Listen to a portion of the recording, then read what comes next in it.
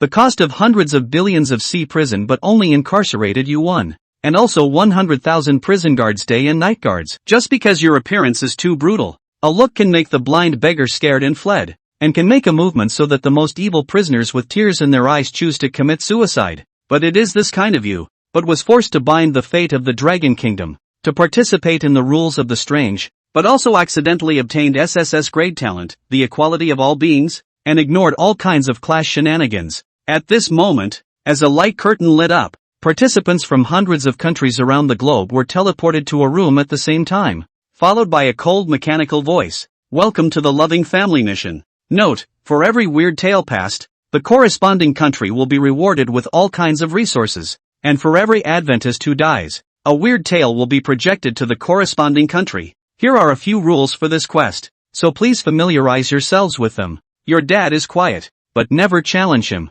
Your mom loves his children, please don't do anything to break her heart. Your brother is naughty, but as an older brother, you need to fulfill his needs as much as possible. You need to live in this house for 7 days. You skimmed your lips, and then examined the things you'd been brought over. Sharpened pencils, pens, ballpoint pens, lighters, a box of firecrackers, half a bag of uneaten potato chips, and cans you just picked up. Looking at your arsenal, you nodded in satisfaction, a flash of excitement flashing through your shadowy and deep eyes. Looking up at your bedroom door, listening to the sound of footsteps coming closer and closer to the door, your heart began to grow in anticipation, hoping that the creeps would be able to disable some of the fight. It had been a long time since you had come across a proper sandbag. Hey, the live feed has started again. This is the third descender. The live broadcast began. The brunt of a pessimistic pop-up screen. The first 2 Adventist deaths brought 2 strange stories. Has been letting the people of the Dragon Kingdom on edge. First look at the Adventist this time. Damn. What is this thing? Where are the adventurers? Where's the one Adventist in my Dragon Kingdom that's so big? It's not possible that the weird talk was swallowed by the weirdness in the beginning, right? Is it possible that this big brother is the Adventist? You call this a descender? You open your eyes and look at his biceps. They can even clip your head. At the same time, at the first moment of the descent of the national luck weirdness, the Dragon Kingdom set up a raider team. We must let this kid control his temper. The weirdness world can't be based on a sense of justice and temper alone. His muscles can't be of any use in the face of the weirdness, said another person. So we're going to spend a reminder now? Several people, after discussion, felt that it would be better to remind you. They believe that as long as you control your temper, it will definitely be a dark horse full of potential. And right at this moment, the Sakura country, which has not been dealing much with the Dragon country, sent a video message, only to see a guy with a mustache in it arrogantly saying, "Dear friends of the Dragon country, I didn't expect that the strange talk had only begun, and your descender was devoured by the bazaar. If you are willing to submit, we, the Sakura Kingdom, can mercifully accept you." The video was long, but it was clearly meant to be deliberately exasperating. Soon after, the Dragon Kingdom side also returned a message over. "Little kid, your Dongfang Express is being dispatched. Remember to receive it." In weird talk, you then received a message. "You are now the hope of the nation. We know you are very opinionated and capable, but don't let your emotions affect your reasoning. Weirdness is the best at doing this kind of thing." Looking at the text on the light screen, you know that this is a reminder from the country. In order to reassure the country, you make an okay gesture and say, "Don't worry, promise to complete the mission." I guess he is talking to someone. It should be the country to send him a message. So if you look at it, damn, he actually really is the Adventist. This is a stable. Brothers, I just watched the crazy day beads on the side of the cherry blossom country. It is a lewd man. Let us directly crush it to the country. After making a response, your ears move keenly. You hear the footsteps at the doorstop, and in the next second, there is a thumping knock on the door, followed by the voice of a brittle little boy. "Brother, get ready to come out for dinner." As soon as the door opens, the crunchy voice from outside rings out again. "Brother, I want a blue." Without finishing his sentence, the voice ended abruptly. It was a not-so-big kid ghost, tilting his head, but not the kind that played cute, but because his neck was broken, with obvious stitch marks on it, but now one side was open, and the threads were very conspicuous. The moment the door opened, the kid ghost was instantly covered by a huge shadow. Looking at the behemoth in front of him that seemed to have a ferocious light in its eyes, he was like a chicken that had been strangled, unable to say a word. At the same time, the child ghost's heart was incomparably frantic. Damn! What is this thing? This monster with a face full of flesh is my brother. At the same time, you are also looking at the thin-armed and thin-legged kid ghost in front of you with a weird face. Weird. Just this thing. The air was quiet for a few seconds. You were the first to speak. What did you just want to say? The kid ghost instantly hit a jolt. Suddenly remembered that in front of the eyes of this big man looks even more scary ghost.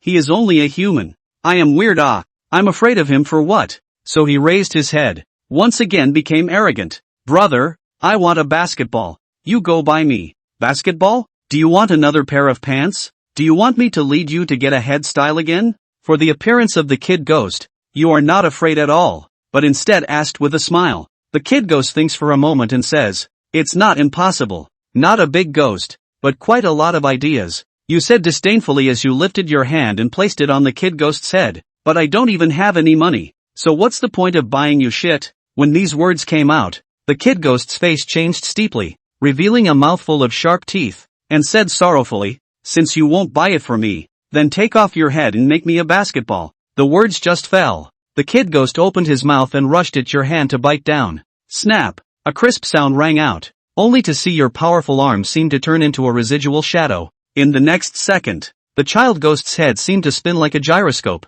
Shit, what's going on? Is this guy that fierce? I was worried because he was picking on Creepy, but the next thing I know he's giving the brat a big mouthful of laughs. A simple mouth stinker, the ultimate in enjoyment. And your actions send the pop-ups tumbling for a while, but this is nothing, after all. Looking at the size of the two people will also make people think that this is normal, but this action is still very encouraging morale. The raiders fell into a moment of silence, and then I don't know who opened their mouths and said, this kid is really fucking talented. Your bedroom door. The kid ghost's head is still spinning crazily, and suddenly a big hand grabbed his head. At this time, his head was almost completely severed, leaving only a bit of thread still attached to the edge of his neck flesh. The child ghost who was slapped dumbfounded by the slap was controlled by you in his head, and when your gloomy face appeared in his sight again, he shivered violently and his eyes gradually became clear. Gadget, who are you fighting with? You lifted your chin at the child ghost, an aura of a blind sun emanating from you.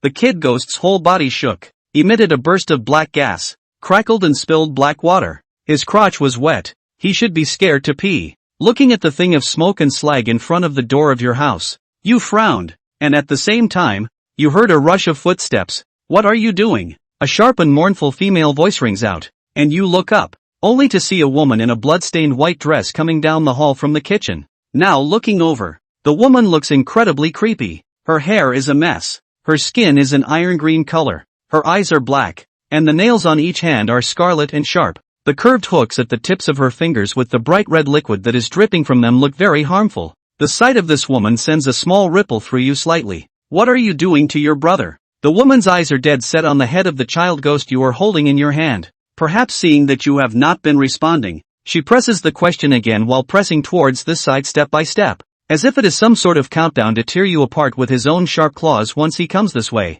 Yet you are not the least bit intimidated, and even feel that the woman in front of you is expertly spooky at first glance. Look at how skillful this oppressive action. It seems to be a regular horror movie.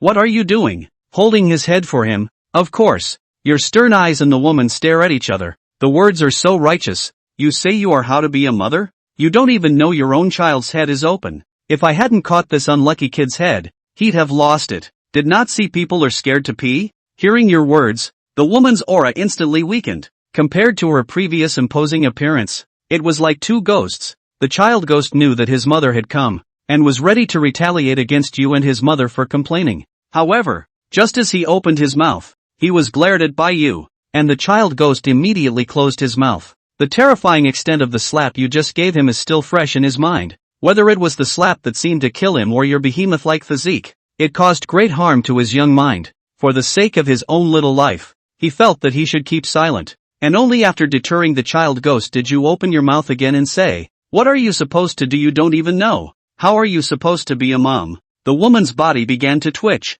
unable to say a word, her sharp claws constantly wiping around in front of her eyes as if she was about to cry. Crying, just know how to cry. What can you do by crying? Is it useful for you to cry? You see that the woman is still inactive, as if you are angry, and rebuke it loudly. 2. I'm sorry, when you rebuked, The woman started hanging pearls directly. Hurry up and tell me where there is a needle and thread. I give this little brat so neck. And then you come over to wipe the doorway here. Take care of the child will not. Cleaning you should always be able to. Right? The needles and threads are in the little girl's room.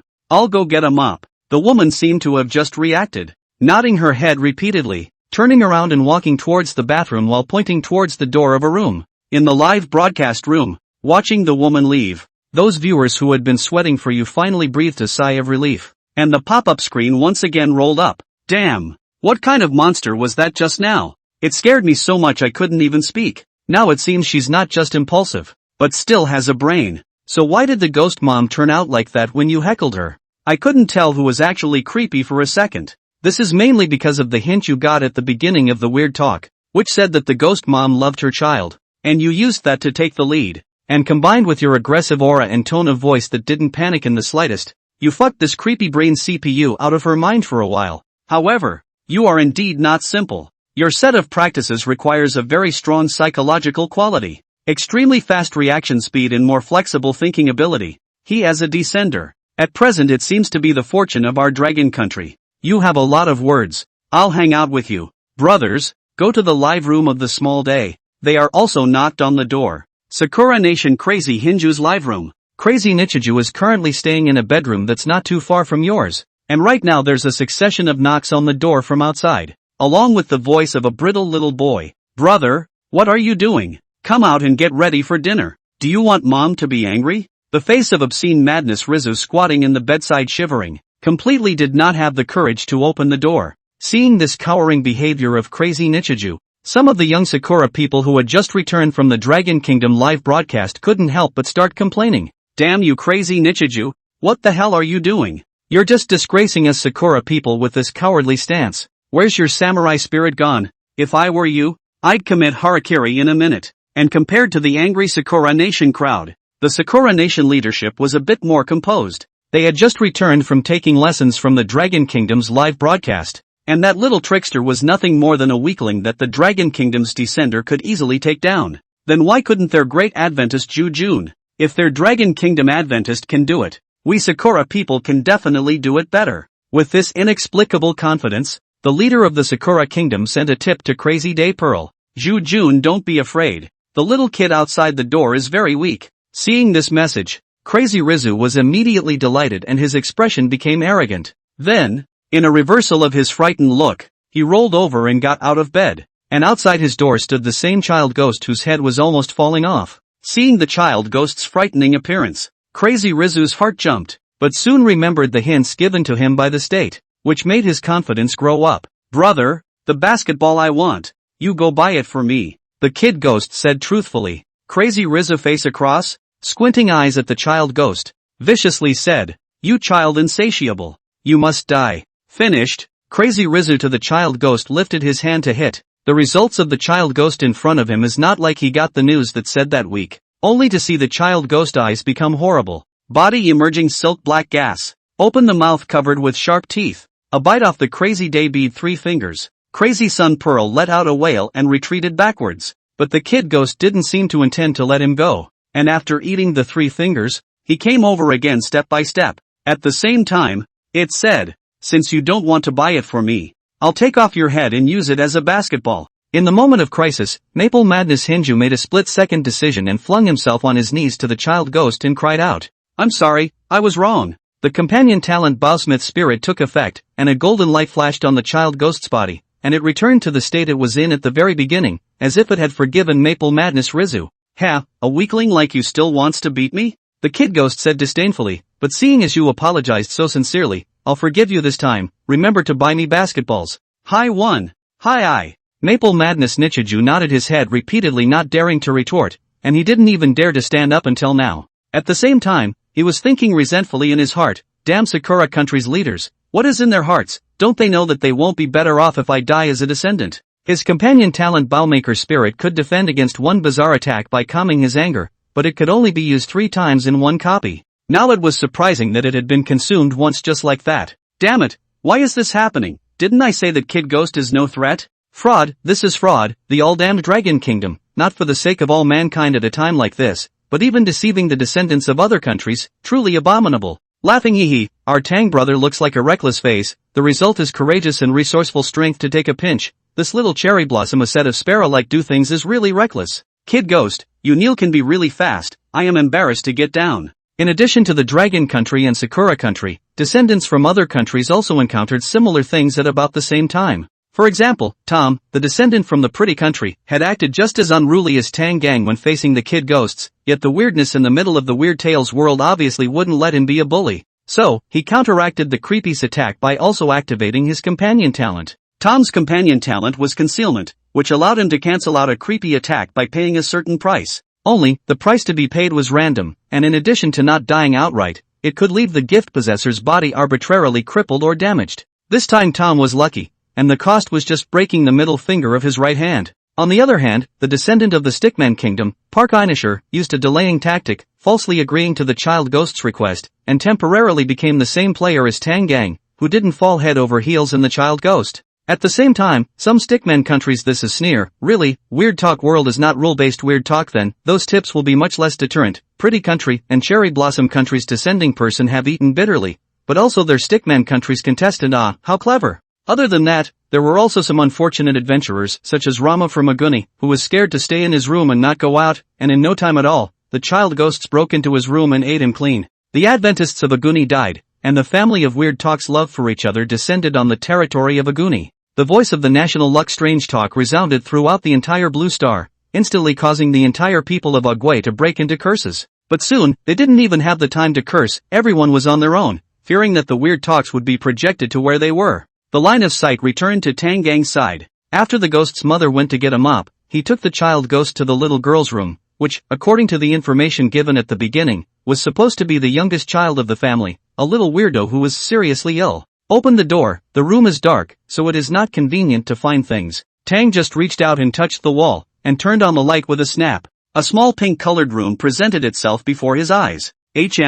Would Creepy still like this cute style of decoration? Tang Gang raised an eyebrow, feeling a bit surprised. This obviously didn't match up with Creepy's painting style, and instead looked evil in the world of Weird Talk. Big brother. An incomparably weak little girl's voice came. Tang Gang sought the sound and lowered his head, finding a little girl whose painting style was seriously out of place on top of a single cot. That little girl's face was thin and pale, completely displaying a weak and sickly appearance. Lying on the bed, the quilt was carefully tucked in, and on the side of the bed was placed a somewhat worn-out teddy bear. At this moment, the little girl was looking this way. Looking at this poor little girl, a big question mark popped up on Tang Gang's head. Is this fucking bizarre? Looking down at the child ghost in his hand, he then looked at the girl on the bed. Isn't the difference between the two of you in this drawing style a little too big? Question, what should I do if the abnormal drawing style of the Weird Talk world is not right? The answer is that this is normal, weird should be abnormal is reasonable, if all normal that is really evil. Well, the above is a fallacy. Looking at this image in front of the general in the horror story or cozy little story inside the decent protagonist of the little girl, Tang just feel a little surprised.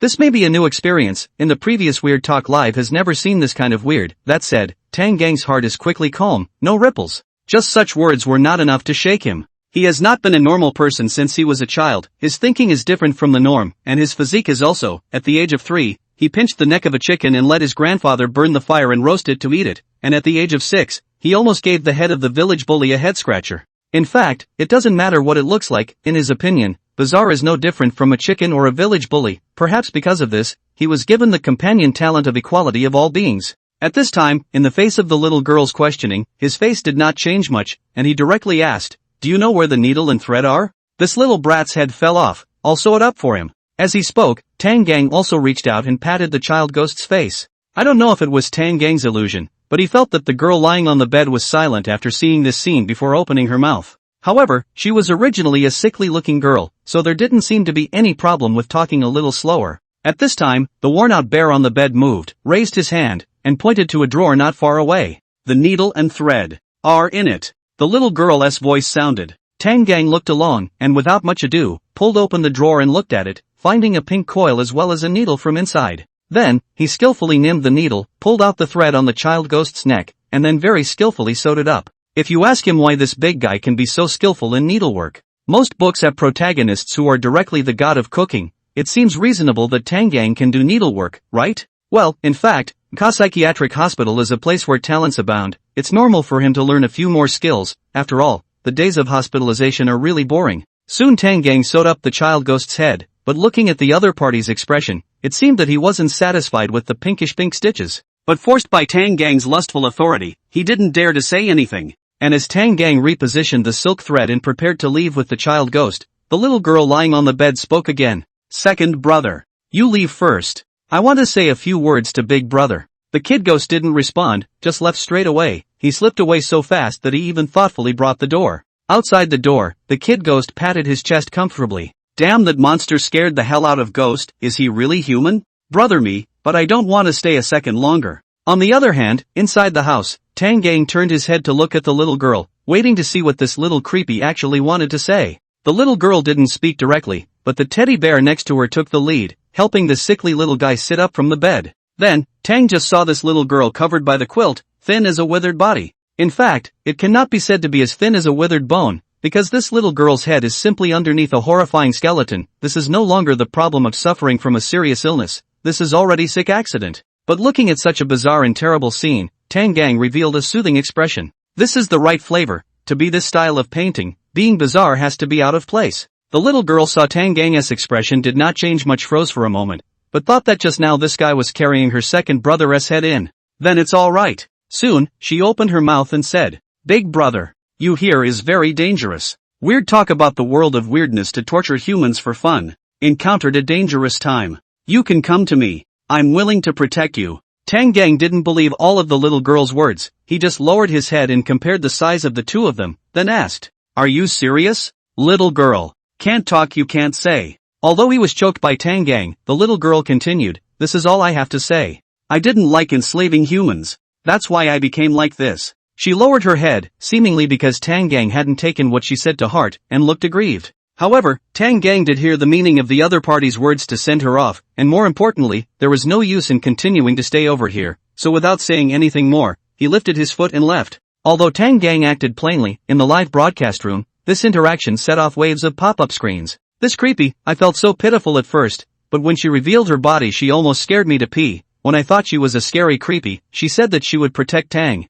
She's really gentle, I'm crying to death." This creepy is indeed strange. Inside the past world of weird talk, there has never been a creepy that looks out for humans. But Tang simply ignored her. Moreover, I think this sister size really doesn't seem to have the capital to protect Tang. With the two of them standing together, I even thought that Tang was the weirdness. Within the Dragon Kingdom Raiders group, several people were frowning and discussing this matter as well. "You guys, can this creepy be trusted? I don't think so. We don't know anything about the world of weird talk, and creepy has always taken pleasure in torturing humans, so it can't be said that it's a deliberate show to deceive people. Indeed, it's better to remain vigilant. If it's not my kind, their hearts will be different. This little anomaly might be holding back a big job. Should we give Tang Gang a heads up? Shouldn't be necessary. Look at his attitude. He obviously didn't take what this creepy said to heart." And at this moment, the other country executives squatting in the Dragon Country's live broadcast room had sent relevant messages to their descendants after seeing this scene. Although they didn't really believe in the little girl's words either, but strange talk world, if it was true, wouldn't it be just one more safeguard? Besides, if the Adventist really chose the wrong one, it was also his own poor decision-making. What did it have to do with him? Weird Tales World. After Tang just left the door, he realized that the kid ghost had already disappeared. And the doorway of his bedroom had already been done cleaned. At this time, the ghost mother was busy in the kitchen, and there were already some cupboard dishes being put on the table. "Boss came out? Let's eat when Dad gets off work in a while." Ghost Mom shouted this from the doorway, and for some reason, there seemed to be a hint of intimacy in her voice. Tang Gang heard that hint of intimacy in Ghost Mom's tone. This was very strange and completely unjustified. The only reasonable explanation was that he had won the Ghost Mom's favor by sewing the child's ghostly head. As for the family relationship attached to the strange story, this thing cannot be relied on at all. Torturing human beings is where the fun of the weird, from the beginning of the national luck of the strange story descended. This point has not changed. Perhaps the intimacy of the ghost mother at this moment was just to paralyze herself. Throwing aside the kindness released by Ghost Mom,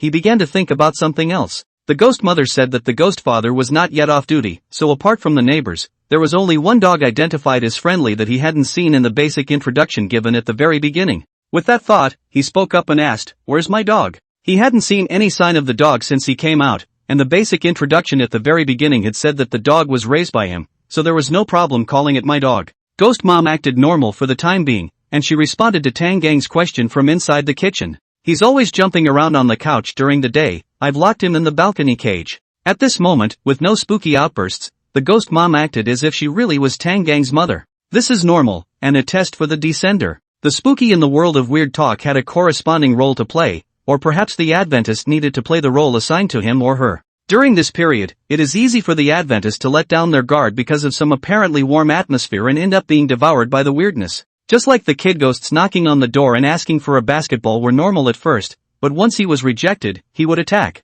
Tang Gang is not bound by this warmth, but he still needs to play his role. After all, it was said at the beginning that he needs to stay in this house for 7 days. Both home and 7 days are important. Having gotten the information he wanted from the ghost mom, he turned his head to the balcony. In the doorway of the kitchen, the ghost mother poked her head out and stared at Tang Kong until the oppressive figure left her sight. What a capable kid, if only it was really my son. With a grunt, a strange smile appeared on the ghost mother's face. Turning back, the broth inside the pot was tumbling. What was simmering inside was a section of chopped up human arm. Several fingers were particularly conspicuous. Tang Gang did not know what was going on this side of the kitchen, otherwise he would have gotten himself some fries ahead of time, and right now, he was busy confirming the information of the last member of the family. The place was an ordinary apartment building, the layout was distributed at a glance, and the balcony wasn't hard to find. Opening the sliding door in front of the balcony, a large dog cage presented itself to Tang Gang's field of vision, and inside the cage, a sturdy black and white husky was sitting.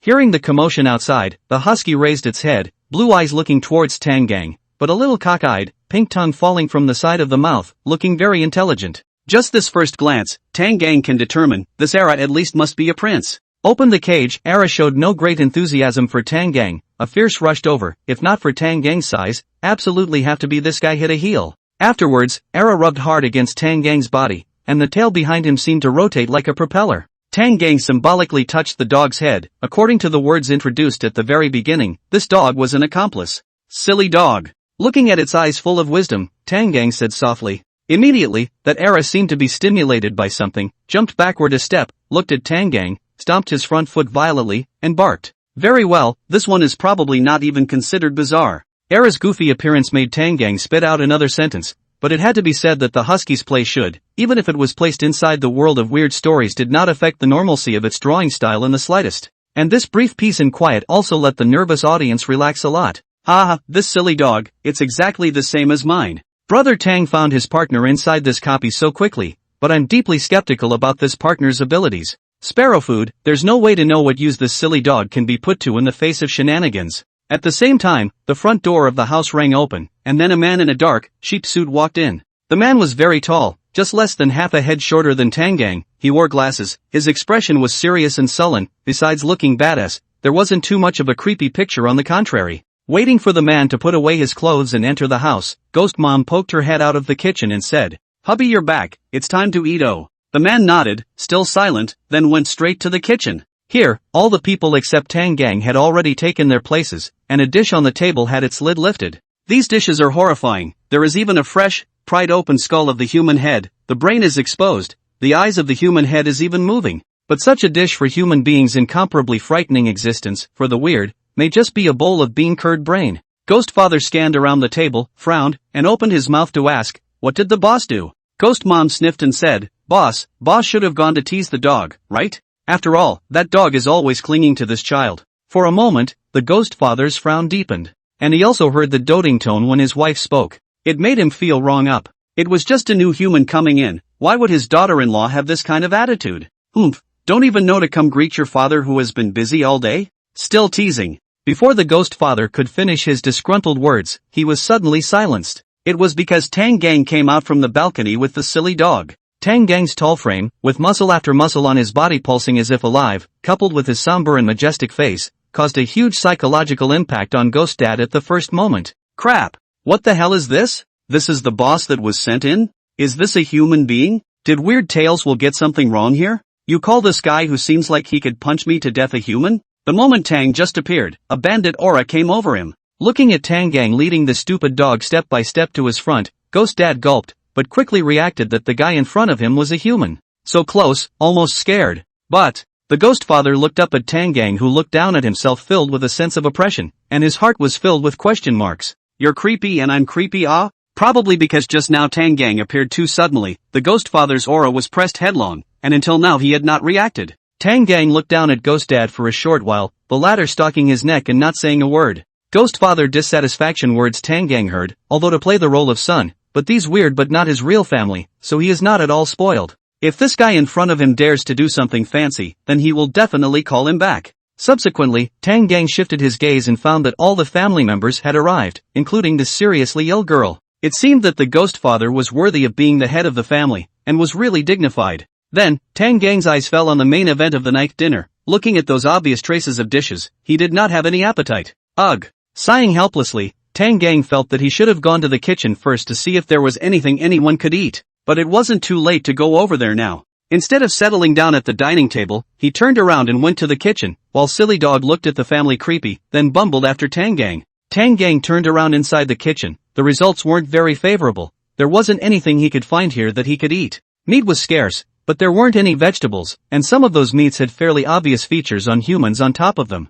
Crap, crap, crap, crap. What the fuck are these creeps eating, for fuck's sake? It's all human meat, isn't this intentionally disgusting? Creepy is supposed to take pleasure in torturing humans, but it's so weird that the weird world wouldn't fail to prepare something the descendants could eat. Don just scratched his hair inside the kitchen, not feeling very good. It was true that the Weird Talk world wouldn't fail to prepare something for an Adventist to eat, but it was obvious that this copy he had stumbled upon at the moment was rather special. At least there was nothing inside this home that he could eat, and would have to go outside to look around, or starve himself for the rest of the night. And at this time, the Ghost Father seemed to have recovered from the shock that Tang Gang had brought him, turning back into that gloomy look from the very beginning, with black gas constantly rolling around in his eyes. At this time, he happened to watch Tang Gang lead Silly Dog out of the kitchen, so he spoke. "Boss, what are you doing walking around? Why don't you hurry and sit down to eat?" Tang Gang came to the edge of the table and stood beside Ghost Dad. His sight swept the table's human meal and he opened his mouth to ask, "Don't you have anything here that people can eat?" The Ghost Father sneered and said, "It's already good enough for us to make this extra meal for you, and you're thinking of something else? Thinking is quite beautiful." Tang Gang turned his head, his shadowy eyes staring at Ghost Dad, who was not willing to show weakness and locked gazes with Tang Gang, black chi churning under his eyes. The atmosphere at the table became somewhat heavy, and none of the other creeps actually dared to make a sound for a while. A few seconds later, Tang Gang spoke again. "This is a neighborhood, there should be a supermarket or something like that downstairs. Do you guys have any creepy coins? Give me some, I'll deal with a bite of dinner." As he spoke, Tang Gang's line of sight swept over the bizarre present one by one. The two little creeps naturally had no choice, while the Ghost Mom said after a moment of hesitation, "Boss, all the money in the house is with your dad, he." Before the Ghost Mom finished her words, Tang Gang looked directly at the Ghost Dad and said, "Don't be too cheap to be creepy, give some? Kid, don't go too far." A flash of viciousness flashed in the Ghost Father's eyes as he threatened. Although humans were good toys for fun, but if they were all like this kid in front of him, then killing them would be fine. After all, such humans couldn't provide much fun. The only thing that made him feel a little surprised was that the human in front of him was not the same as the ones he had seen in the past. It was unknown who gave him the courage to be so arrogant, daring to talk to them weirdly like this. At this time, Tang Gang raised an eyebrow. His voice could not be heard as happy or angry. "You say that there is no talk? Talk about your mom, kid, you don't give face, district to human, you're like this, I'm very difficult to do." Ghost Father hammered the table, took off his own glasses, looked at Tang Gang, his whole body black chi surged, his body also appeared a little change, some scales appeared on the surface of his body, and his hands were changing towards the direction of the beast. The atmosphere became sword-like. Crap, why is Brother Tang so reckless? Wasn't he brave and resourceful in the beginning? It can't be helped, Brother Tang is a young man, it's normal for his temper to be flushed. But it looks like Ghost Dad is going to make his move soon. Can Brother Tang really survive? Not much of a chance. Crap, brothers, I've just investigated the basic information of Tang Gang who hasn't been released, and he's living in Ka Psychiatric Semi. Bro, are you okay? You two idiots upstairs, you still have time to joke around, the weird talk will be projected to your family sooner or later. You'd better hurry up and learn from me to change my nationality, I'm already a noble and beautiful countryman. NMSL, you're the real douchebag. Looking at the Ghost Fathers not listening to advice look, Tang Gang's temper flared up. Back when he was 7 years old, the village bully had to go around when he saw him. So what are you arrogant about being a tiny creep who isn't even a human being? Difficult to do? Tang Gang spread his hands, then placed one hand under the table. Then don't do it. As the words fell, Tang Gang violently flipped the table over, pots and pans crackling and breaking all over the place, and the feast of human flesh sparsely scattered all over the place. For a moment, all the shenanigans froze. They hadn't even thought that Tang Gang would dare to do this. Soon, the ghost father was the first to react. He stood up fiercely, saying, "Kid, you're a horse," while waving his claws towards Tang Gang and slapped down. But Tang Gang's action is faster, although he is full of muscles, strong body type, but does not appear to be the slightest bit bulky. Raising his leg, he delivered a square stomp, interrupting all of Ghost Dad's movements, kicking him out a few meters away and dropping him hard to the ground. Woof! The silly dog barked excitedly, then quickly rushed forward, pouncing the ghost father who was about to climb up directly onto the ground, while biting the ghost father's small arm and continuously tearing it. At this time, Tang Gang heard a commotion behind him, and he turned back, his shadowy gaze sweeping over the group of creeps. The little girl with that look, sitting on the chair, didn't move at all, looking like she was still in a daze. The child ghost who was ready to come up to help, on the other hand, froze the moment he was seen by Tang Gang, then hurriedly ran backwards, but his feet slipped because of the human meat dishes spilled on the ground and fell to the ground. The ghost mother, on the other hand, didn't make much of a move, her several hands entangled together, a look of entanglement and dilemma appearing in her eyes. "Get out of here! Ow ow ow!" The ghost father cursed, then opened the stupid dog, then he stood up from the ground. However, the silly dog that had been sent flying into the wall by Ghost Dad surprisingly stood up again, unable to see the slightest trace of injury, and turned his head and ran over to bite Ghost Dad's small arm once more. It seemed that no matter if the silly dog was once an ordinary pet dog or not, under the long-term feeding of the weird family, it was now by no means an extraordinary dog. Grass! Ghost Dad cursed and raised his other paw to slap the silly dog's head. However, just as he was about to drop his claw, Tang Gang, who had finished shocking the other creeps, had already arrived. Tang Gang directly raised his hand and grabbed the ghost father's wrist, then kicked the ghost father in the abdomen again. Vomit! The ghost father let out a miserable scream. The whole ghost bowed up as if it was a shrimp, then a large pile of black water was vomited out by him. Hard to do? Is it hard to do? Tang Gang cursed once more while stepping on the ghost father's leg, then threw the whole ghost on the ground and clunked 2 soccer kicks to the head. "You're a little creep, what are you so mad about? How dare you be arrogant in front of humans, ah?" Tang Gang asked as he lifted one of his feet and stepped on Ghost Dad's chest, seemingly in a very puzzled manner. "What favor did Weird Talk will give you?" The ghost father was actually a bit delirious from Tang Gang's pounding, and subconsciously shook his head. "What kind of life are you playing without benefits?" "Bah!" Tang Gang spat a mouthful of old phlegm on Ghost Dad's face. "Woof!" The silly dog barked, as if it wanted to follow Tang Gang's example of spitting a mouthful of old phlegm, but it realized that it didn't seem to be able to do it. So, it had to open its mouth and flap its tongue, making a bunch of harumphs onto Ghost Dad's face. Boss, don't fight. Ghost Mom's voice came from behind. Tang Gang immediately turned around, but unexpectedly found that the other party didn't seem like they meant to attack themselves.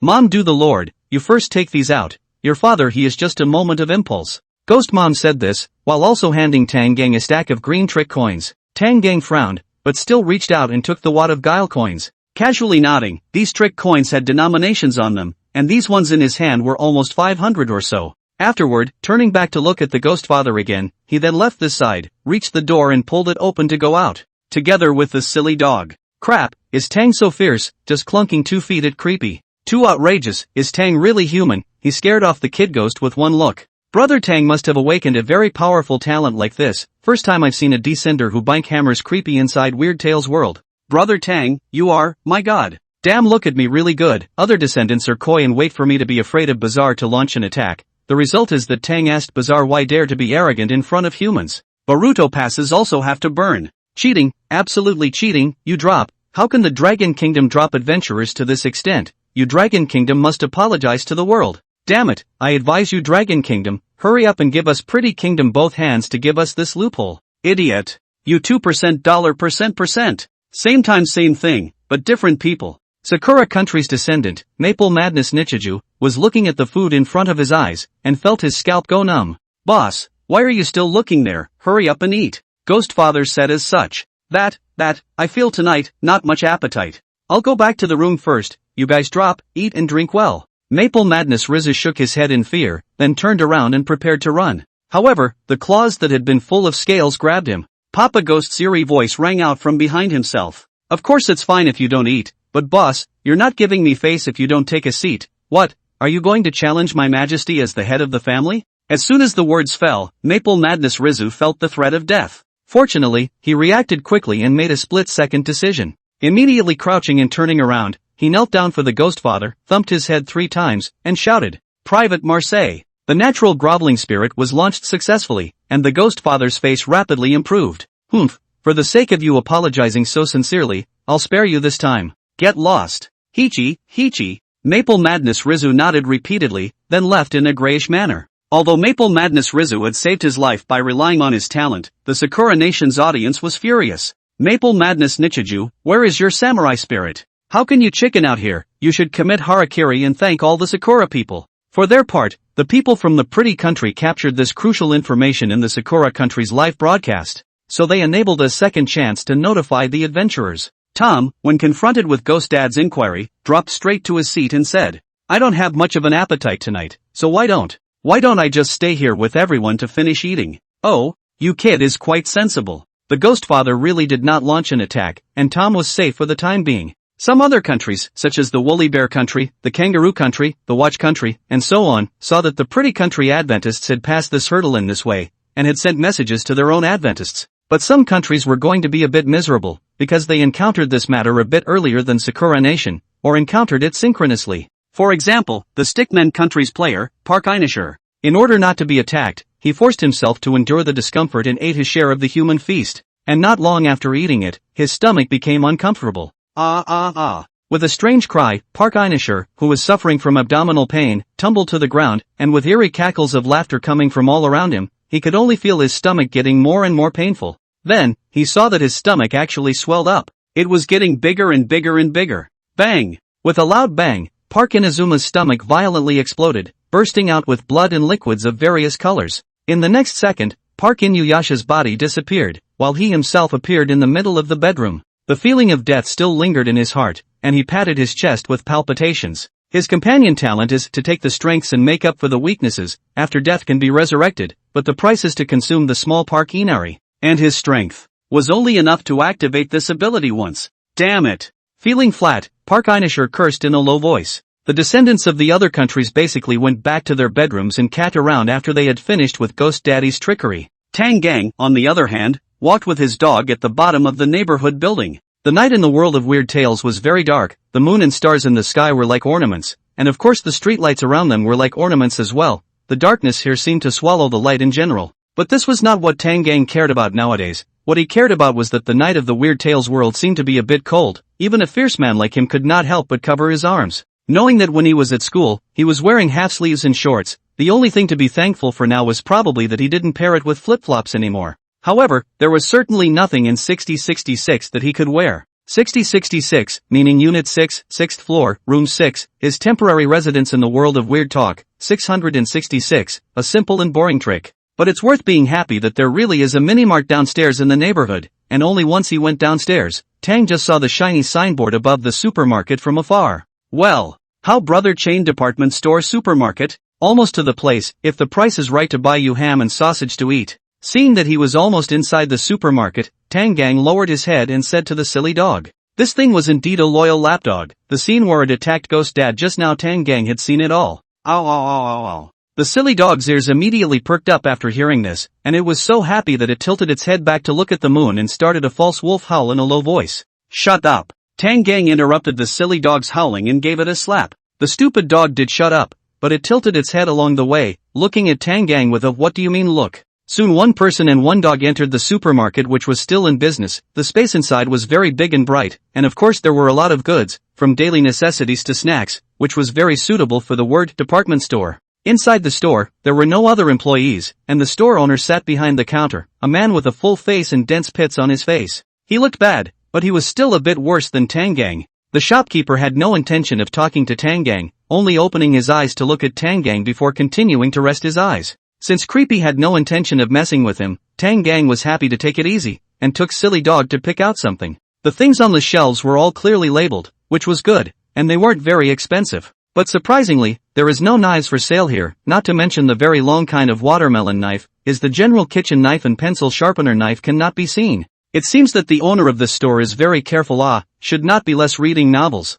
Continuing inside, there was also a lot of instant food, but all of it was bizarrely eaten, such as the ready-made pickled pepperman power set. Tang Gang hurriedly crossed the area, and finally came inside a small corner where human food was kept. Although it occupied a small area, there was a wide variety of things. Including but not limited to instant food, there are also ready-made vermicelli, some green vegetables, there is also chicken pork inside the freezer, and not far away there are live fish. From this aspect, the hospitality of this supermarket was still very good. Tang just bought a loaf of bread, a bucket of instant noodles and a heated ready-to-eat beef rice lunch, of course, as well as the stupid dog's ham and sausage. The unprocessed food such as vegetables and meat, he planned to buy them when he needed to cook. Buying it back now and putting it in the house, he wasn't assured that Creepy was likely to tamper with it, especially Ghost Dad. But the supermarket side was very reassuring. After all, it was a rule of Weird Tales' will to prepare food for the Adventists, so the creeps in charge of that aspect couldn't contaminate that food, and they'd even stop any other creeps that wanted to sneak in and contaminate human food.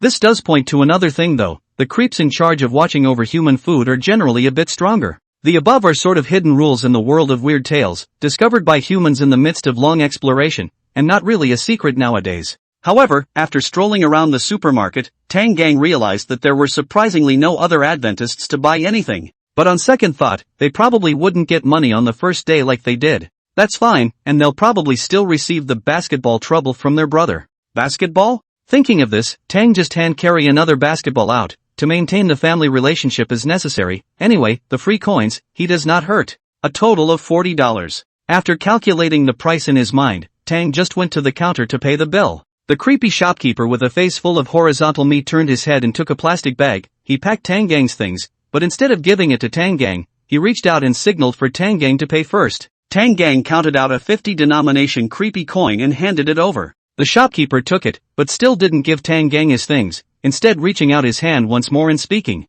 50 Gue coins isn't enough. These things of yours total 100 Gue coins. Instantly, Tang Gang's expression became dangerous. The shopkeeper also opened his eyes, and he stared fearlessly at Tang Gang, with an expression of "I'm just screwing you over. What can you do to me? Your price isn't right, is it? It's all clearly labeled stuff. You're selling it for so much?" Tang Gang's voice became gloomy. "I'm the store owner. How much I say this thing costs is how much it costs. I changed my mind. Now you these 200 Gue coins." The shopkeeper was still aggressive. "You're deliberately picking a fight, aren't you? Just say if you want it or not. These, do you want it or not?" The shopkeeper gave Tang Gang a shake of the bag in his hand, his tone harsh. "If you want to sell them to me at a normal price, I'll definitely take them. If you want it, it's 300 Gue coins, 300 you take it. I won't sell it for 1 point less. TSK. Tang Gang looked at the oily shopkeeper, his hand quietly feeling into the pocket of his shorts. "Shopkeeper, I'm happy that you're willing to sell me something. But the tone in which you spoke to me, your attitude towards my service, I dislike it." Tang Gang's voice was suppressed, as if it was a fierce beast ready to choose someone to eat. Sensing Tang Gang's attitude, the silly dog also crouched low at the moment and growled lowly at the store owner, seemingly ready to pounce and attack at any moment. "This is Lousy's store. Lousy is the master. You a human, what are you pretending with me?" The store owner cursed, his entire body surging with black chi. He pulled out a watermelon knife from somewhere and slapped it on the counter with a bang. "Are you buying or not? Are you buying or not? No, if you don't buy I'll let you go in with a white knife and come out with a red knife." The store owner looked at Tang Gang and said viciously. At once, the atmosphere in the supermarket became tense. Seeing this, the audience in the Dragon Kingdom became tense. "Crap, this store owner is looking for a fight, right? It's all clearly marked things he's selling so expensive? Isn't that what Tricky is all about, specializing in pitting adventurers? The problem is now, that shopkeeper has a knife in his hand. Tang may not be able to deal with it.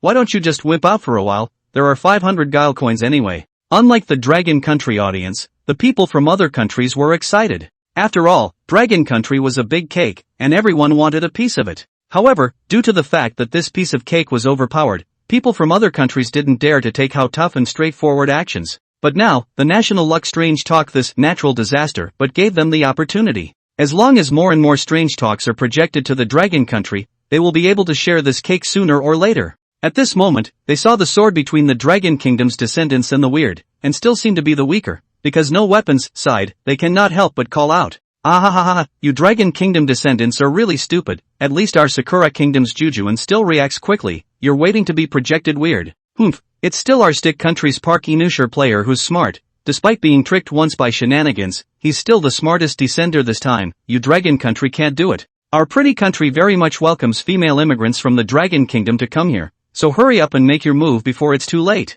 No one understands shenanigans better than me. Tang Gang is already dead. A bunch of old fools. I traveled back, and in a moment, Tang will drop your jaws in shock." Dragon Kingdom Raiders Group. The few people who had been guarding the front of the live broadcast room were currently looking worried. What now? He was clearly reminded to control his temper. It can't be helped, after all, Tang Gang. he's also a difficult group to discipline in Ka. It's useless to say so much, the most crucial thing now is what to do. Damn it, we can't do anything. Trust Tang Gang. In fact, no matter if he's facing a child ghost or a ghost father, hasn't he performed well? His talent should be the strong kind, trust his judgment. Hey, it can only be that way. By the way, those few guys who bloated and spoke, we have to let them know that the Dragon Kingdom isn't such a good bully. Consider the sanction program. Weird Tales World. Tang Gang knew nothing about what was going on in the outside world. He was currently in the middle of a tense and exciting confrontation with Weird. The shopkeeper and Tang Gang stared at each other, neither one moving first, but their eyes had already exchanged countless times. What was probably on their minds was, Tang Gang, this shopkeeper doesn't look like he's very strong. Why don't I slaughter him first? Shopkeeper, tiny human, as long as you say you won't buy or dare to make a move, I can kill you la. Both sides seemed to have made up their minds, and then, Tang Gang took out a ballpoint pen in his pocket. Got any paper? He asked. What, you want to write an IOU? I don't do credit in this supermarket. No. Tang just waved his hand, his tone seemed to be soft all of a sudden. While talking, he opened the pen cap. I'll just write down how I spend this money. You know well, we humans come this side, right? The shopkeeper looked at Tang Gang like this, and couldn't help but laugh in his heart. Oomph, little human, in the end, still admit weakness, right? He then placed the bag in his hand on the side of the counter, and while saying so, he pulled out a piece of paper from under the table and handed it to Tang Gang. This I know, after all, we like to see you guys have a hard time. Wish you good luck when you go back, or else I'll have another ingredient here. Don't worry. I still have some certainty, you definitely can't see me tomorrow. Said this, Tang Gang suddenly raised his hand and slammed it, propped up the counter in front of him and probed it like the front, followed by the ballpoint pen in his hand rushing at the shopkeeper's neck and stabbing it fiercely. The shopkeeper's eyes glazed over at once. The arrogance of the bazaar facing the human made him not expect Tang Gang to suddenly launch an attack. He immediately reacted, but the knife in his hand had already been pressed onto the counter by Tang Gang, and he couldn't draw it out for a moment. As for dodging Tang Gang's stabbing attack, it was too fast, he couldn't dodge it. This human in front of him was simply like a monster. Even with all those muscles, he was pretty sure that it was not a speed that a human could burst out. It felt like he was facing an incomparably strong and bazaar. And the strike that could not be dodged in the first place, coupled with the delay in his subconscious drawing of the knife. Plop! The ballpoint pen in Tang Gang's hand stabbed into the shopkeeper's neck, leaving a circular hole in it. Some black water flowed out of that cavity, while a large amount of black gas spewed out from it. Aha! It hurts, it hurts. The shopkeeper let out a miserable wail and subconsciously raised his hand to cover the wound on his neck. Woof! At the same time, the silly dog, which had always been ready, reached a position where it could attack. It was as if it had a telepathic connection with Tang Gang, and there was no need to issue orders at all. During the long stare down just now, it slowly circled around the counter and burrowed inside. And now was the time for it to launch its attack. The silly dog directly leapt out and bit the shopkeeper's hand. Ah! The shopkeeper let out another miserable scream and subconsciously let go of the knife in his hand. The stupid dog also loosened its mouth at this time, and while the owner was wailing and retreating at the same time, it once again jumped up and bit the handle of the knife. In the next second, a sudden change occurred. The eyes of the stupid dog that was originally still a husky suddenly turned pure black, and then, a large amount of black gas escaped from its body, and it also rapidly melted into a puddle of black water in the process. The black water incarnated by the silly dog quickly spread along the hilt of the blade towards the body of the blade, and it also spread up towards Tang Gang's left arm when it touched Tang Gang's hand.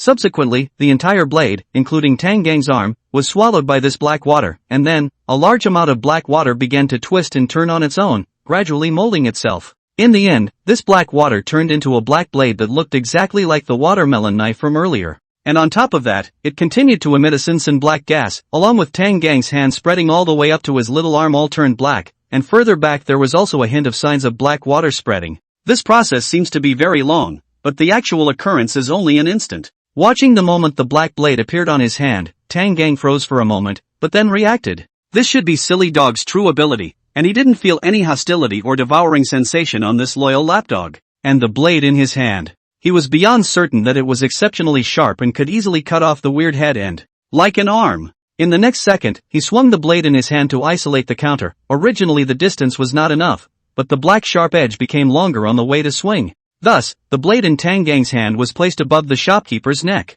Morose black chi mixed with icy killing intent. The shopkeeper directly pissed his pants. What are you doing? The shopkeeper was currently leaning against the wall, his original aura gone. He looked at Tang Gang with eyes full of terror, looking at the black blade on his neck. His legs were already too weak to support his body, and he could only keep his body from collapsing by leaning tightly against the wall. He was terrified that once he fell down, this guy in front of him would cut off his head without a care in the world. Although the weirdness of the Weird Tales world tended to be condescending in the face of adventurers, after all, they were much stronger than humans. But once the situation was reversed, they would be scared too. After all, if a creepy was killed, it would also die. That, big brother, I admit that I just spoke a little loud. Look, these things, I'll give them all to you for free. How? Looking at Tang Gang's shadowy and majestic face, the shopkeeper licked his lips, revealing his humble stance. Tang Gang raised an eyebrow and said, I still like your untamed appearance. Ah ha ha ha. Look at what you said. It's all a misunderstanding. How dare I be arrogant with you? It's just a little joke. You see if this knife is. The shopkeeper took a look at the blade that was close to his neck emanating a sin black gas, and his face was full of pleasing smiles. Unfortunately, the fawning he was interested in at the moment was useless. In Tang Gang's opinion, this shopkeeper was like a clown. He did not want to show kindness to a creep who had tried to kill himself. Superfluous kindness was useless. So Tang Gang's hand rose and fell. The shopkeeper's head was easily sliced off. The incision on his neck was incomparably smooth, and a large amount of black gas flew out from it. The shopkeeper's head rolled down with a grunt, still maintaining the same terrified face he had before dying. At this moment, there was a sudden clang from the side. Tang Gang turned his head to look over, and saw a female ghost sitting on the ground in fear, looking this way, her eyes filled with fear. You saw it all? Tang Gang frowned, carrying his knife and walking to the female ghost. The female ghost tilted her head and looked at Tang Gang's oppressive body, her whole body trembling uncontrollably, her mouth open, but she couldn't make any sound. Immediately afterward, 2 lines of tears were seen flowing out from inside the female ghost's eyes, and the female ghost's body was also wet. Obviously, the female ghost was terrified. But even so, the female ghost was still subconsciously shaking her head, trying to hide the fact that she had seen a horrible scene. In the world of weird stories, seeing a human kill a ghost was no different than a human bee seeing a rabbit suddenly tear a person to pieces with overwhelming force. And now this rabbit is fucking full of muscle in the form of an ultimate brotherhood. Don, kill me, okay? The female ghost pleaded. Don't be silly girl, I don't kill female ghosts. Tang Gang touched the knife in his hand seemingly casually. He was very satisfied with the sharpness of the weapon. Thank you, big brother. The female ghost stood up tremblingly, fearfully and stiffly controlling her body, slowly turning around. Her legs were so weak that she could barely walk,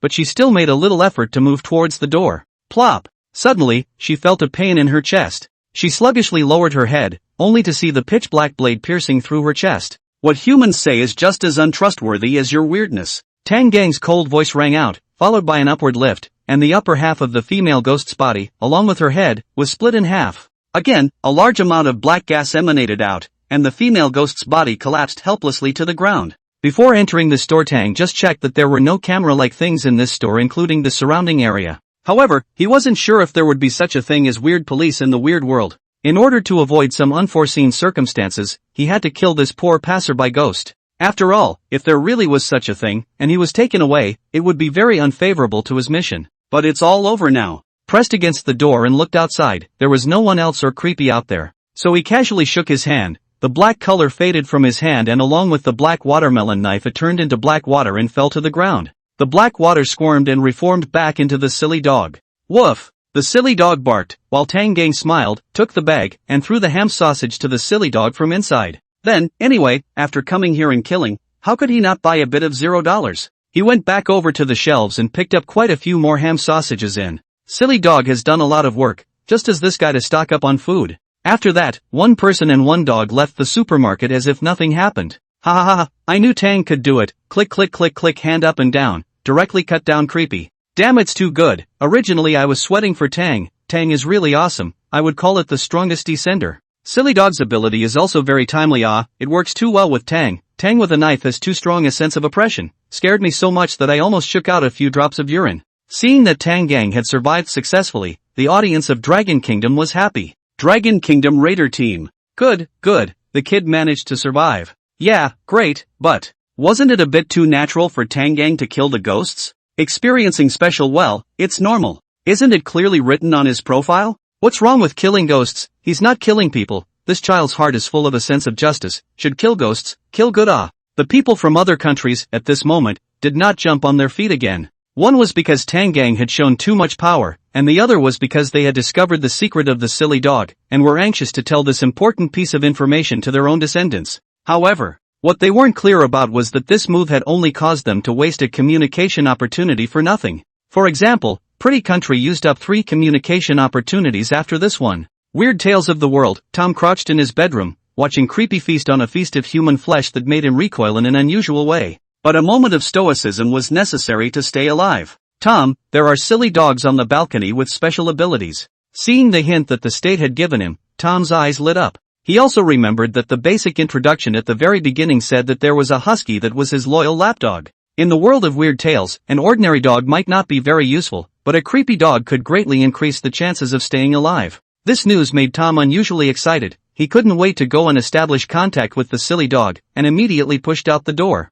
"Boss, what's the matter with you?" The ghost father, who was watching TV on the sofa, heard the movement and turned his head to Tom and asked in a grim voice, I'm going to check on the dog." Suddenly being questioned by his ghost father, Tom's heart sank, but he still said bravely, "According to the basic information given at the very beginning, the dog is also part of this family. So there shouldn't be any problem in seeing the dog, and it wouldn't involve challenging the majesty of the head of the family if he answered. So he shouldn't hit any death switches himself." Tom mused in his mind, but couldn't help but feel skeptical in his mind about the prompt he had received. Does the husky really work? No, that's not a husky, that's a creepy dog, and it's a creepy dog that's loyal to me. Tom gave himself a bit of a mental boost, while looking cautiously at Ghost Dad. In the end it was all his own guess, and it was still a toss-up whether the guy would agree. And the end result made Tom breathe a sigh of relief. Ghost Dad nodded and said go ahead. Tom then went straight to the balcony and saw a large dog cage and a big black and white dog full of intelligence.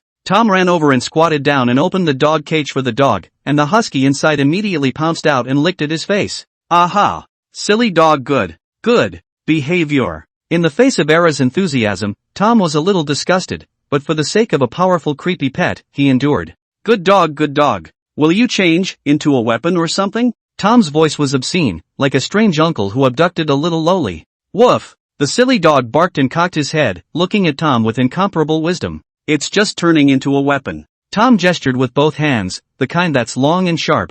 "Woof!" The stupid dog barked again while stamping his front feet on the floor, his eyes still full of intelligence. "Fuck, weapons, knives, stupid dog." Tom cursed under his breath. He'd risked running out to have a good companion, not to watch a dog commit a crime. "Woof woof!" The silly dog ambled and barked twice, looking at Tom with blue eyes. "Fark!" Tom cursed, raising his hand and slapping the silly dog across the face. "Woof!" The silly dog growled low towards Tom after being slapped. "Fark! Bark, and you dare to bark! Fark! What do I need you for?" The silly dog's low growl enraged Tom, and he began to frantically slap the dog's head, as if he wanted to take out all the anger he had suffered. However, the beaten silly dog suddenly had a flash of black light in its eyes, and the whole dog rapidly grew in size, directly pounced on Tom, and then bit Tom's neck with a deadly bite. "Ah!" Tom screamed miserably, and in the next second, the talent was unleashed. The stupid dog changed back to its original form, while the wound on Tom's neck disappeared into thin air. Then, Tom's hand involuntarily moved, and then, he snapped his left eye hard. Then, the stupid dog ate Tom's left eye in one mouthful. Looking at this scene, Tom dared to be angry, and the only remaining eye looked at the stupid dog's eyes full of scorn. He immediately covered his eye and ran out, cursing in the innermost while running. "Damn it, these idiots at the top of Pretty Country, this dog is clearly dangerous. Fark!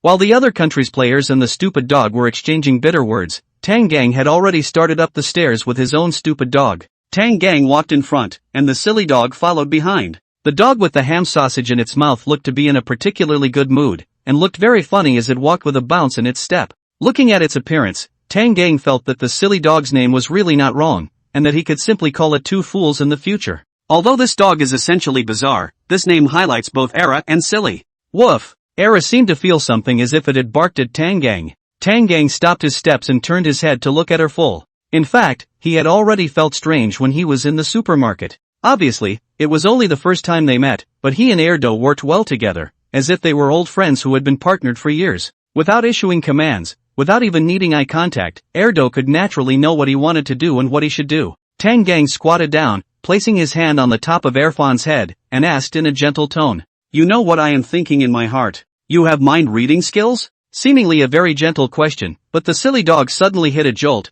Both ears fell backward, shaking his head frantically, for words written all over the inside of its blue eyes. You believe me? Ah. No mind reading? The second idiot nodded. But you know what's probably going on in my mind. Tang Gang narrowed his eyes, his gaze becoming dangerous. Two Fools nodded, then pressed his stance low, his tail swishing madly, and rubbed with his big head inside Tang Gang's hand. Ha! Never mind. I probably know what you're feeling. Tang Gang's tone became lighter, and he could just now feel the emotions expressed by the silly dog. A little bit of worry, as well as a great deal of fondness. This was already too much better than the average era. However, this was obviously not the ability given by his own companion talent, equality of all beings. Suddenly, a burning sensation came from his left wrist. Tang Gang frowned and looked down. On the inside of his left wrist, a black, twisted mark appeared. The mark was circular, with 8 black tentacles extending outwards, and in the center was made up of 16 green like eye-like points of light. At this moment, he felt that the connection between himself and Erdi was even closer, and his perception of the other party's moods and thoughts was even deeper and clearer. Ha! This dog leg is really extraordinary. Am I considered to be bound by the weirdness of the weird world? Thinking this, Tang Gang stood up again and turned his head toward the upstairs. There was nothing dangerous about the second fool himself, and the basic information given by the National Fortune Weird Tales was all accurate. As a lapdog, as long as one didn't harm Erdi too much, then Erdi was definitely a friendly existence. However, if he would be known by a creepy to know what was in his mind, Tang Gang would feel awkward. Now this was just right. Let's go. Too stupid. Tang Gang greeted. Woof! Our fool answered and hurriedly followed. Then, one person and one dog stood at the door of room 6066 and began to froze. Tang Gang touched his pockets, then turned his head to Second Silly and said, Two fools, as the saying goes, a wise man must be wise. Woof! Our fool looked at Tang Gang with a questioning expression of what are you talking about? Tang Gang's old face darkened as he straightened up and said, I forgot my keys. Woof! Erdo was stunned, then revealed a are you kidding me? Expression. Obviously, he had made a conscious effort to memorize the door number, and even cautiously observed the environment and killed the witness ghosts after killing the creeps. As a result, in the end, I forgot to bring the key. No matter what, this was really a bit humiliating. But before going out, Tang Gang really hadn't considered this point, and he even wondered if he actually had a key in this identity. Scratching his head in embarrassment, the big boy, a muscular boy with a height of 1.98 m, who had caused creepy fear to look a little naive at the moment actually looked a little naive. Two fools, don't worry, I have a special technique for opening doors. Slightly calming second fool, Tang Gang raised his hand and knocked on the door. The entire scene was awkwardly settled. Woof woof! Two fools barked twice, stomping his feet anxiously twice, looking at Tang Gang's expression as if he was looking at a fool. Although he couldn't understand the dog's barking, through the connection between him and Erdo, Tang Gang could hear that this stupid dog was cursing himself. However, he didn't care, but pressed against the door and listened to the movement inside. There was no sound. No, there was a little bit of a very subtle sound that seemed to be the voice of the ghost father. What do you mean? Why did you give him the money? And I noticed as soon as I came back that you were talking to that human with a very intimate voice. What? Seeing that human is so powerful, your heart is moved, is it? You think I'm no match for that human? Do I need you to take it upon yourself to come out with money to save me? You bitch. Listening to the tiny movements coming from inside, Tang Gang frowned. For some reason, he felt as if he could see the child ghost and the little girl's pitiful eyes. On the other hand, this ghost mom's words were a bit of an initiative to put a hat on herself. This ghost father is now in, domestic violence? It turns out that the Weird Talk world also plays this disgusting thing. After listening for a while, Tang Gang withdrew his gossiping mind. The current situation is very bad. This behavior of the ghost father is undoubtedly destroying this family, about the same as preventing himself from completing the mission. Turning back, Tang Gang said to Two Fools with a heavy face. Two Fools, after my professional research, I realized that the spooky inside doesn't want to open the door for the two of us. Two Fools, woof woof. What should we do then? Tang Gang, don't worry, I'm a pro at opening doors. By the way, make some noise to interrupt the ghost father. Then, Tang Gang waved his muscular gnarled arm and clanked the door. While smashing, he shouted, Open the door! Open the door! Open the door quickly! That who? Don't hide in there, I know you're home. You can beat your wife, why don't you have the guts to open the door? Open the door! At the same time, Two Fools also cooperated and called out. Tang Gang and Erdo made a lot of noise, but they didn't think about disturbing the people at all. The people who lived here were all weird, so it was none of his business if they disturbed the people. This was Tang Gang's thinking. Tang Gang's approach did play a certain role, and after this pass, there was no more shouting and cursing from the ghost father inside. Only, the weirdness inside still didn't seem to have the intention of opening the door. Although 6066 did not open the door, the 6065 next to it opened the door. Attracted by the commotion, the creep opened the door, wearing a pair of glasses, with a gloomy face, looking no different from an ordinary person. This creep looked a lot like the ghost father in Tanggang's house. He pressed his face against the doorway, revealing his eyes to peek in, secretly alarmed. Crap, which peer is this so dedicated? Isn't today not yet the day when the neighbors knock on the door? That said, this peer looks really fierce. Feels like he can punch me to death. Should this level of weirdness really appear over here? Woof woof. Suddenly, Two Fools twisted his head around and barked twice at this peeping Creepy. Creepy's face immediately turned ugly, as if he had eaten fly poop. This dog was cursing himself, he heard it clearly, and it was extremely unpleasant. Tangang also realized the stupid dog's profanity and turned his head, his shadowy eyes immediately locking eyes with the peeping Creepy. Thump! Thump! Thump! The moment he met eyes with Tangang, Creepy was startled and felt his heart stop. The entire ghost shivered violently before shrinking back and closing the door. I thought, who is it? So it's a little Yakuza. Tangang rubbed his chin and grunted. This one was a neighbor and needed some attention. It was a creepy one that was likely to actively harm the adventurers. Erdnace, ow little Yakuza, I'll do him sooner or later. Turning back, Tang Kong revealed a helpless look. He hadn't wanted to do this, but the creepy inside the house gave face. After all, destroying the door would easily allow something to take advantage of it. Who knew if there were any thieves inside this neighborhood Creepy? But now words. Tangang raised his hand and punched the door hard through. Then he opened the lock from the inside through the door and proceeded to open the door. With that, a man and a dog entered the house. Then Tangang naturally and incomparably closed the door with his hand. Ooh, brother Tang, he's really so gentle. He obviously could have just destroyed the door, but he'd still warn about the weirdness inside first. Brother Tang is really so polite,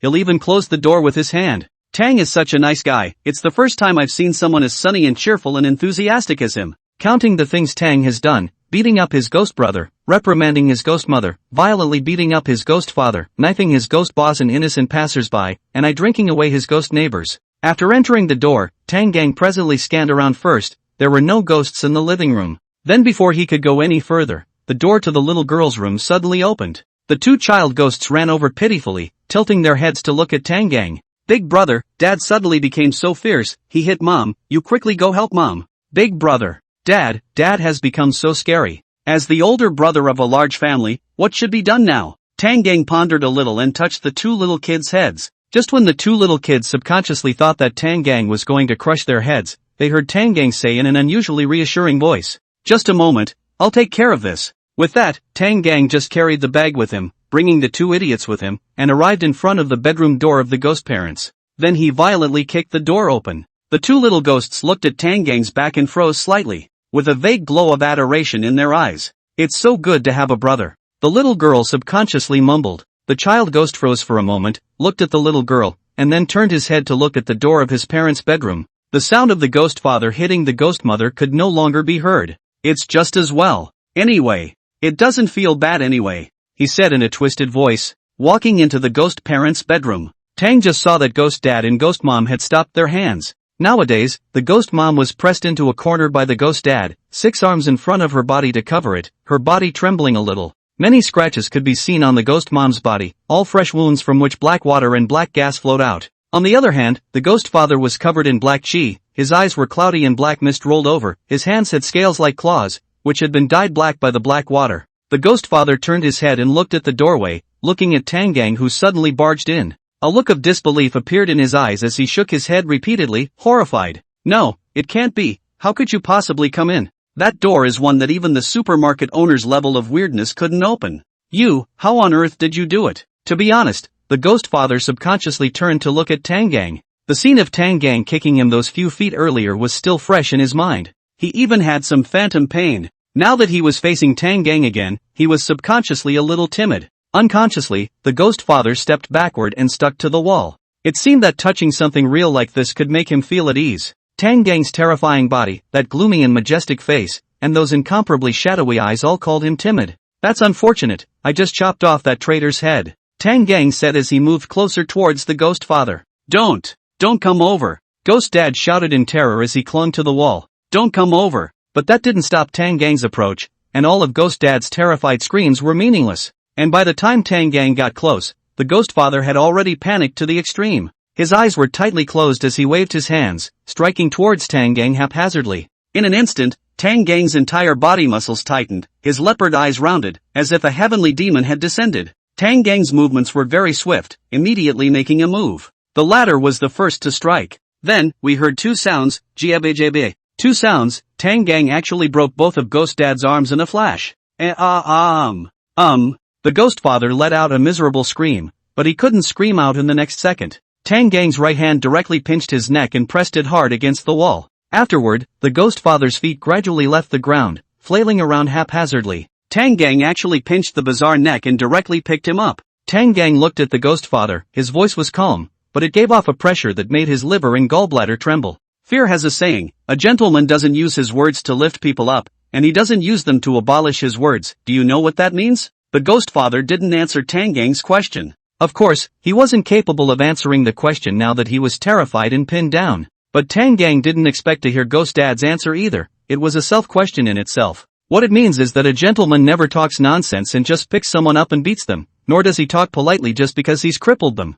The words were arrogant, and Ghost Dad understood what Tang Gang meant. I'm going to beat you up. He looked at Tang Gang in horror, shaking his head laboriously and continuously, his two legs fluttering. Tang Gang inclined his head to look at the Ghost Mom. The wounds on the other party's body had already healed, but at the moment, she was still a bit double-tongued and hollow-eyed. And after thinking about how the two little ghosts looked just now, as well as these three bizarre behaviors inside this home during dinner, Tang Gang shook his head, looked at the Ghost Father and said, although I don't know much about the world of weird talk, but from what I've seen so far, this creepy of yours is a real asshole from a human perspective. The other creeps in this family are all scared of you. You usually don't bully people with your force, do you? Are you a good fighter? Are you a good fighter? What's the point of being a good fighter? Are you as good a fighter as I am? Are you afraid of me? I'm scared, aren't I? Seriously, you're even worse than that bully in our village, who at least didn't beat up his daughter-in-law and kids. I dared to beat that bully back then, so I dare to beat you today. Let me ask you, do you have a problem with me beating you up?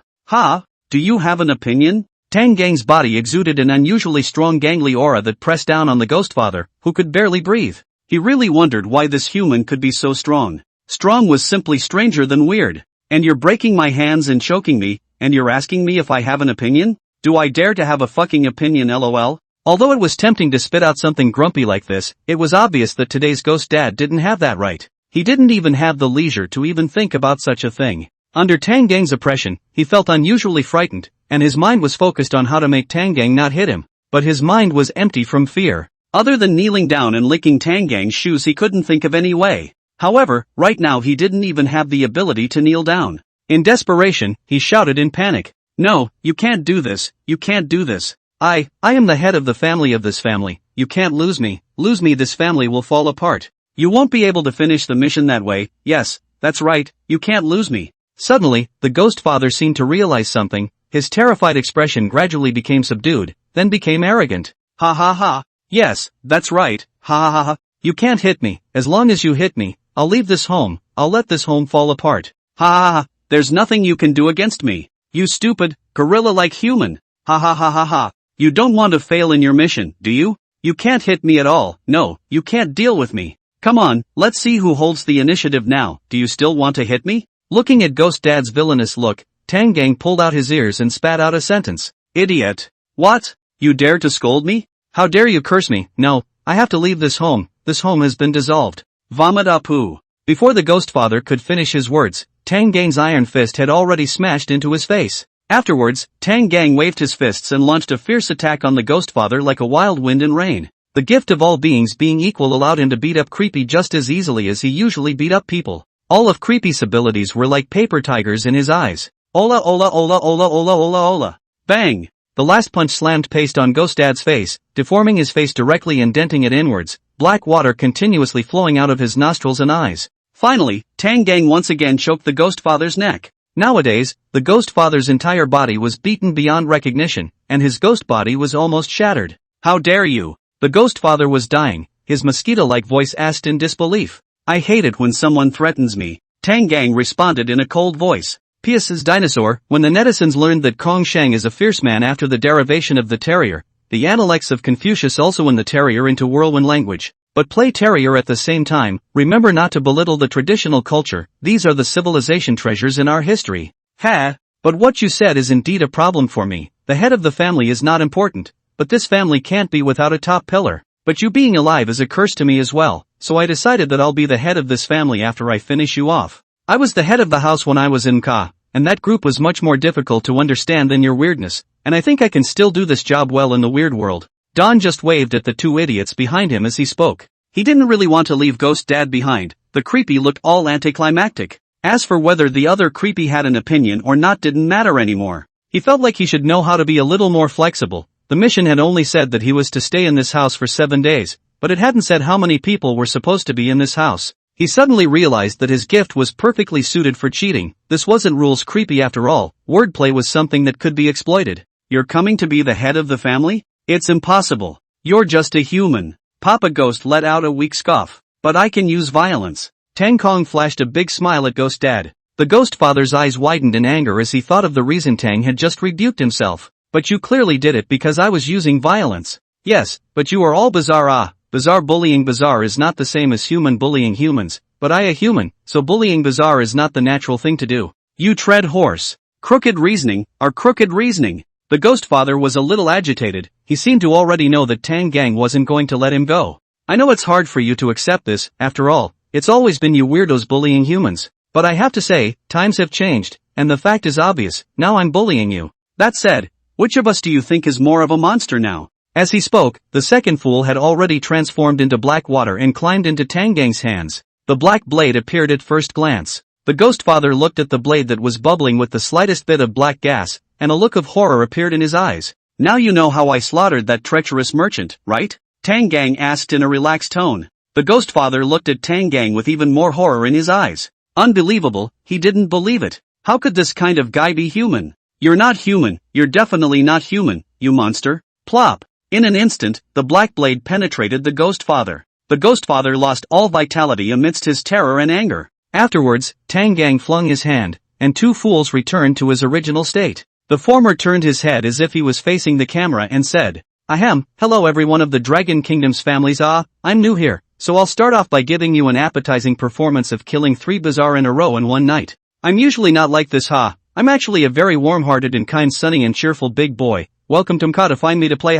Erdo looked at Tang Gang, who suddenly turned immodest for a second, a look of contempt showing in his blue-eye pupils. Woof woof. You seem to have a big illness. Put aside this whole job. Crass, Tang is going to laugh me to death. One second there's a gloomy face killing ghosts, the next second it's all about earthy live broadcasts, right? Tang facing creepy. I'll get you, little Yakuza. Brother Tang facing the Dragon Nation. Hello family everyone. I thought Brother Tang was a big man who didn't smile, but now I realize he's a comedian. That said, if I remember correctly, Mka seems to be a mental hospital with a lot of talent, right? No wonder he always likes to play awkward when killing ghosts. You don't know shit. Tang's called program effects. At this level, it's at least a grabber level veteran. Is this the pressure of the grabber level? Terrifying. Looking down so far, Tang Gang's performance was exceptionally excellent. This made the Dragon Country's viewers also relax quite a bit, and began to follow Tang Gang's footsteps on the pop-up screen for the entirety of their lives. Don't scream, second fool, you're not in the Blue Star Dragon Kingdom, so you can't feel it. Tang Gang squatted down and rubbed second fool's doggy head, his voice gentle. 2 consecutive strange talks projected in the Dragon Kingdom. It's already unknown how many people have met untimely deaths, and the Dragon Kingdom's current atmosphere is really depressing. Since I have such a talent, it's still good to do something to ease the atmosphere during the passage. Woof, you're so gentle, I'm crying my eyes out. Shut up, too stupid. I'm gentle, I know. Just ask any tough guy whose heart isn't soft. Woof, by better you mean tender in heart. Aha. Tang Gang, who was disliked by the 2 idiots, gave a dry laugh, then grabbed the Ghost Father's body and walked out. After the 2 little ghosts outside saw Tang Gang walk out, they had wanted to come forward, but as soon as they saw the Ghost Father's corpse, they immediately shivered and looked at Tang Gang with fear in their eyes. Is this the fucking thing you said to settle things? We're asking you to settle things, not ghosts. You're in and out. Shit, my dad is gone? Although it's not a bad thing, after all, he's always hitting people. But you solved him without saying a word? This is appropriate? The expressions of the 2 little ghosts became complicated. In fact, they didn't think much of the fact that Tang Gang had finished off the Ghost Father, and were even in favor of it. But they always felt that they should go up and say something at this time. However, they obviously didn't dare and didn't want to scold Tang Gang while beating him and tell him to give the dad back. However, if they were to shout, well done, the Ghost Father croaked. It didn't seem appropriate either. At this time, Tang Gang glanced at them. The two little ghosts shrunk their necks together, as if saying nothing and doing nothing was the best way. Clang! Tang Gang slammed the door and left the house, not having to think about it. He knew that he was going to go and take care of the ghost father's corpse. And the two little ghosts then this side, staring blankly at the direction Tang Gang left. Little girl, big brother he is so fierce, so powerful. Little kid ghost, it's just average, in my opinion it's still a little bit worse. Little girl, but, second brother, wasn't your head knocked off by big brother? Little kid ghost, can't talk you can't say. On the other hand, Tang Gang took Ertie all the way downstairs to the bottom of the building. The ghost father's corpse had stopped emitting black gas at the moment, and his body was instead covered in black water. It was really convenient that this black water didn't clatter all the way down. Coming downstairs, Tang just saw a few trash cans. Looking at the hand because of his continuous heavy punch has no ghost like ghost father, Tang just feel that this place is very suitable for him. When he got closer and looked at the trash cans, Tang Gang realized that they were actually numbered, and then borrowed the faint light to the distance to see, in front of a large open space, but also neatly arranged one after another garbage cans. Simply counted, a total of 36. This is a combination of all the residents in this small building have been numbered. Looking towards the side, it was almost the same. The other buildings were also placed with trash cans one by one. This behavior is really a bit meaningless. Obviously have nothing to do idle. But on the contrary, it was also well organized. These garbage cans were neatly arranged on this side, just like the junior high school students who stood out in formation at the final performance of the military training. But it's still the same thing. In the world of weird tales, what is not normal in the weird office is normal. Tang Gang walked forward with two stooges, looking at the numbers on the trash cans in turn. He needed to find a suitable home for Ghost Dad. Let's go here, this is very suitable. In the end, Tang Gang stopped in front of the trash can with the number 6065 and threw the ghost father in. Regarding the neighborly considerations, the greatest danger obviously came from the other occupants on the same floor. And just a moment ago, the creepy in room number 5 had come to peek in. So it was only logical that he became the most likely to play the dangerous role of neighbor. Tang Gang did this, naturally, in order to disgust him. Although this was a wave of empty space enemy, but because the target was weird, so Tang Gang did not have a trace of psychological burden. Of course, this didn't mean that the other occupants were safe. If necessary, Tang Gang didn't mind prying open the other's door and giving them a lecture on what it meant to follow the rules. It was just like when he knocked on the doors of the other patients' rooms when he was in Ga. After throwing out the garbage, Tang Gang clapped his hands and took Ertie back. After grinding until now, it was now completely dark. Poor guy hadn't even eaten dinner yet. In addition, he still needed to give the shenanigans inside the house a small meeting. After returning home, the two brats were no longer in the living room, but Tang Gang could hear them. These two little ghosts were in the bedroom of the ghost parents. No, now it should be called the ghost mom. Those two children were currently inside comforting their ghost mom who had 6 hands. Suddenly, the 3 spooky ones inside the house felt a dimming of light. They looked up in unison, and suddenly realized that Tang Gang's tall and majestic figure was standing in the doorway, his majestic body blocking most of the light from the living room. With the light at his back, they couldn't see Tang Kong's expression, but they could feel that those shadowy eyes were openly looking their way. Then, Tang Gang's gentle but as if unquestionable voice came. All here, that's just right, come out and let's have a meeting. Tang Gang's figure then left. How? Do it? The little girl's body trembled. To Tang Gang she more or less felt a bit terrified. I don't know. Go take a look, see what he wants to say. The little kid ghost murmured and said, but his voice was a little shaky. The tragic situation of the ghost's father just now was still fresh in his mind. When he thought that he had thought about launching an attack on Tang Gang at the beginning, he couldn't help but tremble all over. In the end, both little ghosts placed their sights on the ghost mom. At this time, the ghost mom had already recovered quite a bit, and because of the two children's pacification, her emotions had stabilized quite a bit. Looking at the two children inquiring of themselves, her mind suddenly conjured up the image of Tang Gang saying that he was going to be the head of the family. Inexplicably, it felt like a flutter in her heart. For some reason, she felt that Tang Gang could be trusted. Perhaps because Tang Gang Itimi acted in a style that was more like bizarre than bizarre. She reached out and touched the two children's heads, saying, let's go take a look, trust your brother. At those words, both little kids froze for a moment. They had both noticed the way the ghost mother had addressed Tang Gang, and the intimate flavor of it. They wouldn't be foolish enough to think that the ghost mom was still role-playing in this situation. This could only mean one thing: ghost mom rather recognized this cheap big brother. But he's just a human. Suddenly, Ghost Dad's tragic situation flashed before her eyes. A human who could kill a creepy was simply unheard of. In the end, the 3 creeps went out of the house, ready to see what Tang Gang was going to do. When they arrived in the living room, they were just in time to see Tang Gang putting down the kettle of hot water and putting the lid on the bubbling noodles. Inside the trash can were packages of ham and bread. The ready-to-eat bento was sitting next to the instant noodles, looking like it had already been warmed up. The plastic bags were still on the coffee table, and it was unknown how many things he had bought this time. And the silly dog. Silly dog was lying on his back next to the coffee table munching on ham sausage. After putting down the kettle, Tang Gang looked up and saw them. With little change of expression on his face, he turned around and sat down on the sofa and crossed his legs. The silly dog's ass ran over and lay at Tang Gang's feet. Tang Gang waved at them, his voice still gentle. Out. Come over here, I'll tell you guys something.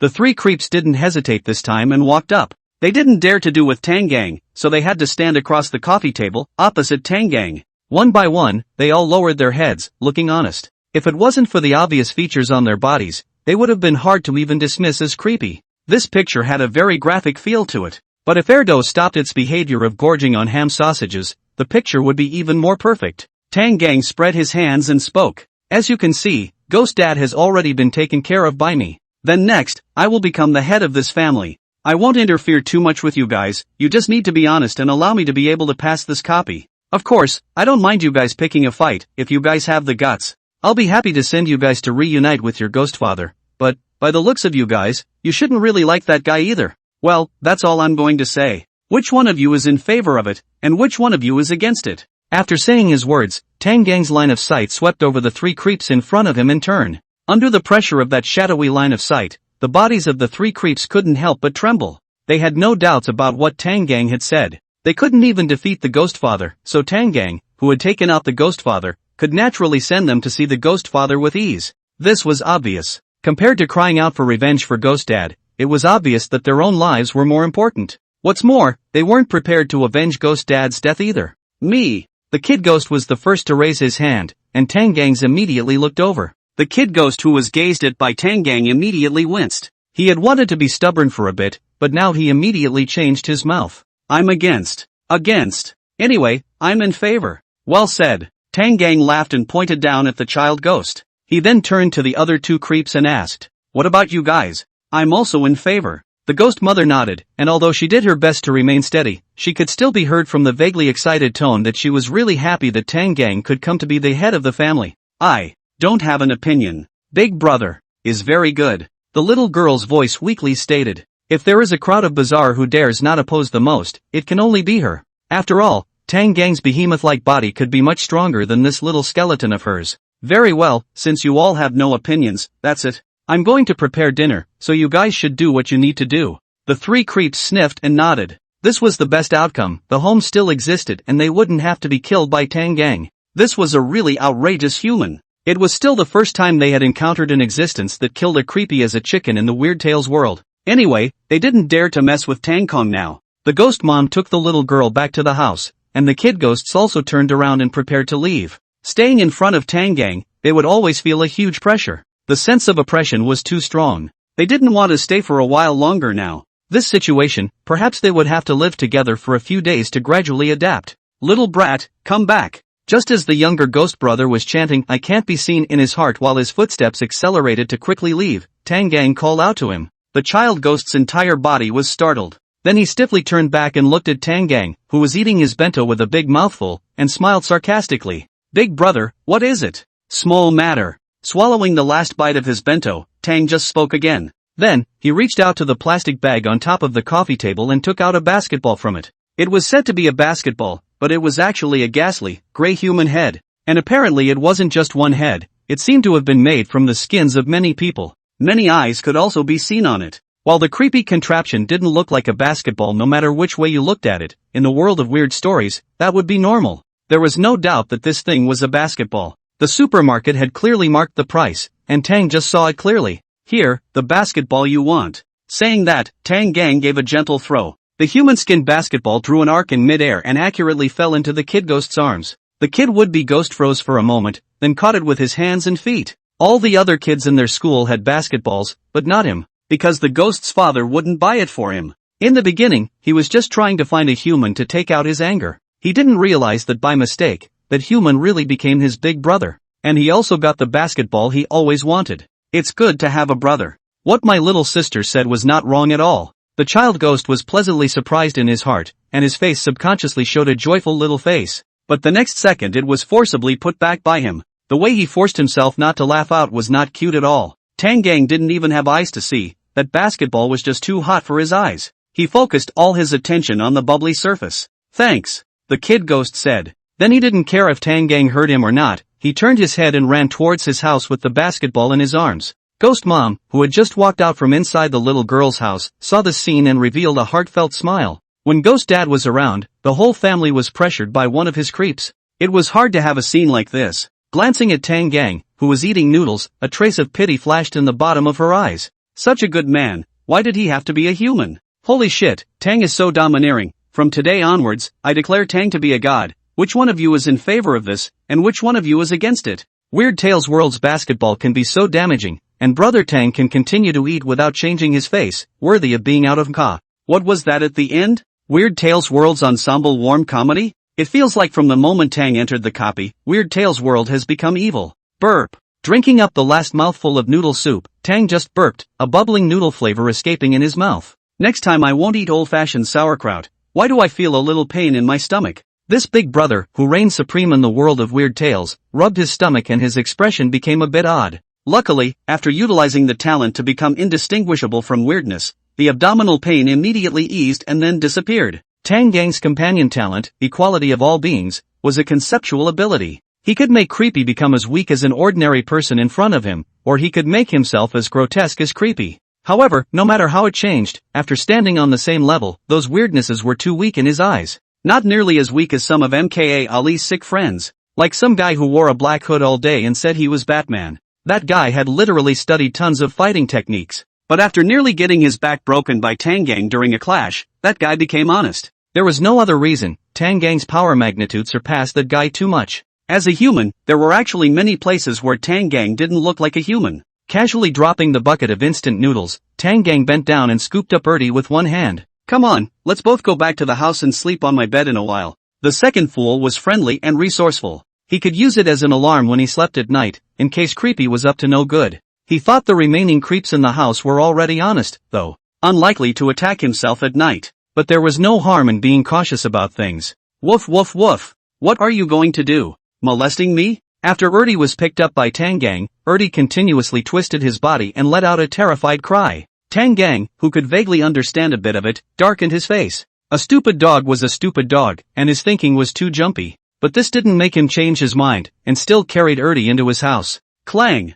A foot kicked the door shut, and then snapped and threw the stupid dog on the floor. Bedroom inside the arrangement of Tang Gang did not move much, originally as pulled on the curtains are still pulled on. Lying on the bed, the fierce man has been tense, nerves only slightly relaxed a little bit. It should be a time when there was no danger, and the first night of Weird Tales World was about to pass. Don just began to recall in his mind what he had done when he first arrived. Harvested the dog, found out where the human food prepared by Weird Tales was, and solved most of the troubles. The pace was good so far, and without any surprises, it should be possible to pass the copy without any problems. Then, the next Dragon Kingdom will be stable. With any luck, the Dragon Kingdom should become safe soon. Dum dum dum. Knock knock knock. Early the next morning, Sakura Country's descendant, Maple Madness Hiju, was awakened by a series of impatient knocks on the door. Baka, Baka, still letting people sleep.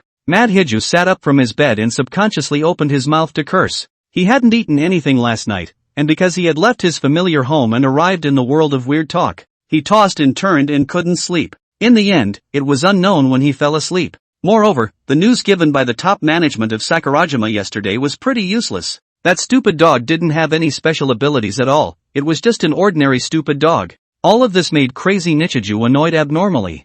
Bang bang bang.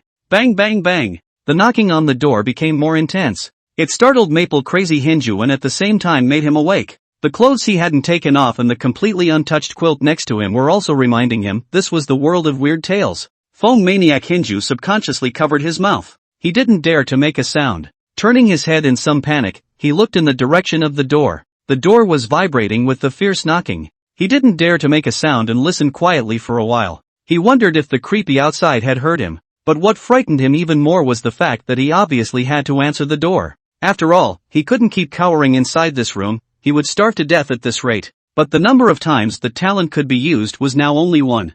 Phone maniac Rizu couldn't help but despair a little. After another moment, he gave himself a weak layer of mental construction before getting out of bed and going to open the door. When he opened the door, he saw the ghastly ghost mother standing outside. This ghost mom had 6 hands, much like the one Tang had just encountered. But the difference was that this one wore glasses and was much more svelte looking. What took you so long to open the door? The ghost mother's eerie voice rang out, and phone maniac Rizu subconsciously shivered. He knew that if he didn't come up with a plausible reason, he would definitely be torn to pieces by the weirdness in front of him. Maple Madness Rizu said in a hurry. I was worried about money. Yesterday Ododo asked me to buy him a basketball, but I don't have any money. After saying that, Maple Madness Rizu looked at Ghost Mother apprehensively. He didn't know if he could escape this, and if he couldn't, he would have to use up his last chance to use his talent. Yesterday's experience made him realize one thing: the basic introductions given at the very beginning were useful things, and more trustworthy than the rules given in the rule-based weirdness. As long as you follow it, you generally won't go wrong.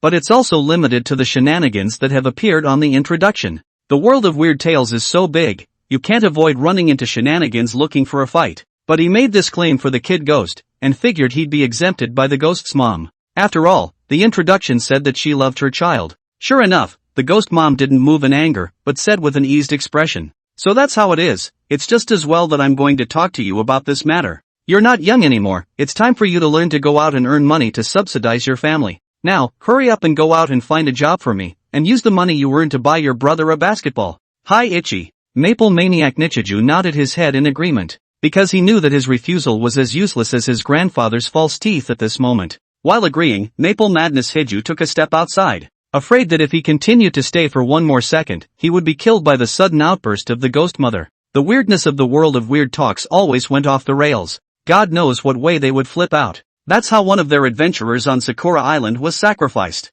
A creepy that looked just like a turd had actually drowned that Adventist in his body because he didn't direct it at himself. This was definitely one of the last deaths that Maple Madness Hanajiku wanted to experience. And the reason for that weirdness was too odd. From then on, he knew that none of the creeps here were anything serious, and that they only thought about torturing humans for fun. Now, every time he thought of that descendant's miserable condition, Phone Maniac Hinju couldn't help but tremble. His footsteps had quickened a bit, and he quickly rushed to the door. Wait! At this time, Ghost Mother suddenly called out to Maple Maniac Hinetsuki. Hichi? Maple Madness Hiju's body stiffened, and he turned his head back in a reflexive manner. Please, is there anything else? Then he saw Ghost Mom handing over a bag of garbage. When you go down there, by the way, help me throw this away as well. Hearing Ghost Mother's words, Maple Madness Hinju breathed a sigh of relief once again. Luckily, it turned out that he was just asked to throw out the trash. He hadn't done this kind of thing too often and didn't feel stifled. This was much better than having to kill him because he was slow to leave.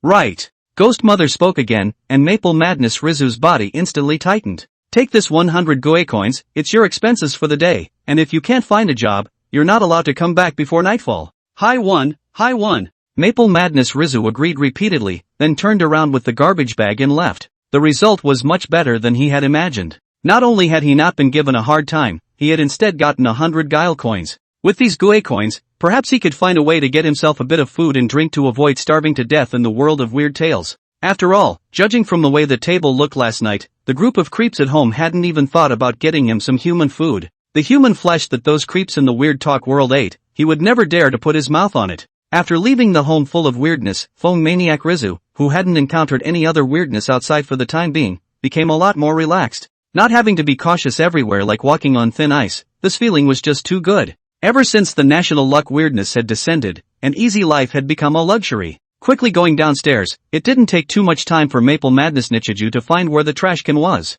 Then, he was shocked by the neatly arranged trash cans. At the same time, he was also glad that he had purposely looked for a place to throw away the trash instead of just throwing it away. Looking at the scene in front of him, he had no doubt that if he dared to casually throw away the trash, some weirdness would suddenly come out to fuck him. After approaching, he looked odd.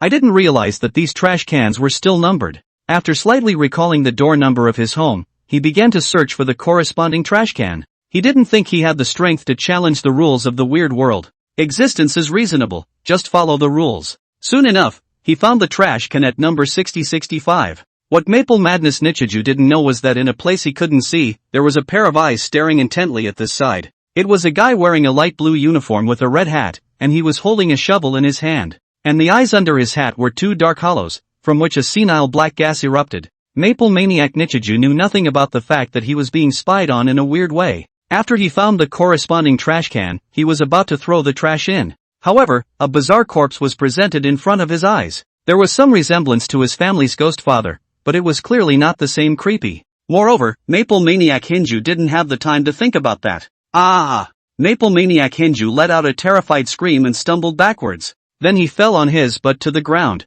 Terrified, he rolled and crawled to get up from the ground and ran away from the place, bumping around like a headless fly. And that garbage bag, which he should have thrown away, stayed where it was. All of this was seen by Creepy, who was peeping behind the curtain. Creepy gradually grinned, revealing a mouthful of sharp teeth. Cluck cluck cluck. The ringwraith ghost's head twitched twice and let out a bizarre laugh. His entire body surged with black chi, then disappeared over here like a black stream of light. At this time, the horrified Maple Madness Nichiju was still running blindly in a panic, when suddenly, he felt as if he had crashed on top of something. Bang! The hard touch made him feel as if he had hit a wall, and then he sat on his butt on the ground. Raising his head in some panic, Maple Madness Hinju was instantly picked up by fear. He was so scared that he couldn't even let out a scream. The ringwraith ghost stood in front of him, shovel raised in his hand, an oozing smile on his face, his voice eerie and low. You littered, didn't you? Maple Madness Nichiju subconsciously shook his head, just about to say no. As soon as he raised his hand, he realized that the garbage bag in his hand was gone. He knew that he had freaked out as soon as he saw that creepy corpse, and hadn't even thrown that garbage bag into the trash can. And now, that trash bag wasn't in his hand either. Yeah. I'm sorry, I'll pick it up and throw it in properly. I just freaked out. I didn't mean to throw it away. Maple Madness Nichiju anxiously explained, hoping that the ringwraith ghost would let him off the hook. However, in the face of humans, Creepy obviously wouldn't speak any favor. Maple Madness Rizu's voice was interrupted. Do you know that it's hard for us to clean every day? It doesn't earn much money yet. Do you know how much of a burden your behavior will add to us? You don't respect us at all. In my opinion, you should apologize to me and I will forgive you if you let me eat you. Cluck cluck cluck. With those words, the ringwraith ghost opened his mouth. His mouth grew so big that it stretched his jaws and opened so wide that he was almost able to swallow Maple Madness Hinju in one bite. Behind the sharp teeth that ate in it was a black hole, an abyss of doom and gloom. No. Don't. Please. Yeah, no. Maple Madness Nichiju continuously shook his head and prayed. Suddenly, he thought of what the ringwraith ghost had said. He said that he couldn't earn much money. Right. It must be like this. In the Dragon Kingdom, there's an old saying that money makes the devil work. Maybe I can buy my life with the trickster coins I'm holding. In Maple Madness Rizu's eyes, the number of times he could use his talent was much more important than this amount of guile coins. Moreover, he felt that he could give this idea a try. He immediately took out the one guile coin with a denomination of 100 that the ghost's mother had given him, and respectfully handed it over to the ringwraith ghost. Right. Sorry. I won't dare to litter in the future. Give me a chance. I'll give you money. Give me a chance. The method of using money to buy life was really effective. The sanitation ghost immediately returned to its original state, smilingly accepting the sly coins in the hands of Maple Madness Rizu. Hee hee, counting on your kid having some insight, I'll forgive you this time. The ringwraith ghost said so, and then turned into a black stream of light and disappeared in place. Maple Madness Nichiju collapsed to the ground somewhat deflated. When he came back to his senses, he realized that his entire body had been drenched in cold sweat. But fortunately, he had reacted quickly and saved his life, as well as his last chance to use his talent. Maple Madness Deju Xian didn't have a good day's experience, having received such a shock early in the morning. The descendants from other countries pretty much had similar experiences. Tom, from the pretty country, didn't even go near the garbage can when he threw it away. He didn't know about the numbering, and he casually threw the garbage into the nearest garbage can. Then, he was approached by the sanitation ghost for this reason. He had no choice but to activate his powers once more, and this time what he lost was his vocal cords. He has no way to speak. This will leave him struggling for the rest of his time in Weird Tales world. In contrast, Park Inisher of the Stick Country was a bit more fortunate. He honestly threw his trash into the corresponding trash can. But there were also some unlucky ones. For example, the non-country, or the sunless country. Their descendants became the belly of the ringwraiths because they ran into the ringwraiths before Maple Madness Hibaru, and because their talents weren't very powerful. Now that the strange talk had been projected, everyone in the countries concerned was in danger. In the new day, the descendants of all the countries had a tough time, and on the side of the Dragon Kingdom, they couldn't help but worry about Tang. It's scary, the danger on the second day is just too intensive. A little worried about what Tang will encounter next. Tang should be able to handle it without any problems, he's so strong. Then again, all the adventurers from other countries are being clamored up. Why hasn't anyone knocked on Tang's side yet? It was just like what the viewers had said. On Tang Gang's side, the picture wasn't quite right. After all the Adventists from other countries had been forcibly called up and driven out of their homes, Tang Gang's side's ghost mom had been slow to knock on the door. And Tang Gang and Erdo were lying under the same blanket, also sleeping soundly. To the audience, this might be a bit surprising, but to Tang Gang, it was normal. For all the shenanigans in this house, his means of getting to the top was a bit ruthless. Dang dang dang. Suddenly, a subtle knock sounded outside the door. The first moment the sound appeared, Tang Gang and Erdo opened their eyes in surprising unison. Then one person and one dog moved neatly to lift up the covers and sit up from the bed. Their movements were as if they had been carved from the inside of a mold, perfectly consistent, already enough to drive a dangerous vagrant. The one man and one dog inclined their heads and looked at the doorway. After about a second had passed, Tang just got off the floor. He didn't take off his clothes either. The short sleeves and shorts on his body were directly worn as pajamas. The weird talk world was dangerous. Even as a naked sleeper, Tang Gang felt the need to avoid wasting time taking off and putting on his clothes. Though even if he faced the weirdness but naked, he wouldn't have the emotion of shame as all. Opening the door, outside the door stood the embarrassed ghost mom. That, boss. Ghost mom looked at Tang Gang and acted very squirmy. She also lowered her head as she spoke, not daring to look at Tang Gang. If you have something to say, just say it. Tang Gang looked at ghost mom like this, feeling a little annoyed. He spoke directly. That, boss, after ghost dad was killed by you, the family has no financial resources, do you think? You can go out and find a job. Finding a job in the Weird Tales world, for humans, is like aliens going to the Dragon Kingdom to find a job. And what do they get? A death slice, being studied, and getting cooked for flavor. But thinking about it, it seemed like the beginning of the introduction also said something about finding a job, and compared to staying at home for 7 days, this was like a doable side quest. So Tang Gang nodded and said, I know, just leave this to me. Anyway, it was a side quest that could be done in passing, and it didn't matter if it was successful or not. Moreover, it only said that one should look for a job. As for whether or not one could find a job and what kind of job, that was out of the hands of Weird Tales' will. In the world of Weird Tales, the first thing an Adventist had to ensure was naturally their own safety and their main task. Survive and pass successfully. This would prevent one's country from being projected into Weird Tales, and at the same time, one would be rewarded with trick coins. Trick coin is not just a currency for trading within Weird Tales, it can also be used to trade with Weird Tales' will. Adventurers can use the guile coins to strengthen their physical fitness, or perhaps to buy simple gadgets. Things like guns, artillery, slates, folding stools, kitchen knives, and the like. On top of that, guile coins can also be exchanged for some privileges at Weird will, such as allowing one's country to avoid being projected by the Weird Tales the next time a descender fails, or perhaps eliminating the Weird Tales already projected within one's country. However, the assets of trick coins within the world of Weird Tales could not be taken out of the country, a rule discovered by previous adventurers. Trick coins obtained within the world of Weird Tales cannot be taken out, but trick coins bestowed by the will of Weird Tales after passing a level can be brought into the world of Weird Tales and used.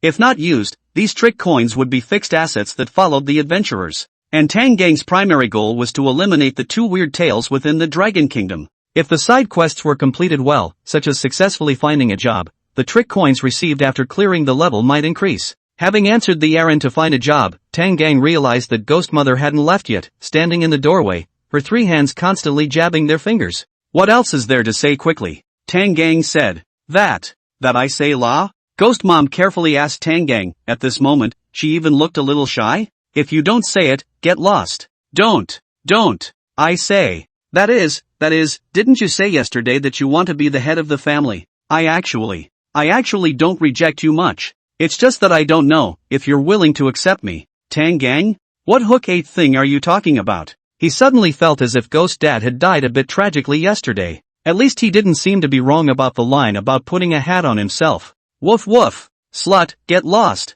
Before Tang Gang could say anything, the second fool next to him cursed first. Afterwards, it was Era who made a big deal out of cursing at Ghost Mom. With Era's level of cursing, the Ghost Mom simply couldn't withstand it. Soon after, she covered her face and ran away in tears. Tang Gang could probably understand what Era meant, but didn't know what Era had specifically cursed. But now look. Should be quite hard to hear. Bringing the second fool to the living room, Tang Gang found the ham sausages that were placed here yesterday and casually threw one to the second fool. Good job.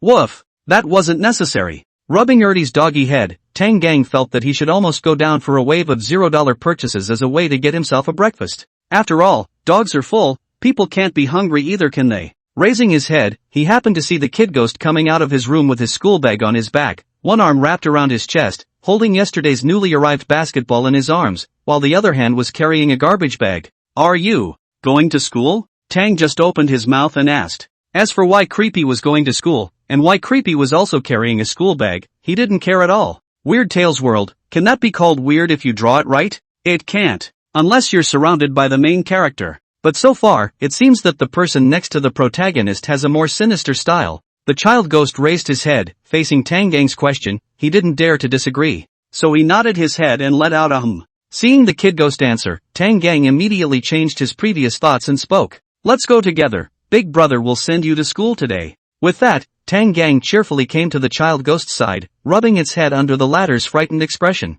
In that instant, the child ghost's non-existent heart was in his throat. He was afraid that Tang Gang would say, "Why are you still going to school when you're so weird?" And then using that as a reason to clench his head into juice at once. Wait a minute. Wasn't this normally a trick that Creepy used when bullying humans? Why did one think this human might use this trick on himself? Ooh-hoo. Humans are so scary. The kid ghost was so nervous that he didn't dare to speak, he didn't even dare to move. Even if Tang Gang acted friendly, the fact that he had killed the ghost father was a fact that he had seen with his own eyes. At this time, the kid would clearly know what it was like for humans to be confronted with the bizarre. "Don't freeze, hurry up." Tang Gang took the plastic bag in the child ghost's hand and patted the other party's back, urging, "Ah, good." The kid ghost stiffly answered, then stiffened his head and walked out with a stiff pace. Going to school with Tang Gang was something he had never thought of. Just like he had never thought that humans would have the ability to kill Creepy. Tang Gang was in a wonderful mood, and the kid ghost was in a bad mood. They both had bright futures ahead of them.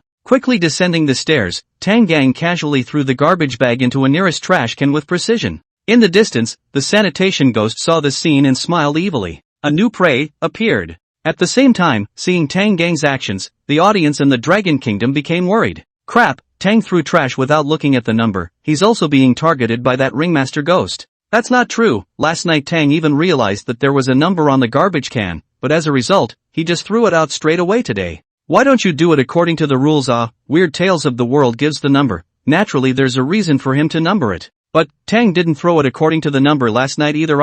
And also pitched Little Cherry Blossom a hand. Baka, so it's you Dragon Kingdom people who pitted our June. However, now your retribution is coming. Dragon Kingdom drop descendants, dead and dying. Little Cherry Blossom is happy again, but I'm not panicking in the slightest, because I'm traveling across. Master Tang is a god, strong and invincible. Big brother, you just didn't throw the garbage. Threw into the trash barrel. The kid overlooked at Tang Gang and couldn't speak well. His face was written with horror at the moment. Well, indeed. Tang Gang nodded and asked, "What's the problem?" "Big brother, if you don't throw the garbage into the corresponding garbage can, the sanitation ghost will come over. That guy is too scary. His mouth can swallow a person in one bite." "This guy you're talking about, is he wearing a light blue uniform with a red hat, holding a shovel in his hand? His eyes are two holes, with black gas bubbling out of them, and he's grinning like a fool with a big mouth, showing big white teeth?" Right. Big brother, how do you know?" The kid ghost was still nodding positively, but he suddenly noticed that something was wrong. The smile on his face gradually disappeared and shifted to Tang Gang's face. Tang Gang reached out and pointed at the suddenly arriving ringwraith ghost, smirking. "See? This thing came pretty fast. Woof woof. Laughing like a fool. You littered, didn't you?" Giggle. The sanitation ghost looked at Tang Gang and let out a weird laugh. "No." Tang Gang justified, "Garbage thrown in the trash, no problem at all." Cluck cluck cluck. "But you didn't throw it in the corresponding trash can. Do you know that we have? Every day." Snap. The sanitation ghost words have not finished, a big slap on his face. "You step horse, how that thing pussy? Woof woof. Big deal." The ringwraith ghost covered his face, feeling the pain on his face, a little confused. How did this human dare to hit himself? That said, why did that dog curse himself together? After the daze, there was the endless anger that surged up. The ringwraith ghost turned his head, raised the shovel he was holding high, and stabbed it in Tang Gang's direction.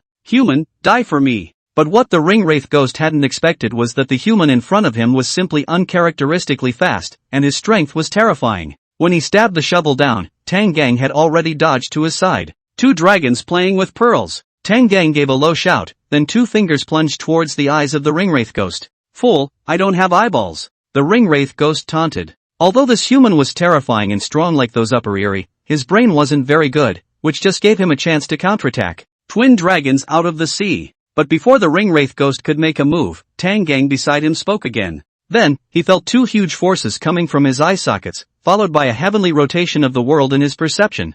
Bang! The shovel fell to the side, and the ringwraith ghost was dazed by the fall. He didn't expect this human to be able to violently drop himself with the strength of 2 fingers, and the child ghost on the side was also dumbfounded. Originally, he had thought that it would have been outrageous for this cheap big brother to be able to take out the ghost father. But to be able to easily put down the ringwraith ghost, wasn't that a bit too outrageous? Was this something a human could do? Nope, just fighting shenanigans is already outrageous. And among the 3 spectators present, the one that acted the most normal was only Erdo. It seemed to be full of confidence in Tang Gang. And now, it butted around to where the ringwraith ghost's head was, constantly stomping on its opponent's face with its own front foot.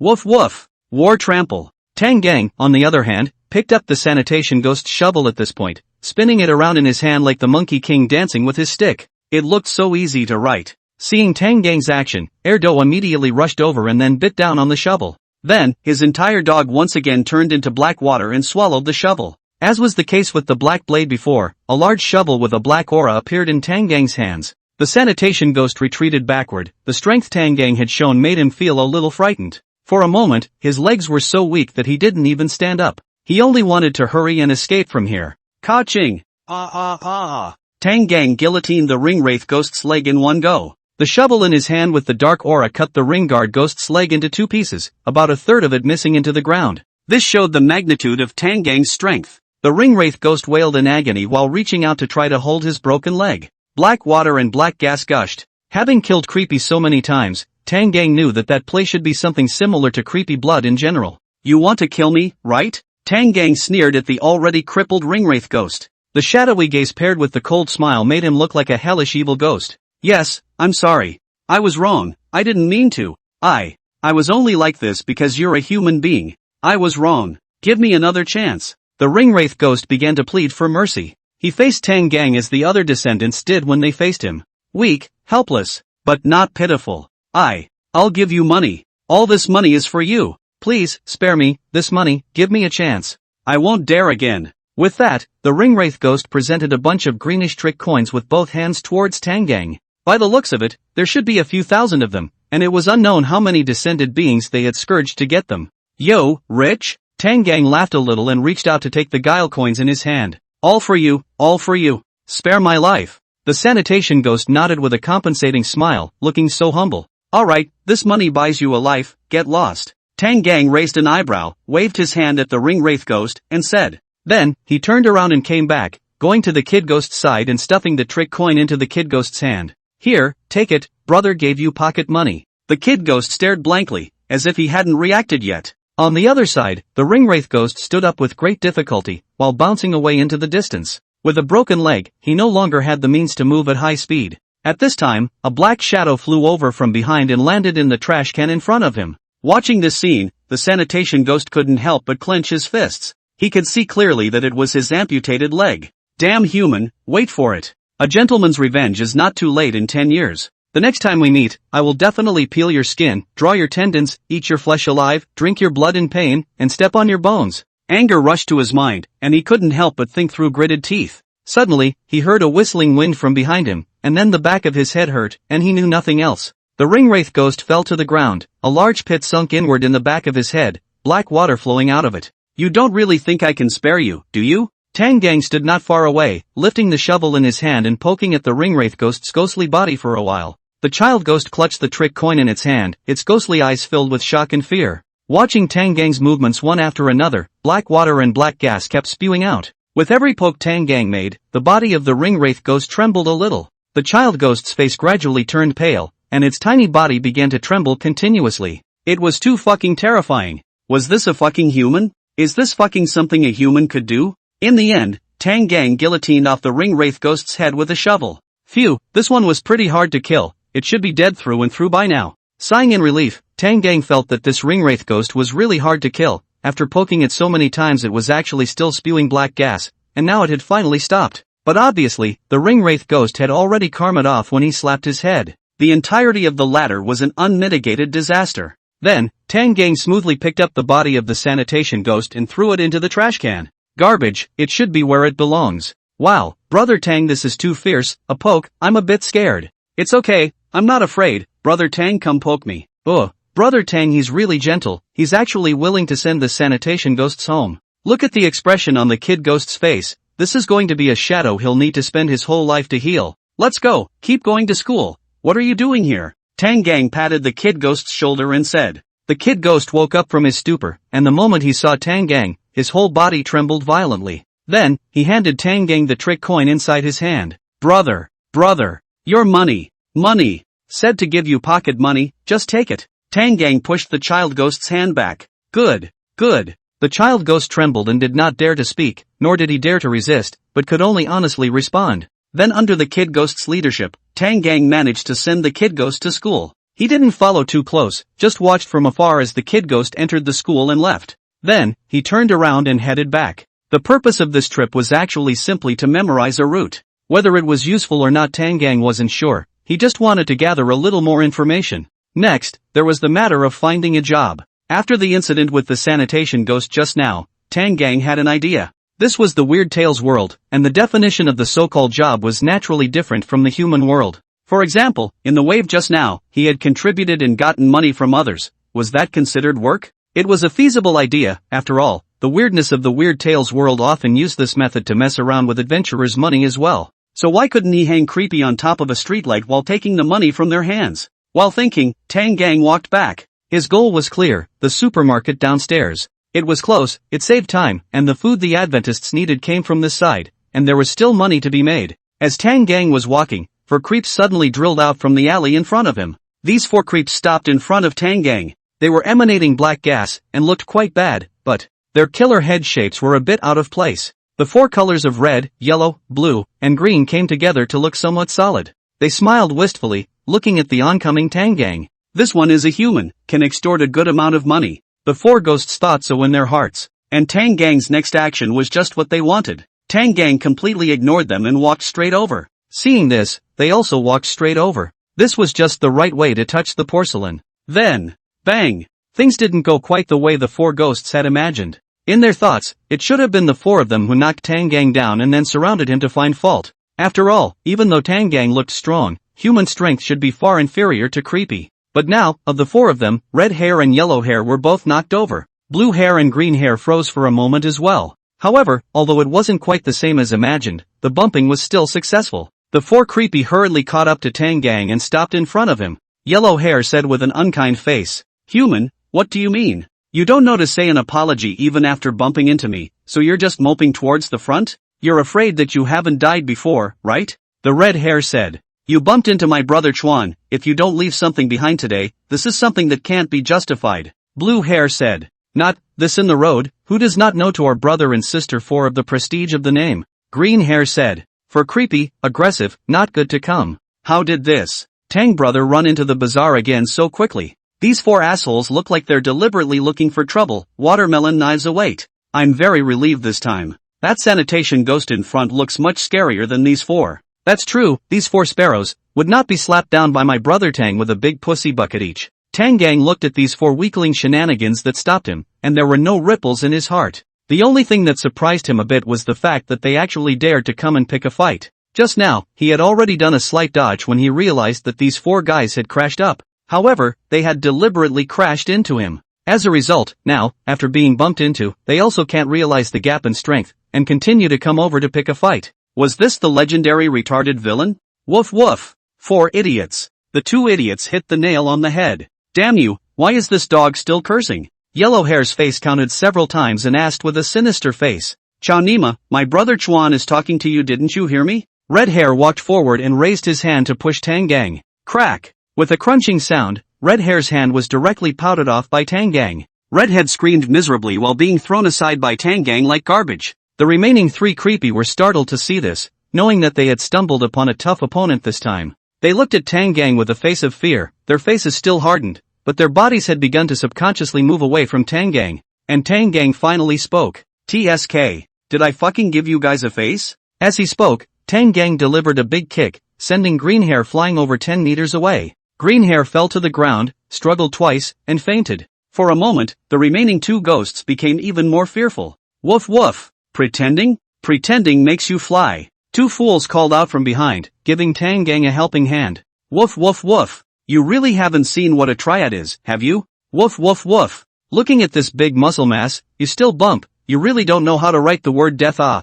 Bang! Tang Gang was backhanded again, and blue hair was directly sent flying out, hanging on the wall. Tang Gang walked up to yellow hair and looked at him with a sense of oppression. You want to compare with me? Come on, compare and contrast, I'll let you see what it means to be a black hand. Oppressed by Tang Gang's aura, the yellow-haired weird face that was called Chuan Brother showed a color of panic and retreated backward. You can't hit me. My father is the mayor, you can't hit me. However, his colorful threats were useless to Tang Gang, only to see the burly man step forward and raise his hand to slap down. Yellow-haired Creepy didn't react at all, only seeing a flash of black shadows in front of his eyes. A huge force came from his cheek. He was carried by this force and staggered 2 steps, directly kneeling on the ground. And with the pain coming from his cheeks, this caused him to shed tears indisputably. That terrifying body came forward, and yellow hair trembled bizarrely. What exactly is this? Human?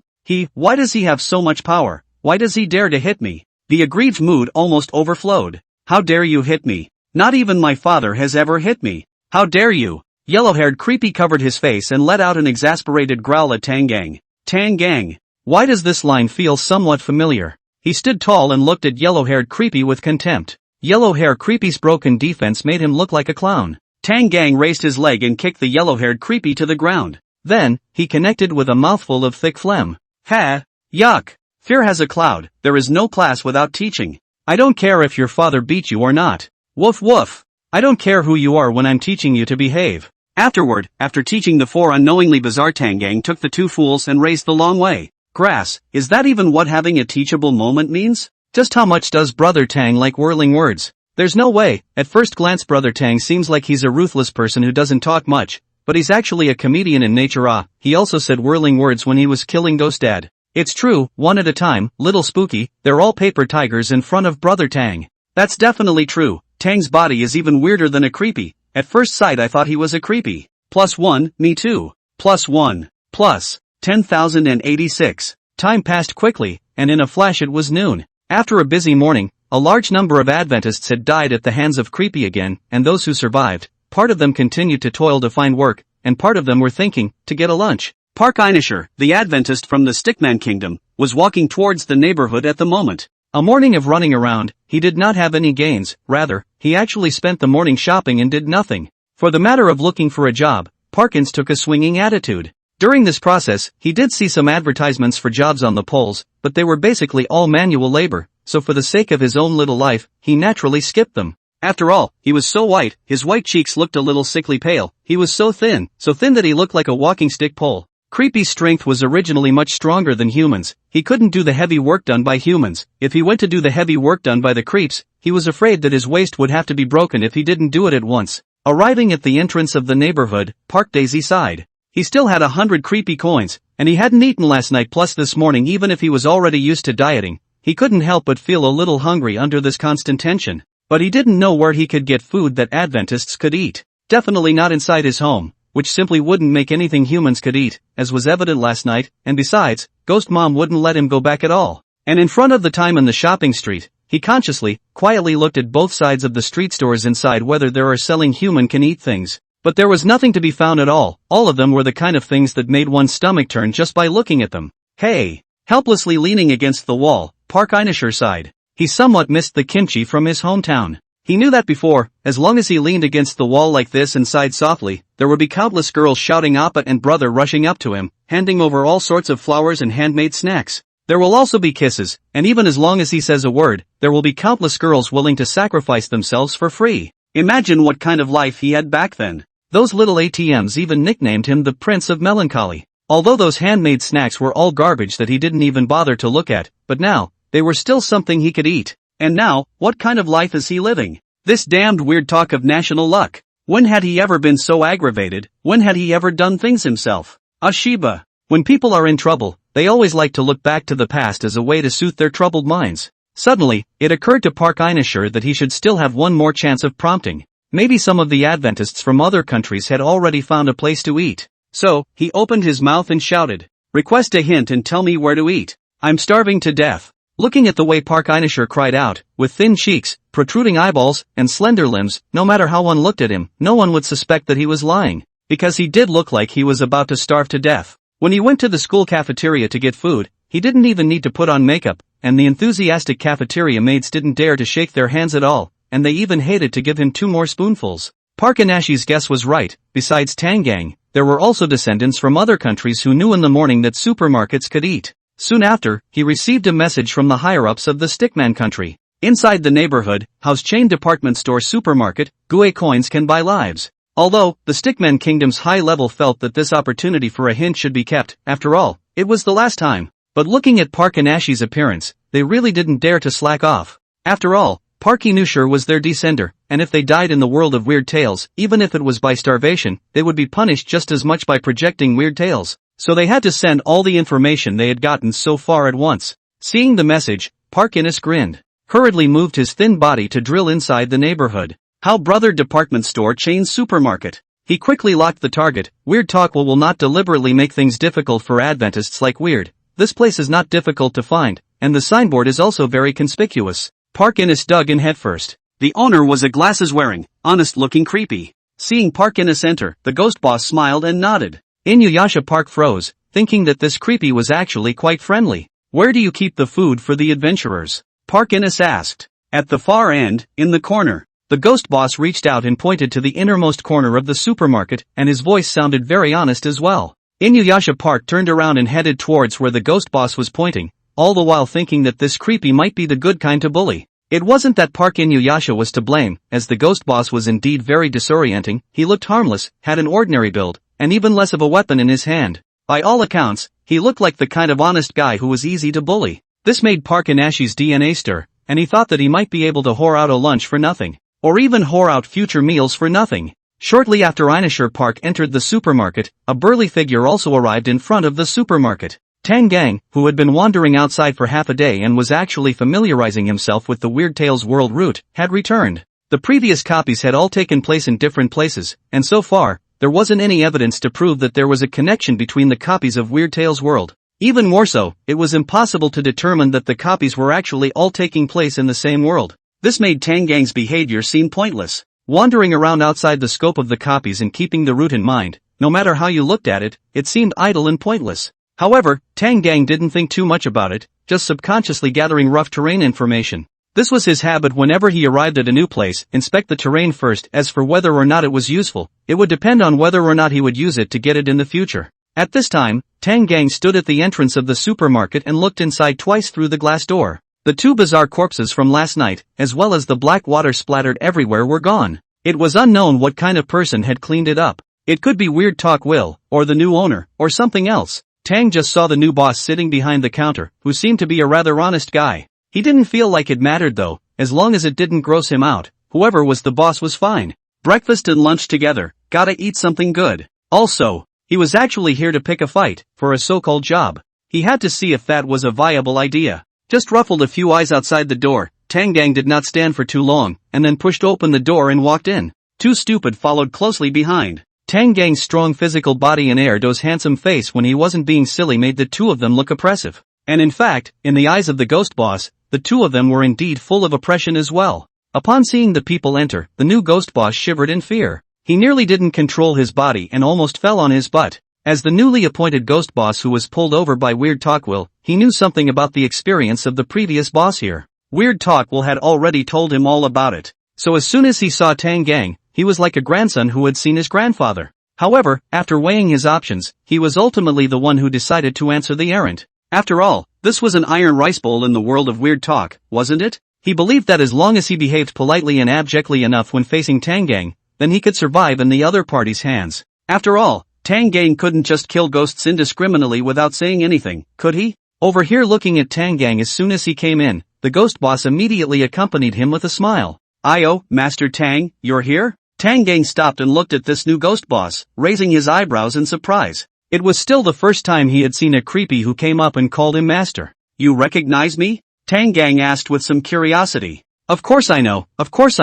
Ghost boss nodded his head repeatedly, acting in that submissive manner. "On the first day I was pulled over by Strange Talk Will to join the team, I had already learned about you, Master Tang. To tell you the truth, Master Tang, I was the one who handled the corpses of those 2 idiots you took out yesterday. I've already decided that you are the most honored customer of this store since it opened again. Super Invincible Golden Ultimate Overlord Terminator VIP. I won't talk about falsehoods, just you come to this store, I won't talk about a few discounts, it's all free of charge. You can take whatever you want, I won't charge you a single cent of guile coins. What do you think? Ghost Boss's humble performance gave Tang Gang a laugh. Ha, you kid is quite up to it? Alright, Master Tang, you're just giving me face. Ghost Boss continued to lower his head to accompany the smile. He felt that this hand was stable. As long as he stabilized Tang Gang, then he had nothing to fear. However, Tang Gang's next turn of words caused his mood to become heavy all of a sudden. However, I don't think it's good. The smile that had gradually surfaced on Ghost Boss's face gradually disappeared at these words.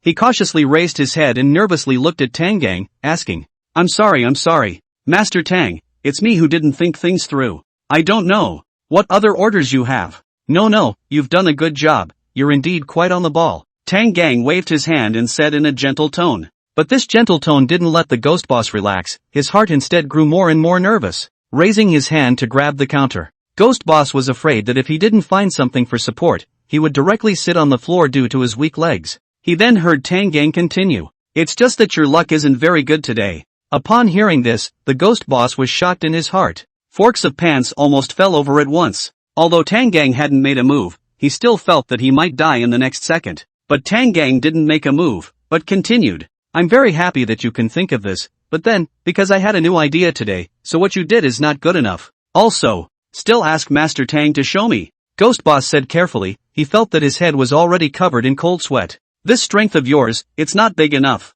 Tang Gang nodded the desktop of the counter and calmly said, Then what does Master Tang mean? Ghost Boss immediately perked up. Hearing Tang Gang say this, he felt that he might still be saved. In the future, 70% of the money earned here will be given to me, 30% will go to you, and I won't move you, how's that? Hey, good deal, as long as Master Tang is happy, this is nothing. The Ghost Boss's face blossomed into a smile after the robbery, and he hurriedly pulled out a bunch of trick coins and handed them to Tang Gang. Collecting protection fees well. Compared to saving his own little life, this is all nothing. Looking at the money handed up by the Ghost Boss, Tang Gang was happy in his heart. Hey, not bad at all. Tang Gang then took the trick coins and put them inside the pocket of his shorts. Alright, that's it. I'll go get some food. Tang Gang casually said, turning around and walking towards the inside of the supermarket. Hey, well. The Ghost Boss nodded his head vigorously. Only when Tang Gang walked farther away did he let out a sigh of relief. Subconsciously touched his neck, fortunately, the head was still there. Then wiped the cold sweat on his forehead.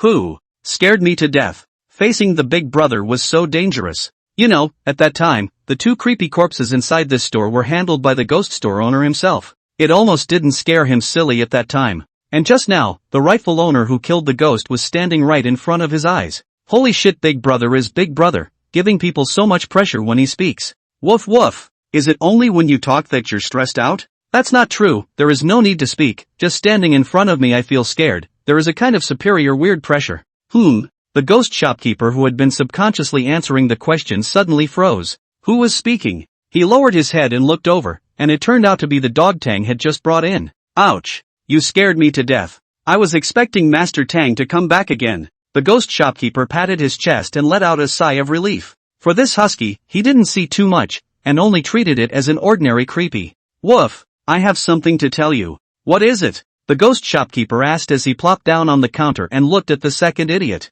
Woof woof! Are you looking down on me? Look down on you? That's not so bad. We're all weird, there's nothing to look down on. Why are you suddenly asking this question? Woof! Why don't you call someone? Call what people? The ghost shopkeeper scratched his head in some confusion, not quite understanding what two fool was talking about. The second fool stomped its foot, and its blue eyes looked at the ghost shopkeeper with hatred. Then it opened its mouth and said without any good humor, Woof woof woof! You've called him Master Tang, why don't you call me? Ha! The ghost shopkeeper froze, then looked at Ertie. He reached out and pointed at himself, stretching his neck with a look of disbelief and said, I still have to call you, huh? Then the ghost shopkeeper shook his head in disgust. No, that won't do, I won't call you. Woof woof! Are you barking or not? No bark. Woof woof woof! No barking? Are you sure? No, I won't bark at anything you say. Woof woof! Fine, if you don't scream, I'll go find Tang Gang and say you're going to assassinate him. After saying that, Erdy turned his head, his buttocks striding noisily inside the supermarket. Crap! Don't! The ghost boss was startled at this and hurriedly chased out from the side. Then, clang! I don't know whether it was because the ground was slippery, or because his legs were weak from fear. When chasing out, he didn't stand still, and the ghost boss fell to the ground with a thud. However, fortunately, he grabbed Erdo's leg. Don't, wrong dog master, I call, dog master you don't go. Second fool raised his dog's head and turned his head, looking at the ghost shopkeeper with a proud face. Woof woof. Humph, now you know it's wrong, you know to bark? Wrong, master dog, it's my ghost eyes that look down on the dog, you calm down.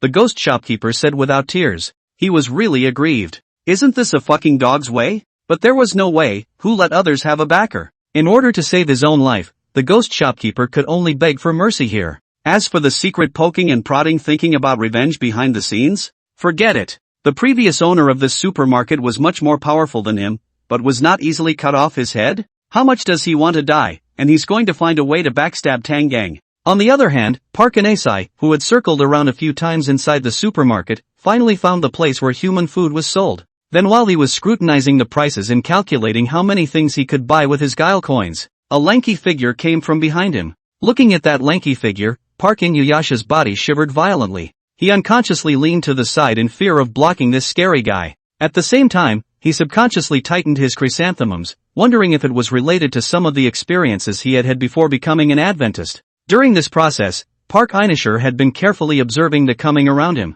He was close to 2 meters tall, full of gnarled muscles, with a gloomy and majestic face. It looked silent, like one of those big brothers who were ruthless and didn't talk much. Park Inuyasha was suddenly a little afraid that this guy would suddenly give himself a big mouth. After all, the weirdness of the weird talk world loved to find humans to touch. At the same time, he was secretly spitting in his mind. Damn you, how can you overflow and still run into such a scary weirdness? This look was even more frightening than the four inside the house. He had no doubt that this weirdness could easily take out that family of ghosts inside his house like strangling a chicken. Unconsciously, Park Daisy's body was already in a cold sweat. Tangang, who had walked over, had also noticed Park Inuyasha. He could tell at a glance that this one wasn't creepy, but a descendant of the Stickman Kingdom. As the only one who still had the leisure to observe his surroundings in the teleportation space at the very beginning, he still had relatively deep memories of the descendants of several countries in his neighborhood. For example, this skinny to the bone, the descendant of the Mallet country, Sakura country's lewd-faced Adventist and so on.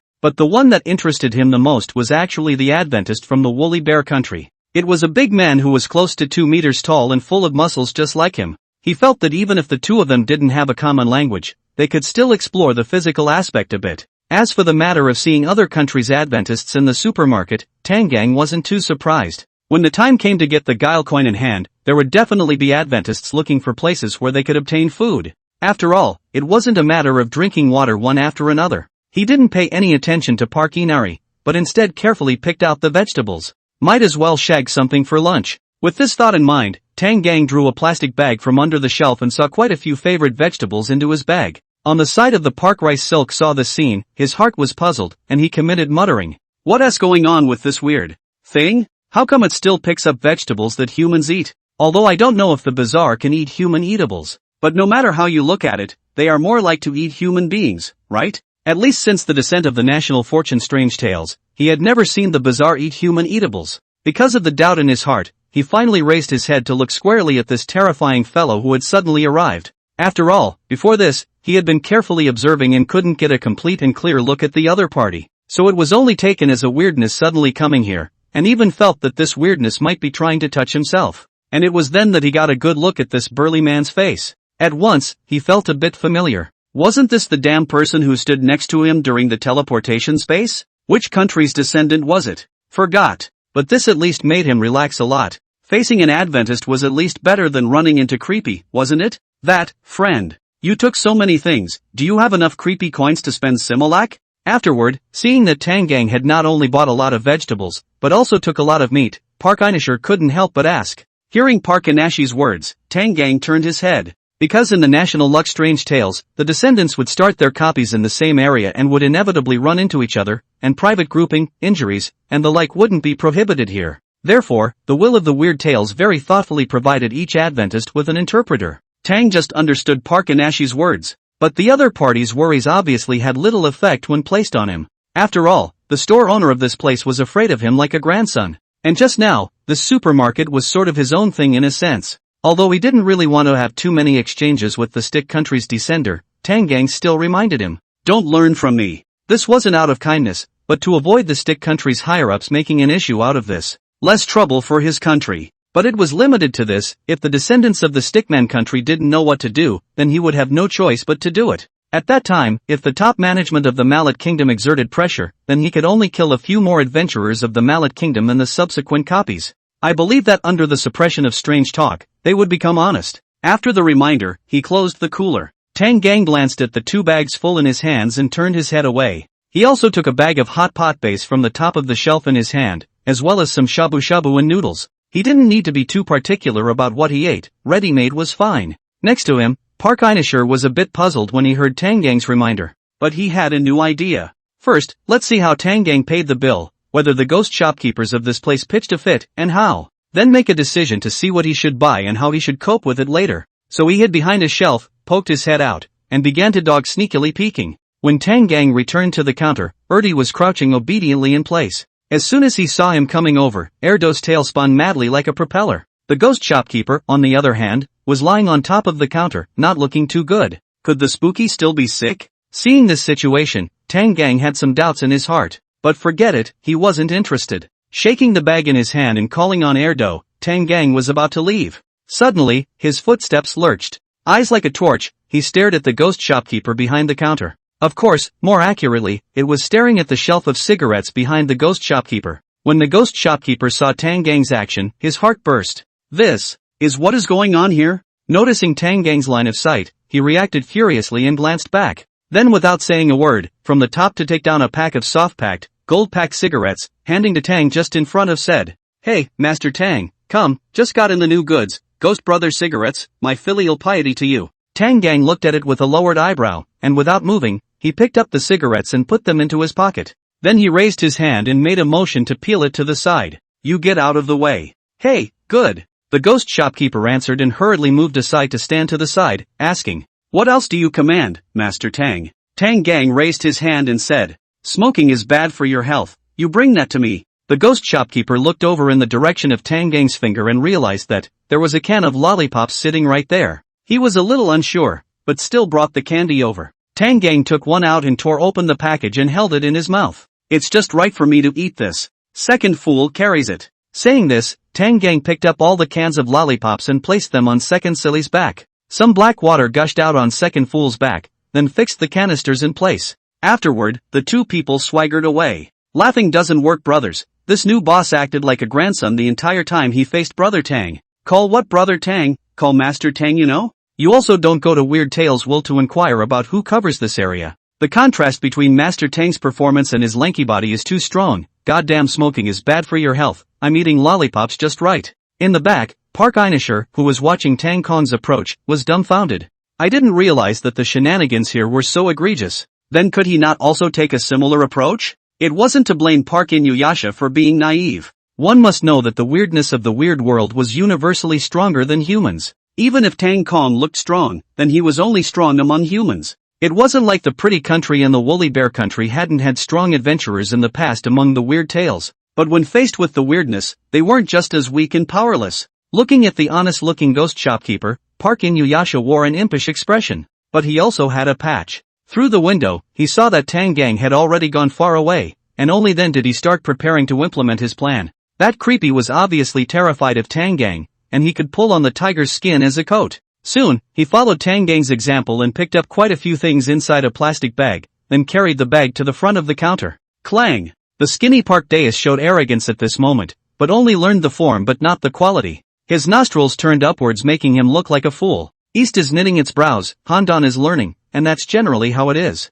The ghost shopkeeper looked at Park Einasher like this and froze, squinting his eyes at the other party, wondering what this skinny human actually wanted to do. "What are you waiting for?" Park Einasher said arrogantly, raising his hand and pointing at the cigarette cabinet behind the ghost shopkeeper. "That one, the golden one, the soft pack of cigarettes, give me a pack." The ghost shopkeeper gave Park Einasher a strange look, but did as he was told, taking the cigarettes and handing them to Park Einasher. Inuyasha Park was delighted in his heart. He had succeeded. He then loaded the cigarettes and picked up the bag and was about to leave. "Wait!" the ghost shopkeeper called out to him. With a shock in his heart, Inisher Park subconsciously wanted to run away. But he forcefully stopped himself and admonished himself to stabilize his mind. At this time, the more flustered he was, the easier it would be to reveal a breach. Thus, he turned his head with a strongly tensed face and arrogantly asked, "What else is going on?" What else? You haven't paid yet." The ghost shopkeeper frowned and looked at Park Inari, wondering if this thin monkey was deliberately coming to pick a fight.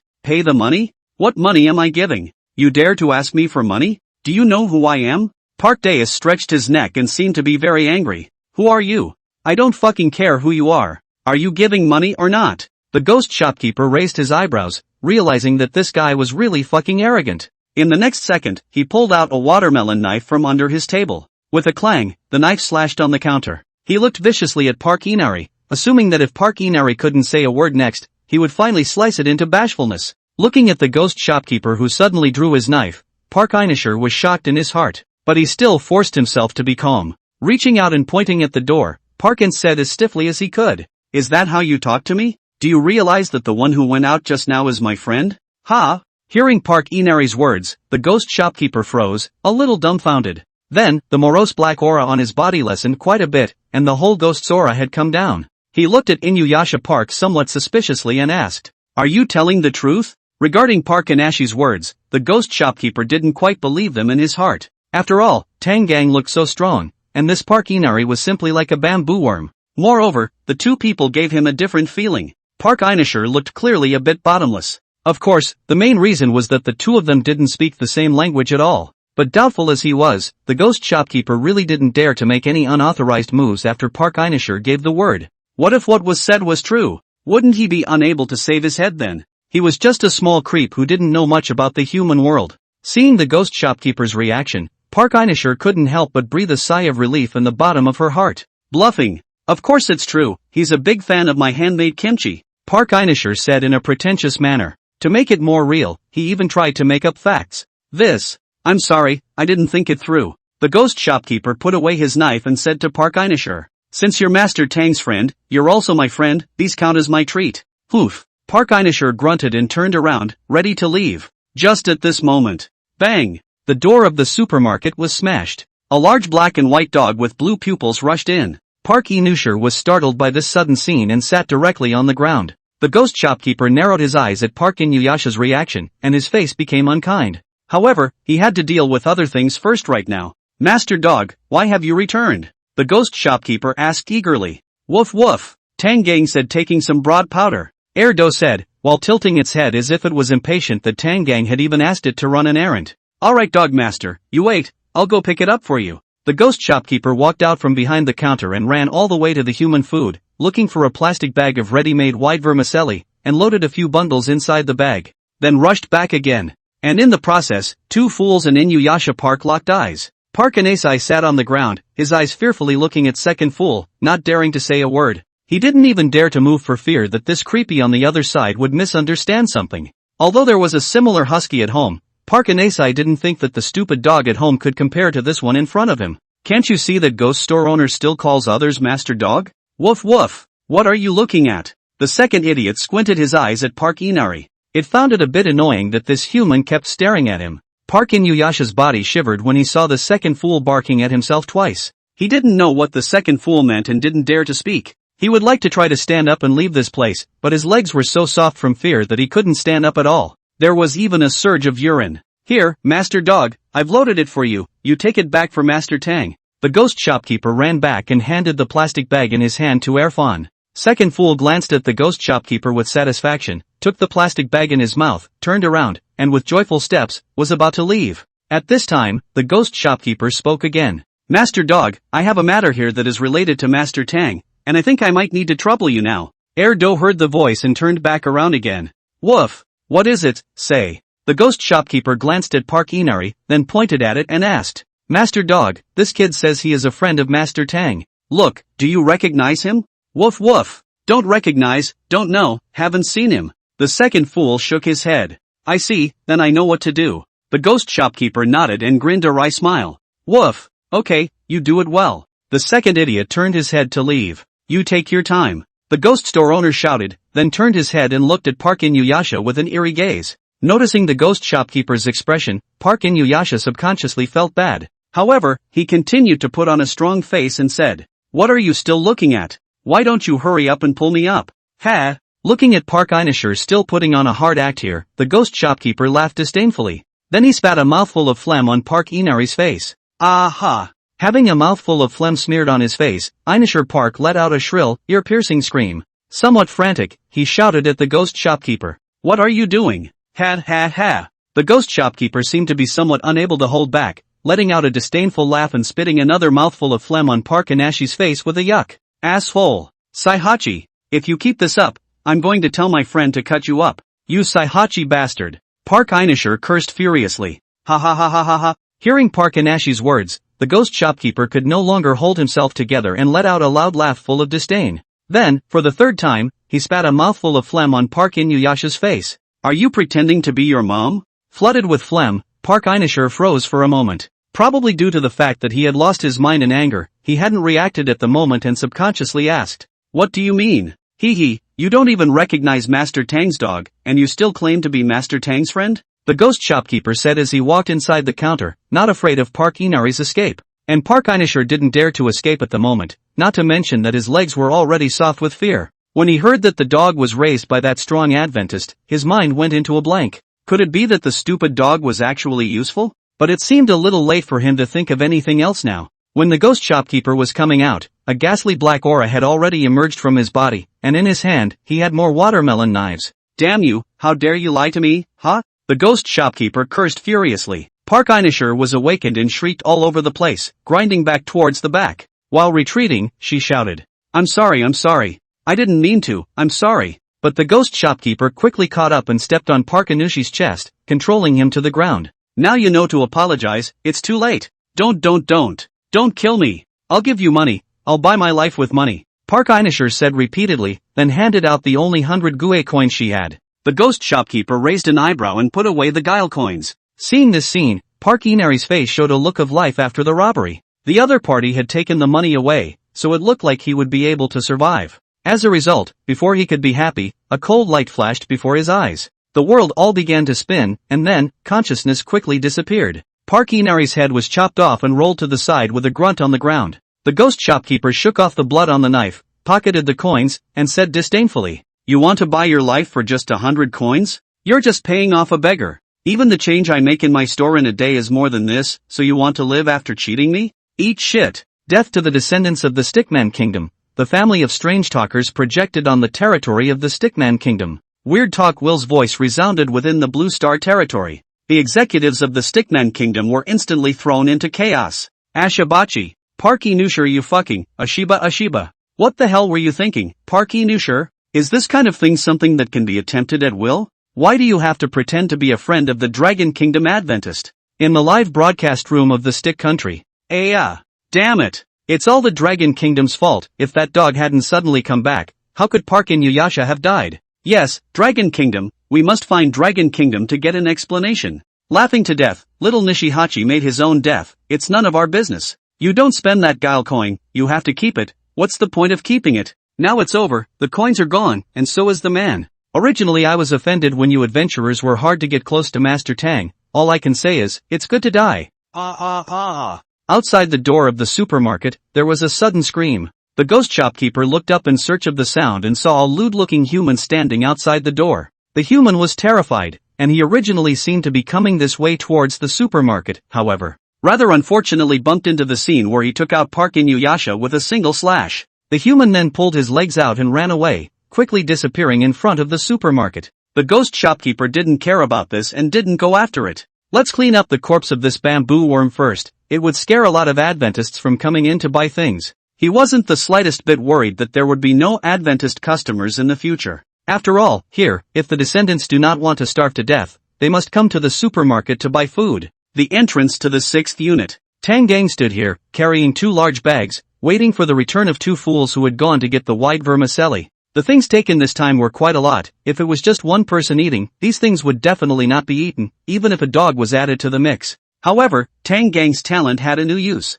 Because of his talent, all beings are equal. After coming to the world of strange stories, Tang Gang's nature had changed a bit. Using this talent, he could eat a lot of food like those weirdos without feeling full. Saying that might make Tangang seem like a foodie, but it wasn't. He just wanted to try to see how far he would get tired of eating. In the past, when he shabu-shabu'd something to eat, he always got propped up before he felt good. It's not easy to be in a position where you have to try it out before you can do it. People would choose to buy cheap suits and jobs to turn after Peter Parker's blackout. So what happened to him eating a good meal after Tangang's bizarre transformation? Soon after, Ertie came back with a plastic bag in his mouth and ran his ass off. Woof woof woof. This grandpa bought it back for you, quickly say thank you. Ertie stood in front of Tangang and arrogantly raised his head. What are you thanking for, all fucking friends? Take it, we're ready to go home. Tangang's arrogant reply was donkeyish. Woof woof woof. What's wrong with you? Let's eat together for lunch, you get on the table. It's a lot of meat. Tangang added. Woof. Brother, what you say is what you do.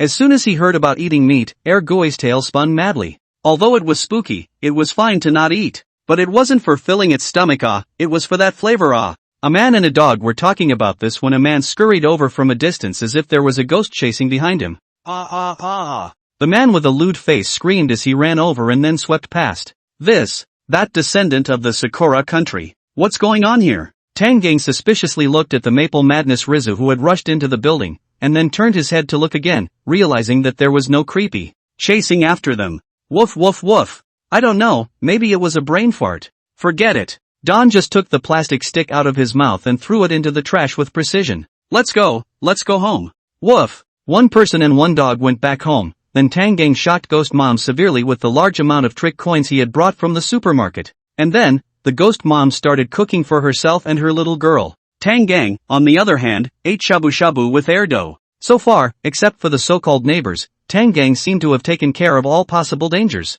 For the next few days, all one had to do was quietly wait for the 7 days to arrive and successfully pass the level. Nothing more happened in the afternoon, and time quickly came to evening. Because Ghost Dad had already been killed off, the atmosphere on Tangang's side was quite harmonious. The three Spooky honestly had to eat without making any trouble, and Ertie and Tangang were happy to be free. The other descendants, however, weren't having such a comfortable time. Around 7 o'clock in the evening, the last Ghost Father on the 6th floor of Unit 6 also returned home. When he passed by 6066, he stopped and stared at the doorplate of 6066 for a while. Finally, he said in his heart again, I don't know if this family is good at bullying, but it definitely can't be a target. I was a bit panicked last night. If I have the chance, I must make contact with that upper Erie. Let us see if we can exchange some. If we are lucky, maybe I will soar in the future. At that time, I no longer need to look at the face of the boss. If I can become friends, take that creepy to the company for a swing, I'll do the boss's position in the future, and the boss will do the secretary's work. Hey hey hey. After a moment of why in his mind, a smile appeared on the Ghost Father's face. Then soon the smile disappeared again. His face became gloomy, then, coming to room 6065, he opened the door and walked in. The first thing he did when he entered, he found Maple Madness Hinatsuki. Foam Maniac Hinju looked at his Ghost Father who suddenly found him and muttered in his heart. What is he looking for me for? At the same time, he also reviewed what he had done today. It seemed like he didn't do anything wrong, nor did he do anything to invite the weirdness. Even, because he was scared by the scene of the bizarre murder at noon, he ran all the way back to his bedroom to Nestle. Until now, he hadn't eaten a single bite of rice. The present-day Maple Madness Hinju was already starving from the front to the back. The hunger and physical exertion had made him mentally incredibly tired. But it couldn't be helped, the trick coins were used to buy life in the morning. He went to the supermarket at noon with the intention of taking his chances, but he happened to bump into a ghost shopkeeper killing people, and was so scared that he lost his soul. Then I have been shrinking in the bedroom until now. It's a good thing that the Ghost Mom didn't know what to do and came back not long ago. Otherwise, he would have had to consume his last chance to use his talent. But now that this was the case, the situation of Maple Madness Nichiju was not optimistic. In addition to the next predictable predicament of survival, there was also the threat of the Ghost Father that was right in front of him at the moment. While Maple Madness Hinatsuki was still muttering in his heart, Ghost Father's side began to speak. Did you go out looking for a job today? Maple Madness Hinatsuki nodded. I did. Then did you find one? Ghost Dad asked again. No. Foam Maniac Rizu answered honestly. He didn't dare to deceive Ghost Father in the slightest now. According to the information he had received from the beginning, this kind of behavior was also a kind of provocation to Ghost Father's authority as the head of the family. This was an option that would lead to death. Didn't find it? How dare you come back early without finding it? Father Ghost's tone suddenly turned cold, his eyes rolling with black chi as he stared at Foam Maniac Rizu. Foam maniac Rizu was shocked in his heart, his body trembled violently, and cold sweat had broken out on his forehead. How did he know that I came back early? Maple maniac Rizu was terrified in his heart. And the ghost father seemed to see what was going on in his mind as he said in a gloomy tone. I'm the head of the family here, of course I can post-sense the situation here. You ran back at noon and hid in your house for the whole day, right? How dare you disobey me and run back so early in the morning? I see that you don't even put me in your eyes. The ghost father said sinisterly, and his body also appeared to change. Then, he raised his hand that had turned into a claw and grabbed down at Maple Madness Rizu. But Maple Madness Rizu was faster, and he immediately knelt down. Then in order to save his life, he used his last talent. Red Bean Mud Private Marseille. I saw the spooky killing at noon, I'm freaking out. The talent ability was successfully activated, the ghost father withdrew his hand, and the black aura on his body gradually dissipated, and his gaze became much calmer. Seeing as you're so sincere, I'll spare you one more time. The next time, you won't be so lucky. Hi. Maple Madness Nichiju knelt on the ground and nodded frantically. It was only until the ghost father turned to leave that he breathed a sigh of relief. Maple Maniac Nichiju got up from the ground, his face didn't look good, he felt helpless and desperate, feeling that his future life was dim. It was going to continue to be here for another 5 days, yet, he had already used up his 3 chances to use his talent. What a way to live the next days. Damn, that creepy, I suspect he's deliberately targeting our descendants. Baka, why is Ghost Daddy looking for Junju as soon as he comes up? He's obviously coming here on purpose to pick a fight. Why, he licked other people's shoes inside the company, licked his own heart and came back to bully the Adventists, what a waste. When the viewers of Sakura Nation saw this, they were all filled with righteous indignation. They couldn't wait to want to go up and give the ghost father a big mouth in general. However, if they were really allowed to go up, they would probably kneel down even faster than Foam Maniac Rizu. They could still scream happily because they weren't descendants, and Ghost Dad couldn't threaten them. And since Maple Madness Nichiju wasn't dead yet, and there was no new weird talk being projected for the time being, they naturally wouldn't be affected. Maple Madness Nichiju's luck wasn't very good, and likewise, neither was the luck of the contestants from other countries. On the second night, many more adventurers were eliminated. And Tom, the Adventist from the pretty country, was one of them. Maple Madness Nichiju was still able to speak, but what was he to do when he lost his voice in the face of the Ringwraith ghost? Did you go out looking for work today? The ghost father asked, staring at Tom. Tom subconsciously opened his mouth to answer, but no sound came out. He then remembered that he could no longer speak. But luckily, he reacted quickly and nodded his head frantically before the ghost father turned his face. However, the ghost father suddenly changed his face, and his eyes became gloomy. Why don't you speak? Papa Ghost chided loudly. His body changed, black chi rolled over and his figure changed. You could clearly speak yesterday. Why aren't you talking back now? You just responded to me in such a perfunctory manner. What do you mean? Are you looking down on me? Saying this, the ghost father then stretched out his hand and reached towards Tom. But Tom had already sensed that something was wrong, and still while the ghost father was speaking, he had already made preparations to escape. So this time, the ghost father grabbed empty. Tom, on the other hand, used all his strength and ran furiously towards the little girl's room. The 3 hints from the pretty country executives had all been used. In addition to the silly dog and the 2 messages that you cannot eat but be present during dinner, there was one more time, and it was the little girl's room. Like Tang Gang at that time, after seeing the little girl again, this creepy expressed his goodwill towards humans and said that he was willing to protect and help him if he encountered danger. Originally, Tom didn't believe this. But now, he had no choice but to go to the little girl. His talent was a very dangerous ability, and if he was unlucky, he could easily turn himself into a cripple. At this point, going to the little girl was a gamble. If what the little girl said was true, then he would be able to take on less danger, and in the future, at least at home, have an absolutely safe position. And even if the little girl was lying, he could still rely on his natural ability to be immune. At that time, it was still only a chance to use up his talent once. This was a trial and error operation that only earned no losses. With this thought in mind, after coming close, Tom directly pulled open the door of the little girl's room and drilled in. And strangely enough, the ghost father watched Tom's movements without any action. He just quietly watched Tom drilling into the little girl's room, no action at all, and did not seem to want to chase up or stop the meaning. Normally speaking, at this time, the ghost father would have chosen to chase after him. Moreover, according to the bizarre speed, it was impossible that he couldn't catch up. However, he just stood in place and watched. The authorities were in the dark, and the onlookers were clear. Tom, who was the person involved, hadn't realized that something was wrong. The viewers who were in the pretty country's live broadcast room, on the other hand, had discovered this unusual scene. They felt that they smelled a conspiracy. Some people couldn't help but worry for Tom. Inside the little girl's room, Tom rushed in and slammed the door of the room, then, his entire body was half kneeling on the ground, huffing and puffing.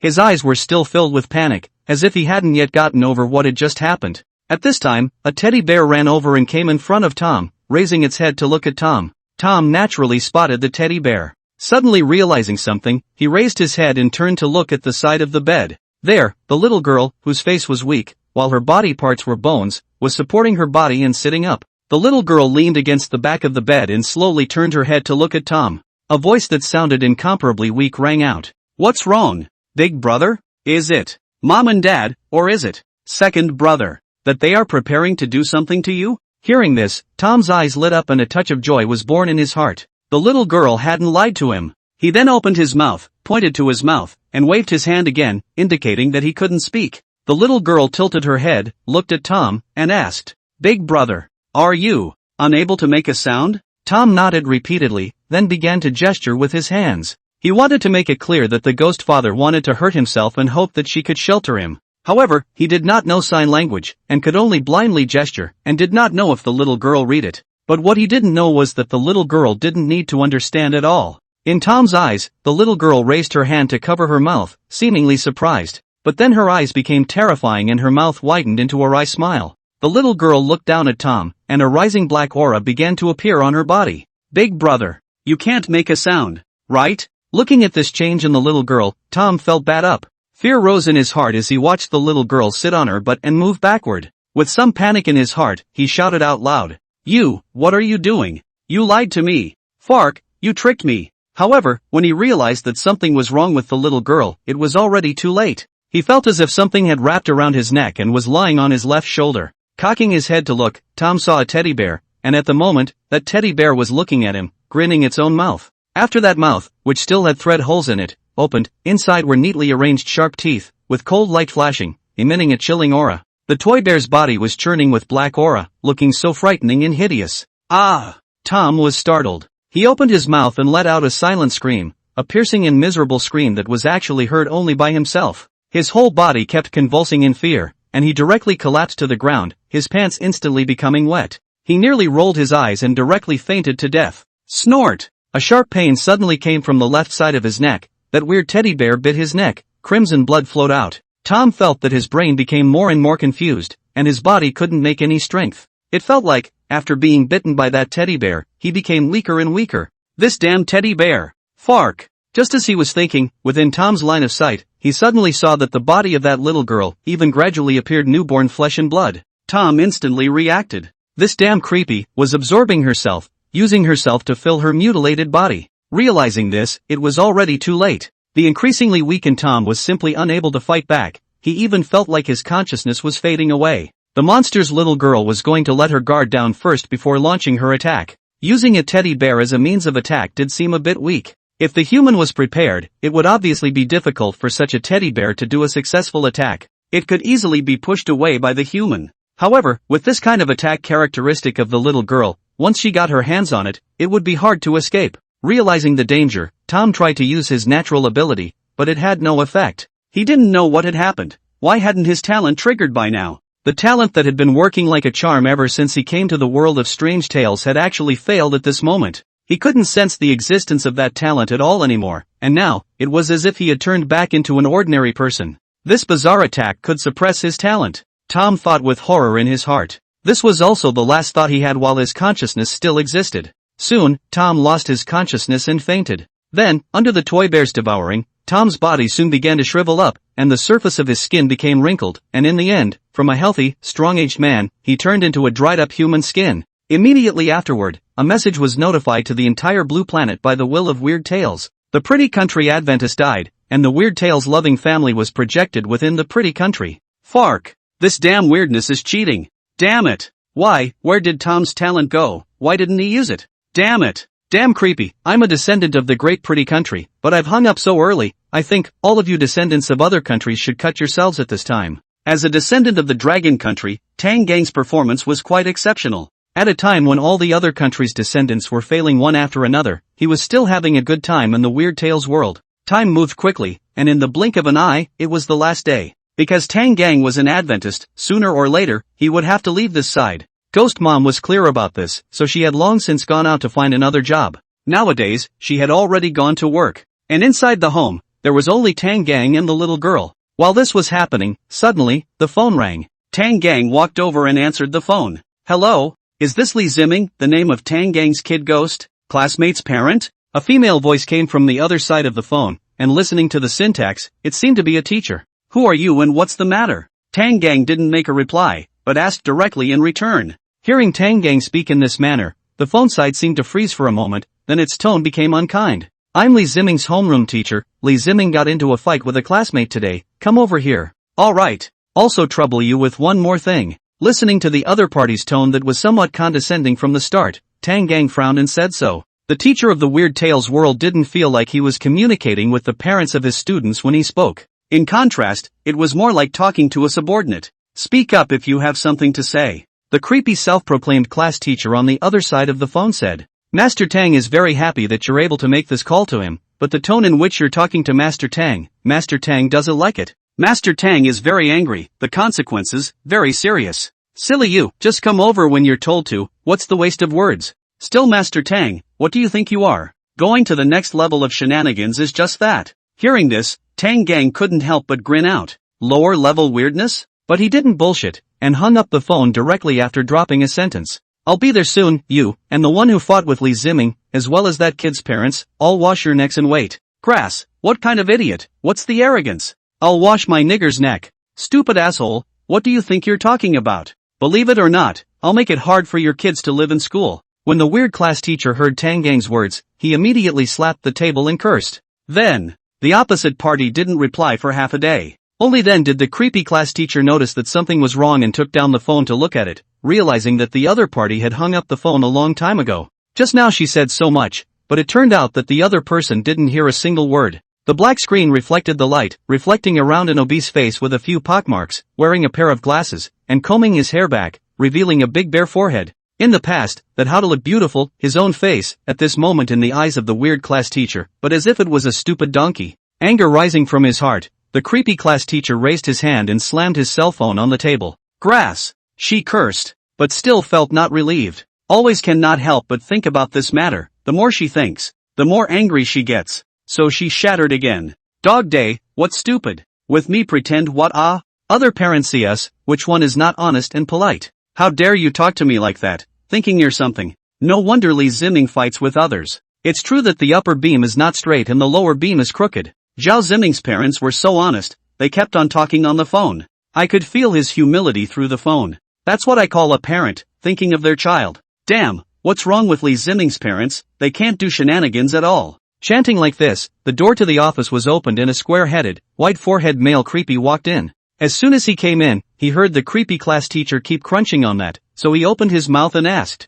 Teacher Sue, why are you so angry? Who messed with you again? It's not the parent of some brat outside the door. The weird homeroom teacher who was called Mr. Sue returned without a good mood. That Li Ziming's parents, with me arrogant what, but also call themselves Master Tang, I Tang his second grandfather. Dragged like a 250, and told me to wash my neck and wait, fuck. Hearing Mr. Sue say this, Mr. Fong Brain laughed and sat down in his seat. Watching the fun in general, he said, ooh, such a parent is really rare. I've been teaching for so many years, and this is the first time I've seen such a rigid parent. Teacher Sue followed suit. He's just stinking stupid. Here, it's not a private bizarre academy, so what's the point of pretending? Inside a private spooky academy, those ghost students have power, so it's normal for the teacher to be a bit of a wimp. The child is enrolled in the public bazaar college, still dare to pretend so? These days, which parents are not showing favor to the teachers of public weird colleges? Our job is an iron rice bowl, and parents have to beg you, give you gifts, and if they can't, they'll put shoes on their kids.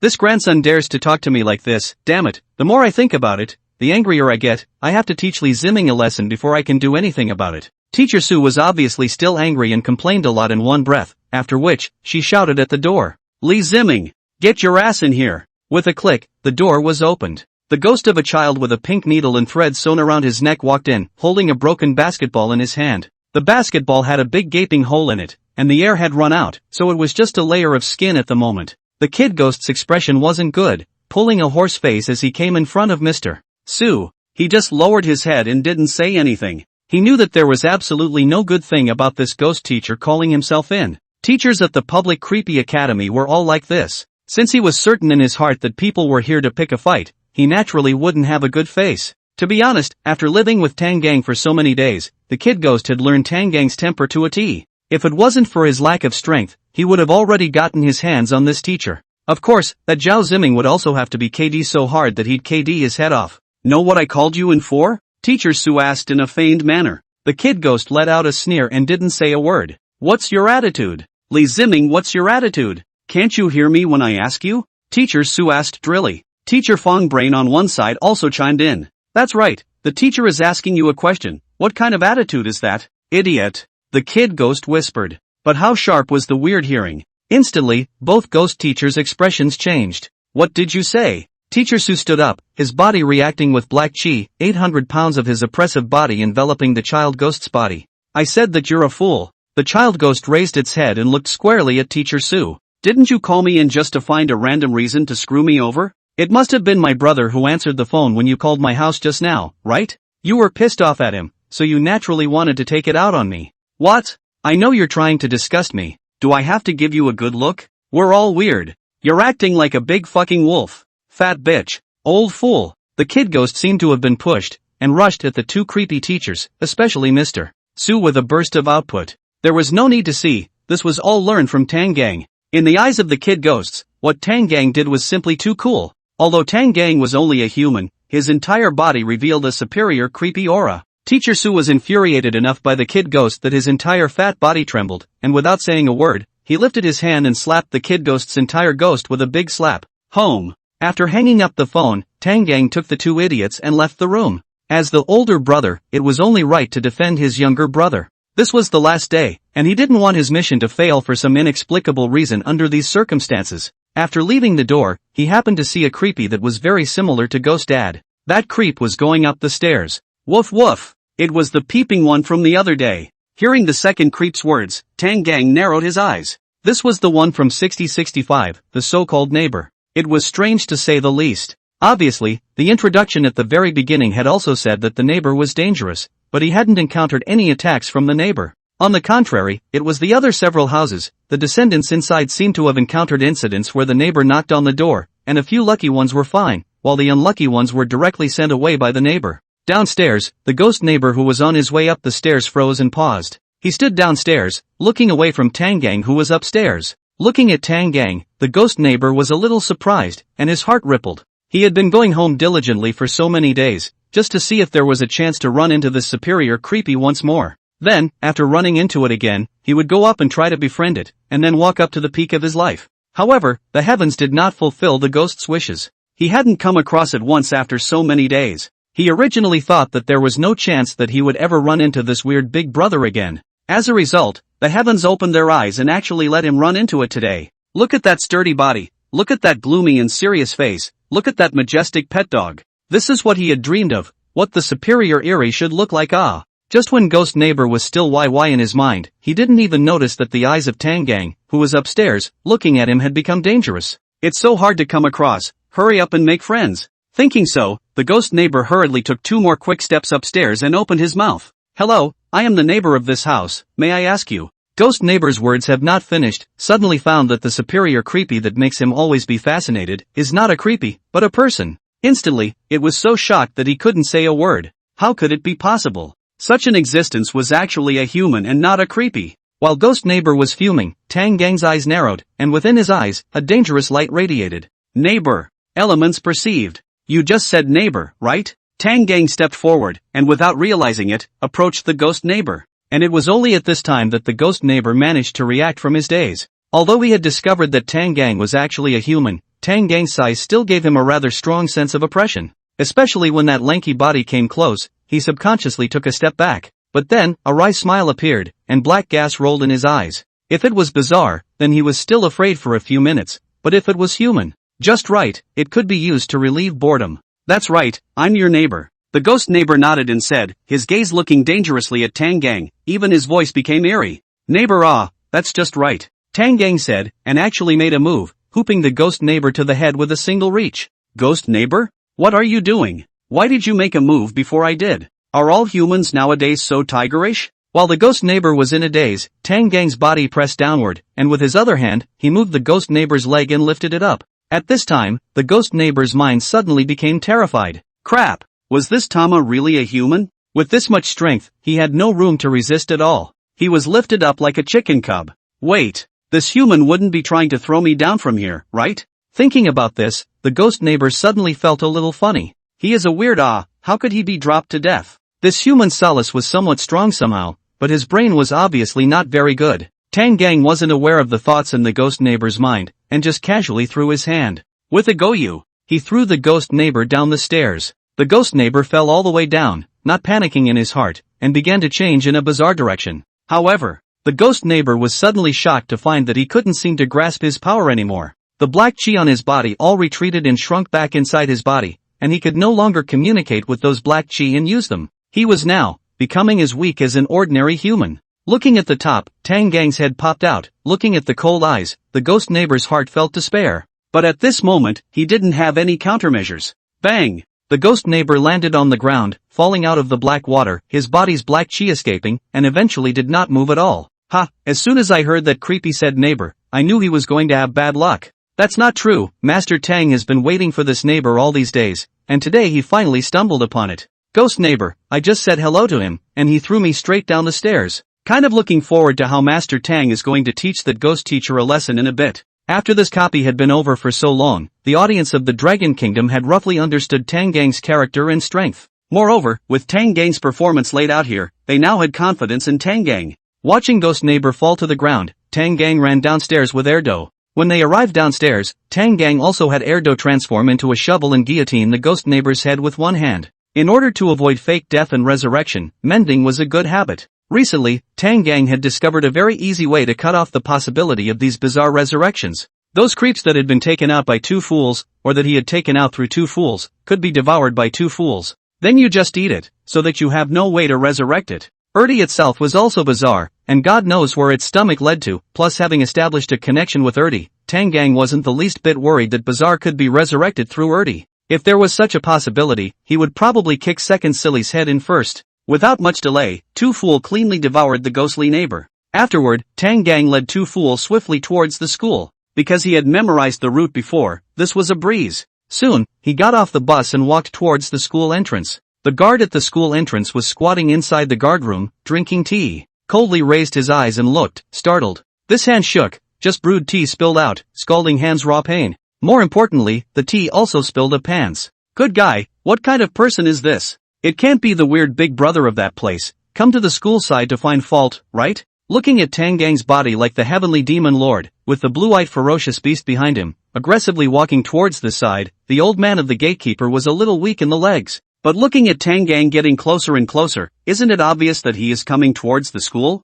No way, duty calls. The doorman ghost still forced down the fear in his heart and ran out, stopping Tang Gang at the door. Freeze, you can't go in. The gate guard ghost said with a trembling voice, both legs shaking terribly. He stopped in front of him, all afraid that he would pull his legs out and run away the next second. Tang Gang looked at the doorman ghost's face, then lowered his head to look at the doorman ghost's pants. The meaning in his eyes was self-evident. And Second Fool was a little more direct. Woof woof. Look, he pissed his pants in fear. The doorman ghost's old face reddened as he explained. No, not scared, it's not urine, it's tea.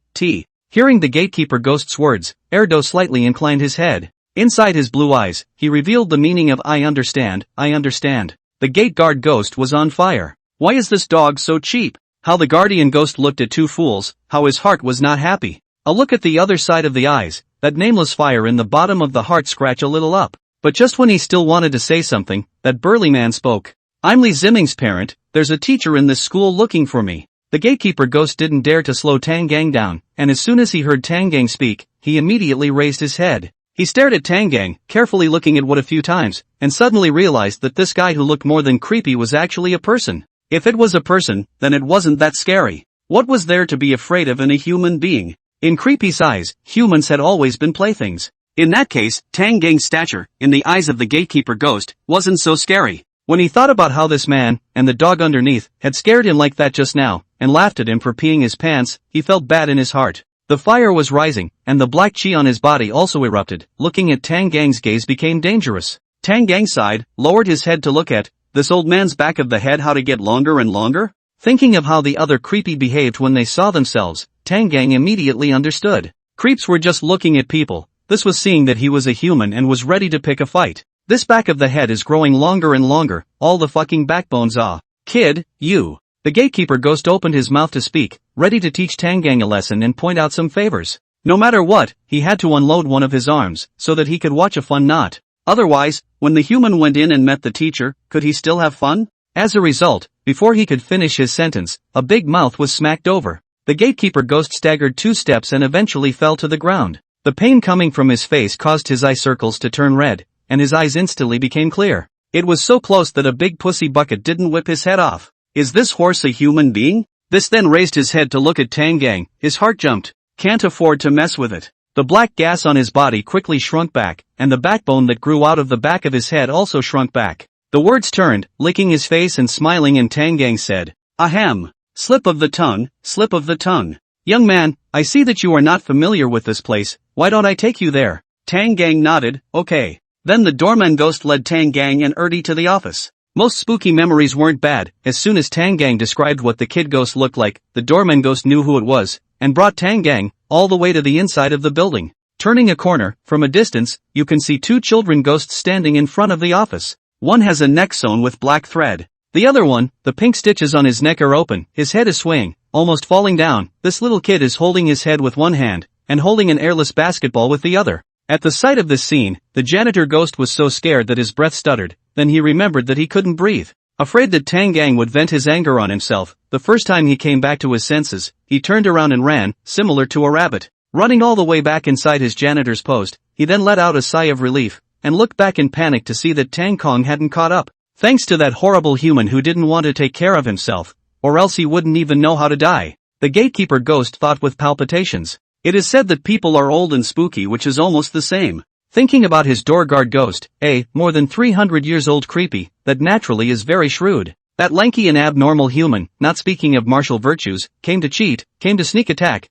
This old creepy, smacked himself on the ground. It was this slap that made him realize that Tang Gang wasn't something he could mess with. On the other side, the 2 kid ghosts, across the building, saw Tang Gang from afar as well. With the light at their backs, they couldn't quite see Tang Gang's full face, but that figure was scary enough. The strong body, blocking the light coming through the window, looked very oppressive, not to mention the sight of a horrifying beast. However, the 2 kid ghosts didn't think the same way. Li Ziming had spent a lot of time with Tang Gang and knew at a glance that this was Tang Gang coming to give himself a head start. Although the other party was a human, he now felt that it was great to have such a brother. Why was he sure at a glance that the visitor was Tang Gang? Because he had never seen a creepy one that looked like Tang Gang, stout but not hideous, but standing there, the momentum was sufficient. Moreover, next to the 2 fools are also followed. Besides Tang Gang, who has nothing to do but bring a dog with him all day long. Zhao Ziming, on the other hand, looked at Tang Gang with fear and amazement in his heart. This size, this figure, this aura? Wasn't this properly superiorly bizarre?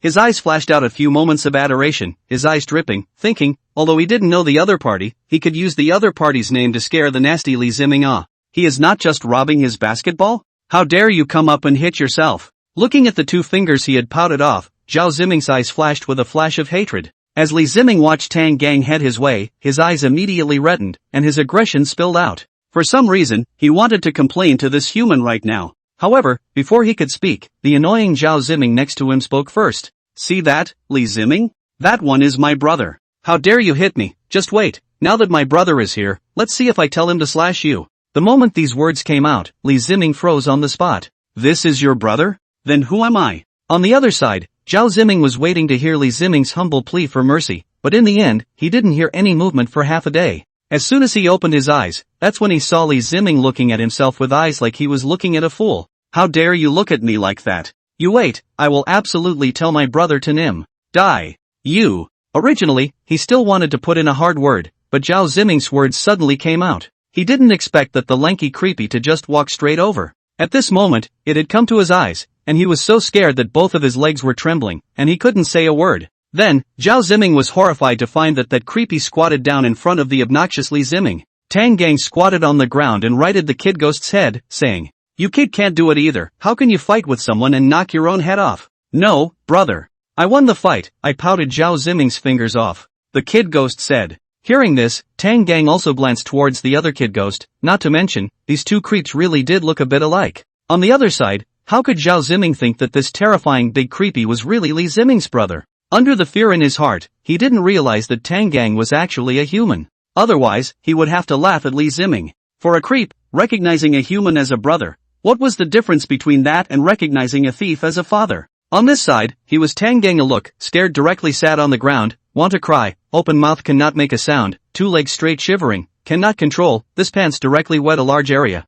This is a moment to scare silly. Then Tang just turned his head again, looking at the child ghost road. You pouted people's fingers broken, people whacked your head off. You're telling me this is a winnable fight? No, the head was beaten by the teacher. Fine, the teacher hit it. Tang Gang nodded, his tone was calm, but it gave off a depressing feeling. Let's go, let's find her and settle the score. With that, Tang Gang stood up, patted the kid ghost's back, and without knocking on the door, directly pushed the door and went in. Inside the office, Mr. Su and Mr. Fong Brain, the two spooks were talking. Suddenly, a click came from the doorway, followed by the door being pushed open. This immediately interrupted the two people's interest. Just after bullying the child ghost, this only suppressed the irritation and annoyance immediately rose up. Immediately, the two immediately turned their heads, their black chi surging from their bodies as they looked viciously at the doorway. As a result, they saw a burly man walk in, pulling the child ghost behind him. That serious and gloomy face, so that the two bizarre cannot help but heart jump,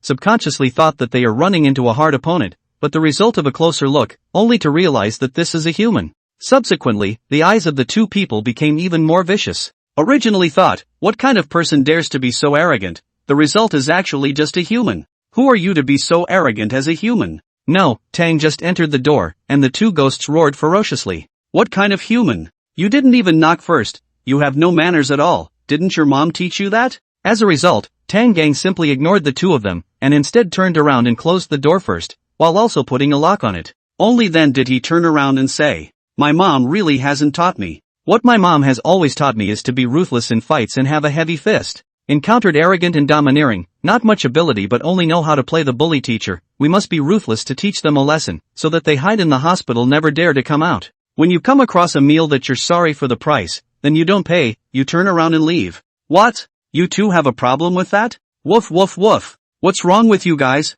If you don't like it, just hold it in. Listening to what Tang Gang said, the people in the Dragon Kingdom conference group fell into deep thought. This kid, didn't he already return to normal? Can it be that all of our college students are like this? Impossible, absolutely impossible. He has a history of illness, and it's not like he's completely recovered. After all, he still goes back to live in Ka once he's on vacation. He's recovered my ass. You guys are unaware that in the first 2 days, that temper of his, I was scared to see it. Thanks to his awesome talent, even though he didn't know what it was, he finally made it through. Unlike the raiders, in the live broadcast room, the audience of the Dragon Kingdom began to scream Master Tang's domineering. Among them, there would occasionally be a few pop-ups mixed in from Little Cherry Blossom, Little Mallet, or Little Pretty. They said in their screenshots that Tang just messed with two weirdos at once, so he's done for. However, their pop-ups wouldn't even stay on the screen for a second before being covered by a screen full of Master Tang's domineering spirit. In the world of weird tales, hearing Tang Gang's words, the two weirdos were also a bit confused.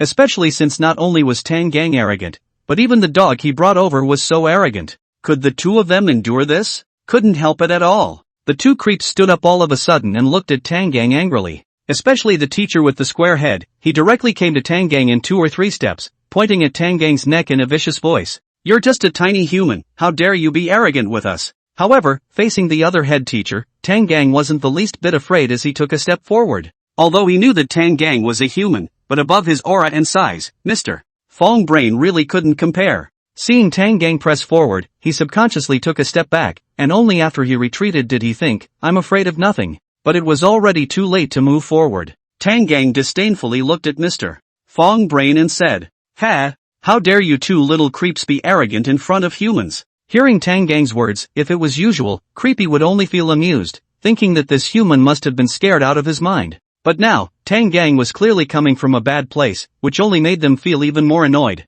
I'm telling you, young people shouldn't be too angry. Teacher Fong Brain reached out, pointing at Tang Gang and roaring loudly. Tang Gang directly slapped Teacher Fong Brain's hand away and asked rhetorically, if you're not exuberant, is that called being young? His voice wasn't as loud as Teacher Fong Brain's, yet it was even more appalling than Teacher Fong Brain's. Afterward, Tang Gang beckoned, and the second fool screamed, and in the eyes of the two bizarrely shocked gazes, the second fool transformed into a pitch-black blade. Seeing this, the two creeps were shocked in their hearts. This dog transformed into a blade, but it was actually able to cause damage to them and cut them to death. Seeing this, both creepy took a step backward. Although they didn't think Tang Gang could really deal with them, but after all, it was a ghost-killing weapon, so they more or less had to give some face. And in the next second, what Tang Gang did was even more horrifying to them. Only to see Tang Gang casually flinging his hand, pinching the blade, sticking out the hilt, and handing it to Mr. Fong Brain. What are you afraid of? Here, take it. Tang Gang took a step forward and said. Teacher Fong Brain was shocked by Tang Gang, not knowing exactly what this human meant.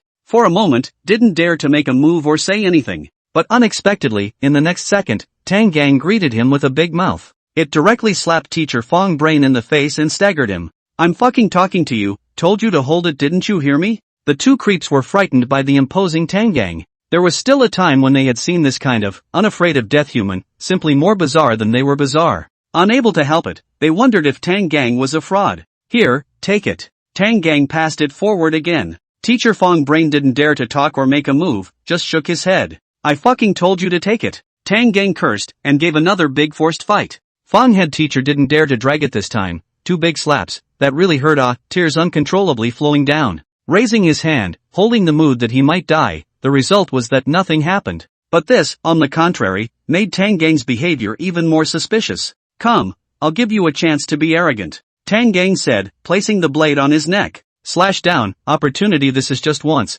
I'll just count to 3. 1. Teacher Fong Brain looked at Tang Gang and froze, not daring to make a move. 2. Teacher Fong Brain closed his eyes, his whole body trembling, but he just didn't have the guts to make a move. He was afraid that once he made a move, the one who died wouldn't be Tang Gang, but himself. 3. Counting to 3, Tang Gang instantly raised his hand and immediately pressed the blade down. He then reached out to pick at Mr. Fong's head. I gave you a chance and you didn't hit it. Teacher Fong Brain was frightened and allowed Tang Gang to pickpocket him, not daring to make a move. The blade then turned into black water and immediately crawled onto Tang Gang's left hand. Then, Tang Gang held the blade in one hand and pointed at the two creeps in the office with the other, saying, Let me tell you, in front of me, Tang Gang, I don't care what kind of creepy you are. It's a dragon that coils for me. It's a tiger that crouches for me. If you don't listen, this is what happens. After speaking, Tang Gang swung his sword violently, directly cutting off one of Teacher Fong Brain's arms. Oh, roar, roar, roar, ow. Teacher Fong Brain let out a scream after his arm was chopped off.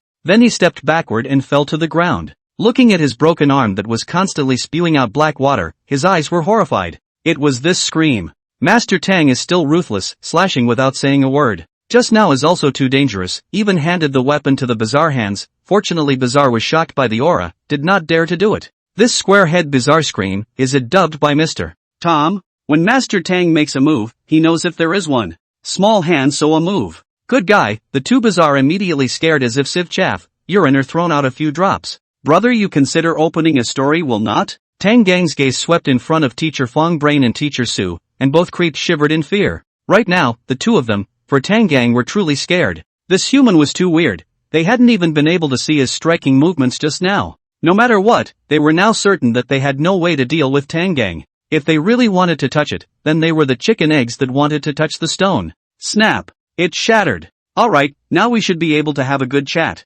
Tang Gang took the knife, carried out Mr. Squarehead's chair, sat down on it, looked at the two creeps, and said, 2 questions, which one of you made the call, and, who beat my brother like this? Tang Gang's tone became gentle once again, but to the two creeps' ears, it was as if there was thunder exploding in the middle of their minds. Under that mildness, what they felt was a great pressure. A pressure that was not even felt on the ghost principal. One must know that even though this was only an elementary school, the principal was also superiorly bizarre. On this human, it actually made them feel a pressure that was even more terrifying than that of the superior creepy. However, while their hearts were shocked, the two creeps also thought clearly that people were waiting for them to admit it. All of them were hanging out in the world of weird talk, and the Bizarre Circle had the rules of the Bizarre Circle. Whoever has the biggest fist is justified. People hit the door, they are not rivals, there is no way. This child over the shelves next to it, this person still so ask, obviously is to give them a choice. Otherwise, directly ask the kid is not good. Today either live an innocent, or 2 are dead. Figured out this point, 2 Bizarre are showing a fearful expression. The trapped beast was still fighting, but the 2 of them didn't have the courage to put their lives on the line. To put it bluntly, the difference in strength was too great, and they realized that going to 1 was to give away food, and going to 2 was still. So, the two weird look at each other's expression have become gloomy. Being able to live, which ghost wants to die? The two glared at each other. Mr. Su knew that he was playing ball, but wanted to pull Mr. Fong Brain's back. Teacher Fong Head, on the other hand, was like skimming the surface. It was fine to lose an arm, at least he could live. Looking at the two creeps, seconds ago they were on the same page, now they look like bitter enemies, old and dead. Tang Gang was also amused in his heart. He was never afraid of these bizarre, in his opinion, these plays should still retain the fear of death can be far from being considered monsters. What are the 3 elements of a monster? Not dying, unknown body, and unable to communicate. For these two weirdos now, Tang Gang was almost in this state. Even if the two of them teamed up, they couldn't kill Tang Kong, only being Karma's share. And they looked at Tang Gang as a human, but judging from the strength Tang Gang had shown, was he really a human? Tang Gang seemed to be able to communicate with them, but there was no room for negotiation, and it seemed that only despair awaited them. A few short seconds passed, and both creeps thought a lot. In the end, Mr. Fong Brain decided to make the first move. He was sullen. Speaking directly, he said, "This, oh, woof woof," called Master Tang. Teacher Fong Brain didn't seem to think of what to call him, but Erdo, who had already transformed into a sword, reminded him, "Master Tang, it's this woman, she's the one who hit your brother." On the other side, Teacher Su had long been prepared. She knew that Teacher Fong Brain would definitely betray herself. Moreover, even if she opened her mouth first, after the argument, if she asked the kid ghost, the loser would still be herself. Therefore, she was prepared to let Mr. Fong Brain see what it meant to be the first to strike. She only needed to finish off the child ghost, and by then, Mr. Fong Brain would be dead without proof, and she could also discuss this human. 3 birds with 1 stone, she wasn't losing out. Thus, the moment Teacher Fong Brain's words fell, Teacher Su immediately jumped up. For a body that looked like it weighed several hundred pounds, she actually jumped more than 2 meters high this time. Subsequently, Teacher Su was like a meteor that smashed down towards the child ghost. Seeing this, the child ghost directly sat on the ground in fear. A huge object like that, he simply couldn't dodge it. If he were to be smashed down, he would be turned into ghostly sludge. Suddenly, there was a flash of black light. In full view of everyone, Tang Gang swiftly slashed out a knife, and before the crowd could see clearly, that Teacher Su was actually directly split in 2. A large amount of black water splashed, and the 2 idiots instantly scurried out from within Tang Gang's hands, immediately devouring Teacher Su. This process was completed in less than even a second. Teacher Su's plan failed. She failed to finish off the child ghost. She rose up, a slash and a second, unable to say, "TSK, I hate disobedient ones the most." Tang Gang shrugged off his hand and said in a bad tone, while also glancing at Teacher Fong Brain, who was so scared that his liver trembled and said, "I'm obedient, I'm obedient." Afterwards, Tang Gang turned his head again and looked at the kid ghost, saying, "Alright, quite a big creepy, don't be too scared to move just because of this. The ones I chopped up when I was a kid were a lot more scary than this." Hearing Tang Gang's words, the kid ghost came back to his senses, then hurriedly stood up from the ground. For Tang Gang's words, he had no doubt. It was just curious as to where this cheap big brother of his actually lived when he was a child. "What this squarehead said is true, no?" Tang Gang asked. The child ghost nodded and said, "It's true." A smile appeared on Teacher Fong Brain's face, and he breathed a sigh of relief. Kid ghost, but Mr. Squarehead's smile disappears. Kid ghost, he bullied me with Mr. Su, and although he didn't do anything, he scolded me. Teacher Fong Brain was shocked. Tang Gang turned his head to look at Fong Brain teacher and said, "Alright you, still cursing?" Teacher Fong Brain immediately crawled over and said with tears in his voice, Master Tang, spare my life, Master Tang. I was wrong, I didn't mean to, spare me once Master Tang." Looking at Teacher Fong Brain, Tang Gang said, "Spare you? Fine." A hopeful light appeared in Teacher Fong Brain's eyes. "But ask my brother's opinion. If he spares you, I'll spare you." Hey! Teacher Fong Brain responded repeatedly, then he crawled on his knees before the child ghost and prayed. "I'm sorry, spare me once classmate Li Zimming. Please, I was wrong, I shouldn't have talked about you. I also ask you big ghost to be generous and spare my dog's life." Looking at Mr. Fong Brain, the kid ghost didn't want to agree, but he suddenly thought of something and made a decision that went against his ancestors. "Then I'll spare you this time." With those words, Kid Ghost made a few winks at Tang Gang. When Tang Gang took a look, he understood what the fun Kid Ghost meant. He was leaving anyway, so he didn't care about such a personal favor. Standing up, Tang Gang came in front of Teacher Fong Brain and said, "Alright, in that case, I'll spare you this time. But, don't have a next time. If the next time, this little brat is aggrieved in school, I'll be the first to chop off your head first." Hey!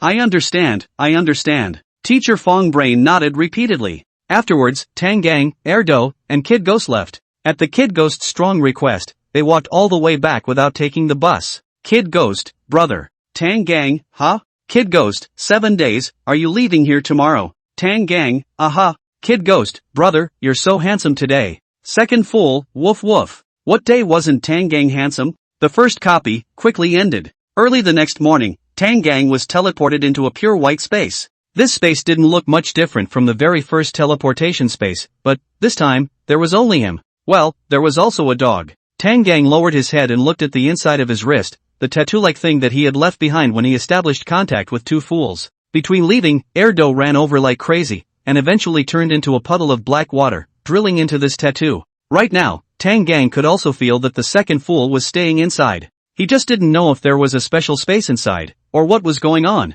But he could feel Erdy's emotions. The sky didn't seem to want to come out right now. Soon, a virtual pop-up window appeared in front of Tang Gang's eyes, and at the same time, there was also the voice of Weird Tales with some kind of mechanical synthesized sound that was indistinguishable from men and women. He knew that this voice was not only something he could hear, it was resounding all over the world. Congratulations to the descendants of the Dragon Kingdom, who have successfully cleared the barrier, a family that loves each other. The Dragon Kingdom has gained the National Luck Advent, everyone's lifespan has increased by 5 years. Dragon Kingdom descendants, the companion talent has become a permanent talent. As the voice of the Weird Wolf fell, the Dragon Kingdom fell into a state of cheering. Many of those who were getting weaker due to long hours of strenuous work, or staying up late, became healthy. On a campus, a student was lying on his bed in a daze. He felt like he was floating and about to karma. Because of the descent of the National Luck strange talk, he began to give up on himself, thinking he should enjoy life before the world is destroyed. So he went outside to an internet cafe and played a lot. When 3 days and 3 nights passed, he returned to the dormitory in a daze, feeling like he was going to die. The heart thumped, the same as thunder. Suddenly, the student snapped his eyes open and jumped up from the bed with a carp. Feeling himself becoming alive, he fumbled for the phone. Let's go brother Long, I'm back to normal. Call up my brothers to play another fucking game. I won't go home until I'm a zone master. Somewhere in a hospital, the dying old man on the bed slowly closed his eyes. In the next second, he seemed to be 5 years younger at once, and sat up directly from the bed. To the person beside him, he commanded. Quickly, I think I am much better now. Quickly bring the computer. I want to see if the national soccer team has won the World Cup this time. The son who was sobbing with joy on one side was exasperated and laughed, saying, Dad, after the strange talk of national luck came down, where is there a World Cup? Similar things were happening all over the Dragon Kingdom. Inside the Raiders group, the few people who had been watching the live broadcast day and night were also laughing heartily. In the pure white space, after the first pop-up window disappeared, Tang Gang saw other pop-up windows, this time panels that were shown separately to adventurers only. There were 3 in total, from left to right, in order. Copy settlement. Here, the sly coins you got after the copy will be counted. You performed well in the Loving family and received a total of 3,000 coins. Among them, you will receive 2,000 coins for clearing the level, 500 extra points for extra missions, and 500 extra points for good behavior. Body reinforcement. Here, you can reinforce yourself with the coins you earned from the settlement. Reinforcement is categorized into 4 areas, namely physique, strength, speed, and resistance, and the higher the reinforcement level, the more coins you need to reinforce yourself again. The higher the reinforcement level, the more coins you need to reinforce yourself again. Among them, physique can strengthen your body, making you harder and more durable. Strength can strengthen your striking power, making your attacks more harmful. Speed can strengthen your moving speed, making you run faster. Resistance can strengthen your mental resistance to weird things, reducing the possibility of you being compelled by weirdness. Click to enter the body strengthening interface. The strengthening interface allows you to view your current strengthening level. Weird Mall. Here, you can spend weird coins to buy props, which can bring help to you as well as your country. Click to enter the mall interface. Seeing this, Tang just went to the mall to take a look. There were a large number of props in there, starting with some basic weapons such as knives and thermal weapons, followed by some life-saving props such as stand-in mannequins, or perhaps soul shock bombs that could have an effect on Guile. Tang Gang, on the other hand, directly ran to the national props to look at, first found the inside of the Weird Talk elimination. This can eliminate their own country on the existing one Weird Talk. Dragon Country territory already has 2 larger range of Weird Talk. This is very important. Taking a look at the price, it cost 10,000 Guile coins. It didn't seem too expensive, but it would require the descendant to make a choice between strengthening himself and eliminating the strange tales within his country. As for the other failure impact elimination, it was a bit cheaper, but it also required 8,000 GUE coins. However, Tang Gang felt that he couldn't use this one himself, and he didn't think he would fail in the weird world, because the shenanigans in the Weird Tales world were all too weak, at least in his opinion. Before he was 4 years old, he and his parents used to go to a place that was filled with a dark and depressing atmosphere everywhere, and there were a lot of scary monsters there. But that group of monsters were actually quite good at getting along with each other, and the ones that weren't good at getting along with each other would get along with each other after a beating. Afterwards, Tang Gang opened his personal panel again, and realized that all 4 of his attributes were 0. Narrowing his eyes, Tang Gang felt that this should refer to the number of times it had been strengthened. He decided that he would first spend around 1,000 guile coins to strengthen his strength. However, after he clicked on strengthen, nothing happened, just a pop-up window of failed strengthening appeared. Having said that, his guile coins did decrease, but the good thing was, the initial strengthening didn't consume much, just 100 guile coins. But at this moment, looking at this screen, Tang Gang got upset. He strengthened all 4 positions again in turn. The result was still that all of them failed to strengthen, and then his guile coins were missing another 400. You fucking swallowed my money, didn't you? Tang Gang cursed furiously, raised his hand to the pop-up window, bang bang as 2 punches. The pop-up window in front of him was instantly punched a big hole out, along with the other pop-up windows around the cracks appeared. At the same time, behind the cracks, a darkness was revealed, and the darkness was mixed with various colors and light spots that were flowing. Damn you, the next time I reinforce it, I'm just stupid, give back my old man's money, Tang Gang said indignantly, while waving his fist. That meant, if you don't return the money, he'll give you 2 more punches. As Tang Gang's words fell, a dark, shadow-like arm trembled as it reached out from the crack, handing out 500 Gue coins. At the same time, a new, unstable pop-up window appeared. Master Tang, wrong, you raise your hand and spare me. I don't know what's going on, I can't strengthen it Tang Gang, where to care about this, a hand to take away the trick coin, followed by a mouthful of old spit. Subsequently, the pure white space receded like a tidal wave, and Tang Gang also appeared in the specific location where the descendant returned. As soon as his feet hit the ground, a group of people with loaded guns immediately surrounded him. As soon as he returned home, he stumbled upon a group of heavily armed and well-trained strong men, and Tang Gang was not alarmed. After the descent of the National Luck Strange Tales, the will of the Strange Tales had stipulated an area amongst the various countries, and every time a descender completed a copy, they would return in this area. However, there were some countries where this area hadn't been used once. The Dragon Country's situation was quite good. I don't know if it was because the Dragon Country's population base was too large, but in order to keep it unfair, Weird Will averaged out the extraction range of the other countries, and excluded a portion of the Dragon Country's population from the extraction range. At the very least, the first 2 descendants from the Dragon Kingdom, though not professionally trained, were, at worst, at the level of an ordinary person. It wasn't so miserable that the ones who went up were old and sick anyway. And because it was known beforehand, where the adventurers would return, the Dragon Kingdom immediately made a deployment. In short, the ones that appeared in front of Tang Gang now, the loaded fierce warriors, weren't trying to arrest him, but had come to take him home. No matter what, in this situation, Tang Gang was considered a hero. Although Blue Star's worldview wasn't so miserable that it lacked everything and was tense everywhere, the descent of the National Fortune Weird Tales was a disaster in itself, especially if the descended person would still be projecting the weird tales after death.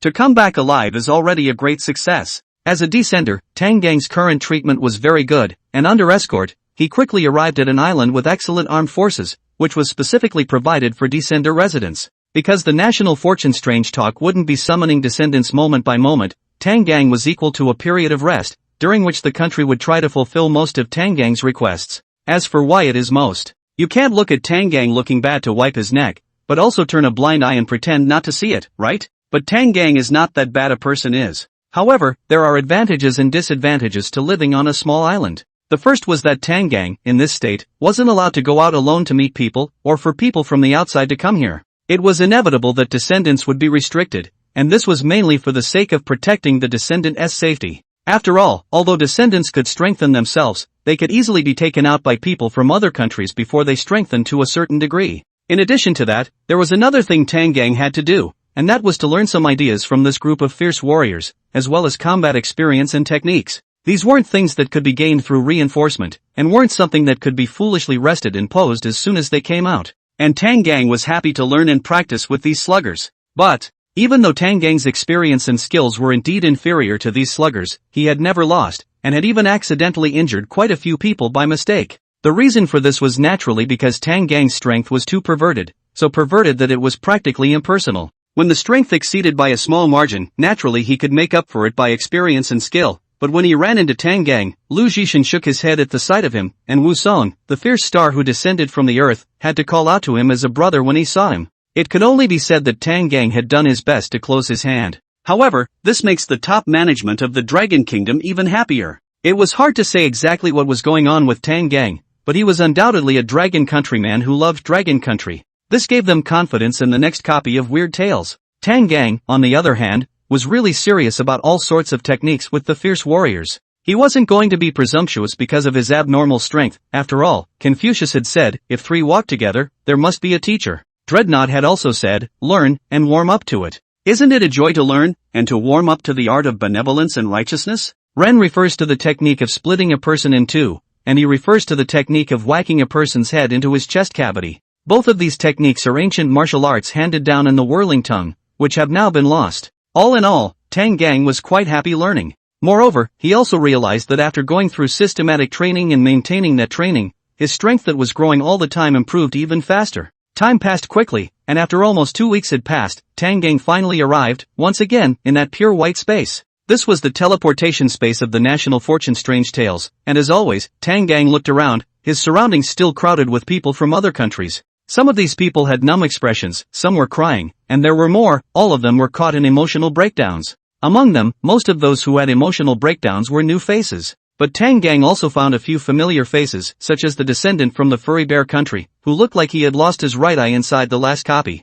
Equally familiar, there was Maple Madness Nichiju from the Sakura country. God knows how he survived, but judging from his numb expression, he didn't have a good time in the last copy. But there were also the lucky ones who survived and were not harmed, such as Baba Goat country's descendant, Muhammad. Although he didn't seem to have much spirit, his health was very good. Soon, a new pop-up window appeared in front of Tang Gang. I don't know if it was an illusion, but Tang Gang felt that when he was looking at the pop-up window, this virtual screen seemed to tremble twice. This is your second time participating in the National Luck Strange Tales. Congratulations on surviving the last copy. From now on, for each game of your duplicates, you can draw a temporary talent. For every 2 copies you pass, you can choose any one of the temporary talents that have appeared and turn it into a permanent talent. Your random talent is being drawn. Extraction complete. Congratulations on obtaining your temporary talent, Pragmatic Orator. Congratulations on obtaining your temporary talent, Pragmatic Orator. You will be able to use this talent for the duration of the next copy. Pragmatic Orator.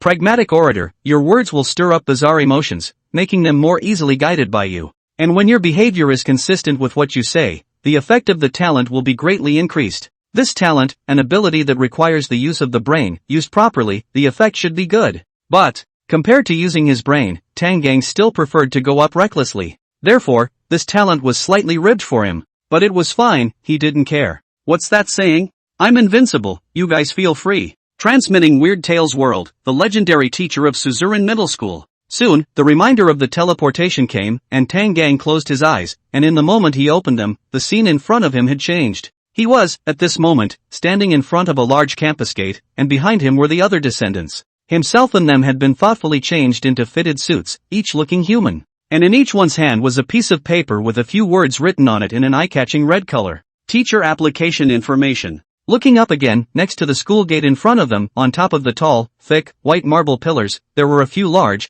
ghostly characters set in blood-red stones. Suzerain Middle School. Oh, being a teacher? After roughly understanding what kind of role he would be playing in this replica, the corner of Tang Gang's mouth hooked into a smile. Normally, he was still that little bit of a good teacher. Only, the things he spreads. Know all, can only be that whirlwind language. After waiting a little longer, Tang Gang realized that this time, the will of the Weird Tales unexpectedly did not directly give the basic information of this Weird Tales. He turned back and glanced at the other descendants. Discovering that they had also discovered this, they were currently looking at each other in disbelief while being a little nervous. So, there's some kind of pre-existing test, is there? Turning back and glancing at the job application in his hand, Tang Gang grunted. Giving this and sending everyone to the front of the school instead of just giving them a direct status like last time. Tang Gang didn't think there was anything wrong with his idea. Speaking of which, there were a bit too many descended people coming this way.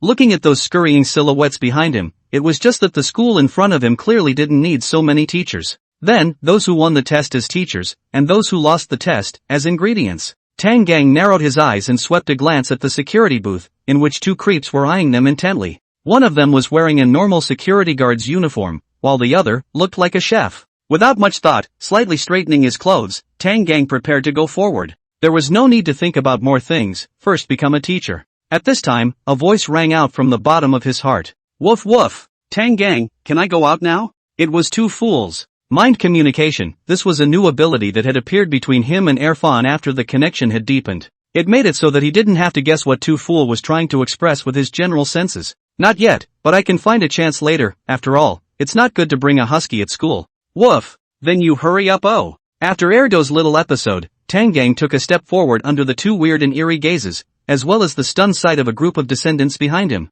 only to see him arrive at the window of the security booth, knock, and say, "Hello, I'm here to apply for a job as a teacher." The two creeps looked at Tang Gang, their eyes full of teasing, without the slightest intention of taking care of Tang Gang. This might have something to do with the fact that Tang Gang was wearing clothes. He was the type who was thin in clothes and fleshy out of them, and even though his face was still somber and majestic, now, his aura was much more introverted. Now, he looked like an elegant gentleman with a straight posture, in comparison, far less imposing than before when he exposed his lanky figure and made his enemies face terror head-on. In the face of the two bizarre indifference, Tang Gang shook his head and sighed. In his heart, he thought, the fearful sun is not deceiving me. As the saying goes, if a gentleman is not heavy-handed, he is not powerful. If a gentleman is not heavy-handed, there is no way to establish authority. Creeps are all about looking at people, and the current self, not having a hand, naturally has no prestige in the eyes of the two creeps in front of him. Without prestige, how will they listen to me properly? Fear also cloud, choose it's good and follow, it's not good and change.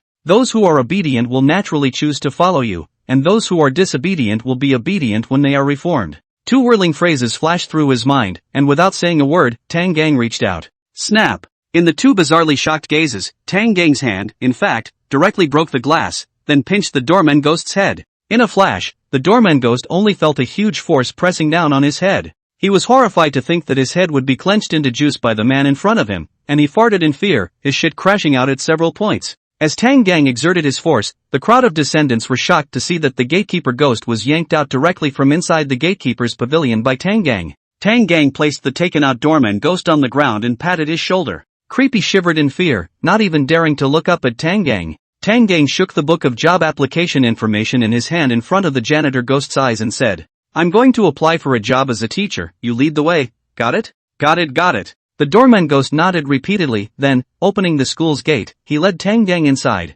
He didn't dare to say a single word of no, fearing that if he said one word wrong, he would be clenched into juice by this master. Such an operation, not to mention the adventurers who were there, even the viewers in the live broadcast room looked dumbfounded. I drop a good boy. Master Tang came up so powerful? Master Tang is also too outrageous, right? This is too strong, right? This trample is a bit exaggerated. That bizarre even dare not resist. I know that Master Tang is very strong, but never thought that Master Tang is this strong. On the other side, looking at Tang Gang's fading silhouette, an idea was born in the minds of a group of hesitant descendants. So that's how it's resolved, huh? Then, most of them swarmed up, thinking to follow Tang Gang's example. Among them, it was the Pretty Countries player, Steve, who rushed the fastest. He was the first one to come to the window and reached in to grab Creepy. When the remaining chef ghosts inside saw this, they were startled at first, thinking that it was another fierce person like Tang Gang. As a result, when the other person grabbed himself, he realized that it was so weak.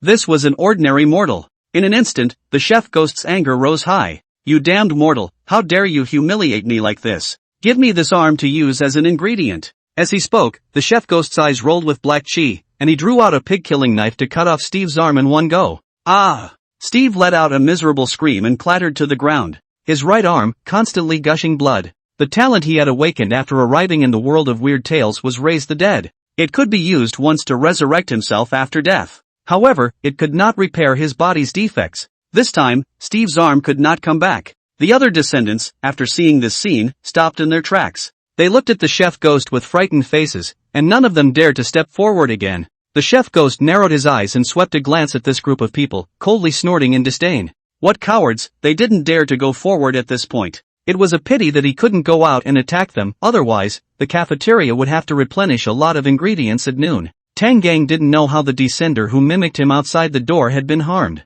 He was, at the moment, advancing towards the principal's office under the doorkeeper's leadership. At the same time, he looked around at the surrounding scenery. Suzerain Middle School. It covered a wide area, a middle school that was almost as big as the university he attended, and the environment was quite beautiful. If this wasn't the world of weird tales, this school just looked, but it was a good place to go. Looking at such a scene, Tang Gang let out an exclamation in his heart. It was so damn big. This exclamation perfectly brought out the elegant and easygoing. Soon, Tang Gang followed the doorman ghost to the door of the principal's office. He waved his hand and let the doorman ghost go. The doorman ghost was grateful, then turned around and ran, afraid that Tang Gang would back out. Tang Gang didn't care about this small detail. He also didn't knock on the door and directly pushed open the door of the principal's office. As soon as he entered the door, he didn't see any embarrassing scenes. There was only a creepy, looking like an old man in his 50s or 60s, wearing a neat suit. His gray hair and beard were immaculately cleaned. He wore glasses, and a wise look flowed out of his eyes, and in front of him there was a cup of tea, and the ghost principal's arms. He was still holding a black cat. Noticing Tang Gang entering, Principal Ghost raised his head and glanced at Tang Gang. A will-be elegant, everything meticulously taken care of creepy like him was more or less offended by Tang Gang's behavior of coming in directly without knocking on the door. Tang Gang didn't care what Principal Ghost thought of himself. He thoughtfully brought the door shut and went straight to the seat in front of Principal Ghost, sitting down with a big grin. Seeing Tang Gang's actions, the corner of Principal Ghost's eyes twitched again. Even if he didn't knock on the door, this human in front of him, wasn't his attitude a little too arrogant? The more he looked at Tang Gang, the more upset he felt. So he opened his mouth. This gentleman, don't you think? Tang. Before Principal Ghost could finish his words, he was interrupted. Like a master, Tang Gang raised his arm and crossed the table, knocking the job application inside his hand on the table. He looked at Principal Ghost with a flat gaze, his tone calm and steady, carrying an implication that could not be refused. Enough with the small talk. I'm here to apply for a job as a teacher. Seeing this, the corners of Principal Ghost's mouth once again twitched.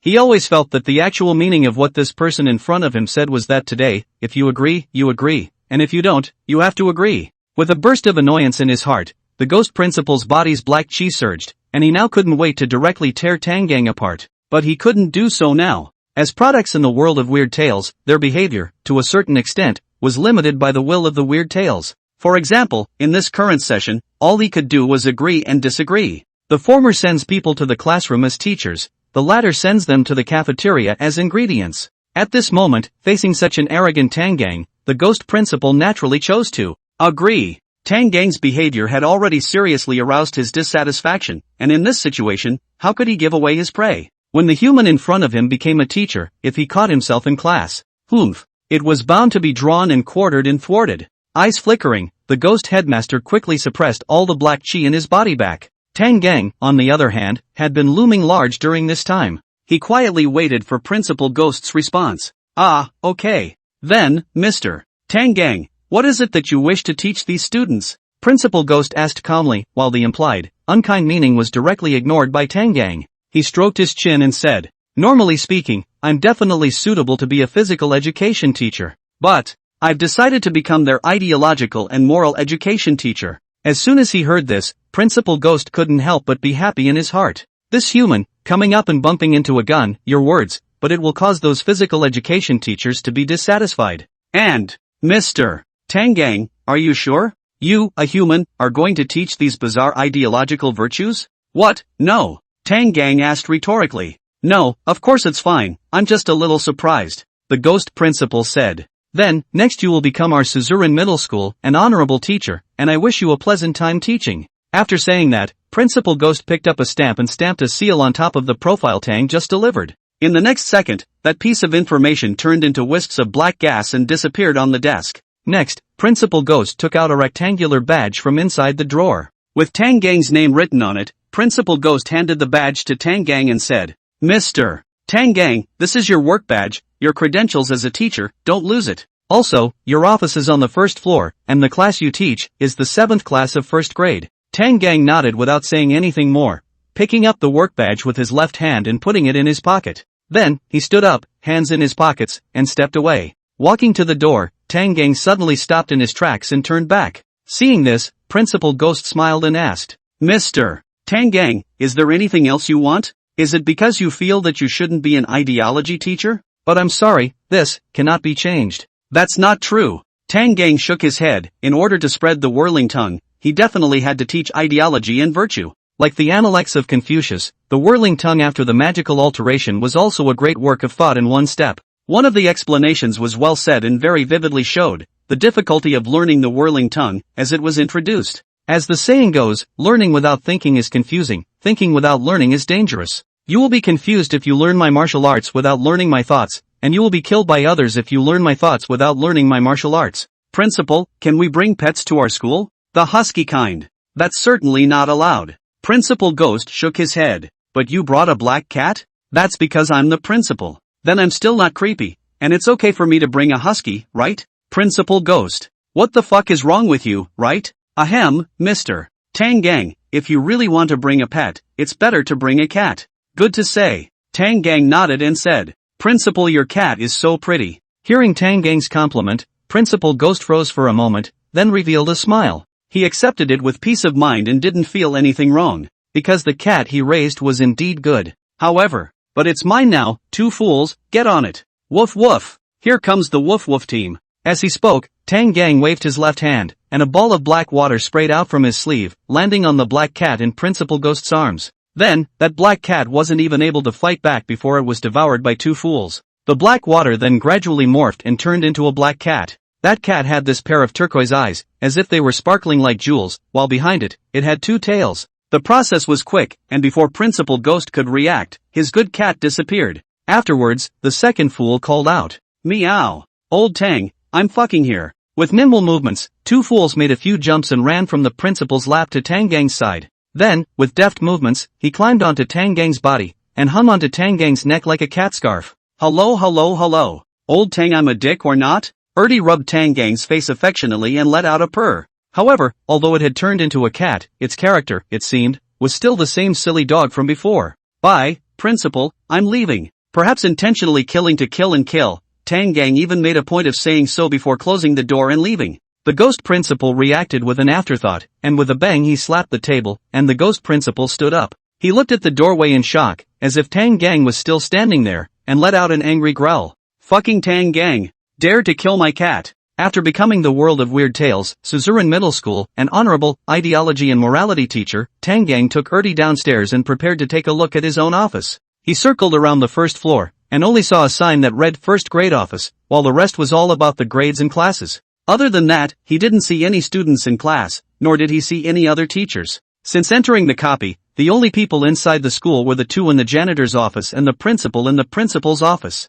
This was a slightly puzzling point. However, Tang Gang didn't think much about it, but pushed open the door to the office. There was a lot of space inside, and after turning around, on top of a table, he found a signboard that belonged to him. On it were the words, First Grade Class 7, Moral Education Teacher, Tang Gang. This was his desk. He sat down, casually took the calendar to one side, and glanced at it. There were a few circled dates on it, and it was written that it was a vacation. Opening the computer on his desk, he looked at the date. Oh, today is the last day of vacation. No wonder no one is in class. Yikes. Bad. Tang Gang slapped his thigh with an afterthought. Meow? What happened to old Tang? Ertie, who was lying on Tang Gang's shoulder, asked suspiciously. The principal didn't tell us where to live. Meow meow meow? What? Let's go. Let's hurry back and fuck him. There's no rush. Let's first look at the basic information of this copy, and we'll both go back to him later. Tang Gang's gaze turned and landed on top of the pop-up window that had just appeared. Only after officially becoming a teacher would one receive the basic information for this copy. 1. A teacher is a teacher who preaches and teaches. As a teacher at Suzuran Middle School, you have to help your students who are in trouble as much as possible and fulfill their requests. 2. Where there's shenanigans, there's competition. As a fellow teacher, you and the other teachers belong to a competitive relationship, and for your competitors, beware of their petty maneuvers. 3. Even though Suzuran High School is a private high school and the principal's position has been weakened, he is still a being you need to respect as a faculty member. Don't let him think you're neglecting your duties. Suzuran High School doesn't need teachers who are corpses. 4. Above the teachers and below the principal, there is an existence called the director. The director is in charge of catching those students who break the rules and putting shoes on the teachers. Don't let him catch you in the act. V. Interacting with some parents is always painful for teachers. From time to time, the school will organize parent-teacher conferences, and you need to report to the parents how their children, in the recent past, have been learning to their satisfaction. 6. Outside the school is a mixed place. Often there will be some unsavory people mixing with your students or conflicts breaking out, and you need to keep your students safe from each other. 7. You need to teach at Suzuran Middle School for 7 days. What's the situation? Why did Master Tang keep talking to that cat just now? What do you know? That one is Ertie. Before that it was Era. Come to that. It's a creepy, of course it can communicate with Master Tang. Really? But one speaks human and one speaks meow. Shut up. Do you understand Master Tang or do I understand Master Tang? Crap, something's not right. Wasn't two fools in the last copy? How come they were brought over here together by Master Tang? And while Tang Gang was reading the basic information of the new copy and the viewers in the live broadcast room marveled at the fact that Tang Gang had even brought the second fool with him, outside the main gate of Suzuran Middle School. The Adventist and the chef ghost inside the janitor's booth, as well as the doorman ghost, who had hurried back and found his confidence in the pretty country Adventist, Steve, were frozen in a stalemate. The janitorial ghost and the chef's ghost expect the adventurers to head to the school. The adventurers, on the other hand, were dissuaded by the duo's leering gaze, as well as Steve's miserable condition, and stood still, torn, not knowing what to do now. Obviously, what Tang Gang had done was not something that just anyone could learn from. Just then, they all received a message that surfaced in the form of a pop-up window, and what everyone received was the same message. Dragon Country Adventist Tang Gang has officially become a teacher at Suzuran Middle School. The next until 0 o'clock the following day is the time for teachers to be inducted. If until 0 o'clock the following day, there are still Adventists who have not become official teachers, they will be subject to a great purge and die instantly. Once this message came out, these Adventists became even more nervous. There were even some Adventists who directly cursed out of their mouths. This damn Dragon Kingdom Adventists, why are they so fast? Don't even know to wait for us, there's still no sense of human community. But after cursing, he couldn't do anything, he was just impotent and furious. The vast majority of the descendants were still awake, trying hard to find a way to break the situation. At that moment, the numb-faced Maple Madness Rizu suddenly moved. As an experienced person, he already had a way to break the situation. Since Guile coins could buy a life, why, not a path? When he had reinforced himself after the last copy, he had set aside almost 500 Guile coins. As long as the Descender didn't die, the National Fortune Guile would not replace the Descender. Knowing this, Maple Madness Nichiju was making plans for his next foray into the world of weird tales. Soon, he came to the window of the gatekeeper's booth and reached out to hand over a 100 denomination Guile coin. "Gentlemen, I'm here to apply for a job as a teacher. I wonder if it would be convenient?" Maple Madness Rizu asked cautiously. The doorman ghost and the cook ghost looked at each other, pretended to take Maple Madness Rizu's Guile coin, and said with a smile, "Go ahead." Maple Madness Daichu nodded respectfully, and then, drilled in through the gap that the gatekeeper ghost had, at the gate, opened. Seeing this, some of the other descendants around them who had money left in their hands squeezed up like sardines. They followed the example of Maple Madness Nichiju and bribed the two creeps, and then, too, were let into the school with ease. Chick, the descendant of the woolly bear country, looked at this scene and thought, there should be other ways of doing things. Otherwise, how would those first-time Adventists get in?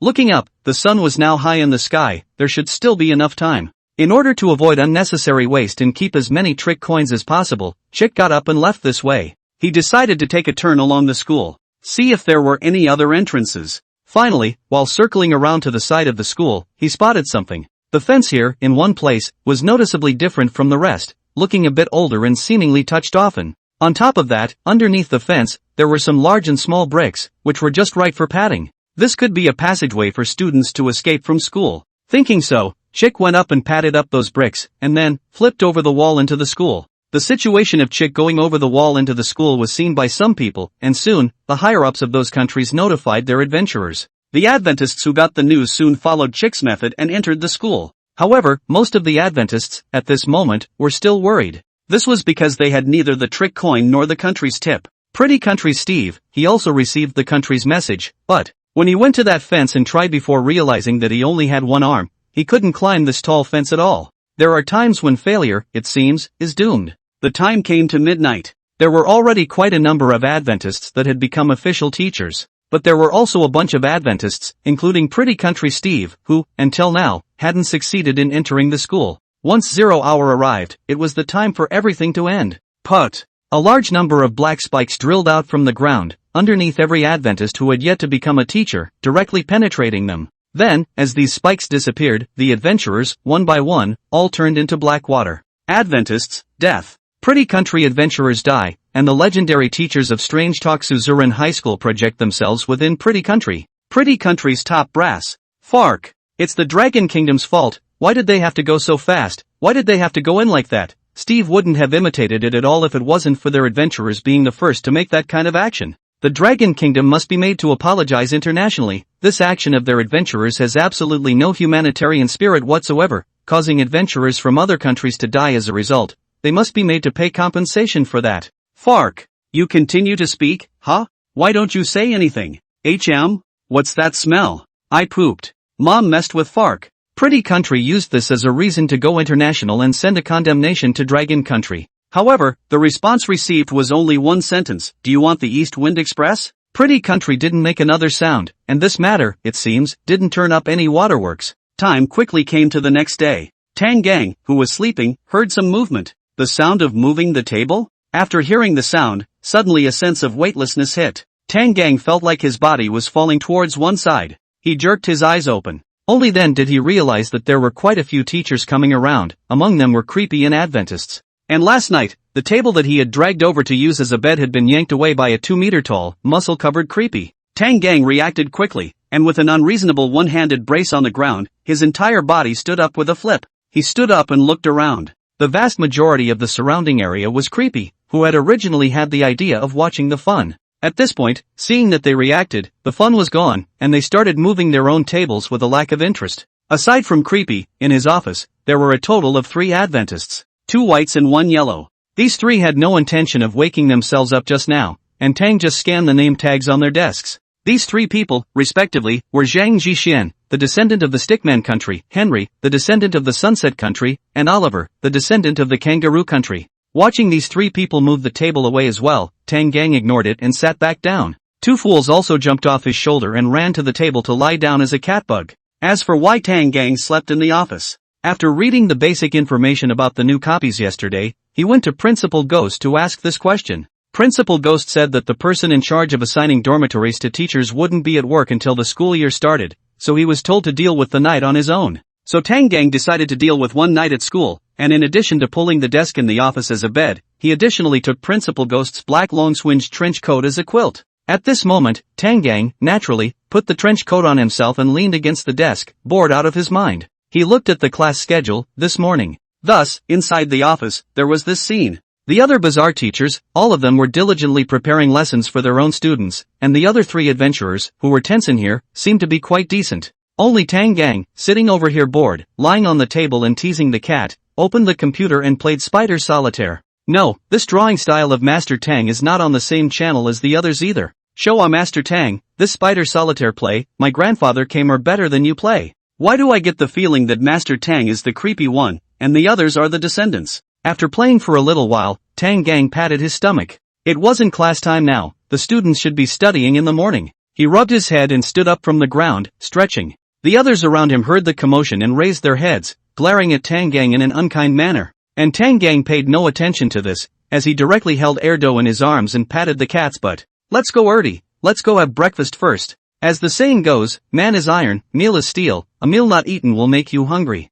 A day's plan lies in the morning, eat a good breakfast to nourish your spirit. Meow, you're going to graduate school, full of smooth talk. Clunk. Tang Gang let Erdo out and slammed the door. Didn't put the group of creeps in his eyes in the slightest. The creeps in the office were now looking at Tang Gang very unfavorably, but there was no chance to get down to business, so they had to bury their heads in preparing for class first. On the other hand, after Tang Gang came out, he swung towards the cafeteria. Yesterday, he had taken the time to memorize the route in the school, so today was also a breeze. Soon, Tang Gang arrived at the cafeteria. At this time of the day, the cafeteria was empty, with no silhouettes to be seen, and only the meal-beating window in the back kitchen occasionally swayed, and some shenanigans could be seen packing up things. This emptiness was expected, after all, it was already past the breakfast mealtime. But in the cafeteria, it wasn't completely empty. For example, in the corner, there was a bald-headed creep wearing a black suit with a face full of horizontal meat feasting. Looking at the ones he was eating with soup, it seemed like one human hand after another.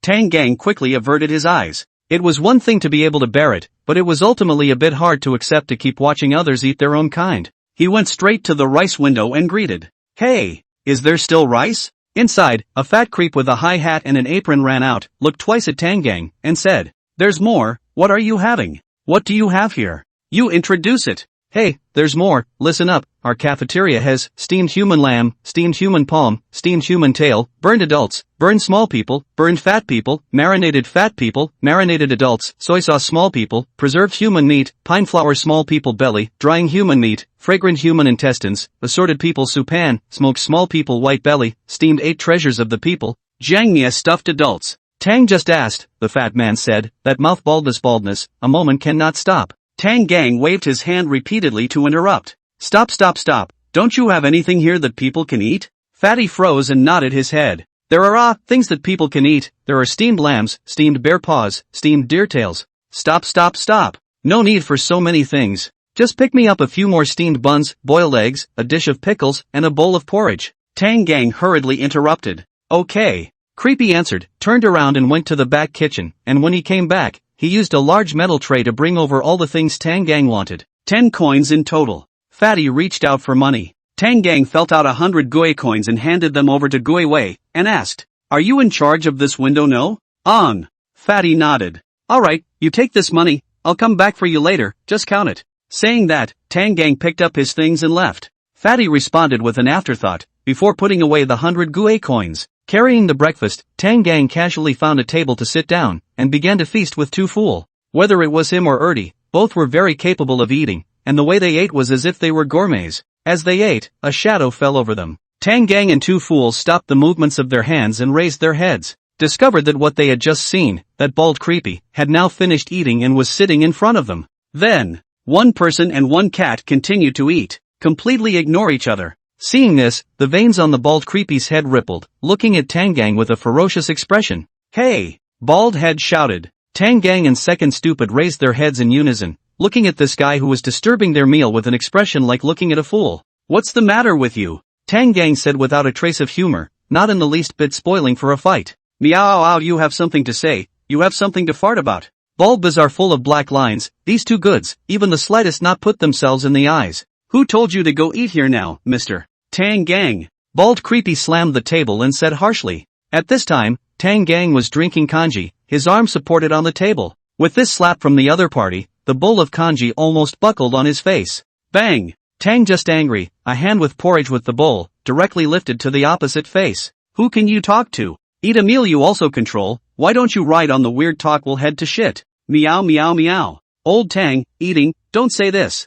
Because of Tang Gang's action, the millet porridge spilled all over Bald Creepy, the small grains of rice lying on his head, trying hard to decorate the empty square. Bald Creepy was unusually angry, he stood up and roared loudly at Tang Gang. "Tang Gang! You didn't eat within the allotted time, and now you're assaulting and abusing your superiors, you're trying to turn the world upside down on you." Tang Gang wasn't good-tempered either, and stood up, looking at the bald trickster. "Control this and that? What kind of a thing are you? I'm your superior!" Bald Creepy shouted, while grabbing the shirt on his chest. There was a chest plate there, similar to the kind of work Tag Tang had just gotten yesterday. "Take a closer look at what I am. You made a mistake, I'm here to take care of you." Tang Gang squinted his eyes and took a look towards the bald man's bizarre badge, which had a few words written on it. Director of Instruction, Liang Fifan. Well, this was bumping into the one who was looking for a fight. Bald Creepy realized that Tang Gang was confirming his identity, and couldn't help but feel smug. "This time, let's see how you can still talk to me in a loud voice. Knowing that I'm the Director of Instruction, why don't you obediently admit your mistake?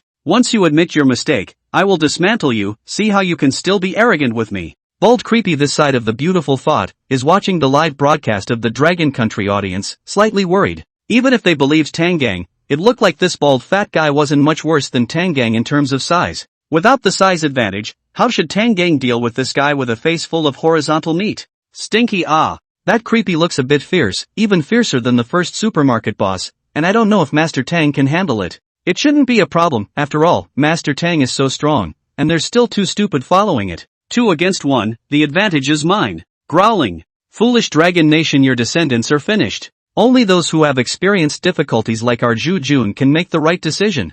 Ha ha ha ha ha. Quick, fuck this abomination, the cheater of the Dragon Kingdom. If it wasn't for him, how could our pretty country's Steve hang up in the opening round? Little Sakura is so arrogant, are you guys already acclimated to the Spoke Island waters? Rush rush rush, Little Pretty is in a hurry. Weird Tales World." Tang Gang didn't show his cowardice like Liang Fifan thought, but nodded, and said in a critical tone. "I said how do you dare to be so arrogant, so it's an officer How is it, afraid? If you know you're wrong, hurry up and admit it, otherwise, I'll give you a demerit and let the principal expel you." Liang Fifan threatened. "Admit your mistake? Admit your mom's mistake." Tang Gang wasn't used to Liang Fifan at all, and he exited with dirty words. "Where did I go wrong?" Looking at Tang Gang's arrogant appearance, Liang Fifan's teeth itched with anger. "You don't eat at the prescribed time, aren't you still at fault? Aren't you eating too?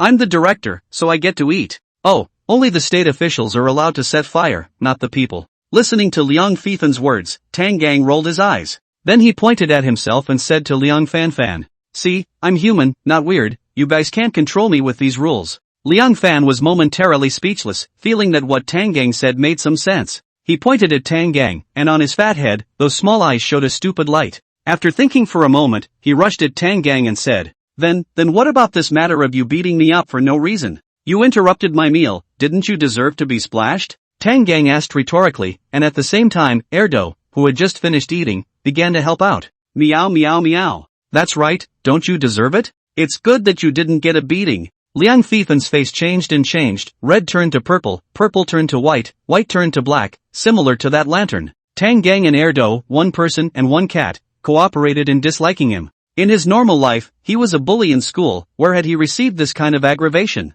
He was immediately infuriated, and was so aggrieved that it seemed as if he was about to cry out. Then, he slammed the table, black chi surging from his body, adding all his anger and resentment to this roar. Bastard! How dare you refute your boss? Refute your mouth? I'm not only refuting your mouth, I'm also going to K you. Saying this, Tang Gang picked up the dinner plate on the table and backhanded Liang Feifan's head. The plate couldn't withstand the huge force, directly bent and deformed. Liang Feifan also couldn't withstand the huge force, directly kneeling on the ground. At this time, Liang Fanfan's eyes were full of shock. This human, how dare he? Not only did he not follow the rules and admit his mistake in the face of my status, but instead, he also hit me. And the beating still hurt so much. Feeling the sharp pain coming from his head, Liang Fanfan subconsciously reached out and touched it. When he looked down, the whole ghost shivered and his arm went soft. A handful of black water clang! Tang Gang casually threw the dinner plate on the ground, reached out and pointed at Liang Fan and said, Liang Feifan,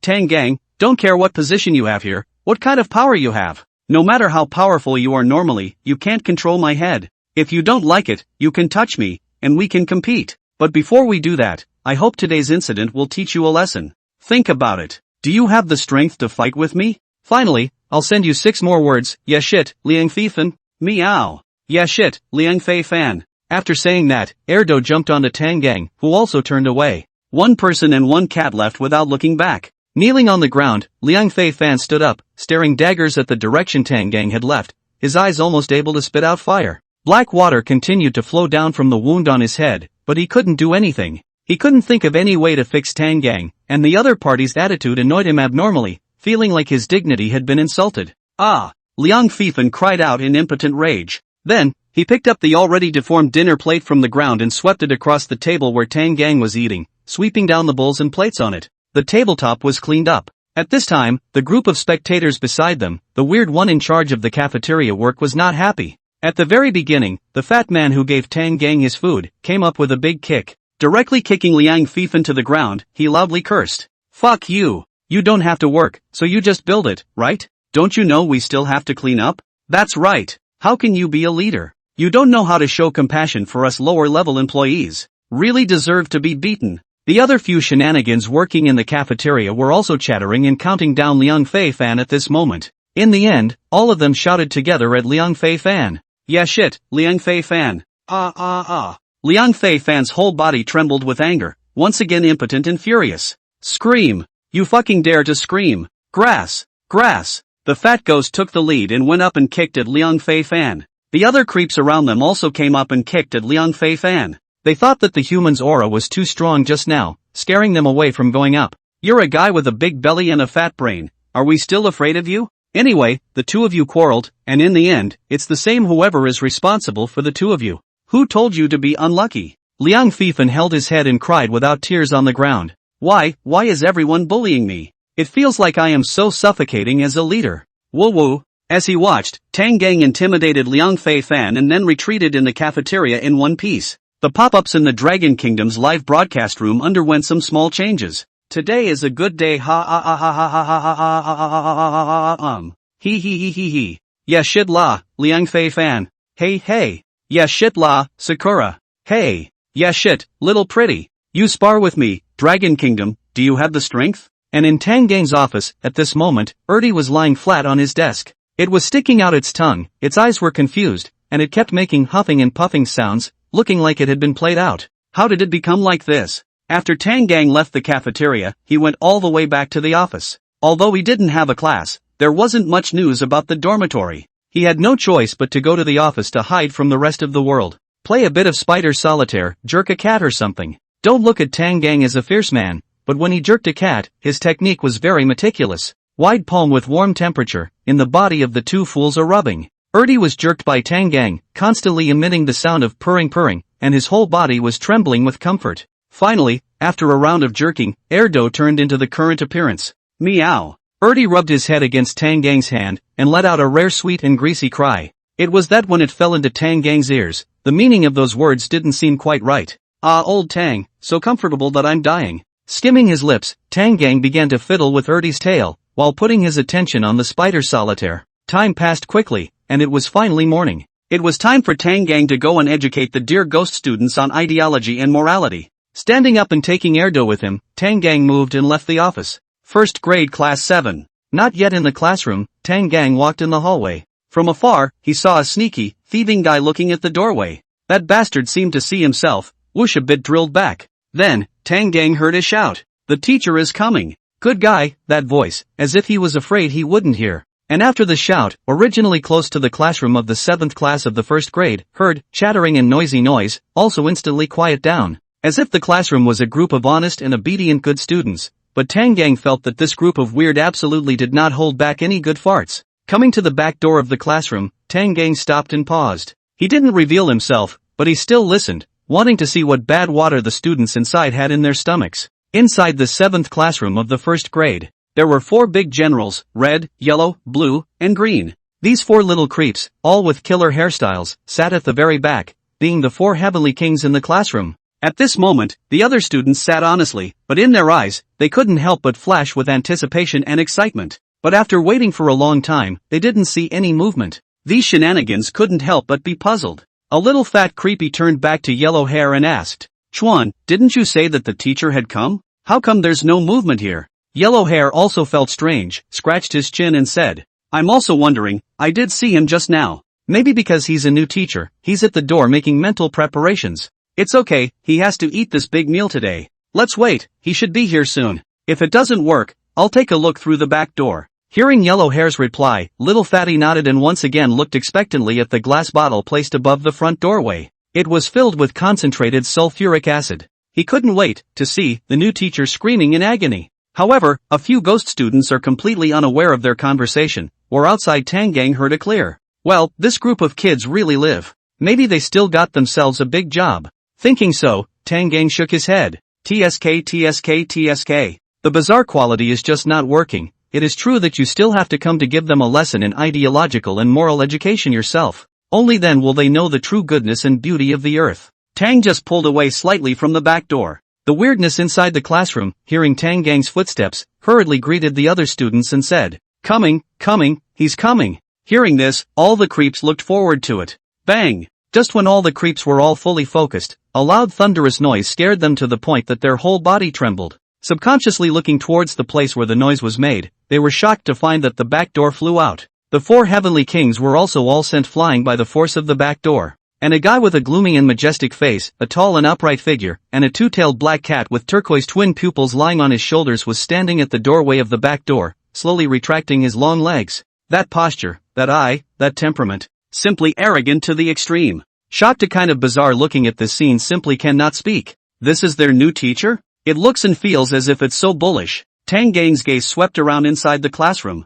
The stunned expressions of these ghost students made him very satisfied. It looked like this dismay was given, and when the time came, it would be much easier for him to teach the class. He had always felt that the saying that if a gentleman was not heavy, then he was not powerful was right. So when confronted with shenanigans, he had always used the tactic of a big stick and a big stick. On top of that, he did see a small glass bottle above the front doorway. Although he didn't know what was contained inside, since it was what Creepy used to screw himself, it was definitely not something good. Grass. Fuck, does the new teacher know the rules? The 4 heavenly kings, who were pressed down by the door panel, also lifted the door panel up at this moment. Meanwhile, the yellow hair known as Chuan cursed while sitting up from the ground. He was about to teach this new teacher a lesson, but when he looked up, he saw an incomparably familiar, often appearing in his nightmares, blooming and majestic face. Although the other party wore a suit this time, revealing less muscle, but he still instantly recognized that face. In an instant, all the words he wanted to say got stuck in his throat. As for the remaining red hair, blue hair, and green hair, They were in a similar state as Yellow Hair at the moment. All four of them froze.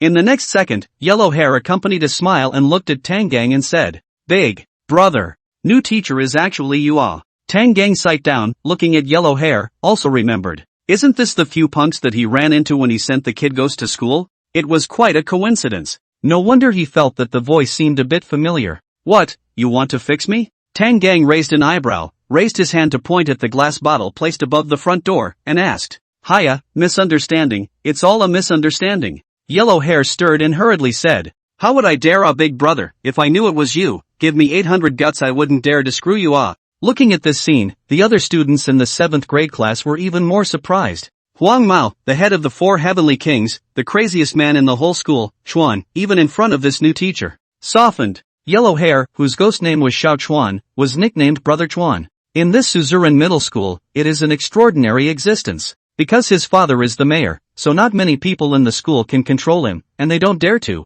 All along, this guy was a notorious prick, who dared to mess with anyone inside the school. The sky is the boss, the earth is the second, he is the third. However, just today, such an arrogant guy actually conceded in front of the new teacher. This one was really a rarity. At the same time, all of these students grew hard eyes. Other than that, this new teacher was probably a bit capable. They couldn't afford to mess with him. After all, even Yellow Hair wasn't used to it. This new teacher either had power or didn't want to die. Seeing that he is a human, he should belong to the latter kind. As the saying goes, poor afraid of horizontal, horizontal afraid of flute, barefoot not afraid of shoes, all afraid of not life to die with you. Today, Tang Gang was considered to have left a deep impression on these ghost students. You'd better not dare. Tang Gang glanced at Yellow Hair, then turned around and walked towards the podium. After delaying so much time, it was time for class. From the current situation, these ghost students were in great need of ideological and moral education. Yellow Hair also even said, really, it must be true, how dare I fool big brother you ah, haha."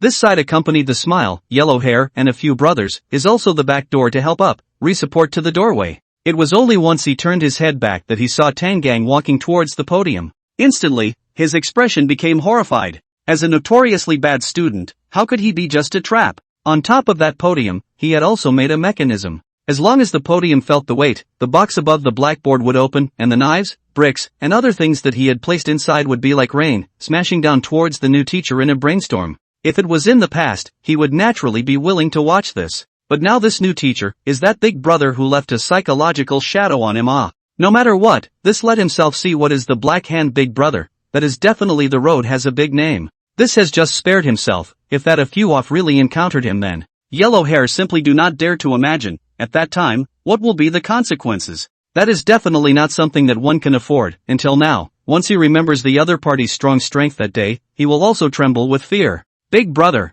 there's a mechanism on that podium, don't touch it. In the heat of the moment, Yellow Hair shouted out and stretched out his Erkong hand at Tang Gang. And Tang Gang, who had walked up to the podium, heard Yellow Hair shout and looked up, his hand subconsciously placed on the podium. In the next second, the organ activated. Countless knives that shone with a cold light, huge stones, bricks and the like, immediately poured down above Tang Gang's head. Yellow Hair was instantly petrified. It was as if he had already foreseen his miserable life. Right at this moment, only a flash of black shadows was seen. Erdo, who was lying on Tang Gang's shoulder, puckered its butt at this moment, and its two tails, which swung here and there rapidly, imitated a black umbrella cap, bouncing all the various weapons that were falling towards Tang Gang's head away. Several flashes of light and shadow flashed by, and those weapons, like bullets, shot towards the ghost students in the classroom. Crap! A bad student shrieked and almost jumped up as a short knife, just like that, was stuck in his chair. Luckily, he sat further back, otherwise, the happiness of the rest of his life would be gone. For a while, the sound of windows shattering, the sound of gold and iron clashing, the sound of walls crumbling, the sound of knives not penetrating into the wood, the sound of desks and chairs collapsing, and the sound of ghost students screaming in shock, were endless.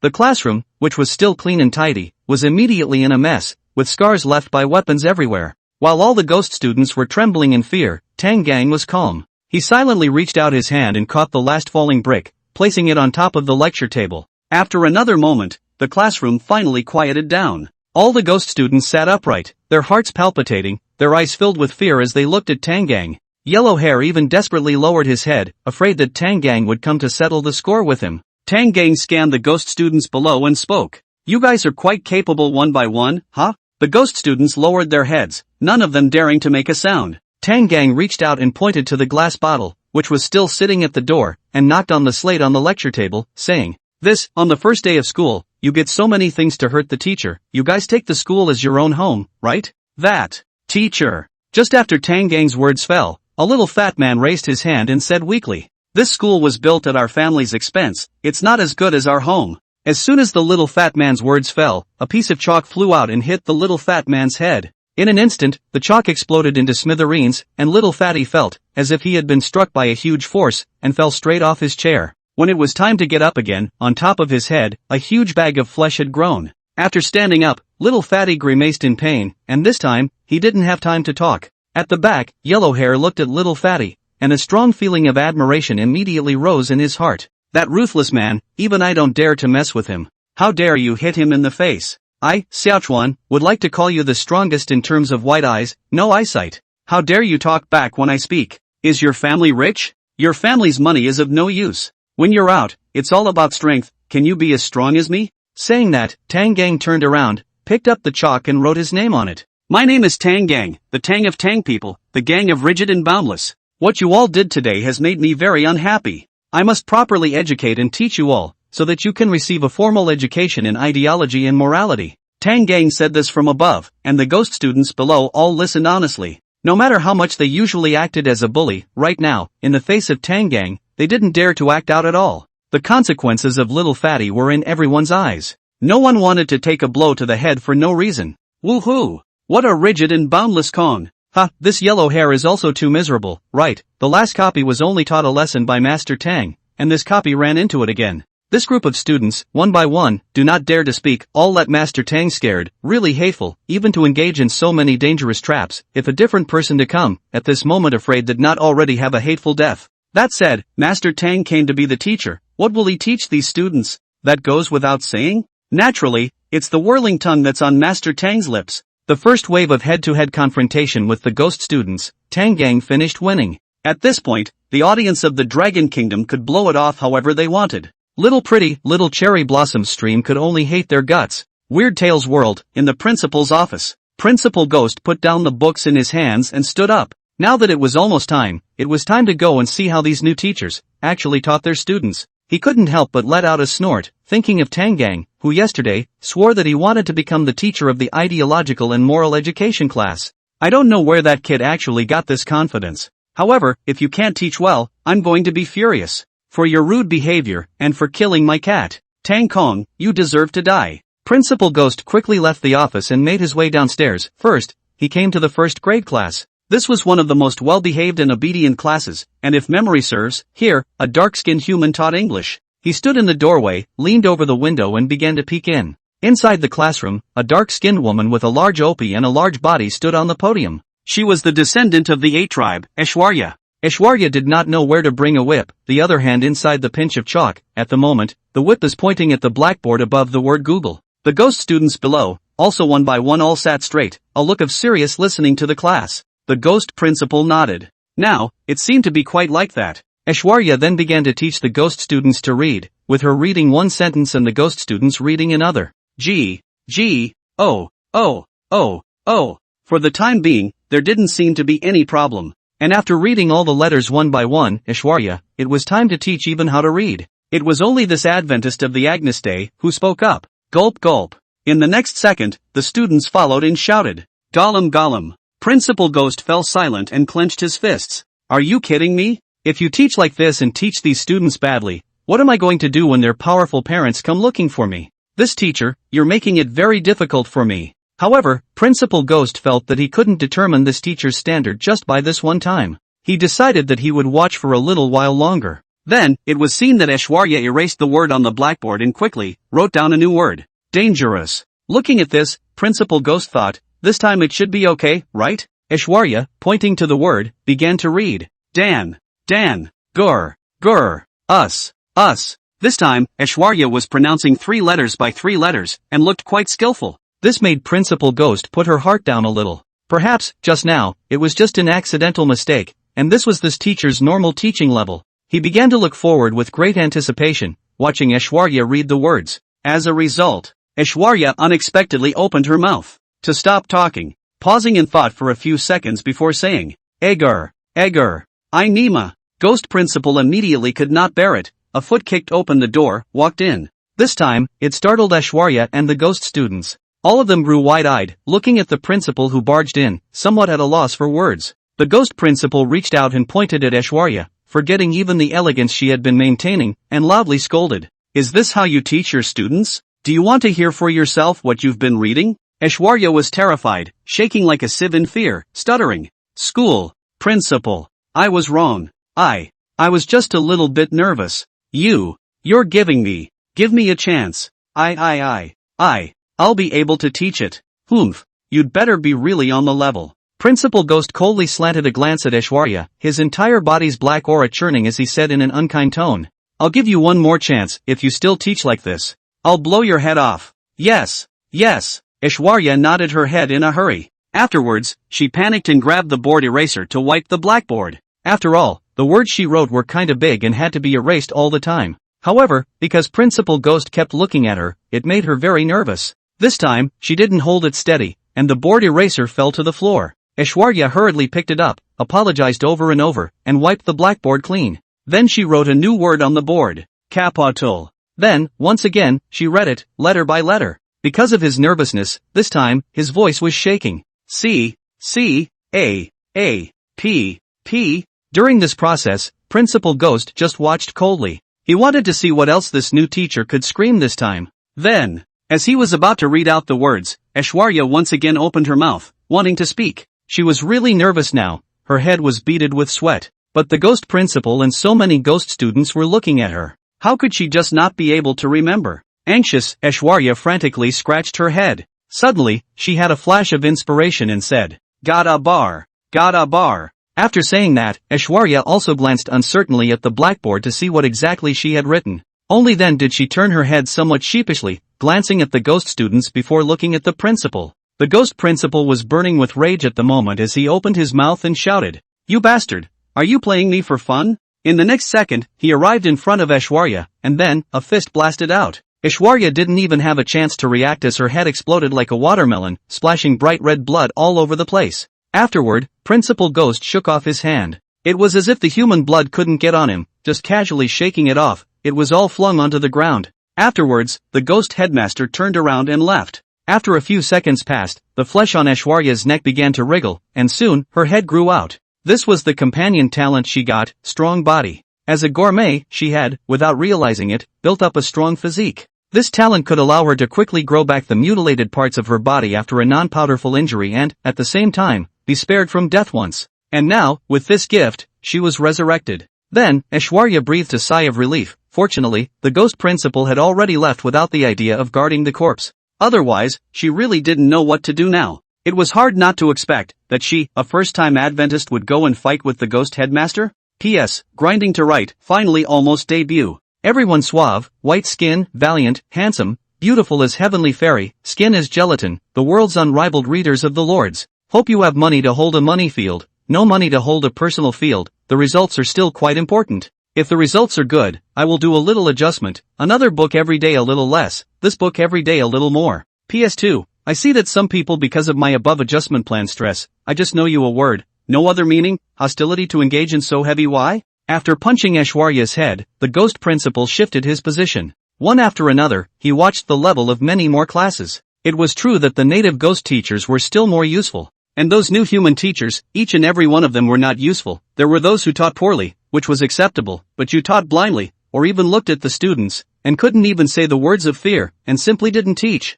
How can that be? I'm Suzerain Middle School, what the hell is the point of inviting you teachers here? And I still pay you 100 GUE coins a day, one day at a time. After all I've given, this is how you repay me? In short, Principal Ghost was furious and had now completely lost his elegant image. All this way down, he had already lost count of how many human heads he had whacked. Now when he thought of the parents of those students, they would come over to him and question why he didn't teach their children well. The ghost principal's entire ghost was in a trance, walking with a wobble. At this moment, he was angrily advancing towards the 7th class of the 1st grade. And at this moment, the viewers who were watching the live broadcast of the National Luck Strange Talk were worried. This ghost principal is so grumpy, he's already fucked so many adventurers along the way. That's not true, and he looks strong, now he's heading towards Master Tang's side. I wonder if Master Tang can handle it. I don't think I can. The whirling tongue is probably a chaotic teaching in the eyes of this ghost principal. There's no problem, Master Tang plus 2 fools have already killed so many creeps, how could they be afraid of that ghost principal?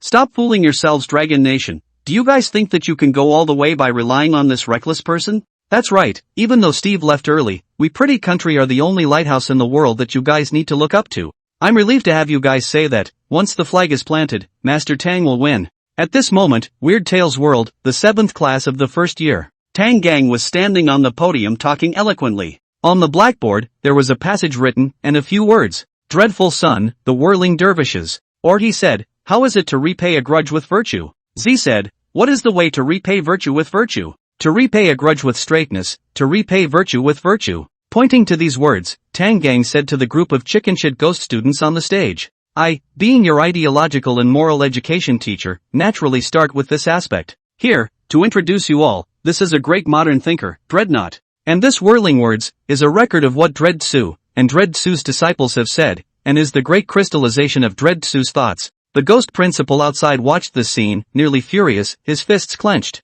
He knew that human teachers couldn't teach anything good at all. Letting you teach ideology and morality, you talk to me about what Dreadnought, whirlwind language. And also Nima modern great thinkers. You are even more excessive than the previous few, you directly gave me a thinker out of the current program, right? Principal Ghost's pair of iron fists pinched and snapped, he couldn't help but want to go over and hammer Tang Gang's head. Inside the classroom, Tang Gang was still concentrating on his lecture, and didn't seem to notice the ghost principal outside the door who was about to explode. Today, let's start by calling you the first sentence. Or, he said, what is the best way to repay a grudge with virtue? The son said, what is the best way to repay virtue? To repay a grudge with a straight face. Does any student know what it means? Tang Gang's gaze swept across, but none of the ghost students dared to raise their hands and answer his question positively. At this time, yellow-haired Xiaochuan stood up and said, Teacher, I know. The meaning of this sentence is, someone asked Dreadful Son, how about using noble moral behavior to pay back the resentment that others once gave, and doing so? Dinosaur replied, what should be used to repay noble moral behavior? One should use a righteous and upright heart to repay the grudges given by others, and use noble moral behavior to repay the favors given by others. Seeing this, Tang Gang nodded in satisfaction and spoke. Alright, yellow hair student, you sit down first. Fellow students, yellow hair student's translation is very correct, but this is what Kongsheng said, not Dreadnought. So, now let me explain to you all what Dreadnought said. Tang Gang turned around, tapped the chalk on the paragraph in front of Zien, and said, there's no difference between this sentence, and what Mr. Yellow Hair said, let's mainly look at the sentence after it. Although you live in the world of weird talk, you are still children and have not seen what this society is like. Of course, yellow hair student should have already experienced it. Being weird and living here, you guys need to follow a lot of things, which we call rules. And this whirling dervish is the rules that Fearful Son, back in the day, laid down on the road. The Tsu said, what is the way to repay virtue? To repay kindness with uprightness. The meaning of this sentence is that Dreadful Son said, if there is a grudge, then use your powerful muscles to kill others directly, and if others are good to you, then you should also be good to others. This is the most basic rule, used to constrain one's virtue. When Tang Gang said this, the ghost students below had their eyes glowing. They felt that what Tang Gang said was simply too damn reasonable. Unable to help it, they let out a burst of cheers. And at this moment, the ghost principal outside the door, listening to Tang Gang's narration, also shed tears of excitement. The heart was incomparably excited. Right. That's it, too right, that's how it should be taught. He, like those ghost students, also felt that what Tang Gang said was simply too right. Originally, he was still a bit apprehensive. After all, during the interview, Tang Gang swore and was still very inelegant. But now, he could see that Tang Gang really had two brushes. All the way through to now, watched so many new human teachers teach, only Tang Gang this, said to his heart inside. For a moment, Principal Ghost couldn't help but reflect. Previously, those ideological education classes conducted by Suzuran Middle School, what kind of dirty things were they teaching? What Tang Gang was teaching now was the truth. No, we have to hurry up and ask Tang Gang for advice, and use the Whirligig as the textbook for the school's ideological and moral education classes. In his excitement, Principal Ghost actually kicked open the door directly and barged into the classroom of the 7th first grade class, in hot tears. Mr. Tang Gang, hurry up and copy all of the whirling words for me. Bang! Originally, the ghost principal suddenly barging in was enough to surprise the ghost students. But the next second, something that made them even more surprised happened. Because their new teacher, surprisingly, directly slammed a brick on the ghost principal's face. Damn, you old dang. Tang Gang cursed and took a step in front of Principal Ghost. Is this how you become a principal? Interrupting my teaching, do you still want this group of students to learn? Then, in the crowd's stunned gazes, Tang Gang swung up the slate and inclined a fierce attack on Principal Ghost's face. The ghost principal was hit, and his black water and black gas scattered in all directions. The ghost students looked at Tang Gang, completely in a daze. The strength of the ghost principal was not simple, even Xiaochuan would not directly disobey the ghost principal. But now this new teacher, he dared to beat up the ghost principal in public. Moreover, just beating wasn't enough, he was also chanting words in his mouth. For a while, Tang Gang's grunts reached the ears of every ghost student, as well as the audience of the live broadcast. The sun said, hit people not to hit the face with a brick paste, shine the face paste, make a strong paste a paste and then a paste, until the paste is dead. At this moment, whether it was in the live broadcast room, or the scene of the world of strange talk, everyone was silent. Only Tang Gang's grunts remained, clearly reaching everyone's ears. This caused a group of people, as well as Weird, to be shocked. So ferocious, huh? But the truth was just so ferocious. In front of Tang Gang, all beings were equal, life and death were indifferent. For some reason, looking at Tang Gang in this manner, a flash of light flashed in the eyes of the ghost students, as if they had come to a realization. Especially the four heavenly kings, who watched Tang Gang tyrannize the ghost principal, their eyes were almost so excited that they could spit out light. Thinking about the words Tang had just taught them, and then looking at what Tang Gang was doing right now. Wasn't it precisely because, looking at Principal Ghost, he was getting upset and was using the muscles in his body to explosively whack Principal Ghost? What did it mean to know and act in unity? This is fucking called the unity of knowledge in action. Big Brother deserves to be a big brother. When it comes to moving, there is no ambiguity at all. The ghost students felt that they had fully understood what Tang had just taught them. Looking at the ghost principal was unpleasant and resentful, so they were going to use their muscles to teach the ghost principal a lesson. Mr. Tang Gang had given them interesting knowledge and treated them well, so they were going to be good to Mr. Tang Gang as well. After a long time, Tang Gang finally stood up and stopped riding on Principal Ghost's body. As things stood, Principal Ghost's face could no longer see the slightest bit of blood, and was even less humanoid. It looked as if he had been trampled on. Tang Gang stood up, the aura of a baneful star descending from the earth and a raging ferocious beast just now suddenly dispersed. Slightly straightening his suit, a soft smile appeared on his majestic face, making Tang Gang look much more approachable. Dragging the beaten and unconscious ghost principal out of the classroom, Tang Gang walked back, took the door with him, and mounted the podium. Speaking in a soft tone, he said, "Sorry, classmates, it happened suddenly, and I did a little bit of special teaching just now. Thank you for Principal Ghost's devotion, and now, let's learn the second sentence." Picking up the chalk, Tang Gang began to write on the blackboard, and while writing, he said, "Students, perhaps you'll be shocked at why I dared to treat the principal like this. After all, he is the principal, while I am the teacher, and he is going to be in charge of me. This, then, is the second sentence I am going to teach you, so please look at the blackboard." Only a few large words were written on the blackboard. The sun says, there is no class without teaching. This sentence, I've already given Huang Mao classmate an individual teaching in advance. Come, yellow hair student, translate the meaning of this sentence for the class. Hearing Tang Gang's words, Xiaochuan immediately stood up, recalling that day, the fear of being dominated by Tang Gang. Afterwards, he opened his mouth and said, "What Z said, there is no difference between teaching and being taught, means that fearful Z said, I don't care who you are when I teach you to be a human being." Upon hearing this, the ghost students cheered again. It was really too domineering. This was exactly what they wanted. This dreadnought was also too bullish. It was simply their idol. Seeing the ghost students in this state, Tang Gang knew that this group of little creeps were going crazy. Knocking on the lectern twice, he droned, "Silence." Instantly, the entire classroom was silent inside. The little weirdos were all shocked by the aura Tang Gang emitted. Obviously, he was only a human, but in their eyes, the Tang Gang at this moment seemed like a demon king. His face was somber and majestic, his eyes seemed to be able to shoot out thunderbolts, his upright body was like steel casting, and the blackness around him was like a giant wave swallowing the sky. Even the black cat on his shoulder became unnameable. The little creeps were immediately stunned. They realized more and more deeply that this new human teacher was not right. Only a little knowledge has been taught to you, and each of you thinks you can? Let me tell you, you're not strong enough, and if you go on like this, you'll be nothing but a joke. After saying that, Tang Gang turned around and quickly wrote a line on the blackboard.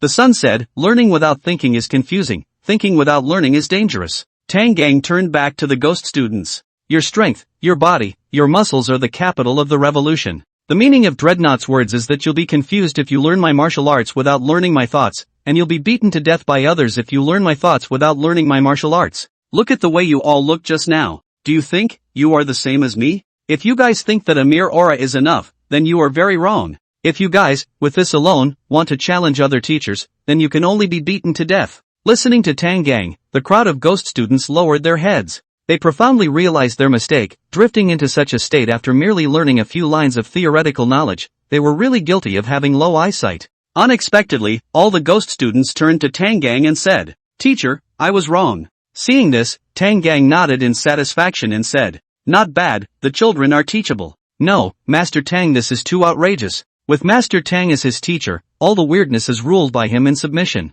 I just watched Little Cherry Blossom's Maple Madness. Rizu was even fed a booger by a little fatty. Master Tang speaks whirligig in a serious manner, and I'm on the verge of believing it." In the classroom, Tang Gang continued his teaching. "Alright, speaking of martial arts, now I'll talk to you guys about the two lost martial arts of Dreadnought. These two martial arts, one of which is called benevolence and the other is called righteousness. Regarding how strong these two profound martial arts are, they can be explained in the words of Dread Sun's good descendant, Mangzi. Saying that, Tang Gang wrote on top of the blackboard, Fierce Sun said, "The benevolent are invincible." The meaning of this sentence is that Fierce Sun said, "I will be invincible after I learn a technique like run." From this, it is evident that the subtlety of Fierce Sun's martial arts is so exquisite that it can make people say with a straight face that they are invincible. After saying that, Tang Gang wrote down the words run and e on the blackboard again. From form and meaning, seeing these two words, I believe you guys already have a preliminary understanding of these two martial arts. Ren is the technique of splitting a person in two with the hand, and E is the technique of whacking a person's head into the chest cavity. As soon as Tang Gang's words fell, the ghost students in the classroom immediately cheered. "Wow! That sounds awesome. Teacher, can you teach us?" Just as the students were up in arms, a miserable wail came. It was the bell for the end of class at Suzuran Middle School. Tang Gang said, "Teach you the art of benevolence? That's certainly possible, but not now, your muscles aren't strong enough." Class dismissed. As the words fell, Tang Gang left without looking back, leaving behind a group of ghost students looking on. Class dismissed. Tang Gang was very satisfied with the results of this class. Wasn't it just a lesson for this group of little weirdos in the world of weird talk? It's simple, nah. If you asked him to teach people, he might not be able to teach them well, but if he taught the weirdos, it didn't matter, he could just teach them and sprinkle them with water. After class, Tang Gang took Ergue back to the office, and continued to start his own jerking cat and spider solitaire session as a way to pass the time. In the back, after some more time, a creepy, glasses-wearing, middle-aged looking older woman knocked on the office door. "Mr. Tang Gang, come out for a moment." Tang Gang stood up and didn't dawdle, directly going out. He wasn't at all afraid that Creepy had any traps to persecute him, he was reckless, and reckless with confidence. Going out to play, that Ping-Tu brother passing by had to be slapped twice. Little weird, ridiculous. After going out, I found out that the original teacher was the one who assigned the dormitory, and she came over, in order to inform Tang Gang where the dormitory was, as well as to send the key over. After collecting the key and saying thanks, Tang Gang returned to the office to continue jerking the cat. Now, after experiencing Tang Gang's handiwork, Ertie was already addicted. If it wasn't jerked off for a while, it would sting and scratch all over, as if there were hundreds of ants crawling on its body. When it wasn't touched for a while, it jumped towards Tang Gang and gave a beating to the mayfly chrysalis. Maybe because, before it turned into a cat, Ertie was a dog, that's why it was so clingy. But the problem was, before it turned into a cat, it was a husky. Husky is not crazy, it's not fun to look at. All in all, in the midst of jerking the cat with one hand and playing cards with the other,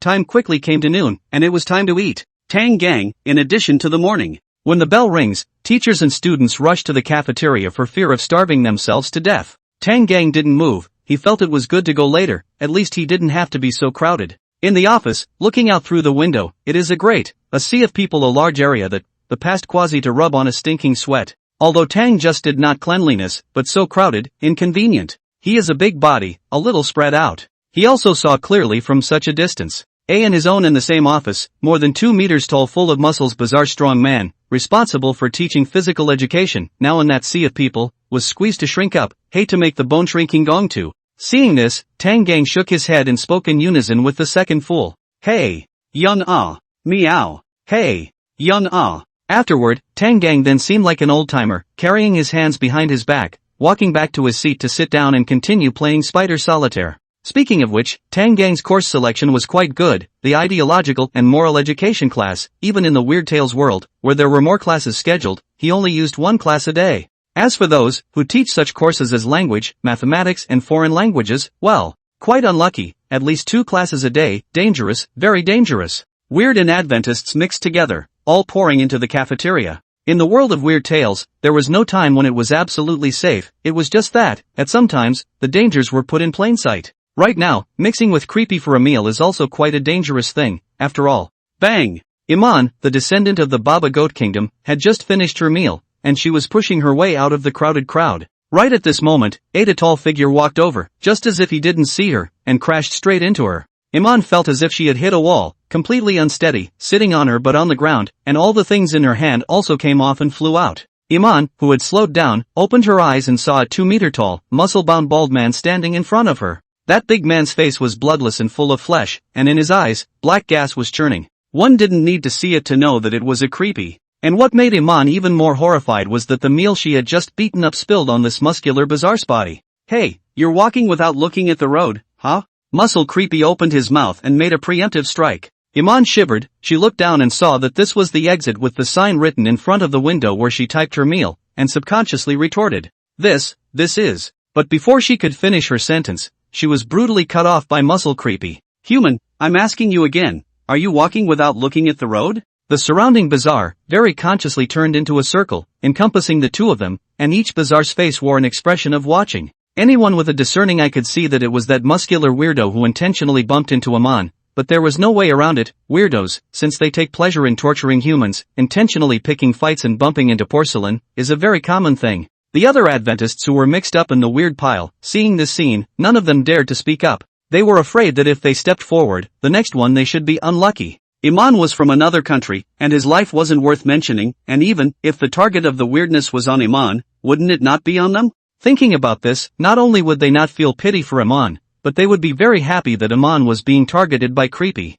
Muscle Creepy crouched down and looked at Iman as if he was a beast that chose to eat. He reached out and pointed at the vegetable soup he had gotten on his body, and then pointed at the undershirt he was wearing, and said sinisterly, Look at this is all because of you. Not only did you get me dirty, but you also left me with a smell. What do you think? What should be done? Iman clenched her fists, but there was no way to resist. She currently did not have the means to resist the weirdness. 2 talents, regeneration of severed limbs could still be used 3 times, while the other, golden cicada that could revive herself once had already been broken by the principal during the morning class. I'm not going to make things difficult for you, human. Today, either I eat you, or you pay me 500 guile coins. Choose one for yourself. Muscle Creepy looked at Iman and revealed a hideous and incomparable smile. At the same time, at the back of the cafeteria, a flash of yellow hair manifested. Then, 3 more hairs of red, blue, and green colors came out. These 4 differently colored killer hairstyles had appeared, and Mini Creepy got out of the way. The 4 heavenly kings had arrived.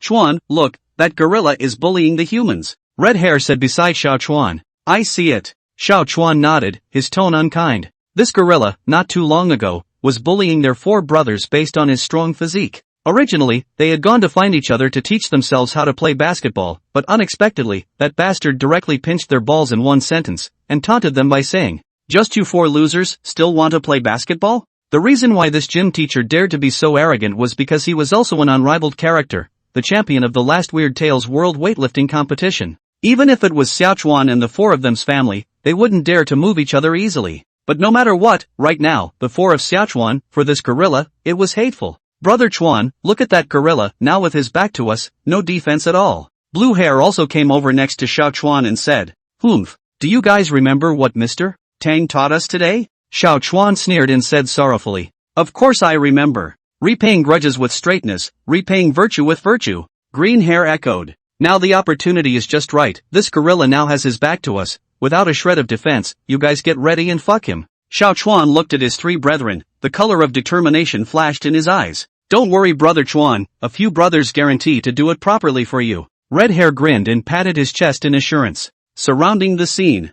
I'm asking you, why don't you say something? Muscle Creepy pressed him on moment by moment, and just then, a bellowing cry suddenly came from the distance. Go! In an instant, 4 figures, red, yellow, blue and green, were seen swiftly arriving from the rear. The first to arrive was the green hair inside the 4 heavenly kings, only to see him come to the back of the muscular weirdness in a flash, bowing down, hands clenched together, stretching out 4 fingers. After countless days and nights, thousands of hammered and refined, as if refined steel-like fingers, at this moment, as if a sharp drill, driven by the power of green hair's whole body, struggling to stab into the stamen in front of him. Chuan Brothers' secret Aeon, 1000-year kill. Plop. Ow. Muscle Creepy instantly felt a tightening in his juju, and his entire body took off like a rocket like woohoo, flying out towards the front. And at this time, the red hair inside the 4 heavenly kings was also already in position. He quickly advanced towards Muscle Creepy, as if he were a wild beast, flew up and delivered a big kick, stepping on Muscle Creepy's face, making up the combo. Tackle the thief, the group fight is going to hit the back.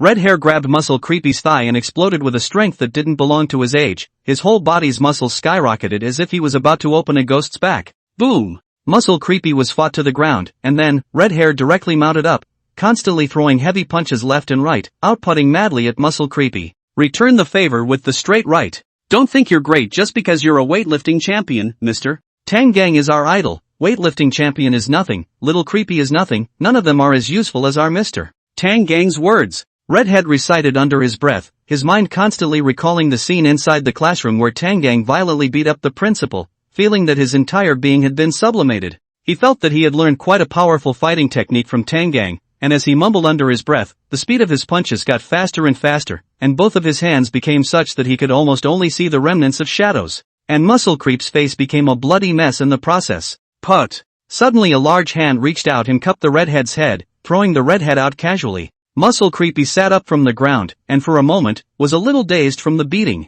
Just then, a naive roar came from the sky. It turned out to be the blue hair inside the 4 heavenly kings who was also ready, only to see an obese body, spinning and descending from the sky, aiming straight at Muscle Guile. Chuan's secret axiom, pig-shaped meteor, hairy bear big sit. Boom! The floor of the cafeteria shook as Muscle Creepy was directly sat on his but by blue hair. Humph! Blue hair coldly grunted and wiped his nose. Although it was silent, a hot stream of gas spewed out, and the richly flavored gas poured into Muscle Creepy's mouth. Fuck you! Muscle Creepy let out a bellowing cry, rising violently and bouncing blue hair out of the room. As he flew out, blue hair shouted, Chuan, I'll leave the final finishing touches to you. Subsequently, red hair and green hair also shouted, yeah, brother Chuan, let this gorilla see our hot combination technique. Xiao Chuan, you 4, do you want to die? Muscle Creepy had never been so humiliated. Facing the continuous flip attacks of the 4 heavenly kings, he was almost controlled to death, not even having any room to resist. He turned around and looked at Xiao Chuan behind himself, his face showing anger. Xiao Chuan, on the other hand, was undaunted as he locked eyes with Muscle Creepy. Underneath the yellow killer hair, Xiao Chuan's still youthful face revealed a melancholic look. Mr. Tang Gang taught us, the sun said, there is no class without teaching. Xiao Chuan looked at Muscle Creepy and clenched his own fists. The scene of his beloved basketball being destroyed was still fresh in his mind. He looked at Muscle Creepy and said seriously, you can hit me, you can also scold me, but you can't insult my desire for basketball. Muscle Creepy was suddenly a bit confused. He didn't understand what was wrong with Xiao Chuan. Why did he suddenly say this? Could it be that he was scared silly? What are you saying again? Considering Xiao Chuan's father is the mayor's factor, Muscle Creepy's aura dropped steeply and asked with some color. If something really happened and pissed off the mayor, his identity as a weightlifting champion wouldn't be of much use. And at this time, Xiao Chuan continued, my life motto is, singing and dancing rap, GNI is too beautiful. As he was saying this, Xiao Chuan suddenly roared, and then, violently swung out a fist. Muscle Creepy didn't react at all, and that punch landed solidly on his face. What made him even more horrified was that this Xiao Chuan was so strong, just like the red hair just now. Both of them had erupted with a powerful force that didn't belong to their body type. It simply could not be blocked. Bang! Muscle Creepy was sent flying out and fell to the ground. I'll KO whoever destroys my vision of basketball. Xiao Chuan shouted and continued to make up for the streak, going over and kicking. Foshan flying but kick, surrendering milk 18 palms, let you insult me, let you look down on me. Xiao Chuan rode on top of Muscle Creepy with a furious combo. At this time, a voice rang out. Get out of the way. All get out of the way. What are you doing gathering here? Then, it was seen that a bald, big-bellied Creepy walked over. It was clearly Liang Fifan, who had been taught a lesson by Tang Gang in the morning. As soon as he came over, he saw Xiao Chuan beating up Chang Wei, Muscle Creepy's name, and immediately chided in a loud voice. Which class are you a student of? How dare you openly assault a teacher? You've been caught by this director, haven't you? However, Xiao Chuan turned back, his body exuding a kingly aura. Which one is the director? It's none of my business. Saying that, he rushed over, leaving Chang Wei, and threw another onslaught of left and right consecutive hook punches at Liang Fifan. Director, huh? Director, right? Director, huh? You have to remember, sing and dance rap, GNI is too beautiful. After saying that, Xiao Chuan stored up a strong force and threw a booming punch, smashing Liang Fifan out as well. For a moment, everyone present was deeply shocked. P.S. Dude is going to start writing his thesis again, try to guarantee 2 shifts a day. Heavens! These 4 guys are too strong, aren't they? What is G and I time A? A mysterious spell that can make people stronger. These 4 shenanigans saved him on. This is just too amazing. Crooked son, are these 4 so fierce? And they'll even take the initiative to save the Adventist. What exactly did Master Tang teach them? Master Tang? Oh, you mean that powerful Adventist from the Dragon Kingdom? These 4 are his students. Awesome, thanks to the Adventist from the Dragon Kingdom. In the live broadcast room, after a short silence, cheers erupted. And in the Weird Tales World's live stream, cheers similarly erupted. Most of this cheering came from these weird students. The 4 heavenly kings had done what they wanted to do but didn't dare to do. But soon, Liang Fei Fan stood up again. He was about to burst right now. It was even if that damned human embarrassed him in the morning, but now, these few students even embarrassed him as well. He had to teach them a hard lesson, as well as their teacher. Let them know that his Liang Fei Fan's majesty was not to be provoked. What are you screaming for? All shut up. Liang Fei Fan chided loudly, immediately silencing the cheers around him. At this moment, his eyes were filled with black mist as he stared at the 4 heavenly kings, itching to eat them alive. As for the Siachuan 4 demons, at this moment, each one of them wimped out and lowered their heads, looking like deflated leather balls. I don't know why, but all of a sudden, they didn't have the same kind of courage they had just now. Perhaps it was because, deep down, they knew that they were not the opponents of the 2 bizarre ones, Chang Wei and Liang Fei Fan, and at this moment, their minds were clearer. Where are you guys being asked? Why don't you say anything? Liang Fan Fan roared loudly, and on the other side, Chang Wei also stood up and looked viciously at the 4 Siachuan ghosts. The Siachuan 4 ghosts took a step backward, already prepared to run away. All stand still, no running. The head instructor shouted. He had long since gained insight into the 4 little ghosts' thoughts. You 4, say, who is your ideological and moral education class teacher? Is this how he educated you guys? Educating you to hit your teachers? Upon hearing this, the 4 Siachuan ghosts looked at each other and nodded unanimously. Although Tang Gang hadn't directly told them to beat up their teacher, but repaying grudges with straightness, repaying virtue with virtue, to them, was pretty much what it meant. Holy shit! Seeing that the Siachuan 4 ghosts even nodded their heads, Liang Feifan was instantly furious and angrily rebuked. Still dare to nod your head? Say, who is your ideological and moral education class teacher? I'd like to see what kind of person is able to teach you 4 screwed up things. Seeing that the director of instruction was aggressive and he couldn't run away, Siachuan's 4 had no choice but to open their mouths. Our teacher is... Before the words were finished, a slightly majestic voice, with a snarky undertone, rang out from the side. Yoho, really lively you a few put aside to perform a program nah? I'm just the teacher of these 4 little brats. What's the matter with Director Liang looking for me? Upon hearing this, Liang Fei Fan raised his head with a face of anger, and then, the anger on his face immediately turned into fear, and an ugly smile piled up. A forced smile. Because, when he raised his head, what met his eyes was a familiar, cat-bearing, somber and majestic face. That person's posture is upright as a mountain stone, the momentum is thick as a shocking wave, a pair of eyes shooting cold stars, 2 muddy eyebrows like brushing paint, like the heavenly demon subduing Lord, really on earth to old God.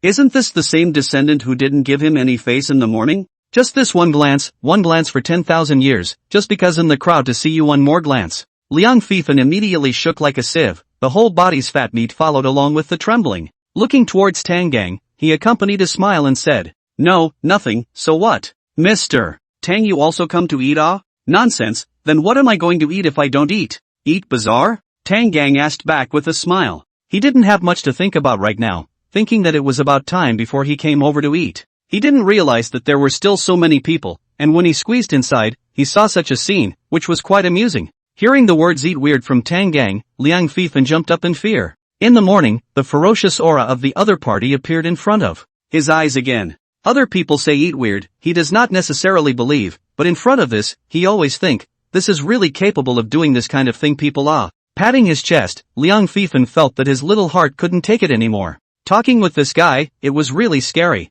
He was really afraid that if he talked for a while, he would suddenly come with a sentence, yeah shit, Liang Fei Fan. Ah ha ha ha ha. Laughing awkwardly, Liang Fei Fan wiped the cold sweat on his head. Mr. Tang you really love to tell jokes. I'm not too hungry, I'll leave first ha. Saying that, Liang Fei Fan lowered his head and drilled out from among the crowd. Ha ha ha ha, worthy of being bizarre, the goat is also too fast. Don't go, director, I still like the unruly look you had just now. 1 second, who is your teacher? Hurry up and find out for me. Next second, Master Tang, I was wrong. I'll get out now. Yeah shit, Liang Feifan. The viewers who were watching the live broadcast were laughing inside the pop-ups. Watching Liang Fei Fan's side slip away, Tang Gang also hooked a light smile at the corner of his mouth. He didn't say wait, you can't leave to stop Liang Fan, and then, Tang Gang turned his sight to Chang Wei. This muscular weirdo was a physical education teacher and was in the same office as himself. This guy, right now, was also eyeing these 4 ghost students of his own intently, and the 4 ghosts of Xiaochuan were very much in the eye of the beholder.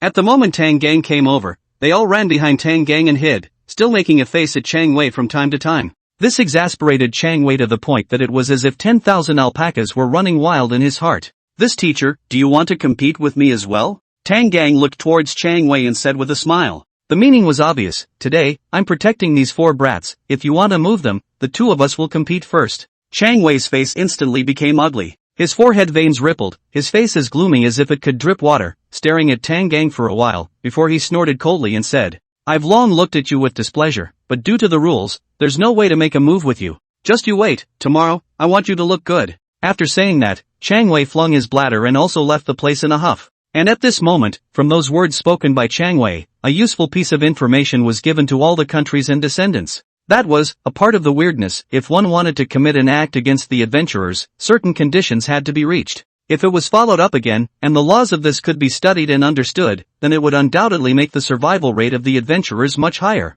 Let's go, let's eat. Seeing that Chang Wei had left, Tang Gang patted Xiaochuan's back and casually said. Then, he walked directly towards the window where he had eaten in the morning. The first day passed quickly and came to night. Nowadays, because of what happened at noon, Tang Gang's formidable reputation, more or less, had spread to the ears of the weird ones at school. At least at this moment, the vast majority of people knew that in the 7th class of the first year, there was a rather bullish human teacher. With just one glance, he scared off Director of Instruction Liang Fei Fan and muscle freak Chang Wei, and even the former was scared to the point of peeing his pants. The latter half of the sentence was of course bullshit, and it was unknown at the moment who exactly spread it. The 4 Heavenly Kings, on the other hand, had become Tang Gang's most loyal fans, publicizing how awesome Tang Gang was among the ghost students. Like, even if I carry the heavens on my back and protect the 4 Heavenly Kings with one hand, I, Tang Kong, am still invincible in the world. The school is weird and strange for 3 million people. Even if they see me, they need to lower their eyebrows. The heavens don't give birth to Tang Kong, and the world will be as long as the night, chilling coldness, and Tang Kong is the best of all.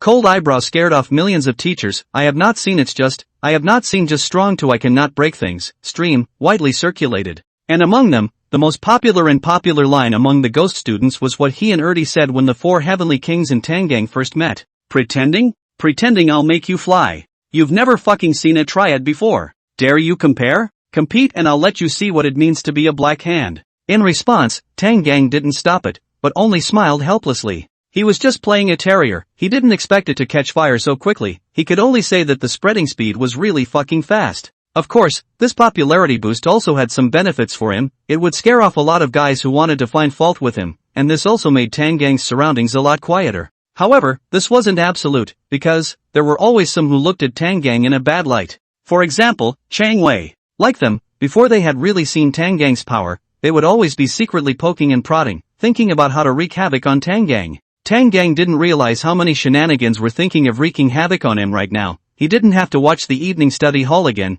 and went straight back to his dormitory to lie down comfortably. His dormitory was assigned in the classroom dormitory building, Building 1, Room 1107. This is not, after eating the evening meal, picking teeth, find their own dormitory. Tang just opened the door and went in. After entering the house, there is another teacher inside the house, is a weird, long hair, looks very feminine, is lying on the bed, eyes closed. Do not know whether it is sleeping or what. Anyway, as soon as Tang just came in, this guy opened his eyes and looked at Tang just with an uninterested look. Tang Gang himself, on the other hand, was oblivious to the creepy eyes. After entering the room, he casually threw air dough on the bed, and after sitting down himself, he lay horizontally. This dormitory hole quite good, pillow quilt and so on are self-brought.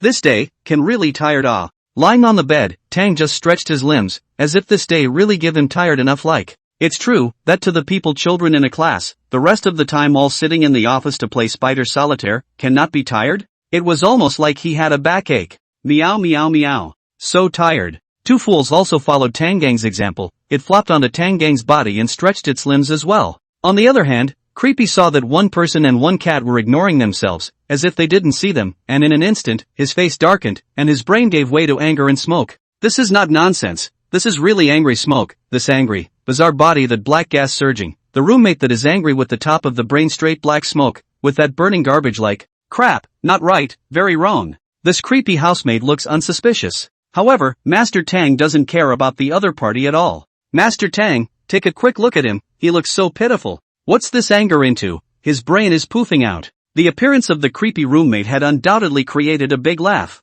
A creepy, an existence that used to be a great terror in the hearts of humans, was now pissed off like this because of one person's ignorance. Asshole! You human, why are you ignoring me? The insufferable creepy roommate suddenly shouted at Tangang. Tangang froze. Why am I ignoring you? He sat up from the bed, looking at this roommate with some uncertainty. He didn't have any interactions with him, so why should he ignore the other party? That said, why was this guy so angry? TSK. You're on fire a bit seriously, your head is dry and smoking. Tangang looked at this roommate with a scrutinizing look, stroked his chin, and tasted his words. Meow meow meow. Gotta take some fire-pulling medicine. In the face of Tangang and Erdo acting like this creepy was even angrier at the moment. He cursed to himself. Damn it, how could a human live inside my dormitory? He then turned his head to Tangang and reached out his hand, as if he was so great, saying, You human, being able to live with me is a blessing you've cultivated over hundreds of lifetimes. Why don't you hurry up and pay your respects to me?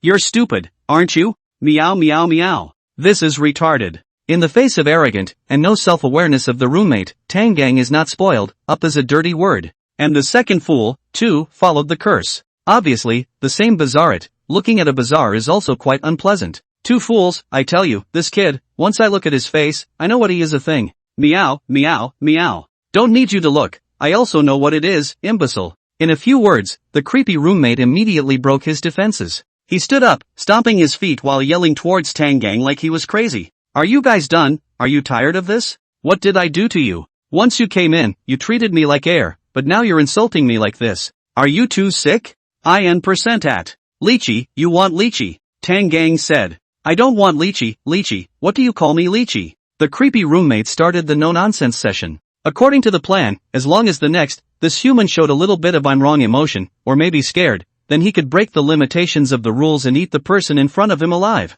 However, the development of things was somewhat out of his expectation. What are you yelling so loudly for? Hey, can you have a better attitude? Tangang suddenly leaned forward, his eyes like torches, staring at the weird roommate and loudly scolding him. The creepy roommate was startled by Tangang's sudden outburst, his dry and thin body instantly trembling. Only then did he retort. Then why don't you admit your mistake? Who made you ignore me as soon as you came in? Then who am I to admit fault? Tangang shouted at his creepy roommate once again. Who am I to pay attention to you? Are you a bully? I knew it. There's nothing good about living with a human, so hurry up and leave, don't live here anymore. The creepy roommate was depressed. The person in front of him didn't get on at all. He was ready to start chucking people out. Who am I to leave? I was assigned here. Why don't you leave? Who do you think you are? I don't care, you have to leave today. Then you go find the dormitory manager. Tangang reached out and pointed at the dormitory door. The weird roommate was stagnant after Tangang's aura, and then, he continued to speak wittily to Tangang.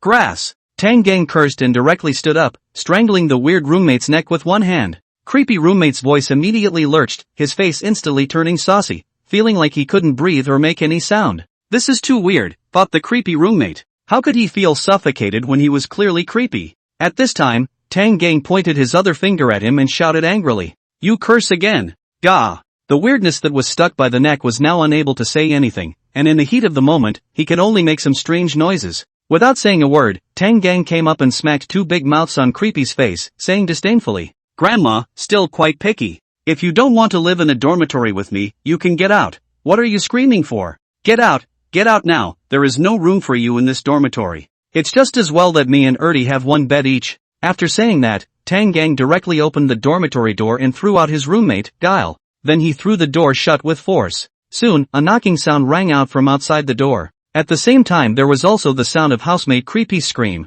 Open the door now. You open the door for me. Who are you to tell me to get lost? You're just a lowly human. You. Tangang and Erdo, on the other hand, paid no attention to the shouting and cursing outside the door. Tangang headed for his own bed and yawned, stretching comfortably. How energizing. Two fools followed suit and lay down on the other bed, stretching his paws comfortably and yawning similarly. Meow. It wasn't. And Creepy, who was outside the door, watched the scene and got even angrier. He kept pushing the door, but there was no response. The door of the teacher's dormitory was still quite sturdy, and there was no way for the unusual creepy to break it. Therefore, he was now powerless against the door, looking at the one person and one cat inside, as if they were as far apart as the ends of the earth. This distance at the end of the world, we are obviously so close, but so far away, the most distant distance in the world, nothing more than this, I can see you, but cannot touch, only a cold door across the middle. You bull, don't lock the door, open the door. Open the door for me, you fuck. Creepy is very sad,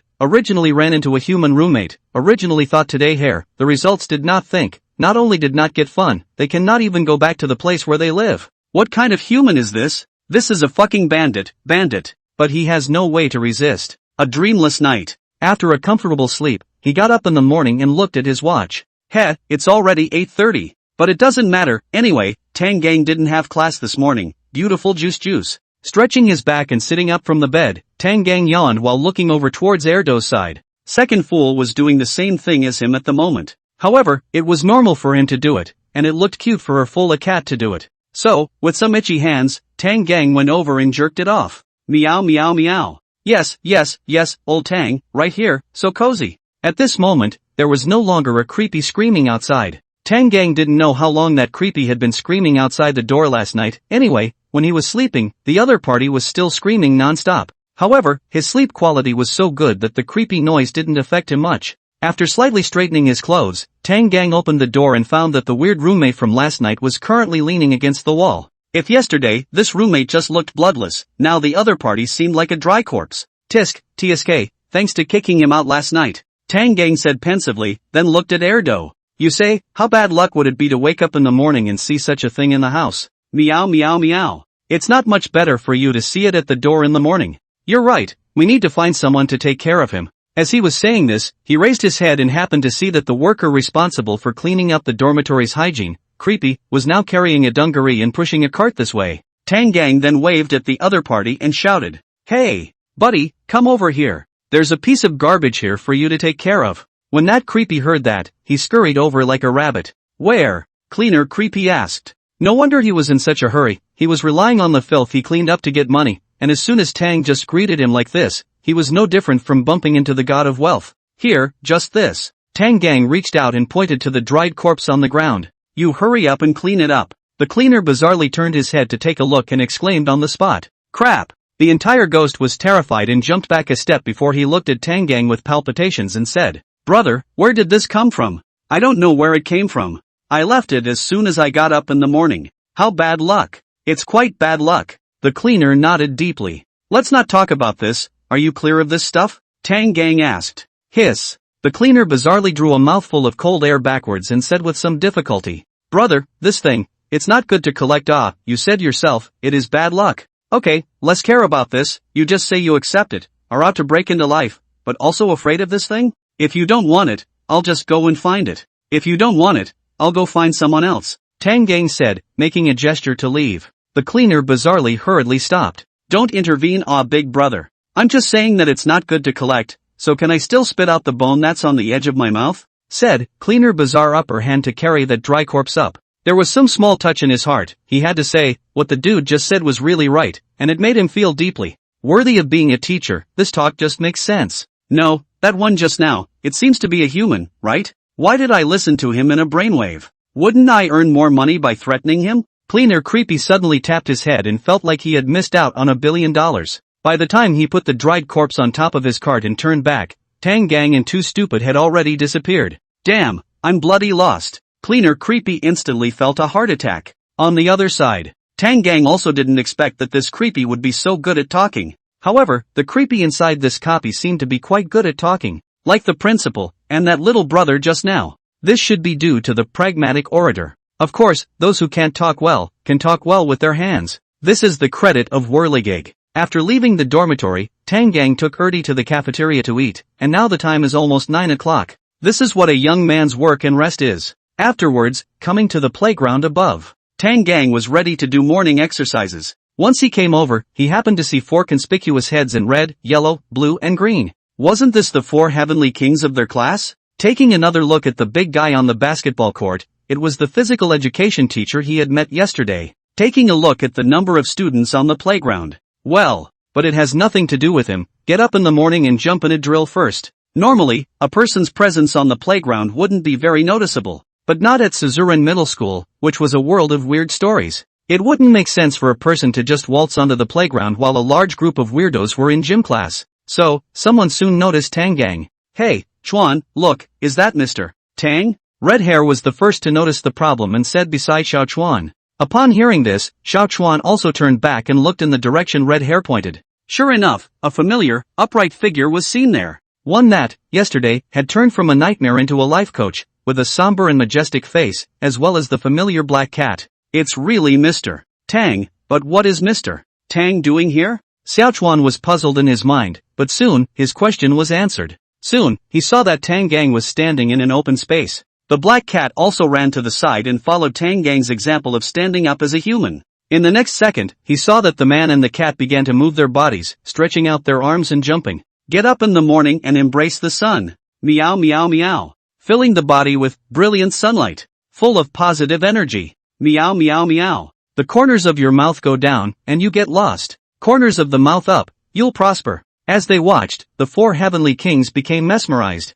Their bodies began to follow the involuntary twists and jumps, following Tang Gang and Erdo's steps. Although they didn't know what was the purpose of these movements Tang Gang made. However, Xiao Chuan had already, in his mind, brainstormed the answer. Could it be that this is how Mr. Tang builds up his muscles? Just by doing these movements, one could be as powerful as him. Xiao Chuan, what are you doing? As he was thinking, a sudden roar pulled Xiao Chuan back to reality. Turning around, he saw Chang Wei standing in front of him in an aggressive manner. Teacher is teaching you to do drills. Why are you wandering off? You four, you don't think that you're great after sneaking a hand yesterday, do you? The four heavenly kings lowered their heads and didn't look at Chang Wei, but one by one, their faces showed disdain. Together with them in the physical education class was the 6th class of the first year, the class that Chang Wei was mainly responsible for. In the face of the 6th class, Chang Wei's approach can be described as meticulous, but in the face of the 7th class, Xiao Chuan's basketball has been pinched by Chang Wei. Normally, in class, he would organize the 6th class to do various activities, but as for the 7th class, what is that? All in all, because of Chang Wei's various double-standard behaviors, it led to the students of the 7th class being very upset with Chang Wei, especially the four heavenly kings. Now that Chang Wei was bringing up old issues again, in an instant, the surrounding students were reminded of what happened in the cafeteria at noon yesterday. Unable to help it, they all snickered. Thinking of Chang Wei's wretched appearance yesterday, the four heavenly kings also began to hold back their laughter. But it was a bit hard to hold it in. It couldn't be helped, after fucking a wave of Chang Wei yesterday, they were really feeling bullish. Laugh. What's there to laugh about? All shut up. Chang Wei yelled, and the surroundings instantly quieted down. Although they looked at Chang Wei with displeasure, the students of Class 7 all knew that there was no way for them to deal with this physical education teacher with superb fighting strength. Yesterday, the four heavenly kings were able to fight because of the temporary burst of seeds and staging a sneak attack. AI, come on, they're all kids, what's your hurry? Chang Wei's side was about to get angry, just like yesterday, the annoying voice suddenly rang out. Then, Tang Gang was seen walking over with Erdo. Standing face to face with Chang Wei, Tang Gang immovably shielded the four heavenly kings and said, "Don't people just laugh a couple times? You even care about people laughing, why do you care so broadly?" "Oh, sorry I forgot that it was you they were laughing at." Hearing Tang Gang's words, Chang Wei's face immediately darkened. "Teacher Tang Gang, do you like meddling so much? How can this be called meddling?" Tang Gang yanked Xiao Chuan over and rubbed the other party's yellow hair before saying, "Look, these are all my students, someone is bullying a student and I'm minding my own business, right? No matter what, my identity this time is also a teacher. What if I can't complete my mission because of this? What's more, I'm a human, what's wrong with picking on Creepy? Is he unreasonable? So, you want to have a firefight with me?" The 2-meter-tall Chang Wei, with his muscular body, looked down at Tang Gang with a sense of oppression. "I don't want a firefight with you, I just want to beat you to death, or beat you to death. I still remember the threat you made so blatantly yesterday." In the face of Chang Wei's oppression, Tang Gang didn't panic in the slightest. Suddenly, Chang Wei's aura weakened and said, "It's a peaceful time now, we're all young people, what's the old mention of fighting and killing? What's more, I don't know martial arts either. Why don't we change the way? Let's both compete in basketball. If I lose, I'll let you do whatever you want. If you lose, you have to be devoured by me. How about it? Basketball? Great, no problem." Seeing that Tang Gang agreed so readily, a flash of coldness flashed under Chang Wei's eyes. Sure enough, this guy was a reckless man, agreeing so easily. Although Tang Gang also looked very oppressive, but on top of his physique, Chang Wei thought that he still had an advantage. Moreover, he was a weightlifting champion. What could Tang Gang, a human, have against him? It was a sure win. Thinking this way, Chang Wei's mind had already drifted up, and with a wave of his hand to Xiao Chuan, he said, "Little yellow hair, take out your basketball for me." However, Xiao Chuan didn't do anything. He just raised his head and glanced at Chang Wei, then said, "Idiot, the old man's basketball was pinched and burst by you long ago. What did you say?" Hearing Xiao Chuan scolding himself, Chang Wei instantly became furious.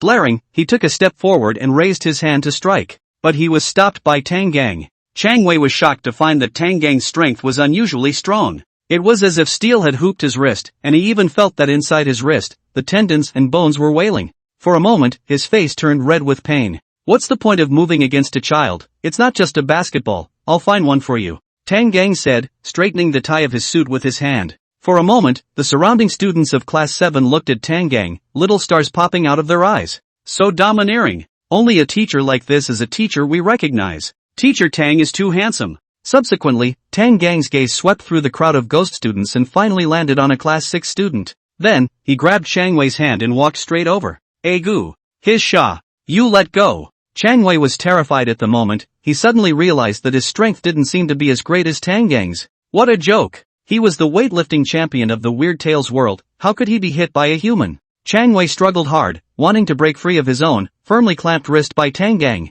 Then, Ka! It was a small, subtle ringing sound that traveled inside Chang Wei's ears. Then, he felt that a sharp pain that drilled through his wrist. He felt that this damned human, after realizing that he was going to resist, the force on his hand increased a few more points. Now, it seemed like his bones were cracking. Because of the pain, cold sweat flowed down above Chang Wei's forehead. But he couldn't scream out. Once he screamed out, others would know that something was wrong with his hand. Then, it also meant that he had failed in this competition. However, he hadn't killed this human yet, so he wasn't willing to do it. The world of Weird Tales wouldn't talk about fair play. From the moment the two of them went toe-to-toe, the contest had already begun. And now, Chang Wei had already fallen into a disadvantage. He clenched his teeth and endured the pain. He believed that although he lost in terms of strength, but in terms of basketball skills, he could definitely win. Chang Wei admitted that he had an element of gambling, but in this way, he still had a chance of survival. Otherwise, according to the attitude of the two just now, he could clearly see that Tang Gang looked at himself with displeasure.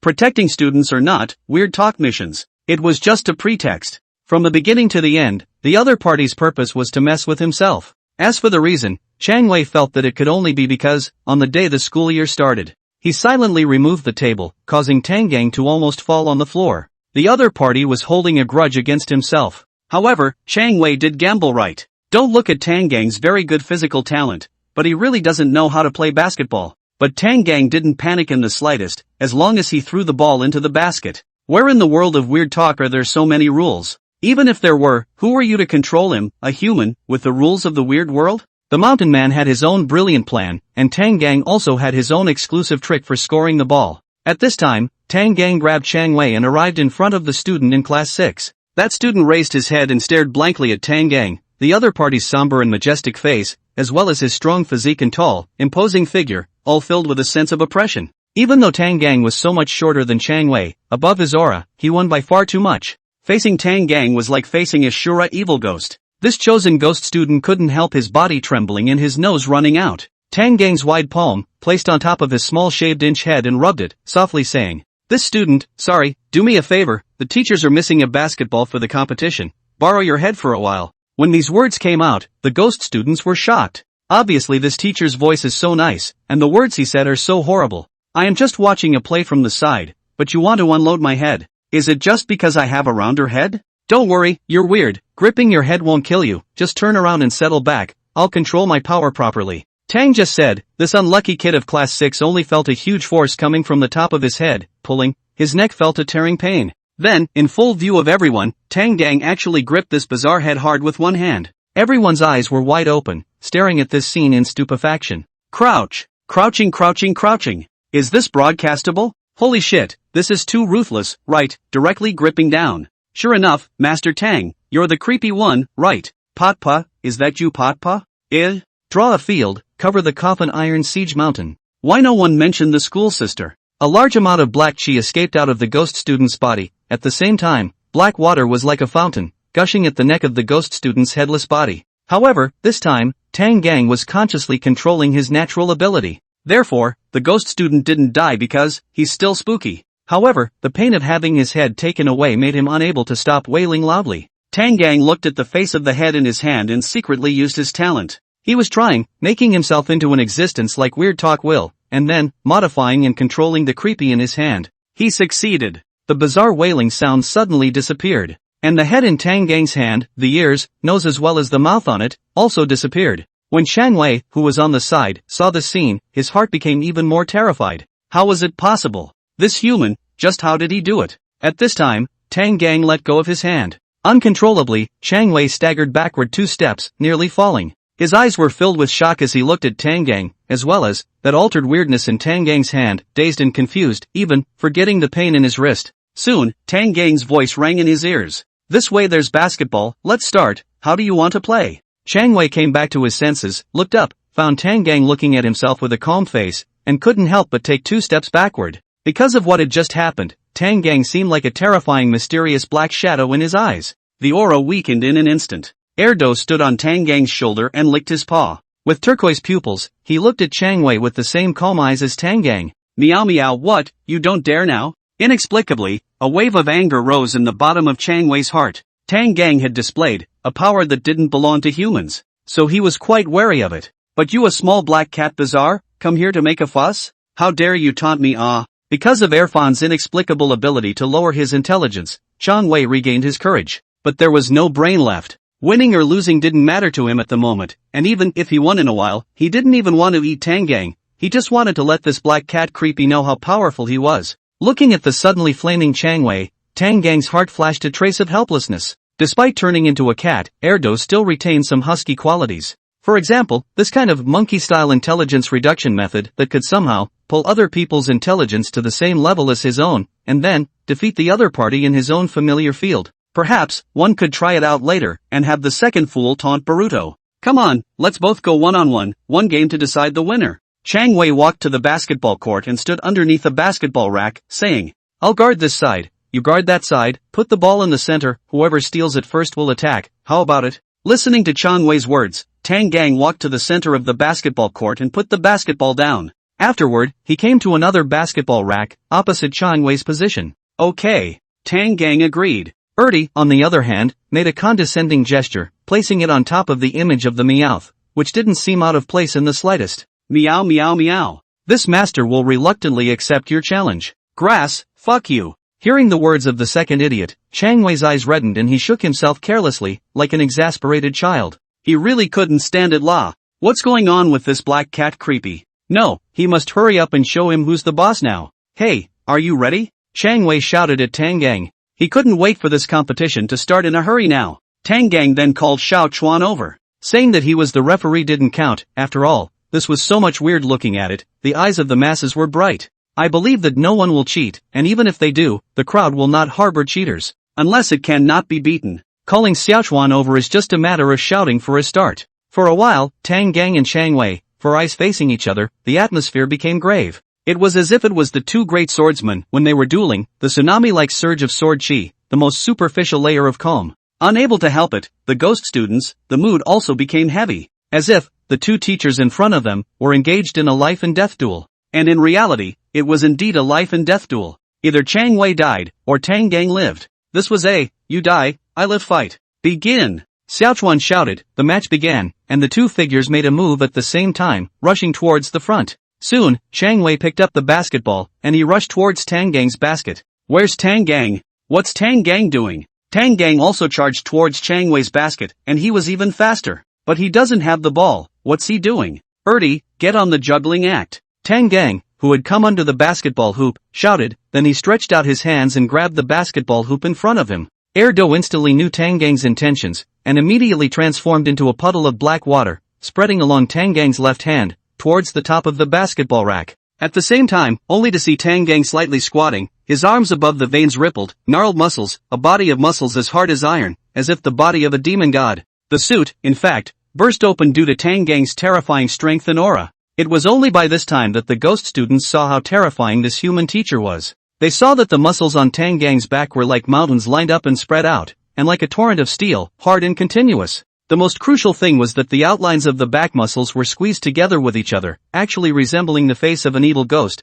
devouring the heart and shocking the mind. At the back of Tang Kong's neck, there was a black tattoo of the word day. Although I don't know why this is so, but a crowd of bizarre, all in which, feel as heavy as 10,000 pounds, mount in general unshakable power. In the next instant, with the wailing sound of steel creaking, Tang Gang actually directly carried the basketball hoop, as if carrying a baseball bat. At the same time, two fools had also, at this moment, completely eroded the basketball hoop, turning it into pure black. The black aura on it was quite frightening. For a while, a considerable portion of the ghost students had already covered their eyes. It no longer mattered if they won or lost this match, they knew that Chang Wei was going to be unlucky. Unable to help it, the eyes that looked at Chang Wei became compassionate. On the other side, Chang Wei, who was dribbling the ball hard, did not yet know what kind of earth-shattering changes had occurred behind him. After all, that process, which was quite tedious to recount, was just something that happened in a matter of moments. At this time, Chang Wei's mood was ecstatic. Because, he had gambled right. Sure enough, that human didn't know how to play basketball and got the ball himself first. Now, the basket was right in front of him, he was sure to win. Pesky black cat, get ready to be sanctioned by Chang Wei. Just as Chang Wei was happily preparing to make a layup, a huge shadow suddenly covered him. Noticing that something was wrong, Chang Wei looked back and immediately exclaimed, "Crap!" What did he see? A figure that resembled a demonic god. That guy's entire body was muscular as if it was cast in steel, his face was not angry, and he was holding a weapon with a black aura in his hand that he did not know exactly what it was. The terrifying aura was like a mountainous tsunami, surging and unstoppable. He felt as insignificant as a mole cricket under the feet of a giant. Fearful, shocked, and appalled, that demonic godlike figure moved, waving an unknown weapon in his hand and striking towards himself. Unable to think, and unable to make a move with his body, Chang Wei was, in a split second, stunned. He didn't even know that the basketball in his hand had fallen. Bang! The basketball rack slapped hard on Chang Wei's body, as if it was a high-speed train. Unable to withstand the force, Chang Wei's body immediately became twisted, and the immense pain caused him to lose consciousness. Chang Wei tumbled and flew out like a broken ball, rolling around on the ground and finally crashing into the wall. The impacted wall collapsed with a bang, crumbling rocks and masonry, burying Chang Wei. In an instant, the weightlifting champion of the hallowed world of weird talk, the muscular bizarre Chang Wei, couldn't die anymore. In the basketball court, after hitting Chang Wei flying and passing and killing him, Tang Gang followed the trend and stuck the basketball rack on the ground. Then, he picked up the basketball on the ground and threw it gently. The ball went in. Turning his head to face the already stupefied ghost students, Tang Gang said, "It seems that I won this match. Ghost students. Chang Wei has already been killed by you, is there any point in this competition?" Generally speaking, because of Creepy's powerful strength, all the things in the Weird Tales world were specially made. Creepy couldn't even destroy it easily, let alone a weak human. But now, the situation was different. Now, these ghost students, they had seen a terrifying human. Not only did he directly demolish the basketball hoop, he even killed another Creepy in one go. Is this reasonable? Was this normal? The ghost students were already skeptical. Could it be that everything they had learned before was fake? Didn't they say that humans were a very weak creature? You call this weak? Of course, this was limited to the students of Class 6. Because the students of Class 7, yesterday, had already experienced Tang Gang's terror. And now, they only felt happy. Because their dear teacher Tang had taken out their hated teacher Chang. Long live teacher Tang. With things done, Tang Gang picked up the basketball and walked towards the Class 6 crowd. No one was willing to mess with this terrifying god who had just killed their teacher. Tang Gang's lanky body was so oppressive that for a moment, the ghost students thought that this one was the creepy one. The students of Class 6 made way, afraid that if they weren't careful, they would anger this terrifying fellow and then be slapped to death. Didn't you see that just now, Mr. Chang was slapped to death with a basketball hoop? If the muscle creep couldn't carry it off, then wouldn't they, with their small bodies, be beaten into ghostly mud? To their delight, Tang Gang didn't make a move. Instead, he returned the head to that classmate, and at the same time lifted the prohibition and returned the other party's 5 senses. The moment the unlucky kid recovered, he immediately bent over and vomited furiously. In the beginning, he was also nauseous because he was beaten by Chang Wei as a basketball. Now that he was nauseous, he was scared. Having been so close just now, there was no one among the ghost students who knew better than him, the terror of this human. At the same time, whether it is a dragon country, a pretty country, a stick country, a hairy bear country, a cherry blossom country, or whatever other countries, those who were watching the live broadcast, the top management of each country as well as in the established raider groups, people were looking at each other. They had all seen Tang Gang's frightfulness just now. And now, in everyone's mind, the same question was calling out. Was this reasonable? Is he a human being? I didn't see it wrong, did I? In the past, when people from various countries saw Tang Kong's specialness, they only thought that Tang Kong's talent was more powerful. And after this time, they realized that it might not be the talent that was strong, but Tang Kong. This was only Tang Gang's second copy. Even with an additional talent, how could he do it? Carry the basketball rack directly up to smash the ghost. It couldn't be that he wasn't human himself, right? Otherwise it would be too outrageous. Moreover, Tang Gang had, from the very beginning, acted not quite like the other shenanigans. It made sense to suspect that he wasn't human. Could it be that the Dragon Kingdom was secretly researching biological weapons? People from various countries were puzzled, but they quickly discovered Hua. Second fool. Tang Gang basically brought that silly dog with him on every single operation except for the very beginning. Perhaps, that silly dog was able to strengthen Tang Gang to a certain extent, so Tang had just been inseparable from the other party. Powerful skills, plus a weird pet that could strengthen itself. No wonder Tang Kong was so bullish. The countries that were self-conscious that they had figured it out, immediately pounded their chests. They only hated themselves for not informing their own descendants at that time, why they hadn't been nicer to the silly dog. Maybe, by then, they would have been able to have such a powerful descender as well. On the other hand, they also had bad thoughts about Tang Gang. The appearance of such a powerful Adventist in the Dragon Kingdom was something they didn't want to see. Seeing the Dragon Kingdom become better and better was harder than seeing their own country get worse. Tang Gang might be powerful in the world of strange tales, but in reality, without the support of skills and shenanigans, would it still be awesome? For a while, dark currents surged. Many people had small thoughts, thinking they should just finish Tang Gang off in private. This would be fair,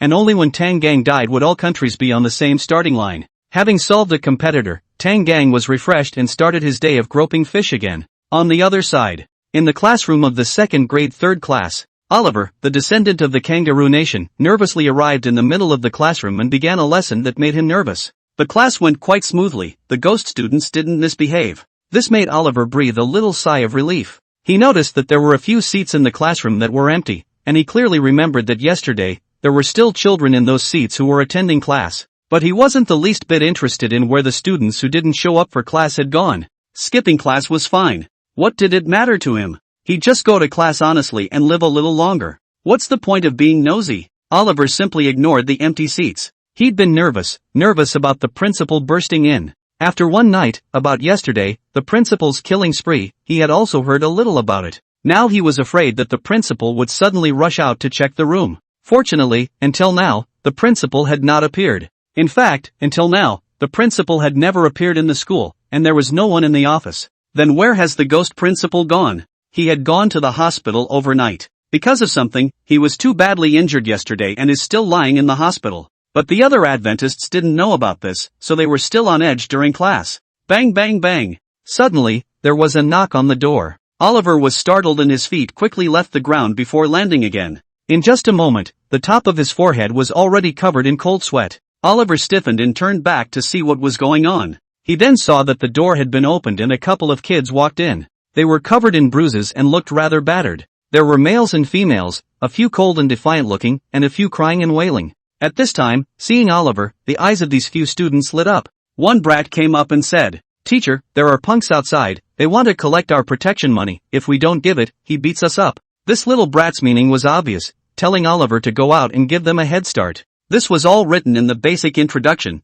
there was nothing wrong with it. But Oliver, he didn't dare to go. He was just an ordinary person, how should he fight against Creepy? Not to mention taking the lead, if he went over there, he wouldn't be afraid that people didn't have enough to eat in the morning, and would give them an extra meal for lunch. Oliver shook his head and said, this student, it's better not to go. In the teacher's world, there is an ancient country with a culture called the Dragon Country. They have an ancient saying called eating losses is a blessing. Let's not go for revenge. Come on, go back to your seat, let's have a good lesson. Oliver's voice was very bottomless, his heart was apprehensive, not knowing if he would be accepted by the ghost students if he said that. "Teacher, how could you do that?" the ghost student complained. Within the eyes he looked at Oliver, there were actually a few hints of hatred. The result was obvious. The ghost students did not accept his offer. However, Oliver felt that he could still salvage a little more. So he added, "Students, this society is not about fighting and killing, it's about human feelings. This time you give them face, and next time, they will give you face."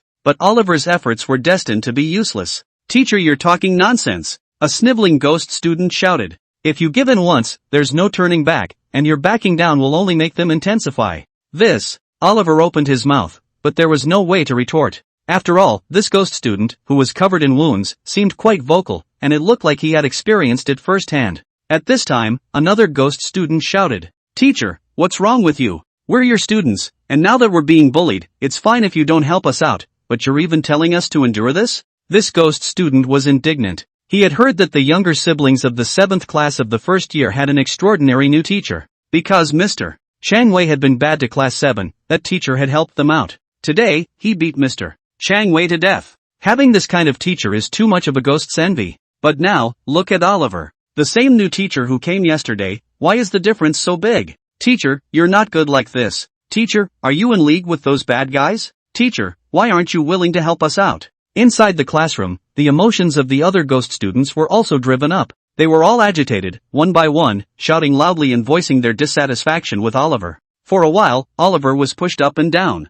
He had no doubt that if he didn't go out and get into a firefight with the punks, these ghost students would tender themselves to death. However, if he went out, how could he beat the punks off? After looking at his talent and comparing the numbers, Oliver decided to go out and face the punks, and also not face this group of ghost students. In Tang Gang's office. At this time, Tang Gang wasn't there, and didn't know what he was doing with two fools. In the office, a few Adventists who didn't have classes stayed by their desks with restraint, afraid of being stared at by creepy. However, they were lucky, because Tang Gang's performance was too outstanding. The other ghost teachers in the office all regarded Tang Gang as a great enemy. They were all racking their brains to think of how to deal with Tang Gang. There was simply no extra effort to care about the others. Tang Gang was simply too powerful, and the method of touching the porcelain definitely wouldn't work. If one wasn't careful, they might have to GA themselves. However, through Tang Gang and Chang Wei's match, they had discovered a new method. If you can't do it the hard way, then play by the rules. Looking at Tang Gang, he should be a straight man, and wouldn't play tricks. When the time came, they would engage in various types of fights with Tang Gang. With this idea, some weirdness naturally began to move. However, there were some preparations to be made before the official action. In front of the office window, there stood a weird teacher. He had a wide body, square head, and round belly, slightly stout, a pair of eyes squinted as if calculating something, and had two beards, making him look a bit calculating, and his facial features were born well, with thick eyebrows and big eyes. His name was right through the gut, responsible for teaching the language of the 7th class of the 1st grade. It was one of the weird ones who were disgruntled with Tang Gang and were ready to take a chance. Yesterday, when he went to class, those little brats, they even said that what he taught was not as good as a human. How could this make him tolerate the piercing of his intestines? He had to, with Tang Gang, a human, battle. And at this moment, his eyes looked out the window. At the entrance of the school there, a group of social green ghosts with arrogant looks and arrogant expressions were gathered. A few of them were holding weapons in their hands. Blocking the school entrance, they were aggressive and seemed to be making some kind of move. And on top of the playground, a human teacher was leading a group of students towards the school entrance. To be more accurate, it was a human that was being forcefully forced by a group of students towards the school entrance. Another good show. Thinking like this, the eyes of the right piercing gut emitted a brilliant light. With one hand, he cupped his mustache and gently stroked it. Already ready to eat melon. Oliver, who was riding a tiger, after careful thinking, decided to face the punks, and not to face the ghost students either. According to his understanding, these punks, in addition to some necessary reasons, their hearts, but also filled with the righteousness of the rivers and lakes, fast and furious yearning. Therefore, in a moment, he could utilize this to make a pact with those people. His talent steel body, the name is very cool, the effect is very trash. Its function was that it could greatly resist 3 attacks by strange. That is to say, the original weird punch can penetrate Oliver's chest, but while the talent is in effect, the punch can only make a mark on Oliver's chest. In short, with this kind of nebulous speculation, it gave Oliver slightly more confidence in his heart. Soon, it came to the entrance of the school. At the entrance of the school, there was a long-haired ghost with an arrogant face coming over. Looking at Oliver, he also scanned the ghost students behind Oliver. Opening his mouth, he said, "What, looking for a teacher to give you guys a head start, is it useful? Don't be arrogant. We just won't pay you anyway." A student who had been beaten shouted, "Alright, wait a while, when your teacher gets knocked down, I'll see how you can still talk tough." The long-haired ghost said, then, he stretched out his hand and nodded Oliver's chest, saying, "Teacher, right? You want to step up?" At those words, Oliver blushed several times, then said, No, how can you call it coming out? Martial arts, we have to make peace." "Oh, so, you know a lot about it?" Long-haired creepy looked at Oliver, a flash of color in his eyes. Listening to this teacher, he seemed, well, insightful. Of course, when you come out, you have to talk about the rules, Oliver said. Good. Atmosphere. Long-haired creepy said with a clap of his hands. You do understand, I'll give you face, come on, tell me how you want to solve it? Upon hearing this, Oliver was overjoyed. He rolled his eyes and said, how about this, let's both fight one-on-one, one move to determine the winner. You know, I'm a human, so if you can't beat me in one move, it'll be counted as your loss. At that time, you have to apologize to my students and then stop harassing them. If I lose, then I can't care about anything. You can do whatever you want. If it's a draw, then how about we each take a step back? Hearing Oliver's words, long-haired creepy nodded and said, good, reasonable. Obviously just a weak human, but you dare to use your own body as a bet. I respect you as a man. Good, since you agreed, let's do it. Oliver said as he took a step backward. His eyes were fixed on the long-haired creep in front of him, and he assumed a not-so-standard stance. In his mind, he kept recalling what he had seen in the movies, those Dragon Kingdom Kung Fu. With the Dragon Kingdom Kung Fu, Oliver believed that he could definitely win this battle. Just at this moment, a black shadow flashed before his eyes. Long-haired creepy had already struck. Oliver instantly felt a pain in his right eye and took a step backward. The swelling and pain in his right eye was now so intense that he could no longer open it. Long-haired creepy struck out with a sneak attack, a left jab, and Oliver had no time to react. However, the move was now over. Oliver was overjoyed in his heart, having spent only one chance, he had managed to set this crisis right. Just then, he heard a whistling sound of wind coming from the left side. Bang! A heavy blow was dealt to the head. The scene in front of him immediately moved on its own, and Oliver only felt chaos in his head. He swayed and stumbled towards the right side. This damned bizarre unkindness, it was clearly over, it should be point blank. However, this guy, he suddenly came with a right whip kick. Soon, a huge shadow that kept enlarging in front of Oliver's eyes. Bang! Before Oliver could stand still, long-hair creepy again did a left square stomp kick on Oliver's face. Oliver flew directly backward and finally fell to the ground. Muddled and struggling for a moment or two, he sat up from the ground. Luckily, the talent could resist 3 times, otherwise, he was considered to be accounted for here today. On the other side, long-haired creepy saw that he hadn't even killed Oliver with his 3 consecutive strikes. The face of his face was also a bit untenable. He stared at Oliver for a while and said in a hateful voice, "Oomph, count yourself out." He himself had gone back on his word first, and at this moment, if he was playing a scoundrel, then I'm afraid, there was really no way to mix in this acre of land. The long-haired weird snorted coldly and turned to leave. The adventurer's life in the Weird Tales world was not a good one. Excluding the very first test, in just a day and a half, nearly 30% of the remaining adventurers had died, over half had become disabled, and more than 70% had lost their life-preserving talents. The threats to them were many. Creepy took pleasure in torturing humans, and excluding the principal, off-campus jerks, the director of instruction, other teachers, and ghost students who were being difficult could all be a source of danger. But all of the above seemed to be nothing to Tangang. He was having an easy time. It was almost time for his class, and he was currently squatting in the toilet. Suddenly, a black and white dog head with blue pupils was seen emerging above the locked door of the cubicle. That dog's head, looking majestic, in its eyes, revealing wisdom, looking at Tangang, its expression looked as if it was a bit serious, and a sense of oppression came over it. In the toilet, the 2 fools changed back to the long-lost husky appearance. Beautifully named, adapting to the environment. Tangang raised his head and looked at Erdo, expressionless. Woof! Old Tang, are you stealing food? Rolling, eating nibbles, you're looking at me even if I take a shit. Woof! I don't. I'm fucking coming. Don't! Get the fuck out of here. Don't fucking come in here, it's a big place. Woof, woof, woof. Old Tang, I'm coming in. Erdy's 2 hind legs, constantly stomping, finally, it overcame the obstacle in front of it, drilling into the cubicle where Tangang was. Crap, 2 fools, you stepped on a horse. Ow, winking crap. Lao Tang, Ron, don't fight. A few minutes later, Tangang stood in front of the sink, washing his hands in silence, his face expressionless, just around him, seeming to emanate some sort of unseen shadowy pressure. At the side, the second fool honestly sat at his feet, shivering. Although it was spooky, it still looked wretched at the moment. Originally, its mighty, wolf-like face was now wrinkled, one eye was swollen, and tears that were swirling could be seen in the eyes of its undiminished intelligence. It was obvious that Tangang had not hit him lightly. Let's go to class. Shaking off his hand, Tangang said. Erdy, who had paid the price for his behavior, followed behind with a similar step. It looked as if he was limping a bit, but his leg was fine, because Tangang hadn't moved its leg at all. Only, it was scared a little soft. With his tail between his legs, Erdy followed Tangang to the classroom, discovered that there were no students in the classroom at all. Well, the next day's class encountered the students' collective skipping class. How to do? Wait online, it's quite urgent. Woof woof.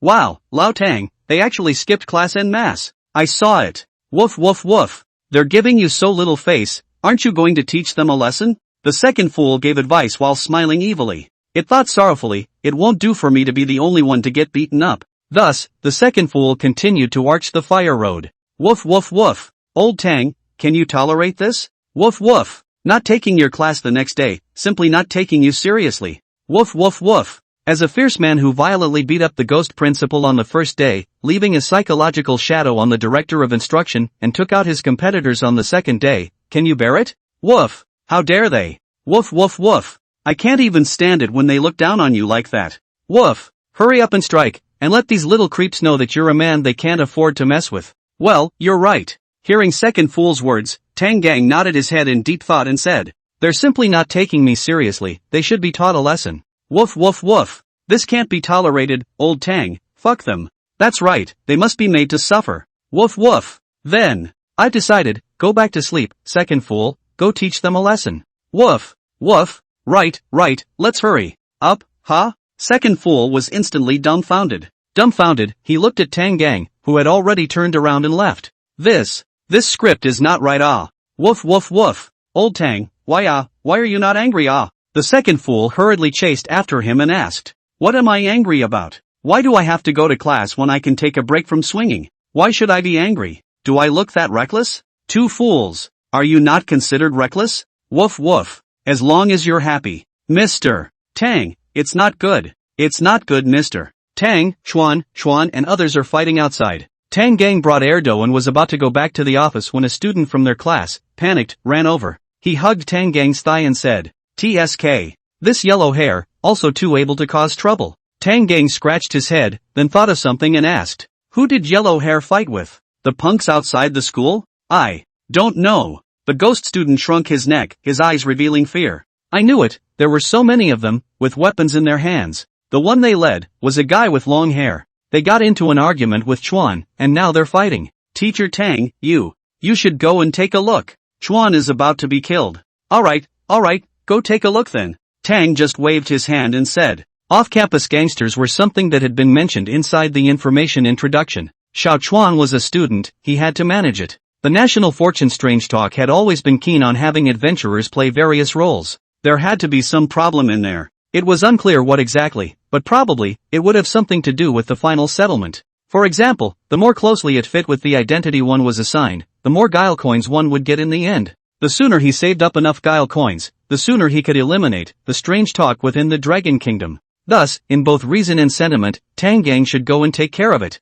Thus, Tang Gang followed this student and walked out together. Ghost student, Mr. Tang, where's your cat? Tang Gang, here. Reaches out and points to Erdi. Ghost student, huh? Right at the front door of the school. A long-haired, glasses-wearing creep with a gang of minions behind him. They are fighting with the students of the 7th class of the 1st grade. However, the students, in terms of physique and numbers, were at a disadvantage. So, at the moment, they were falling into a disadvantage, being pressed by the punks. And after Tang Gang arrived, both sides stopped their hands. The ghost students stopped, naturally because their own backbone had come. And the punk's side was because, stop with me. Seeing Tang Gang walking over, long-haired creepy shouted out, immediately calling a halt to his men. He could tell at a glance that Tang Gang, this person, exuded an unfathomable aura. Teacher Tang. Seeing Tang Gang's arrival, a group of ghost students, even though their bodies were all covered in color and their faces didn't look very good. However, they all ran over. Tang Gang was their backbone,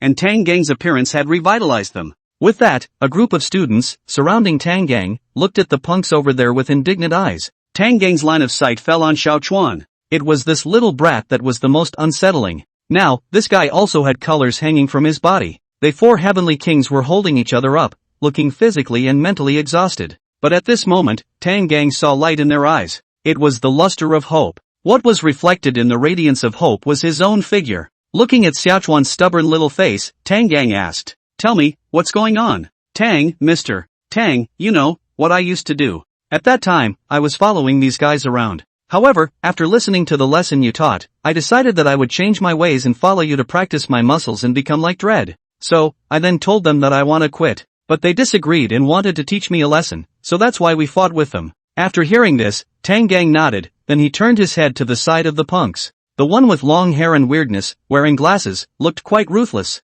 Meanwhile, the long-haired creepy on the other side, was also looking at Tang Gang. Soon, he revealed a cold smile, then thought in his mind, good luck. In the morning, one of his brothers came over here, ran into the human, and made a bad move, not being able to eat that human, and exclaimed with himself that it was a pity. As it happened, he ran into a little creep and talked to him about quitting. If it is not in order to follow, to this side of the school, see if you can run into a human taste. He'd have, on the spot, cut off that little creep's hand. He said he'd quit, so where would he put his face? If he didn't teach that little creep a lesson, how could he convince the public in the future? How can he lead his brothers? How can he be a big brother? Now, looking at this human who suddenly ran out, he was very satisfied. This human looked incomparably healthy and big, so it must be great to eat. With that, his line of sight went towards the side. A black and white dog's head came into view. This made the long-haired creepy couldn't help but stare. That dog's head, foursquare and majestic, its blue eyes looking at itself, full of contempt, the corners of its mouth slightly open, so disdainful, and its exposed tongue, even more so, emphasized the dog's state of mind.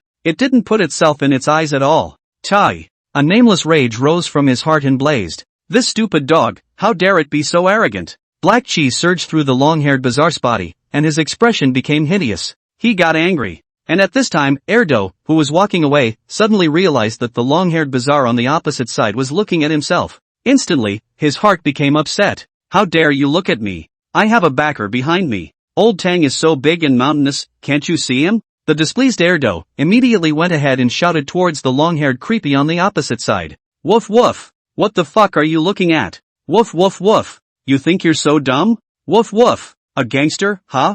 Woof woof woof! It's so cool, you can touch anyone you don't like, or beat up anyone you don't like? Woof woof woof! I'll tell you what you are. Come out and fight. While shouting, two fools stepped out and went to the middle of the two camps. On the other side, when Creepy heard two fools talk like this, he immediately couldn't hold his tongue. On what grounds? How dare this stupid dog be so arrogant? He stepped forward and walked out. The black aura on his body was like substance, but he reached out and pointed at Erfan, approaching in large strides, and finally looked at Erfan condescendingly. At the same time, the long-haired Creepy also shouted, "You think I'm gripping you? Woof woof! One-on-one ah!" Facing the aggressive long-haired Creepy, Erdo did not lose the slightest bit of ground. It made a stomping motion with its two front feet, slightly lowered its body, opened its mouth wide, and shouted grumpily, "Woof woof! Woof! You hit me! Come on! Woof woof woof! So what if I hit you and you hit me? Woof woof woof! Have you ever seen a tough human being? Have you ever seen a ghost split in two? Woof woof woof! You're being arrogant here. Do you understand the truth that there are people beyond the ghosts, and there is a sky beyond the sky? Woof woof! My big brother, it's awesome! Woof woof woof! He, a human, could punch a ghost's head inside its chest cavity with a single punch. Woof woof! You move me? How dare you? Woof woof woof! I'm telling you, you bully students, and even if you're powerful, it's all fake, not real. Woof woof woof! I advise you not to be too arrogant as a ghost. The water in the world of weird talk is too deep for you to grasp. Woof! Let me do it. Woof woof woof! Listen to me and save your ghost life, otherwise, if you let that strong man catch you, you'll suffer. However, Second Fool's long-winded speech didn't shake the long-haired Creepy's heart. He squinted his eyes and coldly sized up Second Fool. You've been a tiny creepy dog, how dare you speak up in front of me? With that, long-haired Creepy's body changed. His entire ghost became sharp. Long-haired Creepy's entire body bulged with black chi, and a large number of sharp needles appeared on his body. His entire person turned into a steel needle person. Then, long-hair Creepy raised his foot, and on the face of his entire leg forward, all those steel needles drilled out, flashing with a cold, chilling light. With that, he kicked out at Two Fool. But Two Fool was prepared. Immediately jumped away. Afterwards, Two Fool ran towards Tang Gang's side while cursing. Woof woof woof! Son thief, you don't talk about martial virtues and engage in a sneak attack. Fortunately I was prepared. Woof woof woof! A good man doesn't talk about his courage, a good dog doesn't suffer. Woof woof woof! You wait for me to bring help, and the two of us will have a good fight. Soon, Erdo ran to Tang Gang's side. Then, he slipped through Tang Kong's crotch. When he looked back, a dog's head stuck out from between Tang Kong's legs. Blue eyes full of intelligence stared intently at the long-haired Creepy who had transformed into Nailman. Woof woof woof! Old Tang, he's bullying me, fuck him. Woof woof woof! You must not be able to bear it, to see your favorite dog being bullied, right? The surrounding ghost students, with shocked faces, looked at this husky that was hiding in his teacher's crotch and clamping his tail. In their hearts, a wave of contempt was born. "Forget it," Tang Gang said, as he stepped forward, condescending, and swept over the ghostly punks in front of him with scornful eyes. "You little brats, you're unconscious every day, netting me trouble. Today, consider this as an outdoor lesson for you guys. Watch this. Next, I'll tell you all just what kind of person can be a gentleman." After saying that, Tang Gang stepped forward, dragon walking to the center of the two formations. Slightly bowing his head, he was domineering.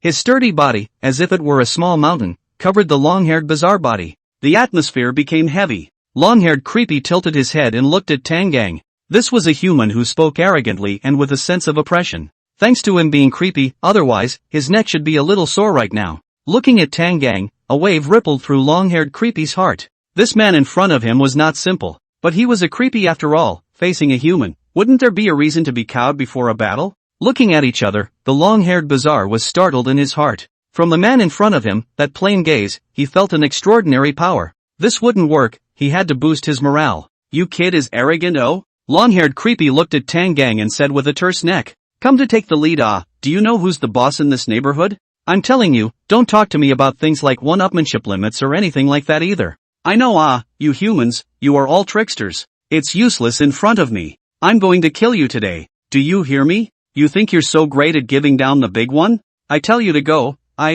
Long-haired Creepy didn't finish his words. He only saw a flash of black shadow in front of his eyes, followed by an irresistible strong force that landed on his face. Bang! Long-haired Creepy fell to the ground, his face deformed. The entire head, having received a heavy blow, was dented from the center, as if it was a piece of Play-Doh. His entire ghost was confused. After struggling on the ground twice, his consciousness dissipated. This time, it startled all the surrounding creeps. They stepped back and looked at Tang Gang, making some defensive moves. But soon the dumbfounded look turned into ferocity. After all, this human had slapped their big brother unconscious. Tang Gang, on the other hand, shrugged off his hand at this moment, an expression of disdain and boredom on his face. With arrogant eyebrows and a cocky look, he spoke. "If you want to do it, you should do it quickly, there's so much nonsense, pouncing boy." In the process of speaking, Tang Gang pulled out his pants pocket and felt out 2 pieces of chewing gum. Throwing it into his mouth, he waved at the creeps in front of him and said, "Come on, you guys go together, save time."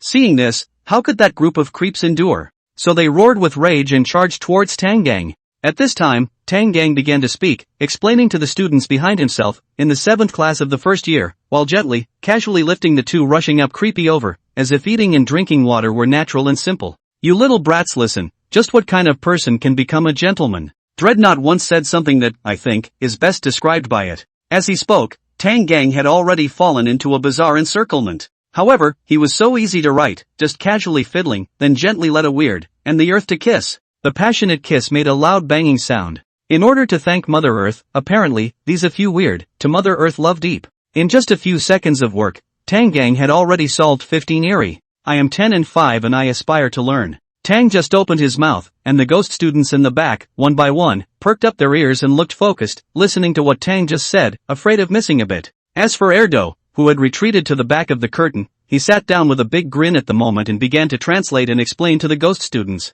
"Woof woof woof. I'm less than 10 years old, just 5 years old, and I'm committed to learning how to beat people up." As he spoke, Tang Gang's footsteps pranced and shifted, clearly a not-so-small target, and that weirdness couldn't even touch him by half. A light collision, the force was like 1,000 pounds. Several bizarre, together flew backward, as if bowling. Those ghosts, in Tang Gang's hands, were like toys that could be held at will. Soon, a large number of creeps flew out. 30, 40, 50. Even though the ghosts were numerous, in Tang Gang's eyes, they were paper tigers that couldn't be beaten, and tofu walls that weren't resistant to being hit. With a wave of his hand, he retreated a dozen of the enemy. 30 years old, 40 years old, 50 years old. Tang Gang's voice rang out, so calm and peaceful. It was as if he hadn't received the slightest bit of impact from the bizarre battle with the mongrels. "Woof woof woof. 30 people before I'm worthy to stand up and fight. Woof woof woof. If there were 40 people, I would rush up and fight without the slightest hesitation. Woof woof woof. 50 people, they will be beaten by me, making them think that this is the place where their heavenly destiny will fall." As Tang Gang went deeper, the creeps gradually became weakened, their attrition was rapid, and their aura was greatly reduced. As for Tang Gang, at this moment, it was like a tiger entering a flock of sheep, like entering an uninhabited territory, but with a little bit of poetry of passing through 100 flowers and not touching a single leaf. The boundless courage of the great opening and closing, and the chivalrous dashing and writing, were all manifested in Tang Gang's body. The two had reached a delicate balance. Tang Gang was like a master acupuncturist, every action was just right, just enough to kill the weirdness. More than 1 point, it seems to be too much force, less than 1 point, but also some lack of power. Every strike was purely violent aesthetics. In the chaotic scene, creepy's wailing, and various collision sounds rose and fell in succession, unceasingly, as if playing an abnormal symphony. Black gas soared and black water splashed about. This, in the end, would be a place of hate for the bizarre ones. 60 and obedient to the ear, 70 and from the heart, not exceeding the rules. Woof woof woof. I need at least 60 people to beg me for mercy before I'll be able to take the edge off and stop fighting. Woof woof woof. By the time 70 people, or more, come to surround me, I'll be able to display my true kung fu as I please and blast them just right. Bang! Ouch! The last creepy, with a hideous expression, let out a wail of pain. In the end, his face twisted as he slammed into the wall, his eyes rolled back in his head, and he fainted. Tang Gang, on the other hand, slowly retracted his foot. On the field now, all around him, there were lying down bizarrely everywhere. He became the only existence still standing in this melee. Even Tang Gang's clothes, as they were when he entered the battle, were still smooth and neat, without even a single wrinkle. Slightly straightening his tie, he seems to still be somewhat unfulfilled. The ghost students looked at Tang Gang's back, and an infinite yearning rose in their hearts. So powerful, so majestic, so elegant. This kind of crowned world, shocking the ancient and modern, majestic stance, Mr. Tang, when it comes down to it, is a true gentleman of the world. Ah, do you understand? Do you understand?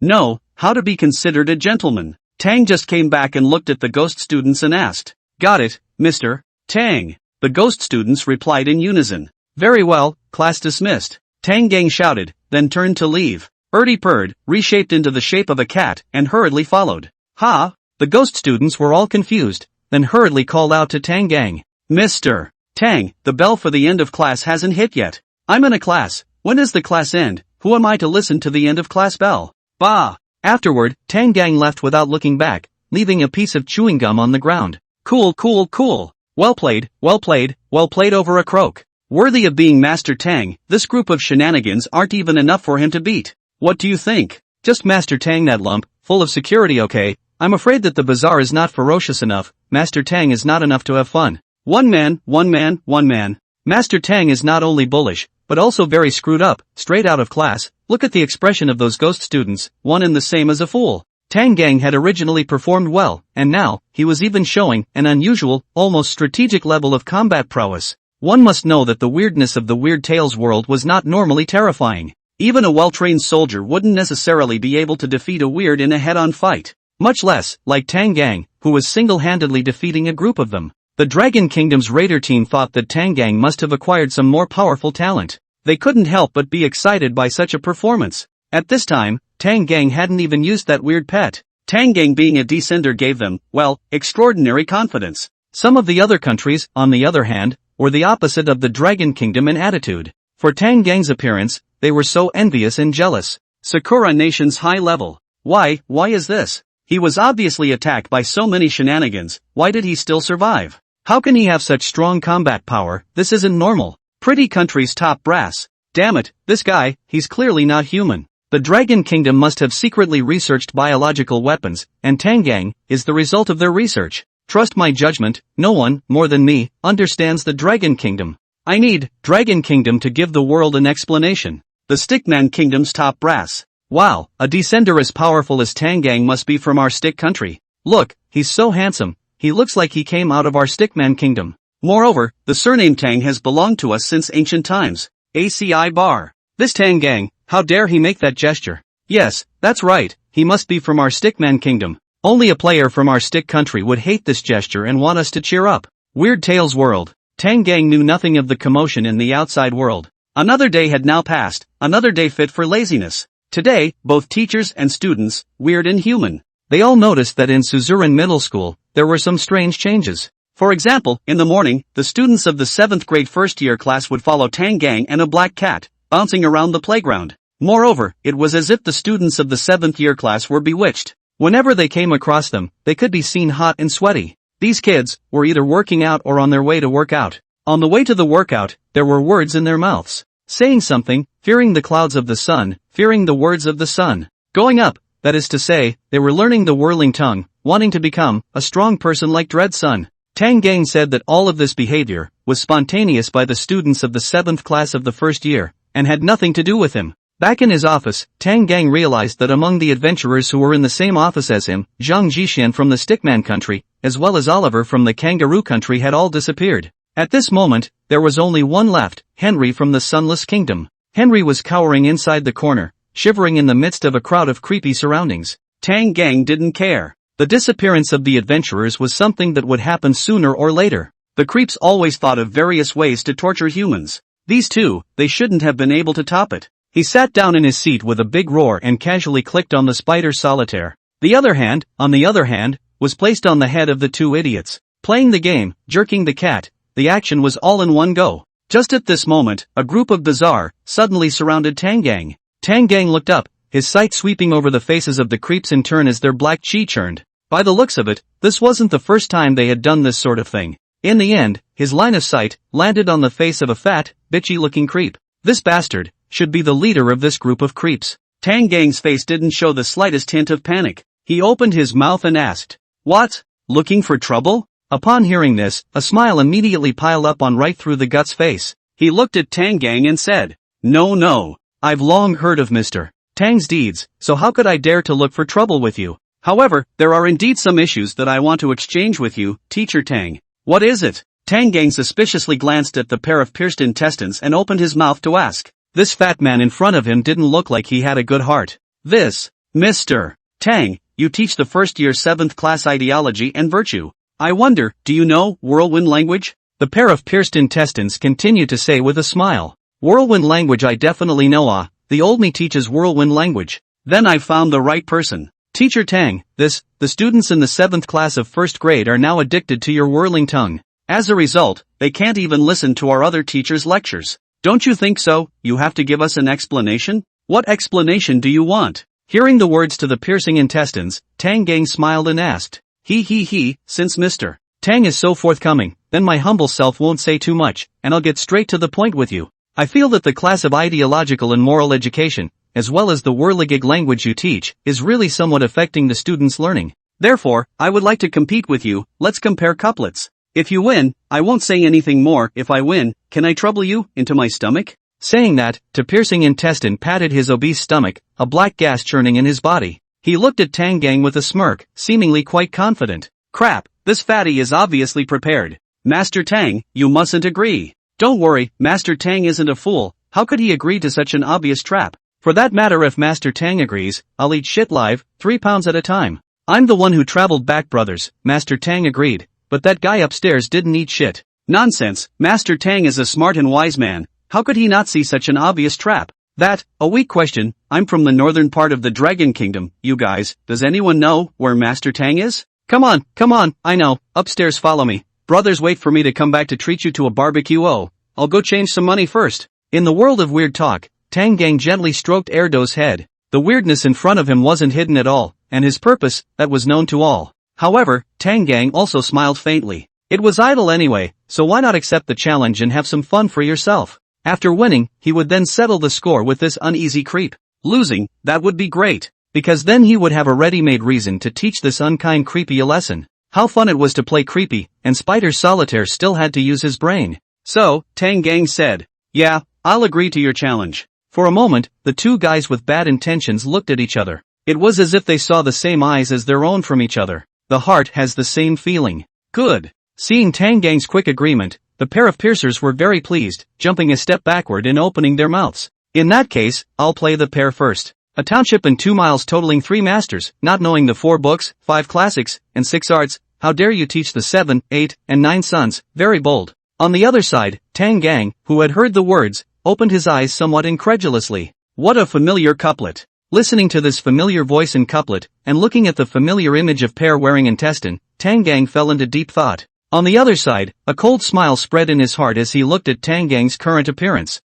Really is a reckless man. I'll just find a random pair to go up, and he'll be helpless. In his heart, he thought about how juicy and chewy it would be to eat Tang Kong. The pair of pierced intestines couldn't help but urge. Right, why not right? If you don't get it right, I'm going to get mad. Looking at the pair of pierced intestines that started to act like a bully, Tang Gang sneered and opened his mouth. 10 ghosts in 9 weeks, of which 8 are disabled, 7 are orphaned, 6 are widowed, 5 are widowed and 4 are alone, the remaining 3 are dead, 2 are injured, and 1 is gone. Ha! Hearing Tang Gang's words, right through the gut was shocked. His eyes widened and he jumped back another step, looking at Tang Gang with disbelief. This mangaka actually really matched it. This is not scientific. How did he do it? So neato. Frowning, the smile on the face of the pair of pierced intestines converged. The reckless man in front of him, probably, was an opponent that he needed to take seriously. After changing his mindset, pair of piercing intestines began to look squarely at Tang Gang. He stepped forward and introduced himself. I'm the Suzuran language teacher and director of the first grade culture class, nicknamed the King of Pair of Kings, Pair of Piercing Intestines, and your excellency is? Tang Gang disdainfully glanced at Pair wearing intestine and opened his mouth. I'm the benevolent gentleman who looks down on life and death and will do it if I'm not convinced, nicknamed Mang Cannon, Tang Gang. Good. I'll come to meet you. To Piercing Intestine's expression was corrected, thinking to walk out 2 steps to the side, slowly opened his mouth and said, in pictures, dragons don't chant and tigers don't whistle, little humans are ridiculous and laughable. Tang Gang was calm and collected himself, and opened his mouth. In the school, the teacher has no virtue, the student has no talent, are all bizarre to beware of. Eyes, Tang just right up. The face of the pair of intestines is not very good, he frowned, tisk, and took 2 steps toward the side, said, Ing yin chui hong hong everywhere melting together. Ha! Tang Gang raised his head slightly and let out a cold laugh. Opening his mouth calmly, he answered. Ghosts weird black and white at all times he. Seeing that Tang Gang had once again answered correctly, right through the gut was incomparably surprised. He opened his mouth, but no sound came out.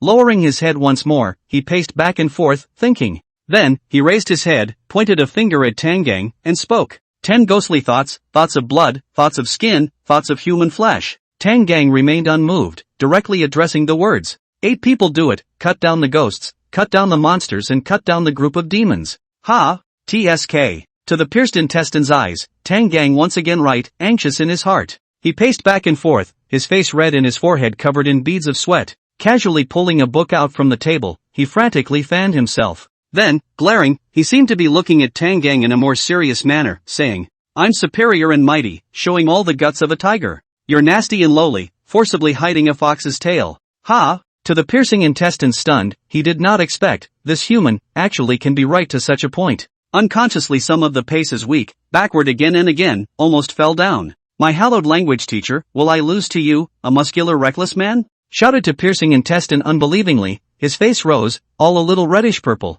He quickly stepped forward and came close to Tang Gang, and Tang Gang was face to face. Reaching out and pointing at Tang Gang, he said, your family's grave to plant trees. However, Tang Gang remained bland at the moment, smiled gently, and said, your wife's boudoir to retire the king. The pair of pierced intestines shook for a moment, panic flashed in his eyes, then he added, fish fat fruit ripe into my belly. Tang Gang grinned, his expression becoming slightly grim as he shouted at the pair of pierced intestines, mu de flat pants. Ha! Instantly, the pair of pierced intestines was like a heavy blow, and with a loud cry, his entire body collapsed helplessly to the ground. Then, laboriously raising his head, he looked towards Tang Gang, his eyes flashing with unwillingness, anger, agitation, and hopelessness. Suddenly, he felt a pain in his heart, as if something had come up. The next second, poof! To penetrate the intestines to do a long whistling to the sky, as if that dragon sucks water, large mouth of black water, from his mouth a moment constantly sprayed out. The other bazaar around them were shocked and quickly retreated backward.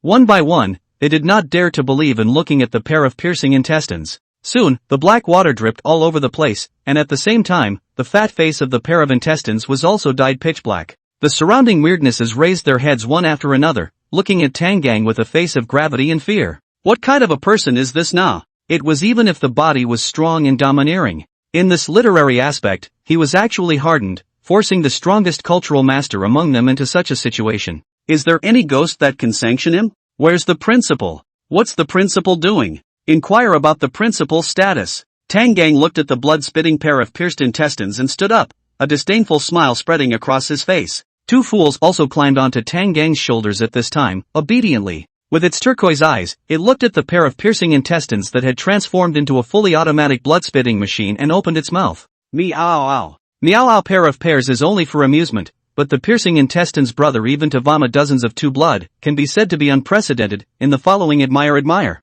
Although the words of admiration, but anyone can hear, 2 stupid tone, there is no flavor of admiration. It was simply mocking this pair of pierced intestines here. Ka-ching! A crisp ringing sound came. The office door suddenly opened, and a humanoid female bizarrely walked in. With a rather explosive figure, a pretty face, and glasses, she revealed a mature and intellectual beauty. As soon as she entered, this female creepy froze. Her eyes were wide open, surprised and dumbfounded as she looked at the pair of pierced intestines that were crazily spraying blood on the ground. Heart surprised. Unexpectedly, this group of teachers, in private, play quite high. However, she didn't want to get involved, and at the same time, she felt that she shouldn't have disturbed this group of teachers' pleasure. So with an embarrassed face, she said, "Sorry, I guess I came at a bad time." After saying that, the female creepy lowered her head and prepared to leave, while not forgetting to bring the door with her. At this time, Tang Gang also noticed this female creepy's movements. It was the first time he had seen the other party, however, he had a bit of an impression of it.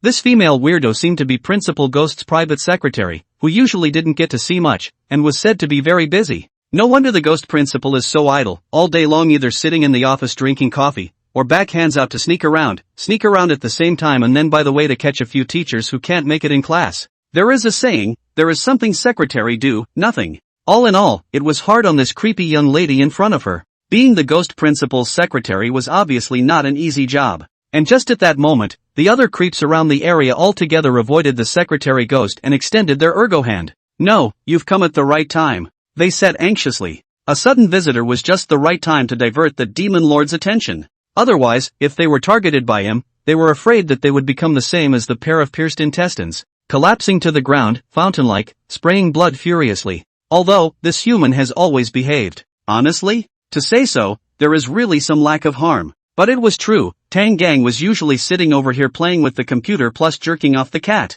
There seemed to be no intention to actively attack them. But the pair of pierced intestines was already the second one in their office. Who knew if there would be a third, a fourth in the future? What if this guy, in today's duel with pair of intestines, felt the pleasure, and in the future, he would specifically look for the trouble of the creeps for fun? Now this office of weird people, facing Tang Gang, really feel the meaning of that sentence. If the two of us swapped roles, I'll let you know what it means to be cruel. Obviously, they should be the ones torturing humans, but as a result, when it came to this guy, everything was reversed. This made them, too, begin to bear the fear of being on edge at all times. At this moment, the secretary ghost hesitated outside, and in the end, still walked in. She looked down at the pair of pierced intestines that were vomiting blood, and instead of continuing forward, she stood still, afraid of splashing her own face with blood. Afterward, she glanced at the weirdness around her, and then focused on Tang Gang, who was surrounded by weirdness. Instantly, she understood what was going on. This pair of pierced intestines with this wretched appearance should be caused by this human. This caused a flash of color in the secretary ghost's eyes. After doing things for Principal Ghost for so long, she had seen quite a few humans who were able to smooth out bizarre and difficult situations. However, like this one in front of her, the one that could make creepy spit out 3 liters of blood, it was still the first time she had seen it. And right now, this taller human seemed unconcerned about her arrival. He leaned back in his chair, his personality flaring. Broad palms, gently stroking the black cat that was lying in his arms. What a domineering human! Papa! The secretary ghost hurriedly shook his head, then raised his hand and slapped his face. Good, coming to his senses. Damn it, why was this human's aura so strong? Even the nearby generation, the strongest and most flamboyant creepy, hadn't been as confident, almost flamboyant, and conceited, almost overbearing, as this human. His legs softened, nearly sitting on the ground. Hurriedly reaching out, he held onto the desk next to him, which prevented him from falling. Afterward, the secretary ghost twisted her head away, forcing herself not to look at Tang Gang. Her line of sight, one by one, swept over all the teachers in the office. At this moment, most of the creepy's attention was still on the spitting blood on my pair of piercings. She didn't have the time to pay attention to this pair of pierced intestines who didn't know what kind of stimulus he was suffering from, and was here today only to convey the principal's order. Ahem! Clearing her throat, the secretary ghost clapped her hands in an attempt to attract attention with a crisp clap. Of course, she also used a more direct method than clapping, shouting at the top of her voice. Look at me, all of you, look at me. I have an announcement to make. As the secretary ghost shouted loudly, she managed to attract the attention of the others inside the office. While shouting, the secretary ghost raised her hands high as she began to recover them. The 2 piles of slime she carried in front of her body were on display. The slimes were full of elasticity, constantly jumping around with vigor. As for Tang Gang and 2 fools, after hearing the familiar words and seeing the secretary ghost's front movement, the 2 were jolted and instantly alert. The entire cat on her fool's body exploded, his two tails erected straight, his pair of turquoise eyes staring at the secretary ghost. As for Tangang, at this moment, it was also difficult to keep a serious and majestic expression taut on his face. The human cats glanced at each other, seeing the meaning in each other's eyes. Tangang, what familiar words. Second fool, old Tang, she's a fool. Tangang, how stupid. Second fool, she dares to eat shit. Tang Kong, how so? Second fool, she can eat 3 pounds of shit a day and doesn't feel well without it. Two fools himself was a creepy with an active mind. And after the last time, following Tangang to the real world and soaking up the net, its mind became even more active. The creepy of the Weird Tales world was clearly an extremely polluting creature. But even so, it still couldn't stop the internet from polluting it. In short, the second fool knew better now. It even dared to gesture while saying, "No one, more than me, understands the internet." Anyway, after making eye contact, one person and one cat refocused their sights on the secretary ghost. Unfortunately, the secretary ghost, who lives in the world of weird talk, did not blurt out a declaration of independence or the world-shattering social bullying disorder quotes, but simply said a notice. Ah, no mommy smell. Just the stupid ghost principal and the PTA. The principal has been successfully discharged. The secretary ghost said those annoying words with a smile on her face. In addition, the principal feels that it is necessary for us to hold a parent-teacher conference, to let the parents of these children know what their children, at school, are actually learning, and what level they are at. This matter is scheduled for the day after tomorrow, so please actively prepare for it. As for why Principal Ghost was hospitalized, Secretary Ghost kept her mouth shut. Probably, even she didn't know what exactly the Principal Ghost was hospitalized for. After saying that, the Secretary Ghost left. This kind of thing, it was fine to let the teachers have a headache. She was just a messenger and wasn't responsible for this matter. With the Secretary Ghost's departure, the creeps whose faces had originally changed from sad to happy because she had come to stir things up, once again changed from happy to sad. They naturally hated parent-teacher conferences quite a bit. To them, the parents of these ghost students were more difficult to deal with one by one. Especially the parents of some of these students were powerful and had a supreme status. Communicating my ass. If one dared to say a word against their ghost child, one would be guaranteed to receive a scolding. Being scolded is still light, encountering the vindictive, it is impossible to say will be screwed even have no work to do. Suddenly, the weird ones thought of something. They turned their heads in unison and looked at Tangang. Those straight eyes were green as if they were flooded with light. Meow. Crap. Erdo was startled. It almost didn't shake out its urine. The entire cat's muscles tightened and shuddered violently on Tangang. Motherfucker, what's wrong with these old geezers? Scared the old man. The creeps each gloated as they looked at Tangang, as if they had already seen Tangang's miserable appearance. They suddenly remembered that there seemed to be a son of the mayor's family inside this human's class. At once, a grim smile appeared on every creepy face. Let you tug, this time, let's see if you die. Bad, look at the eyes of these creeps, something is going to happen. These creeps have already written that there's a problem on their faces alright,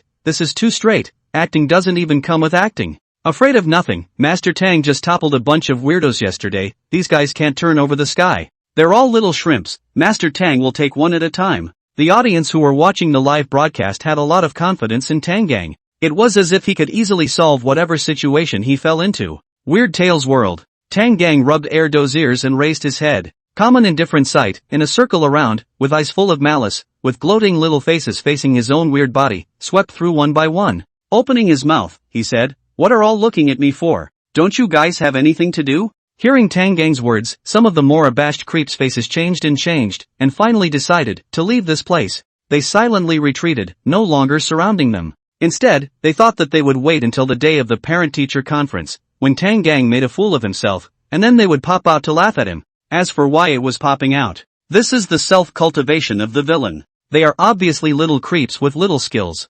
Familiarizing himself with the book The Self-Cultivation of the Villain, he could tell, so that their villainy could be manifested in the best possible way, making Tang Kong as disgustingly uncomfortable as if he had eaten shit. But there was still a large group of creeps that didn't leave. One by one, they had cold smiles on their lips, looking at Tangang, their teasing gazes like knives. "You're about to suffer, why do you still dare to be so arrogant now?" The gang of creeps thought like this. At this time, a creep stood out and pointed at Tangang, saying, "You're about to suffer, don't you know that? How dare you still be arrogant? If you're willing to beg me, I might be able to be merciful and tell you exactly where you're going to suffer. Besides, what's wrong with me looking at you? If you don't let me look at you, then I won't look at you, won't that make me lose face?" Bang! As soon as those weird words fell, a black shadow crossed from midair. Next, there was a muffled sound, and then that creepy fell unconscious in response. On his head, a seeping black water outwards appeared, and next to it, a large dictionary as thick as 2 bricks. The power of knowledge was so heavy that it made the young creepy fall back to sleep. Looking at Tang Gang's side, he could only see a slightly displeased expression on his face, glaring slightly and reaching out with an imposing hand. The other creeps around the fallen creep immediately stepped aside. What's more, they all jumped up in fear. Although they wanted to watch the joke, they still feared Tang Gang. One by one, they were afraid of being pointed at by Tang Gang. This was also the reason why, just now, they hadn't opened their mouths like this unlucky person lying on the ground. The oppressive force of the great desolate imprisoning heavenly finger was very powerful. Did I tell you to speak and you spoke? Come out to hang out, there are no rules at all. The dog that barks is the one that gets beaten. Don't you understand such a simple truth? Just now, I didn't count you guys, following this dead fat guy together to disgust me. It's already quite merciful. Why don't you just back off? You have to find your presence here. Now you've been hit hard, haven't you? In a flash, all of the creeps couldn't help but shiver. Henry, who had been squatting in the corner, was now also trembling, sitting on his butt on the ground. The vast majority of the bazaar, all cowering, looked at Tang Gang. They felt an incomparably powerful aura on this human. It pressed down on them somewhat. But there were exceptions. A creepy suddenly lunged out from the crowd and all of a sudden fell to his knees next to the creepy who had fallen asleep, crying out, "Wang Kai ah! Oi! Wang Kai! Wang Kai, you wake up! You and I grew up together as brothers, how can you be like this? Go ahead of me and go at a young age." Afterwards, this creepy stood up and shouted at Tang Gang, "You bastard, you killed my half-brother and half-brother. I want you to die, you have to die, killing ghosts to pay for your life." For this sudden offense of weirdness, Tang Gang didn't pay much attention to it. Instead, he was calm, digging his nostrils with his little finger. After taking it out, he wiped it again with toilet paper.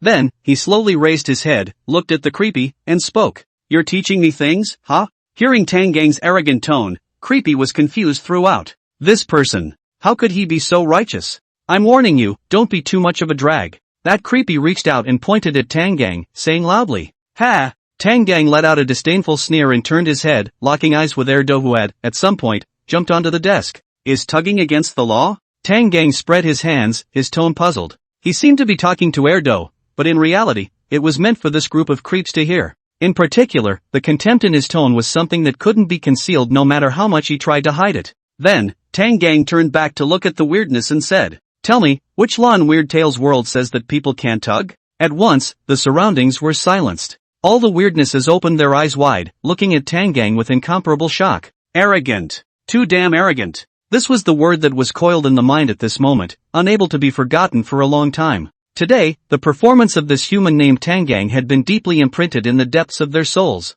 Fearfully, to the point of death, they would never forget what they had seen today. The laws of Weird Tales world. What the fuck is the law in Weird Tales world? There are only rules. Who makes the rules? The will of the world. But look at this human in front of him, with these words, is he really asking about the weirdness in front of him?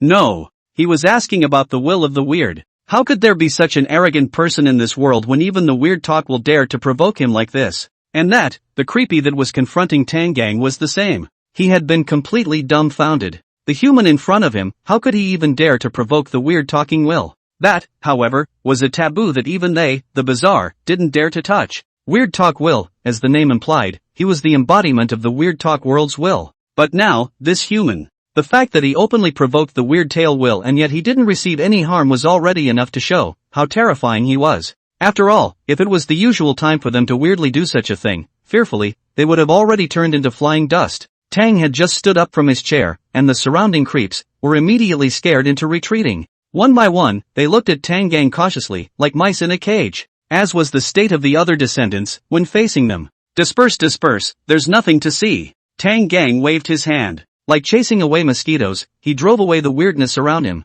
Then, step by step, he arrived in front of the creepy that he had been arguing with, whose legs had gone completely soft with fear, and who kept retreating backwards, leaning against the wall. That creepy bent his legs, raised his head, and looked up at Tang Gang's oppressive, monster-like body, his whole body trembling, his gaze almost lax. Tang Gang raised his hand and patted the creepy's neck, saying, "Little creepy, if you come out to hang out, you have to know the rules. If you're wrong, you have to admit it, and if you're beaten, you have to stand upright. Grow some memory in your next life." Afterward, under the gazes of countless bizarre terrified gazes, Tang Gang beckoned. The second fool quickly flew over, transforming into a black blade that was held in Tang Gang's hand. "No, don't. Creepy shook his head, trembling, hoping that Tang Gang could let him live. But, you want me to kill a ghost to pay for his life? I'll satisfy you, use you to compensate him. Tang Gang didn't hesitate, his hand rose and fell, and another creepy fell into his hands. Clang! The door was slammed open. For a moment, all the creeps in the office all ran out.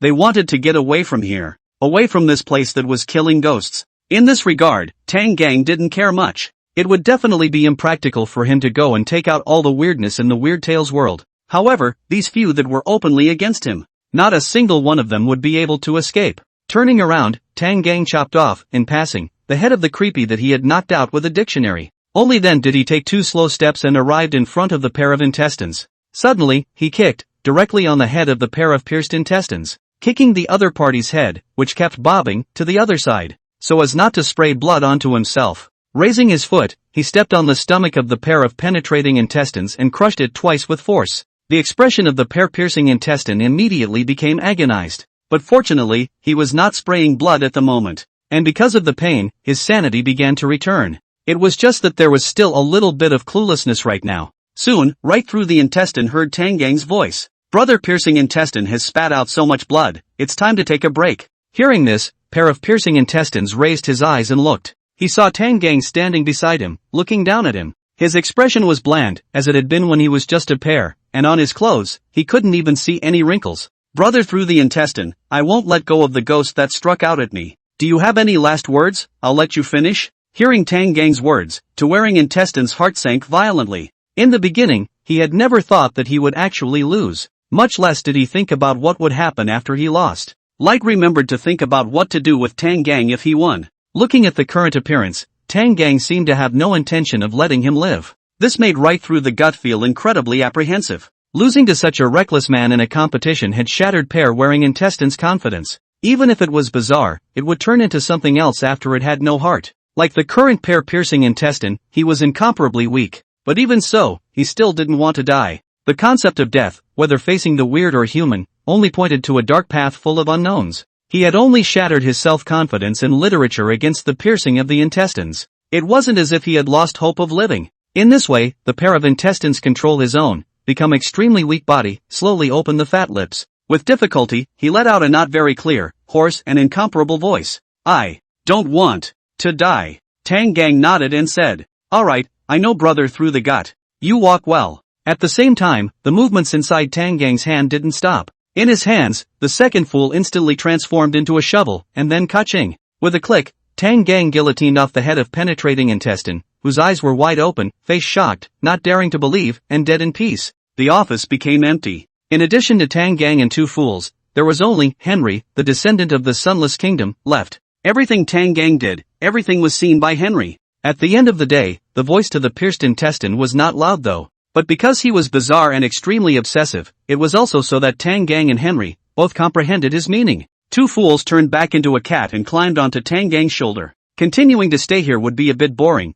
Tang Gang was ready to go out for a stroll. Just then, Henry called out to Tang Gang. Tang, wait, he said. Henry looked at Tang Gang. He felt that Tang Gang's approach was very wrong. Obviously, he had already indicated to penetrating gut that he didn't want to die, but he still made a move to kill the other person. He didn't think it was what a gentleman would do. At the same time, he also felt that he and Don just were both humans and might be able to talk. Tang, he said he didn't want to die. Tang Gang nodded as he looked back, somewhat surprised, at this descendant of the Sunset Kingdom. Aang, I heard you. But you still killed him. Why, Don? It was his last words. Don just said, rightfully and justifiably. Henry inexplicably felt a little stifled, his face flushed red, and he said, Tang, this is so ungentlemanly of you. He already expressed that he wanted to live, but you still killed him. Ha! Looking at Henry, who seemed to be a little angry, Tang just sneered. It's none of my business. He said he didn't want to die, so I have to leave him alive? Then if I say I don't want to die, will he not come to mess with me?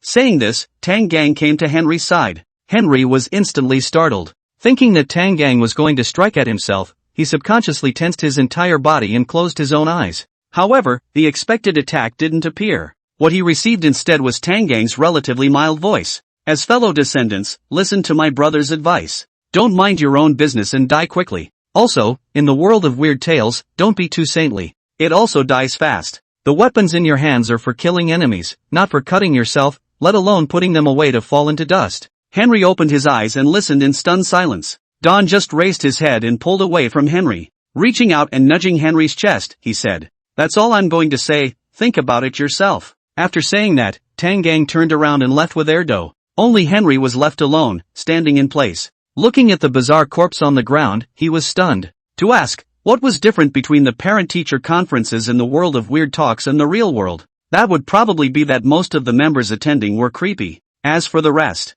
it's not really that different. But it's simply letting parents know what their children, at school, are really like. Of course, creepy values might be that much different from humans, that much. Suzuran Middle School is a fully managed school. Therefore, the students are in the school inside the lodging. Parent-teacher conference this day early in the morning, outside the school, on the grate, crowded with ghost head. Those weird parents, men and women, sardine cans like crowded together, across the school iron gate toward the campus inside. Look, one with a prison visit. For example, a certain rather plump parent, whose slime was even more anxious than she was, had gone ahead and drilled through the doorway. It was close to popping down on its own, and then going to the campus on its ass, looking for its own child. Finally, the two slimes duong and the school's doors opened. A group of creepy parents fled as if they were fleeing, burrowing inside the school, starting to go to the appropriate classes, to look for their children. And after a short period of time, after the ghost principal utilized the loudspeaker and finished his routine speech, the main event of the parent-teacher conference finally began. That is, the ghost parents, and the teachers' close communication.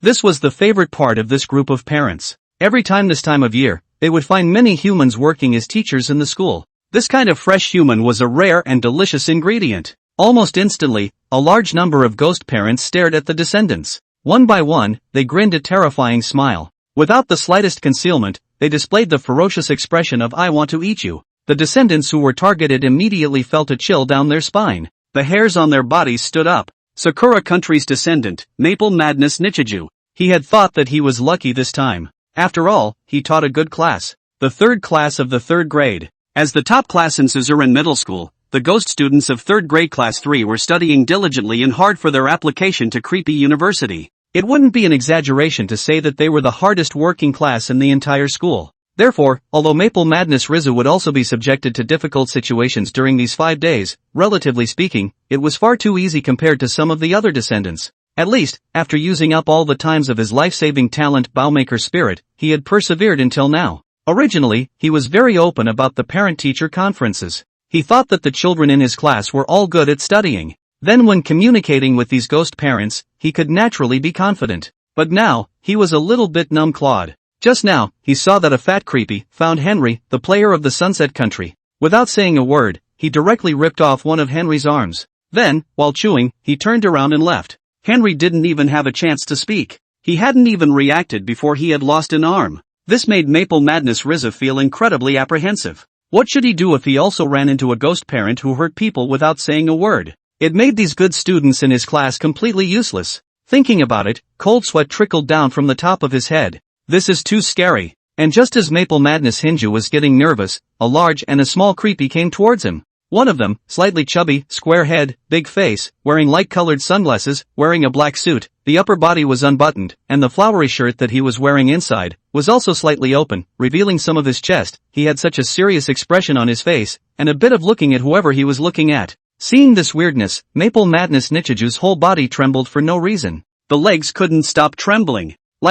Too much like. Originally, the place where Maple Madness Rizu lived was not particularly peaceful, relatively speaking. And he had the honor of seeing once, the leader of a local snake society in their place. That's what he looked like. The aura and all, it was all too similar. And the other creepy one was the class president of his third grade class 3. Tall and thin, wearing a standard black school uniform and glasses, he looked svelte. Waiting to walk in, the creepy parent rushed at Maple Madness Hinju and opened his mouth. "Hey, you kid is my son's teacher, right?" The Maple Madness Rizu who heard the words, his entire person immediately had a jolt. He nodded his head frantically and said, Hi, Ano, Red Bean Mud Private Masai." He didn't know why he was apologizing, but he said it anyway. Then, nodding his head, Maple Madness Nichiju added, "That. Slightly excuse me." After saying that, he didn't care if Creepy answered or not. He turned around and was about to run. That time just now, he almost leaked out. Now he had to hurry up and fix it. It was too scary. If possible, it would be best not to come back. However, only when he turned around, the latter sentence of that eerie ghost drifted in, making Maple Madness Rizu's mood as if in the wintry month. pouring a bucket of cold water from the top of his head. The heart was cold. Hey one! Foam maniac Rizu didn't dare to turn around, but could only respond loudly. Then, he rushed into the toilet with a sad face. At this time, the ghost student went up and pulled his father. Then with a displeased face, he shouted, "Stinky old man, what are you doing?" Scared the teacher away. Facing his son's accusation, the ghost parent's aura weakened and said, "I know, I'll pay good attention so that he can talk to me normally." Saying this, the ghost parent's eyes drifted around the classroom. He seemed to be searching to see if there was a commendation wall or something like that, to see if he could otherwise see his son on that. There was no such thing set up in the classroom of 3rd grade class 3, and the ghost parent who didn't see it, once again placed his eyes on top of the reference book that his son was holding in his hand. A look of displeasure flashed across his eyes. At the same time, he growled in his heart, "I just said that to scare that kid away. Damn teacher, how dare you teach my son to become so fond of learning, even forgetting the agreement with me." Looking at his son's wiry figure, he watched the other party, even at this moment, still hungrily, drawing knowledge from the reference books. The ghost parent's expression gradually became pained. "Stop looking," he yelled, then snatched the reference book from his son's hand and threw it far to the side. "Stinky old man, what are you doing?" the ghost student shouted at the ghost parent. But the ghost parent stood still as if he hadn't heard, his head lowered as he spoke in a heavy tone. "Why are you like this? When did you become so fond of studying? Do you want to go to college? Have you forgotten our agreement? Drop out of high school, do all the bad things, and join the Yakuza. Didn't we agree that we would join Dad and unify a city?" The ghost parent raised his head and looked at his son pleadingly. "Ha!" Hearing the ghost parent's words, the ghost student rolled his eyes, then tugged his head and said, "Who likes that kind of boring life, asshole old man? Why? How did you become like this?" Looking at his son, the ghost parent's words became low. His seriousness was like the hissing of some wild beast, erupting, after repressing it. Normally, when a father spoke to his child like this, he was most likely ready to hit. However, at this moment, the ghost student still looked like he was tugging. He didn't even look at his father with an improper eye. Both eyes narrowed into a line, with indescribable contempt in them. "What do you care why I became like this? You!" The ghost parent reached out and pointed at his child, his heart agitated, his hands trembling, and he added, "So why didn't you come back to see us once? Escaping from the campus over the wall, isn't that what delinquents should do?" As a result, the ghost student still looked the same. "How am I supposed to study properly when I'm flipping out of campus? My time is precious, I have to make time to review my reading. What are you doing this for? For your good grades?" The ghost parent's voice was slightly louder, and the tone in which he spoke to his son was filled with hatred. "What's the point of you getting such good grades? Do you know what the parents in the neighborhood say every time you come back from vacation and show off your good grades? They say, this family's kids, they're really motivated. Not only that, but they also say to their own kids, why don't you learn from their kids and get perfect scores in all subjects? They also said to their own children, why don't you learn from their children and get full marks in all subjects? Do you know that these words of praise for you come into my ears every day? It makes me so ashamed and disgraced that I can't lift my head up." The ghost student turned his head to look at his father, and his entire attitude stood out as a hangdog. "Well, don't you just pretend you didn't hear it yourself." With that, he turned back to his father and let out a long sigh. It seemed to be in helplessness, and it seemed, again, to be complaining about how his dad was so indisposed. Then, he looked away, picked up an English book, and started flipping through it. Seeing this scene, the ghost parent was horrified. He yelled at his son, "Hey, what are you doing now? Of course I'm memorizing a foreign language, it's very important. But then you're going to get smarter. Asshole, no memorizing, stop it," the ghost parent said, snatching another book from his son's hand and throwing it into the distance. However, with so many books in the classroom, the ghost student picked up another one and recited it hungrily. "Enough of this," the ghost parent yelled, snatching it away once more and throwing it away again. But the book was sitting on the desk beside him, within the ghost student's reach. He picked up another book and read frantically. "I told you to stop," the ghost parent yelled, snatching it away once more and throwing it away. "Ah!" Then, the ghost parent yelled, bending down, using his hands, and sweeping them haphazardly across the table. It was quite like the king of Qin sweeping the 6 kingdoms and unifying the 8 wastelands, pushing all the books on the table to the ground. The other students around them, as well as their parents, who were the very owners of this desk and books, looking at this pair of father and son, their faces were written all over their moms and dads. But given that this ghost parent's aura was too terrifying, they had to hold their breath and didn't dare to step forward. "You, stop studying when it's appropriate for me," the ghost parent let out an angry roar at his son. Then, he raised his hand and punched, knocking his son to the ground. At this moment, Maple Madness Nichiju, who had just walked out of the restroom, saw this scene and his entire body froze. This father and son, why were they even fighting? His entire being was confused. For a moment, he didn't know if he should rush to escape or go up to stop the fight between father and son. The ghost student fell to the ground. A fiery pain came from the left side of his face. This was the location where his father had struck just now. He covered his face and looked at his father with fierce eyes. His chest rose and fell violently, as if it contained a full of anger. The ghost student then stood up. He shouted at the ghost parent. "What the hell do you want? You stinking old man!" With that, he stretched out his hands and charged towards the ghost parent in a furious manner. The expression was ferocious and the eyes were malicious. It was as if he wanted to strangle the ghost parent to death. Seeing this scene, the ghost parent's eyes lit up and an expectant smile appeared on its face. It cried out in its entire heart, come on, that's the way it has to be. This is the way to be my good son. That's what the delinquents in Yakuza should do. Hurry up and do it." Looking at his son who pounced on him like a hungry wolf, the ghost parent even opened his hands.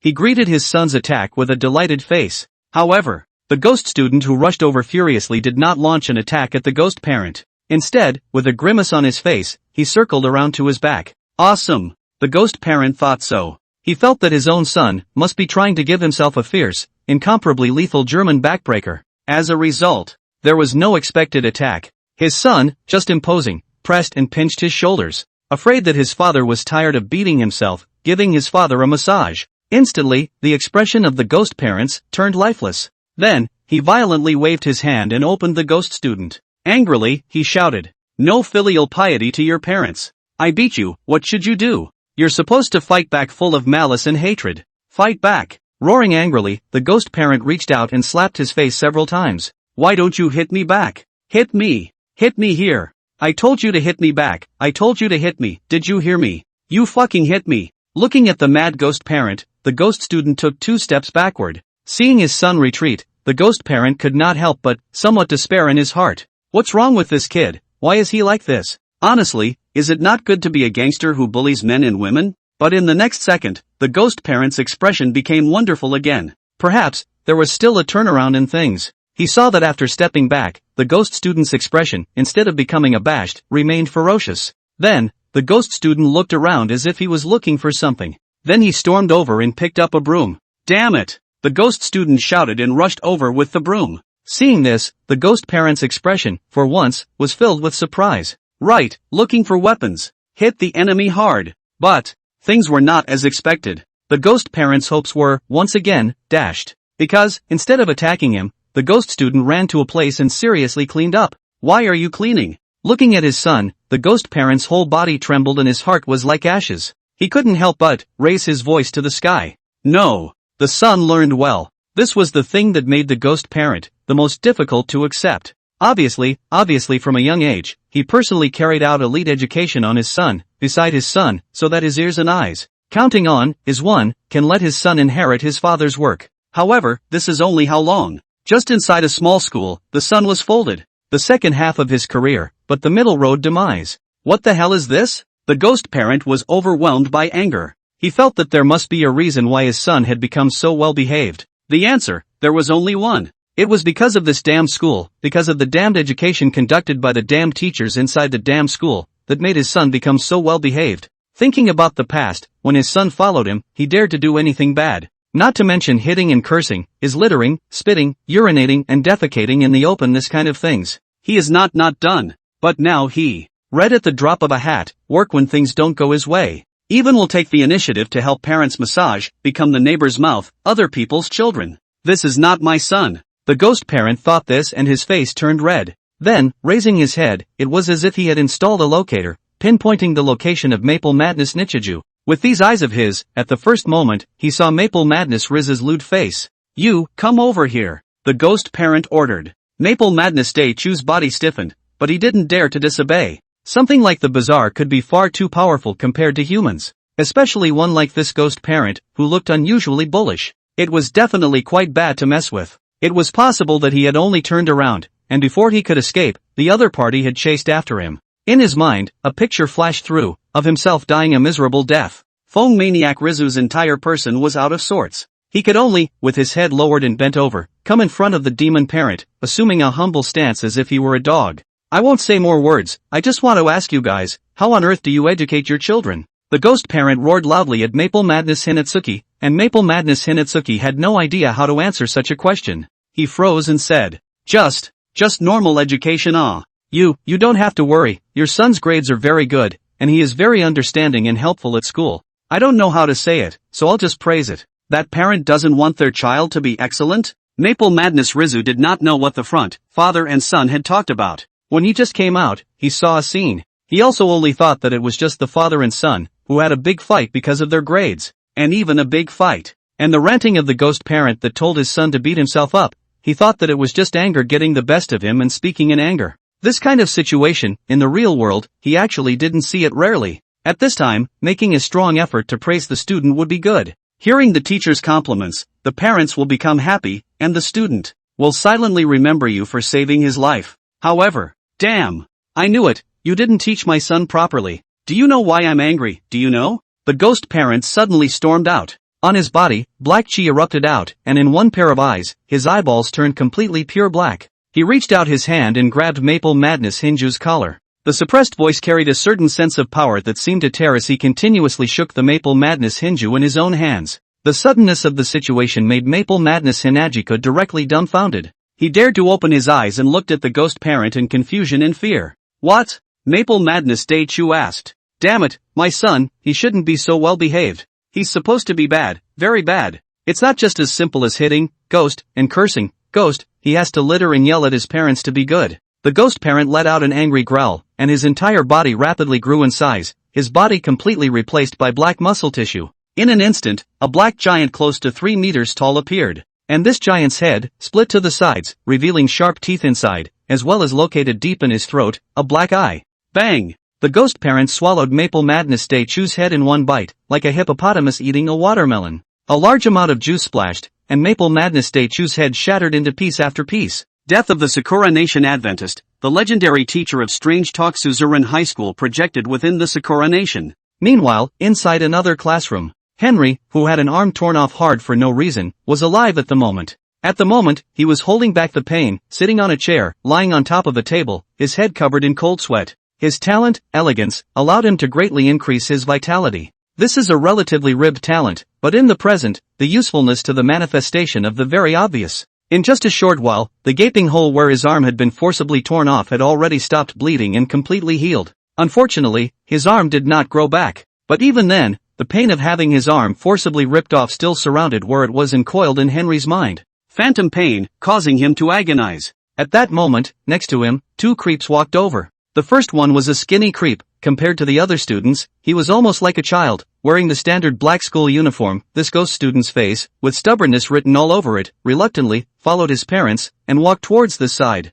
And the other one, was a creepy-looking very old, who seemed to be the ghost student's his grandmother. Wearing a black dress, hunched over, face crawling with wrinkles, full of white hair, crutches on a small old lady. However, this old lady did not look like she was kind. On her face, a kind of, unspeakable arrogant flavor flowed out. It was as if, inside this classroom, everywhere she looked, she wanted to say something. Seeing the 2 ghosts walking towards him, Henry also hurriedly got into the spirit. Sitting upright. Originally lost an arm, if again because, this bizarre feel their attitude is not good, and then take something from their own body words. That was really unbearable. Henry felt terrified and was sitting on the edge of his seat. The tiny little ghost of a body was full of stubbornness. The creepy little old lady, on the other hand, was showing a few hints of arrogance everywhere. She inclined her head, squinted her eyes, and walked, batting her eyes this way, and her eyes fell on Henry. Shaking her head slightly, she smacked her lips. TCH, that's getting used. That look, it was almost like a food market buyer, picking and choosing.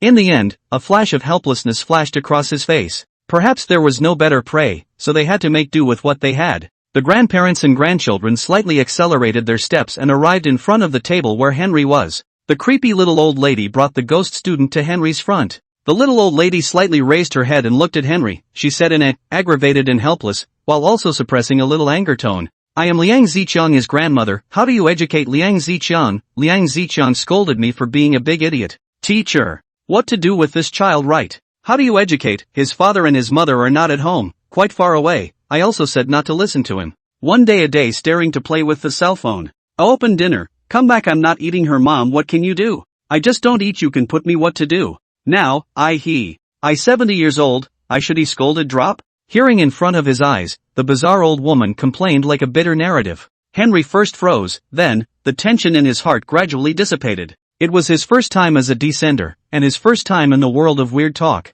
The day before yesterday, the words Tangang had said to him had left him stunned. And now, he still couldn't help but feel pity for this weird little old lady in front of him. Even though, he knew that the weirdness of the weird talk world was very good at disguises, as well as making up stories. They would usually utilize this technique to attract and trap humans. But Henry felt that if, just because of this, he abandoned such a pitiful old lady, then the behavior was really too ungentlemanly. What's more, this creepy little old lady, when she spoke, her feelings were so genuine. It was definitely not a lie. Now it wasn't over, the creepy little old lady was still talking. Seemingly unable to suppress her anger and aggression any longer, the creepy little old lady's voice became louder, and her anger, brewing between her words, spewed out. As soon as I was a fucking little kid I went through him, as soon as I was 3 I went through him, as soon as I went through all these years. This kid, he just called me a fucking dish rag. Bastard fucker. The creepy little old lady spoke vocally. As Henry listened, he couldn't help but follow suit and get angry. This Liangzi fuck, how can you be like this?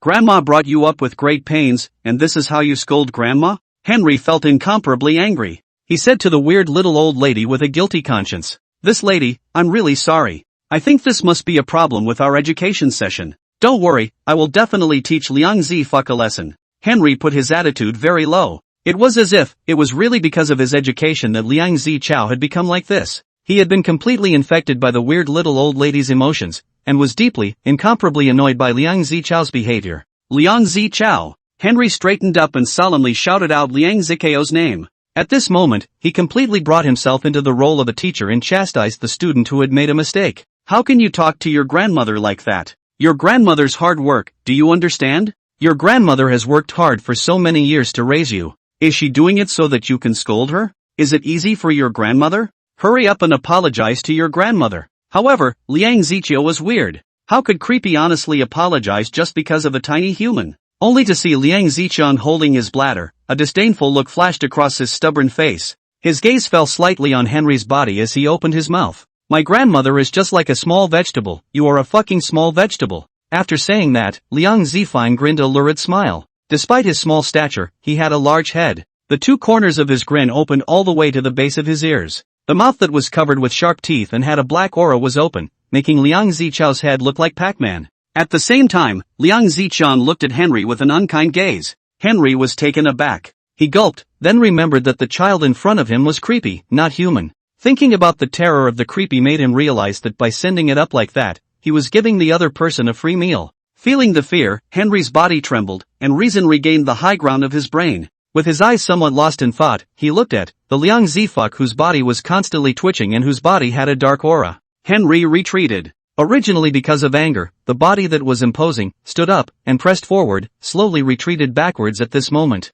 At the time of the angry rebuke, the body unintentionally, with the outstretched arm, also in the recovery, but tugged a little. Henry suddenly realized that he didn't tug on this arm. Looking up, he suddenly realized the creepy little old lady had, at some point, circled around to his side. Now, the other party was holding onto his arm with a death grip. Instantly, Henry's head went blank and gave up thinking. Teacher, what did you just say? The creepy little old lady asked with a smirk. Only Henry's gaze was dull and his expression stiff. As if he was a robot, he began an emotionless narration. I said, how can you talk to your grandmother like that? Your grandmother's hard work, do you understand? Your grandmother worked hard for so many years to raise you. Did she do it for you to scold her? Is it easy for your grandmother? Hurry up and apologize to your grandmother. Not this one, the previous one. The creepy little old lady said again. Henry then, once again, began that stiff and incomparable, mechanical response. The lady, I'm really sorry. I think this must be a problem with our education link.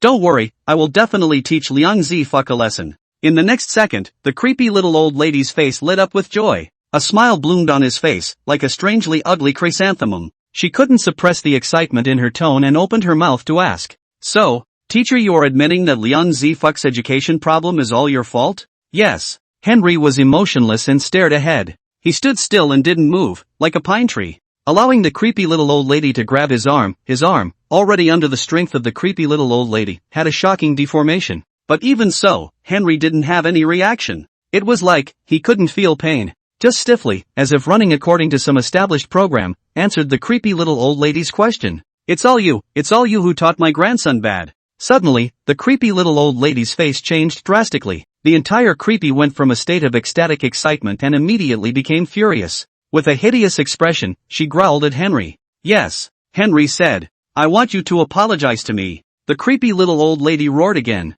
Her entire body surged with black chi, and that black chi, following his arm, poured into Henry's body. Almost immediately, Henry's body swelled up like a balloon. Then, one after another, small holes appeared on Henry's body. Bright red blood trickled out of the small holes. Henry's entire body, at this moment, was like a water balloon that had been pierced with holes. Ah ha ha ha ha, ha ha ha ha ha ha ha. The creepy little old lady let out a rampant laugh. She and her grandson seemed to be very excited, and the two of them danced in the blood that Henry was spewing out. The creepy little old lady's head full of white hair was soon dyed scarlet. The death of the Sunset Kingdom Adventist, the legendary teacher of Weird Tales Suzerain High School, is projected within the Sunset Kingdom. Weird Tales World. The parent-teacher conference was held, which undoubtedly pushed this weird talk to its climax. All sorts of weird parents, for all sorts of reasons, were casting their hands on the descendants. In just 10 minutes or so, there were actually 10 adventurers left in this copy. The broadcasting sound of the will of weird tales constantly resounded in Blue Star. The bad news kept on coming. Those who were following the live broadcast in various countries were all scared and nervous. The live broadcast that looked like a joke was an insult that the National Fortune Strange Talk had inflicted on the countries of the Blue Star. Every time, the light of the descended people from various countries being quickly eliminated made the people from various countries realize more deeply how terrifying this sudden natural disaster was. In the past, watching the live broadcast was for amusement, but now, watching the live broadcast was to witness the moment the gate to hell opened. Everyone was hovering at the entrance to hell, cautiously, trying to find ways to know the time they would enter the door. Oops. Mayor Wang. At the entrance of the 7th class of the first year, the ghost principal was here, acting very humbly to a slightly blonde creepy wearing a black suit and combing his hair into a grown-up look. This slightly blonde creepy was tall, a middle-aged looking man with a kind face, and beside him, followed by Xiaochuan who had dyed his hair yellow. You've come in a big way. I've been remiss in welcoming you, so please bear with me. While saying this, Principal Ghost pulled open the door and welcomed Mayor Wang and Xiaochuan into the classroom of the 7th grade. After the two entered the room, Principal Ghost followed behind. At the same time, he didn't forget to praise Xiaochuan, as if Xiaochuan was not a prick but a 3rd grade student in the school. Mayor Wang, your child is doing well inside the school. Especially his essay, My Mayor's Father, won the first prize in the city essay competition. I've never seen a child with such a talent for writing before. He's going to be great in the future. Blah blah blah. Principal Ghost followed behind the fart, talking non-stop for a moment. However, both Mayor Wang and Xiaochuan obviously had no intention of paying attention to him. Mayor Wang was fine, seemingly weathered, story-written face, without much expression. Xiaochuan, on the other hand, was already showing an impatient expression. These were naturally seen by Principal Ghost. But he didn't say anything more and still wore a smile on his face. As far as the currently known intelligence was concerned, it could be understood that there were gradations amongst the bazaar. Currently, there were 3 grades, lower, intermediate, and upper. And the upper level of weirdness, there are also gaps. Like Mayor Wang, the ghost principal couldn't lift his head. This is not only because of the position, but also because of the strength. Most of the weirdness in the weird world didn't like to beat around the bush. Whoever is strong, whoever has a big fist, whoever is justified, whoever is in a high position. This was also a recognized rule of the road in the Weird Tales world. Having already entered the classroom of the 7th class of the first year, Mayor Wang looked around. In the next second, his line of sight was attracted by an upright body. Inside the classroom, an unsmiling man sat at the head. He wore a suit and had an upright figure. His face was somber and majestic, unable to tell if he was happy or angry. He just looked at the ghost parents and ghost students below in a flat, domineering manner. A black cat with 2 tails and turquoise pupils quietly lay on the man's lap. He gently stroked the black cat's head. His movements were moderate and just right, pleasant, revealing elegance everywhere. Just at the first glance, Mayor Wang was stunned. He was very sure that this person was not a simple character. In a trance, he remembered what his son had said to himself recently, saying that, in his class, there was a new and very powerful teacher. He regarded that teacher as his life goal, his lifelong idol, and said that when he grew up, he would definitely become like Mr. Tang. Mayor Wang was very impressed by this statement. He remembered that once, the person his son longed for the most was himself, but now, it was replaced by such a person surnamed Tang. This made him a little upset, wanting to see what was so extraordinary about this Mr. Tang that attracted his son so much, but at the same time, he also felt admiration for this Mr. Tang's talent. All those whirligigs, his son had gone home and told him about them. He admired the person who dared to say there is no class without teaching. Although he was very unhappy that his son favored the other side, if possible, he still wanted to make friends with this Mr. Tang. At the moment, he was just taking a quick glance. The man sitting at the first place, all heroic and righteousness, was deeply imprinted into his mind. Mayor Wang felt that this must be that Mr. Tang. So, Mayor Wang immediately changed his face. From that, lofty, almost looking at everyone with a single expression look, it turned into a face full of smiles. He was very familiar with this kind of thing, and it was a necessity of his job. In the next moment, he brought Xiao Chuan with him and walked over towards Tang Gang's position. With a face full of smiles, he extended his hand. You must be Mr. Tang, I'm a godly acquaintance with you. Before Mayor Wang could finish his words, he saw Tang Gang's bland, but extremely oppressive sight sweep over. In an instant, Mayor Wang only felt as if he was being stared at by some terrifying monster. His body stiffened, and his half-said words came to an abrupt end. Immediately afterward, Mayor Wang, who reacted to the fact that he was showing cuts, was greatly annoyed in his heart, and his face suddenly turned cold. How could he, as a superior Eri, be intimidated by a human? Even if he had long felt that the human was not ordinary, Mayor Wang felt that this was a great insult to him. The black gas on his body skyrocketed, so thick that it seemed to roll and get like. He made an expression as if he was a cannibal, hideous and abnormal. Mayor Wang took big steps towards Tang Gang. He wanted to tell this human to understand what it meant that there were ghosts outside of people, and that there was a sky outside of the sky. Then, a force came from behind and grabbed his arm. He turned his head back, but saw his own son, Xiao Chuan, pulling himself in a deadly manner. Looking at the expression under the other party's yellow Kilmart hair, it was as if he was sending himself to death by going this way. This was strange to the ghost. Why, Xiao Chuan would show this kind of expression? Inexplicably, a wave of grandeur was born in the bottom of his heart. Father, what is the purpose of this trip? To kill humans, to strengthen the ghost's ambition. If I don't come back, then I will never return. Mayor Wang's face changed, resolutely turned his head, wanting to continue towards Tang Gang. Now, Xiao Chuan became anxious. He yanked his dad back with all his might, shouting in a voice that was almost like crying. Dad, don't go hell. You don't want to go. You can't beat Mr. Tang, don't go. Mayor Wang shook off Xiao Chuan and angrily rebuked. What nonsense are you saying? I'm a superior Eri and would lose to a human? Do you know how your father I became the mayor of a city? Back then, I took 2 kitchen knives and hacked all the way from the south gate of a city to the north gate of a city. If 1 came, I killed 1. If 2 came, I killed a pair. For 3 whole days and 3 nights, I didn't even blink an eye. Would I be afraid of him, a human being? Mayor Wang's words were spoken in a domineering manner. The other creeps around them heard it and their eyes lit up, thinking, perhaps someone could cure this human who was tugging to the point of no return. Why were they sitting here honestly? Was it really because of a clear conscience? That was definitely not. The main reason was that this teacher surnamed Tang was so awesome. This pair of fathers and sons were just here and didn't know it, but those of them who came early had just seen with their own eyes that a pair of ghost mothers and daughters had been balled up by this human, 3 times. Those 2 bizarre deaths, that deathly grimace, is so horrible. It was deeply imprinted in their minds. It became a lingering shadow of terror. Meow meow meow? Wow! 3 days and 3 nights without blinking, are your eyes dry? Mayor Wang was pretending to be a pussy, and behind him, suddenly came a cat's cry. Moreover, Mayor Wang was still very natural and clear, comprehending the meaning of it. Mayor Wang immediately turned back. With a pair of glaring eyes, he stared at the black cat that was lying on that teacher Tang's lap. That black cat changed its movements at this moment. Cocking its head to look at itself, a puzzled expression actually did flow from its turquoise eye pupils. I'm saying that I kill ghosts without blinking, and you're asking me if my eyes are dry? Mayor Wang looked at Erdo, shocked and angry, and asked back, Meow? So are your eyes dry or not?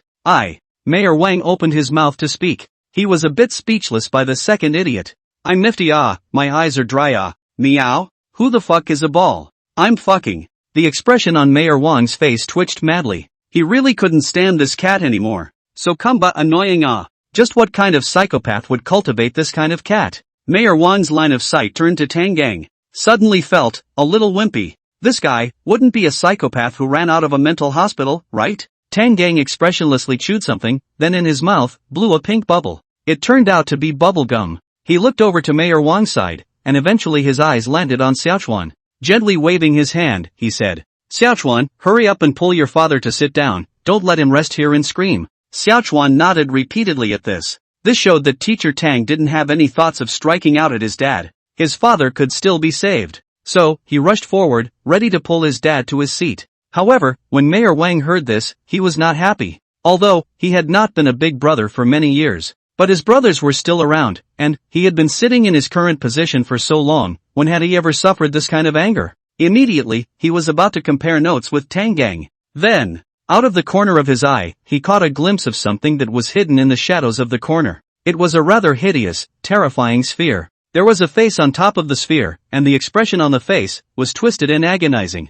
Around it, the outlines of some limbs could still be seen. That ball, it was as if it had been hardened and broken out by Creepy. Without a doubt, that Creepy was dead. Mayor Wang felt his scalp go numb. Just what kind of psychopath would use such horrific means to deal with others? His sight, again, fell on Tang Gang. For sure, this bastard must have run out of a mental hospital. Taking 2 steps backward, Mayor Wang grabbed Xiaochuan's hand. Good son, where's your seat? Quickly take daddy there. Xiaochuan looked at the cold sweat on Mayor Wang's forehead. He knew that his dad was wimpy. This made him breathe a sigh of relief because his dad didn't have to be gotten to death by Teacher Tang. If his dad wouldn't be killed by Ms. Tang, that disgusting Uncle Wang next door wouldn't become his second dad. However, after tonight, which Uncle Wang probably wouldn't exist in this weird world. These days receiving Mr. Tang's teaching, he understood the truth that a journey of 1,000 miles begins with a single step. He also understood the hegemony of, when one hears of the way, one can die at night. He has already inquired about the road to Uncle Wang's house, and he will get him killed tonight.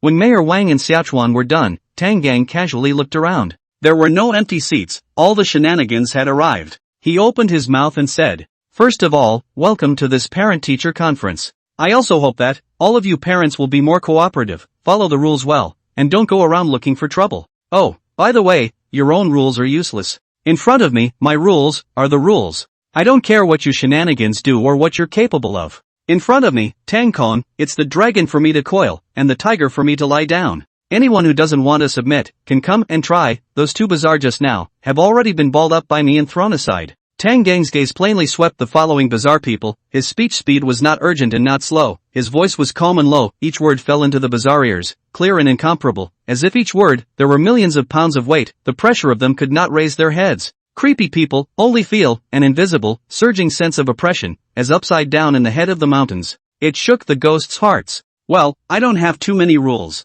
Tang Gang continued. All of you just be honest with me, and I won't make things difficult for you. Alright, I've finished. Any parents want to ask questions or talk to me about your children? Come up one by one. Those who are fine, hurry up and take your own children and get lost, don't waste time or take up space. Saying that, Tang Gang leaned forward slightly, his hands at the forefront, his arms supported on the table. An extremely oppressive gaze swept over one creepy body after another. As Tang Gang's line of sight swept past, the bizarre ones below, one by one, all sat upright. When Tang Gang's line of sight was about to fall on their heads, they were like those students with weak hearts. As soon as they heard that the teacher was going to ask a question, or was about to meet the teacher's line of sight, like ostriches, they immediately lowered their heads and buried their heads deeply. A look of hate, to stuff the head into the table leakage appearance. This human is too wrong. In every bizarre heart, such thoughts appeared. They stayed here, one by one, like sitting on pins and needles, like a man in the back, like a fish in the throat. The 2 strands of war, a few desire to go first. But they didn't dare. Although Tang just said, nothing to hurry to get out. But they still did not dare to make a move. What if this human, he is fishing for law enforcement? At that time a move, he came up to give you a slap. Do I let you move it you move? What then? Furthermore, the most powerful mayor, Wang, is now also shrinking his head like them. Who the hell dares to move? The creeps didn't move, using their eyes to observe the surrounding, the expressions and moves of the other ghosts. In their hearts, they had it all figured out. As long as someone else goes, they go too. If others don't go, they won't go either. As the saying goes, you go ahead and explore the path, and die a friend, not a poor man. Thus, the atmosphere inside the classroom became depressing. No one spoke, heavy, as if a huge mountain was pressing down on their heads. What's wrong with you guys? After another moment, there was still no weirdness making a move. Tang Gang spoke up with some irritation. One by one, sitting there, not moving at all. Are you guys wooden? Come up and ask if there's something wrong, get lost if there's nothing, don't you understand? Tang Gang's mood was not beautiful. Having a parent-teacher conference, these shenanigans, one by one like a statue. Mortar and pestle in place, not moving. If it wasn't for the vivid, thieving expressions on their faces, he would have thought that these creeps were all dead ghosts. This motherfucker. One by one, they were simply wasting his time. How good would it be to have this effort to touch a fish and play spider solitaire? Slightly annoyed, Tang Gang's cat jerking techniques became rough. This made Erty feel very uncomfortable. Under Tang Gang's touch, its scalp was about to be ripped off. It had the beauty of having pigtails and pushing too hard. This made the second fool look at all this weirdness below, and it also became a bit displeased. However, it was fine if Tang Gang didn't speak. As soon as he spoke, the bazaar below, even more so, all of them lowered their heads, muffled like gourds. In the corner, Mayor Wang looked at these was really anxious. He couldn't help but curse in his heart. Go ah. You fucking go ah. What are you doing here? You're holding me up, you assholes. But the other bazaar does not go, there is nothing he can do. Finally, he looked at his son. Forget it. You do not go, I go okay? In the end, I am also the mayor, think, he will give me a face. Xiaochuan looked at the change in his dad's expression, and secretly said in his heart that it was not good. This old boy again want to make a demon. Hurry to reach out and grab his dad. Xiaochuan expression shook his head. Signaled his old man honestly. Mayor Wang nodded at Xiaochuan. Indicated, I understand, you can rest assured. Xiaochuan let out a sigh of relief. His own old dad's brain was still alive and well. He let go of his grip on his old dad. The result. The front foot just let go, and the back foot of Mayor Wang took a meteoric step and walked towards Tang Gang. Crap! Xiaochuan was directly dumbfounded. You understand? Do you understand a big head of shit? An XIN, press a ball heart. He hurriedly jumped out from his seat and chased after as if fading away back in front of him. The other creeps in the surroundings, seeing this scene, couldn't help but let their eyes light up as well. That figure that dared to face the terrifying upright ape head-on, made them feel admiration. Worthy of being a mayor, easily did what we couldn't do.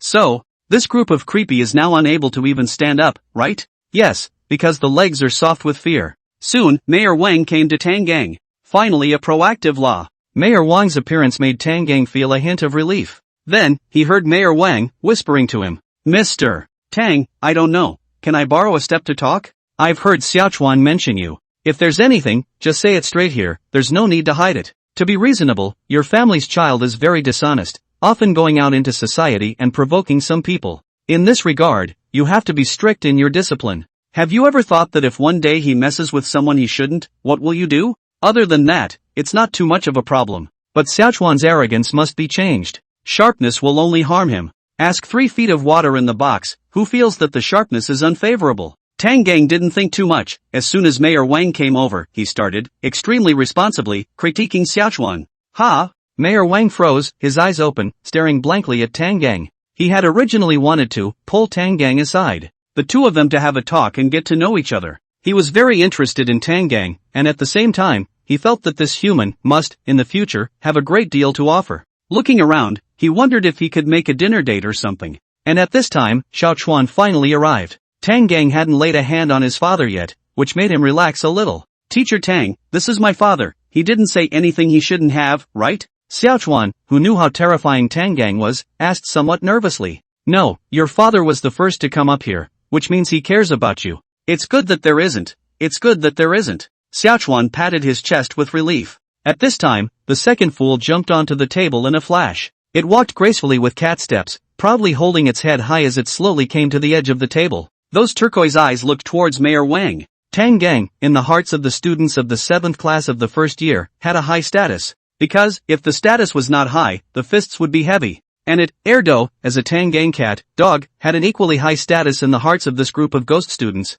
Therefore, Xiaochuan would often give it snacks to eat. By the way, he asked for advice on the wonders of the whirling tongue. This made Erfu feel good about this little yellow hair. Now that Xiaochuan's dad is here, it is naturally thinking of making friends. At this moment, Erdi was organizing its own wording. It remembered that Xiaochuan had told it that his dad was called Wang Zhenji. After slightly running through the alarm clock's thoughts, Erdi opened its mouth. Meow.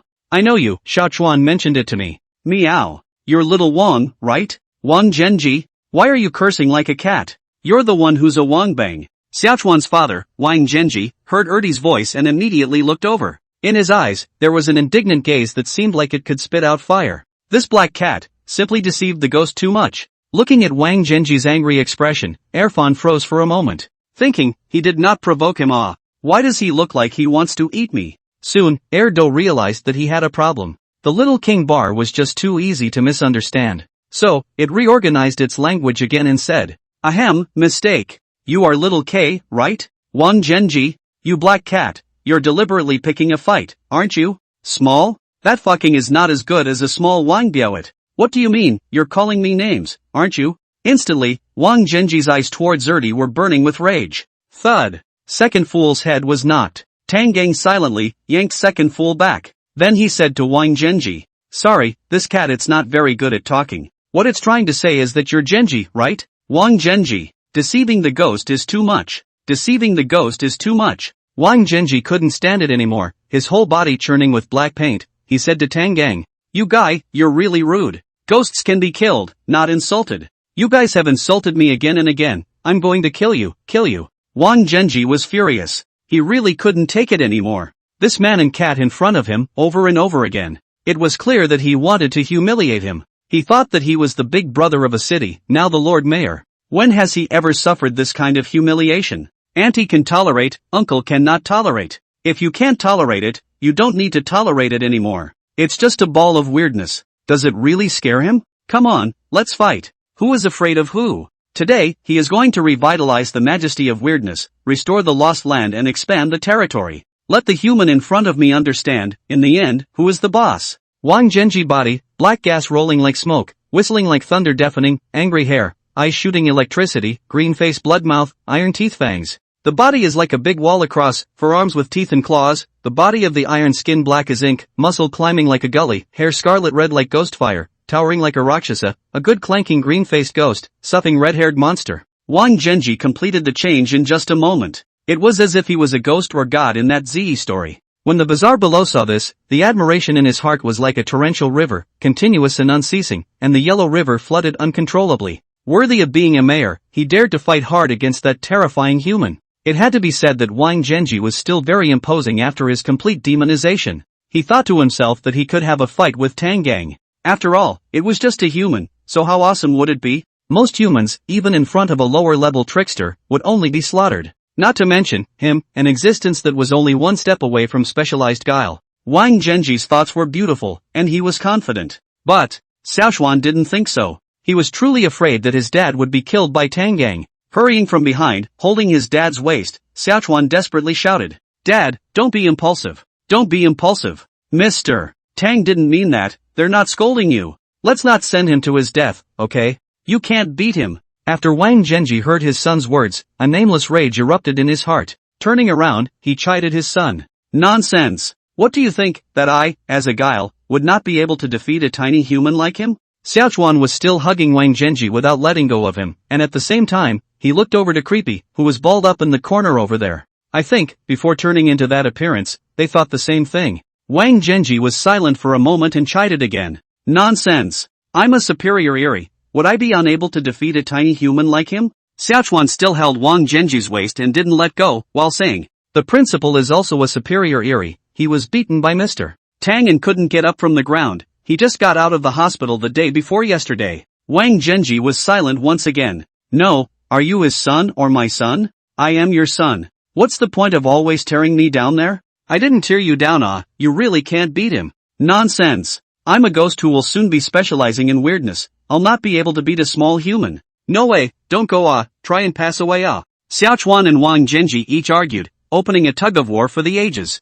Father and son will not let anyone, one is going to hit Tang Gang, one will not allow the fight. At this time, the second fool has slipped out and brought back a bag of peanut rice. One person and one cat ate and watched. So uncomfortable. The other shenanigans underneath, looking at this scene, were all anxious in their hearts. They kept shouting in their hearts. Do it! You fucking do it! What have you been saying to your son? What are you standing there for? Can your son stop you with his little body? Why don't you do it? Why don't you do something about it? Wang Zhenji, who was arguing with Xiaoshuan, swept his eyes and saw every weird expression below, and in his heart, he couldn't help but burst into a sneer. Oh, you guys know shit, I call this baiting the enemy. Waiting for the other party to approach me, I am using my forehands to backhand sneak attack. That is absolutely no harm. Just as he was thinking so, a shadow covered him. Wang Zhenji knew that his target had arrived. He quickly turned back and prepared to launch a sneak attack. Then, bang, boom. 3 sounds, one after another.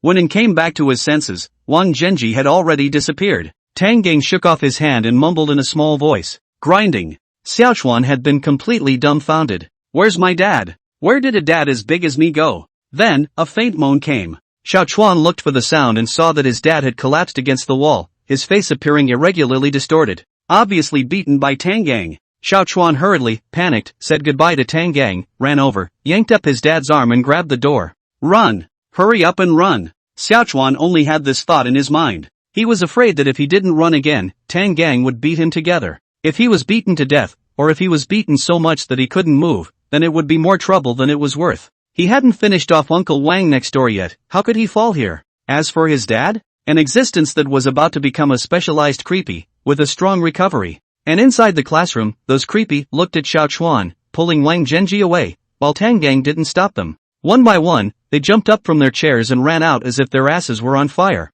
Hurry up and leave, next time never come again. This place was truly trepidatious. At the same time, they brought their children with them. The Parents' Association would give a half-day vacation, so they naturally had to bring their children away from this dangerous teacher. And of course, away from this dangerous school. No more, never again. I'm going to transfer my child to another school. How can you let your child come to school in such a dangerous place? The ghost parents have their minds set on escaping and getting away from Tangkong. But they don't know that the decision they made today has made a considerable contribution to the grassroots propaganda of the later world, a terrorist organization that exists in the world of strange tales, in the early days. In the latter days, there was a ghost saying that the Gentleman's Gang was the #1 organization in the world of weird tales. The members within the organization are all valiant and warlike. They like to reason with others, but if others don't listen to their reasoning, they use their fists and teach others reason. The parent-teacher conference ended quickly. The parents of the other classes, one by one, left refreshed and satisfied. And the 7th class of the 1st grade.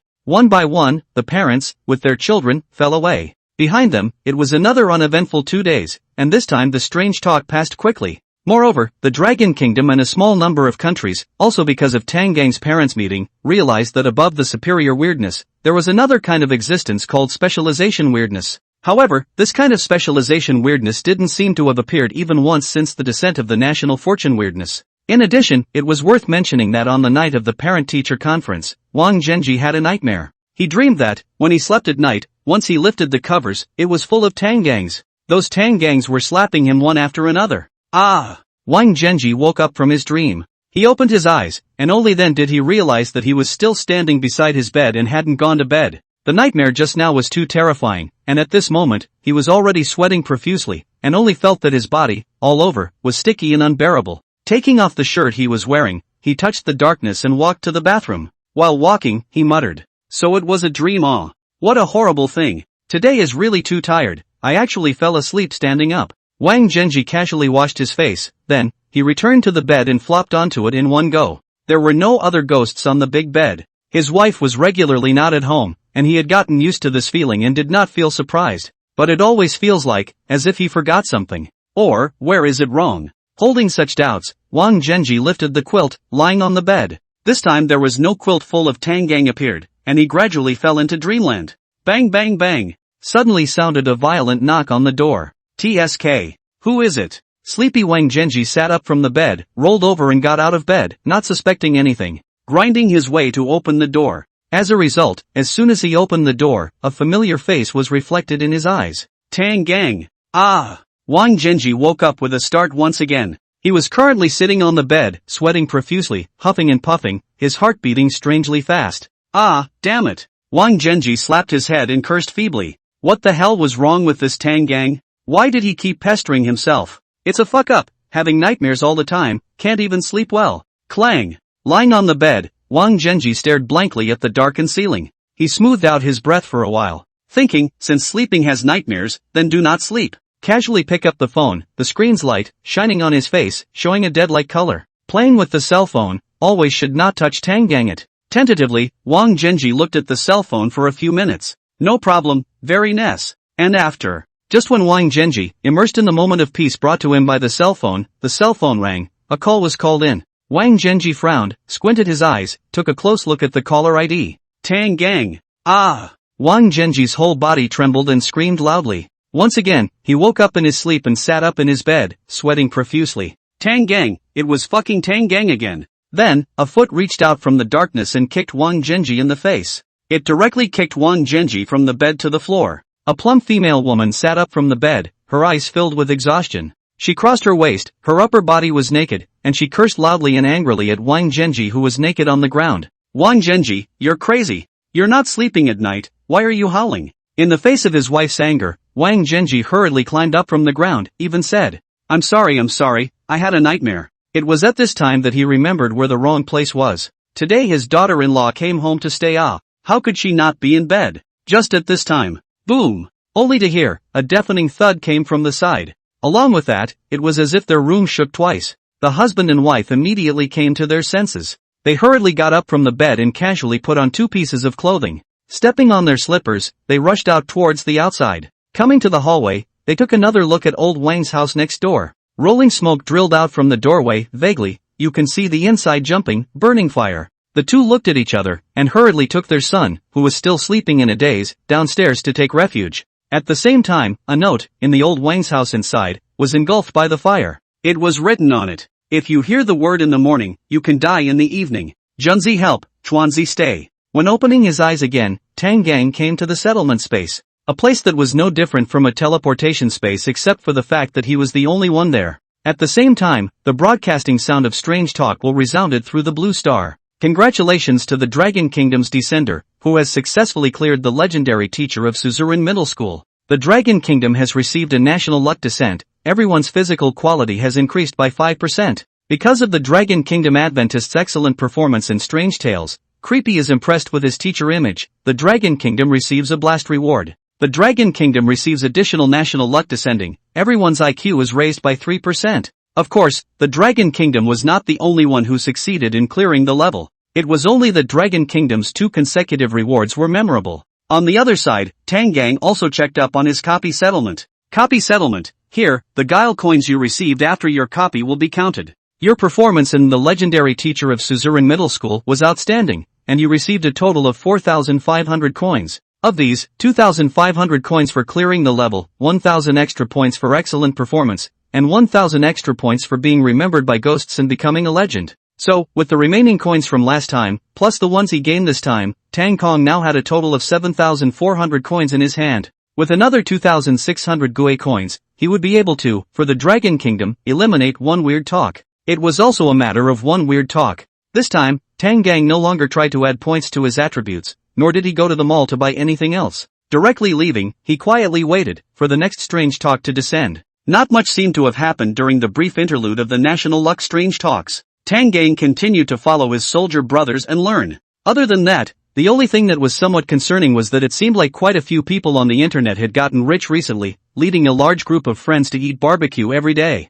Time rushed by. Tang Gang, who had just finished going to the restroom, once he opened the door, instead of returning to his familiar house, he came into the teleportation space. This time, most of the people were new faces. This was the 3rd time he had entered the National Fortune Strange Tales, and the light screen that popped up, without any nagging, directly started extracting talents. Your random talent is being extracted. Extraction complete. Congratulations on obtaining your temporary talent, Master of Kung Fu. Congratulations on obtaining your temporary talent, Master of Kung Fu. You will be able to use this talent for the duration of the next replica. Master of Kung Fu, when you launch an attack against Creepy and call out the name of the move, your attack will deal damage to Creepy. A simple attack-based talent. In the hands of some, this talent could have extremely terrifying power. Weird Tales begins soon. Teleporting to the world of Weird Tales, would you like a bento? After the teleportation was complete, Tang Gang opened his eyes and found himself inside a single cabin. The furnishings here were rather simple, a bed, closet, a desk and a chair.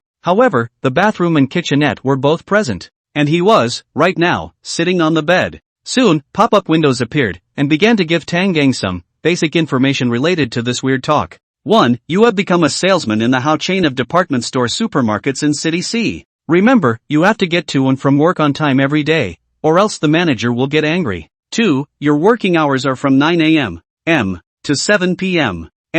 Do not be late or leave early. Breakfast and dinner need to be solved by yourself. Lunch can be solved in the supermarket. 3. Your current location, for Hao chain department store supermarket for the staff to prepare the apartment building, is also your next place to live. 4. You don't need to commute by yourself, and you don't need to keep in mind the routes to and from work. There will be specialized personnel to pick you up and drop you off. 5. The rabbi is the driver responsible for picking you up and dropping you off, and he will be waiting for you downstairs from 7:30 to 8:30 in the morning, and in the evening, he will be waiting for you from 7 to 8 o'clock in the evening. But the rabbi would sometimes, because of something, arrive later. 6. Rabbi is a pink rabbit with long ears and black jewel-like eyes, his hands and feet are white, he is thin like a human, and stands at 1 meter 6, don't mistake him. 7. The rabbi is indifferent most of the time, but occasionally shows enthusiasm, when he kindly asks you, would you like a bento? When he asks you kindly, would you like a bento? You'd better not refuse the rabbi's good intentions. 8. Sometimes the rabbi will take you halfway to another place, perhaps to the middle of nowhere, or to a slaughterhouse.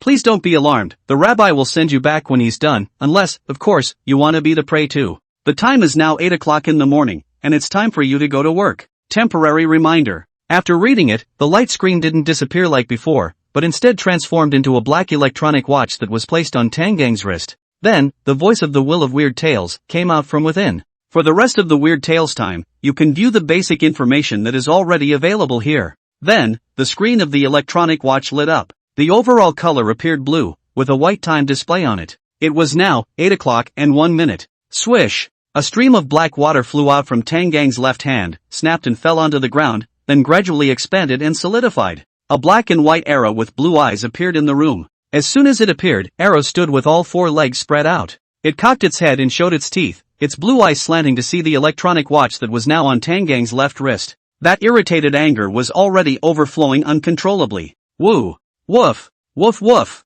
You little Yakuza, how do you steal my position? Screaming, the second fool bounced back and forth twice. It seemed to see that this electronic watch wouldn't move, and it gradually grew bold. Woof! Woof! Little Yakuza, stealing my position, see if I don't kill you. Erdo suddenly won forward, raised one front paw, and slapped down at the electronic watch in Tang Gang's hand. Stop it! Tang Gang backhanded her full and pushed him to the side. Then, Erdi froze. It looked at Tang Gang dumbfounded, its blue eyes filled with aggression and incomprehension. Then, 2 fools whistled up to the sky. That voice, like sadness, like crying, like sobbing, the hearer was sad, and the seer was in tears. Ow ow ow ow ow ow. Old Tang, why, you don't want me? That is clearly my position. Ow ow ow ow ow ow. Alas! I should have known that it would turn out like this. You humans, you all have a new love and forget the old one. This has just obtained this little Yakuza, don't want me, I want to argue 1 or 2, but became my not. After all, it is a mistake to pay.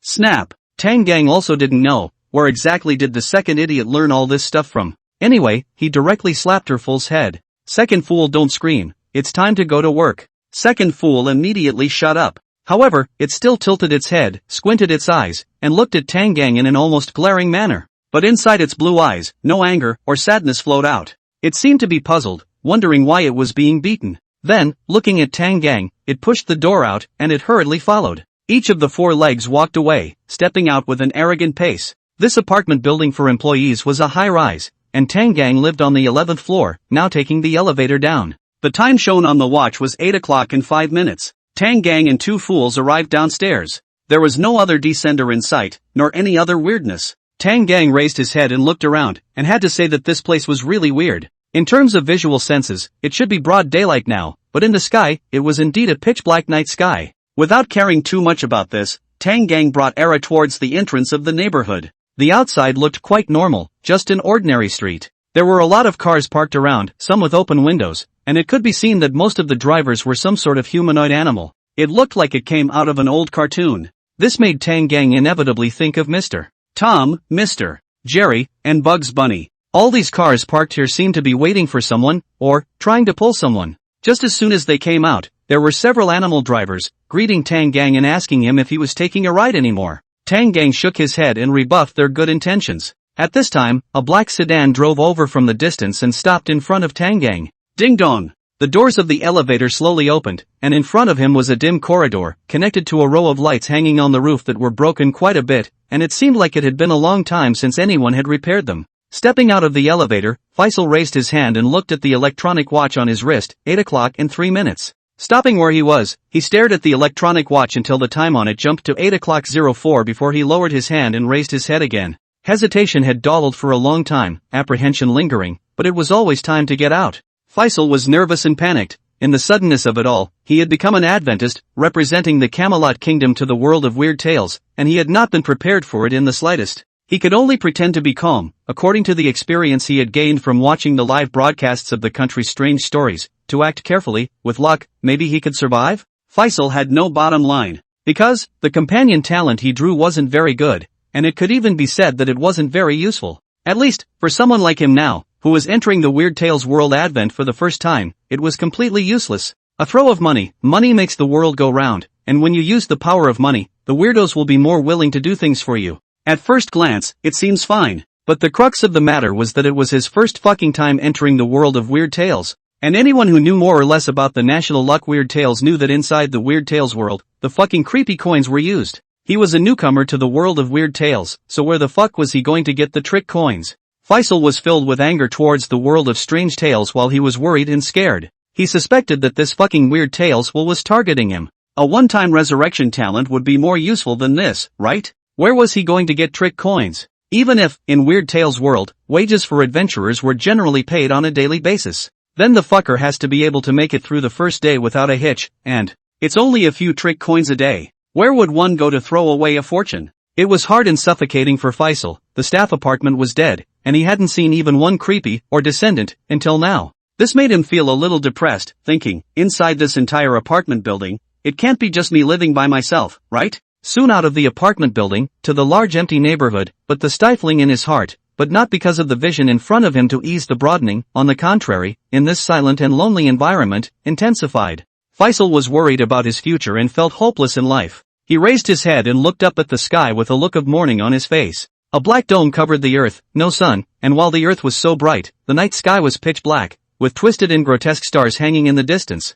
Faisal opened his mouth to speak. His situation and circumstances were not good, he felt. He was necessary to suffer, thinking whether he should have a last cry. In this situation, one would think it would be reasonable to shout, "Oh Will of the Weird, get off your dick and fuck me." It was also reasonable. However, with so many people watching, Faisal wasn't very good at it. Speeding up his walk a few steps, he walked out of the gates of the neighborhood, where there were lots of cars and various animal drivers, but none of them were there to pick him up. He remembered that the animal driver responsible for taking him to and from work and the relevant information given by Weird Tales was a rhino called Ruby, with gray skin and a broken rhino horn. Coming to the side of the road, Faisal kept chanting in his mind, at the same time looking left and right, trying to find his driver. But he didn't see any gray rhinos. The minotaur with long yellow hair was seen quite a bit. At this time, a black sedan came from the distance and quickly stopped in front of Faisal. Then, the car window rolled down, revealing the driver inside, and Faisal saw a rabbit. That rabbit was slim, its body was pink with long ears, its eyes were black, and its hands and feet were white, as if it was wearing white gloves and white socks. An inexplicable flash of loss passed through Faisal's mind. This was not his driver. Then he raised his hand again and glanced at the time. 8:07. It was still early, 23 minutes to go. But he felt incredibly anxious, as if there was a fire burning in his heart, sizzling his soul slowly, and his anxiety was like grease that had been baked out of him, glistening and nourishing. At that moment, he saw that the rabbit had taken something out from under him, a cardboard? That was probably a registration list or something. MS. Pink Bunny, after looking at it and putting the cardboard down, turned her head to Faisal and asked, "You're Faisal, right?" The rabbit's sudden chit-chat caused Faisal to freeze for a moment, and then, he hurriedly nodded and responded, "Yes, it's me." He wasn't puzzled as to why this pink rabbit lady knew his name, and without realizing it, he had already made a certainty in his mind. What was written on top of the cardboard that the other party was looking at just now must be some sort of registration list. On it was probably recorded the names of the guests that the other party needed to haul. "Well then, get in, I'll walk you to your car, I'm Ruby," the pink rabbit lady said to Faisal. It spoke quickly and waved as it spoke, signaling Faisal to get in the back seat. "Ruby, great, this is my driver." Surprised in his heart, Faisal immediately went up to the car, then pulled open the door and sat in the back. Seeing this scene, the people and the top brass of the camel country were shocked. "Damn it! Faisal, what are you going to do? Come back. Don't get on, don't get on." "Faisal, take a good look, that's a rabbit, not a rhino." "That's not a fucking rube, it's a rabbit, Faisal, what the hell is wrong with you?" The higher-ups of the Camel Kingdom, too, rushed to send alerts to Faisal, hoping that this would wake him up. In the world of Weird Tales, Faisal was currently in a car. Suddenly, a light screen appeared in front of his eyes with text in an anxious tone. "That's a rabbit, not a rhino, Ruby, get out of the car now." "What?" The moment he saw the light screen text, Faisal's mind was shaken. He snapped out of it, realizing just how ridiculous a decision he had made. Horrified, he turned his head to the driver's seat. Yes, the driver was a pink rabbit, not a gray rhino. It wasn't Ruby. Even if just now, Faisal had heard with his own ears, this rabbit saying he was Ruby, he now, no longer believed it. At this time, more than his own ears, he was more willing to believe the hints given by the state. He believed that the country would not lie to himself. After all, what he was carrying on his back was the interests of countless people. No matter what kind of person it was, other than pure madness, there seemed to be no reason to let himself die.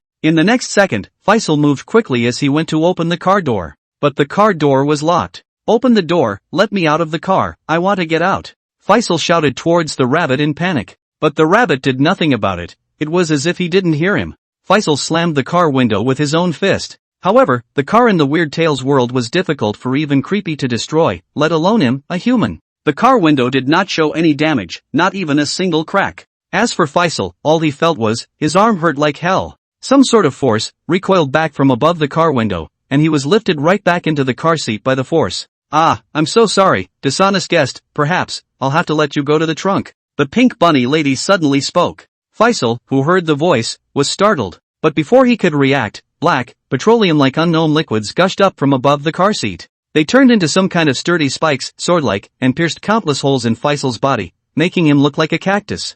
Faisal was lifeless on the spot. Camel Country Adventist Death, strange talk. Would you like a lunchbox projected on Camel Country territory? Faisal died in a strange and sudden manner. The voice of Weird Tales will without the slightest bit of emotion resounded coldly in Blue Star. Weird Tales World, 8 o'clock and 8 minutes. The rabbi still hadn't arrived, and Tangang sat on top of the curb waiting for the car. He chewed his gum and idly looked at Two Fools, who was caught in a deadly cycle with the rhino. "Too stupid, woof woof woof. What are you looking at? Rhino, what are you looking at? Two Fools, woof woof woof. Try looking at another one. Rhinoceros, I'll try. Two Fools, woof woof woof. What are you looking at? Rhinoceros, what are you looking at? Two Fools." Just 3 minutes ago, a black sedan drove up in front of Tangang. Then, the window was rolled down, revealing the driver inside. The driver was a rhino man with gray skin, and its rhino horn had been broken off. Immediately afterward, the rhino man took a cardboard and looked at it, asking Tangang, "Are you Tangang?" Tangang nodded, "I am." "Alright, hurry up and get in the car, I'm La, Ruby, I'm responsible for sending you to work," the rhino man said dashingly, signaling Tangang to get on the car. But Tangang paid no attention to this. He patted his ears, thinking, did he get water in his ears when he washed his hair last night? When this rhino man spoke just now, he felt as if he had heard some kind of murmur. Just when the other party said his name, he seemed to have heard two voices. Obviously, there was something wrong with this rhino. It was definitely not a rabbi, so it could only be Ruby. It was a pity that this rhino man hadn't learned his trade well enough to have any effect on himself at all. Not on. Tangang shook his head and casually sat down on the road, refusing very decisively. "Ha!" The rhino man froze. He seemed to be not expecting that Tangang's answer would be this. "What's going on with this Tama?" The rhino man's head was huge, his mind empty. Question marks had filled his brain. Tangang's refusal made him wonder. How could he refuse? Shouldn't you decisively get in the car? Every time, he was decisively getting on the bus, believing in what I said. Afterward, the rhino man surveyed Tangang with an odd and puzzled gaze, and, at the same time, surveyed Ertie by Tangang's side. In his mind, he said, "Rabbit sauce, you're in charge of this human, he's got problems right at this moment." Two Fools violently took a step forward, chest out and limbs splayed out, as if it were a mighty great general. But its blue eyes were gazing at the rhino man in the car. Displeasure was written all over its eyes. Suddenly, it shouted out aggressively, "Woof woof, what are you looking at?" That look, rather like a man who was in charge of a battle, and could not be defeated by 10,000 men. The rhinoceros man was originally annoyed by the chaos in his head right now, and hearing such an arrogant questioning from the second fool, he opened his mouth and responded, "What are you looking at?" It was quite angry with Erfan. "You're a dog, what are you barking at me for?" The second fool heard that this small rhinoceros without a nose even dared to contradict itself. It immediately widened its eyes. Almost incredulously, it looked at the rhino man. With that, it once again erupted a powerful aura. "Woof woof woof, try looking at another one." As soon as the rhino man heard this, his heart also flared with anger, and he couldn't stand it a bit. "You a dog, what gives you the right It immediately poked its head out of the car window and shouted, "Just try it." In this way, a Ara and a rhinoceros with a one-track head were caught in a deadly cycle. It had been going on for 3 minutes, the two of them. All the time they had been saying these 4 sentences, the words hadn't changed. Finally, at 8:11, things took a turn for the worse. Another sedan came from a distance and then pulled up behind the rhino man's car. When the rhino man saw this, it bristled. It had displeasure written all over its face, but there was nothing it could do but drive away. The The windows of the newly arrived sedan slowly rolled down, and Miss Pink Bunny, who was sitting in the driver's seat, was reflected in Tang Gang and Two Fools' eyes. However, Erdo's blue eyes, at this moment, clearly did not divide its attention between the pink rabbit. It was immersed in its own happiness, its eyes flashing with excitement. Because of the arrival of the pink rabbit, the rhinoceros man had no choice but to drive away. Two Fools thought that it was because the rhino man couldn't talk itself out of it, so it left. It had won a big battle. Two Fools was so excited that it grinned a wide grin, its limbs and paws bouncing haphazardly on the ground as if it was tap dancing. It ran to Tang Gang's side, its tail twirling like a propeller, and it too ran in circles around Tang Gang. Tang Gang stood up, spat the gum out of his mouth, and stepped to the side of the sedan. Tang Gang wrinkled his nose as he smelled a bloody odor. Then, his line of sight swept through the car and found that, at the back seat, there were traces of blood that hadn't yet dried up and hadn't been treated. And the body of the pink rabbit was also, more or less, stained with blood. But other than that, the pink color, long ears, white hands and feet, and black eyes, were the basic characteristics of a rabbit all matched up. Tang Gang frowned and spoke. Just fucking call yourself a rabbi, huh? Rabbi? What's wrong with you? Why are you cursing a ghost as soon as you come up? You're so arrogant, does your family know? The rabbi was shocked. It didn't know why the human in front of it was so bold. Before this, there had never been a human that dared to talk to itself like this. In an instant, its entire rabbit was dumbfounded. Subconsciously, it replied, yes, I'm a rabbit. Alright, it's you then. Tang Gang nodded, then greeted Erdo over. Let's go Two Fools. Woof. Fool let out an excited yell and ran over with his ass in the air. Then, Tang Gang reached out to open the car door. Seeing this, the rabbi, who had only just returned to his senses at this moment, immediately stretched out his zircon hand and shouted, "Wait a minute, the lock of my car door." Before the rabbi finished his words, Tang Gang's hand had already grabbed the door handle. He gently pulled. Click. The crisp ringing sound was so pleasing to the ear, and the door handle snapped in response. It's still open. It was only at this point that the rabbi's unfinished words slowly popped out of his mouth. Then, the rabbi's entire rabbit's face suddenly changed. Tang Gang felt that the rabbit's face instantly became abstract and realistic. Its mouth opened wide, its eyes widened, revealing a look of horror and anger. Its hands left the steering wheel and slapped on its face, and the rabbit lost its voice and let out a piercing scream. Ah! I just picked up a new fucking car. After screaming, the rabbi looked at Tang Gang, its body surging with black chi, looking aggressive. You compensate me, you compensate me. You stay with me, you stay with me. Boing! But it didn't lash out towards Tang Gang. Instead, with a voice that was almost crying out, it kept shouting for Tang Gang to pay for its car. Tang Gang looked at the rabbit speechlessly. This kind of rabbit clearly had such a strong smell of blood on it, as well as in its car. But this rabbit was making such a gesture at the moment. It hadn't come to amuse the sprinkler. Raising his hand, he glanced at the time, 8:17. Tang Gang didn't want to continue wasting time here. Raising his hand was a punch. Bang! The car window crumbled in response. Tang Gang's fist punched through the car window, bringing up a strong wind that blew the fur on Robbie's body. Robbie immediately stared wide-eyed, its black eyes filled with fear. Its back, tightly leaning against the other car door. Looking at Tang Gang's fist, it gulped. It felt that if it took such a punch, it might die. Tang Gang ignored the rabbi and unlocked the car door from the inside, then opened it. Not caring about some glass shards on the car seat, he directly sat on it. Subsequently, Two Fools also jumped onto Tang Gang's body in one go. Bang! Tang Gang closed the car door. On the car window, the few remaining pieces of glass also fell at this moment. Drive! Tang Gang said. The rabbi sat up with a jolt, moved nimbly, ready to drive. Good Lou brother. Subsequently, get up the car on the road. Rabbi's car gradually left the door of the neighborhood. After a while, the rabbi's car has gone away. Still parked in front of the neighborhood other cars, inside the driver are as relieved as a sigh of relief. They revealed the look of a man who had come through,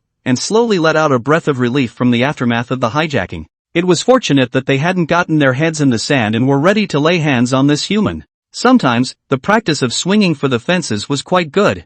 Otherwise, they were afraid that they would have to join the rabbi in having their car windows broken. In no time, all of these drivers started their cars and drove off. After a while longer, the space where the cell was located suddenly distorted. Then, the space here began to produce a collapse, and the entire neighborhood soon disappeared. In the sky, it was an azure blue clear sky, and below, there were slightly empty streets. There was a bit of weirdness walking around, while that employee apartment, it was as if it had never existed. 8:47. The rabbi fearfully dropped Tang Gang off at a Haugo department store chain supermarket. During this time, Tang Gang looked out the window, trying to remember the route taken. Getting out of the car, Tang Gang looked up. The sky had turned an azure blue color at some point. The dazzling sun hung high in the sky, with wisps of clouds making some embellishments. As soon as Tang Gang and Erdo got out of the car, Rabbi immediately closed the door and fled like a fire. Tang Gang looked up and then turned back, but already disappeared the shadow of the rabbit and its car. Then, the light screen popped up from the top of the left hand's electronic watch, and was updated.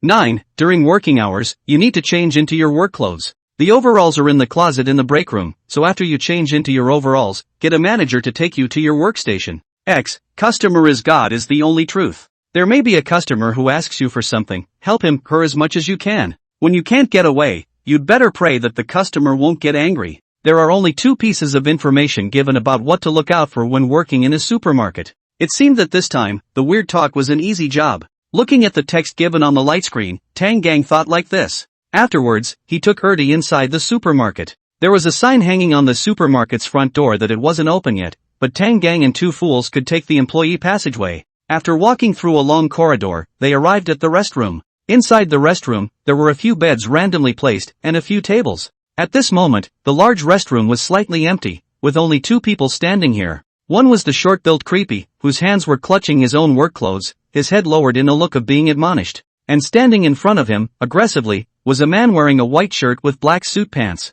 It was a creepy one too, with skin that wasn't even remotely bloodshot, glasses on his face, and his hair slicked back with lots of hairspray and combed into an adult look.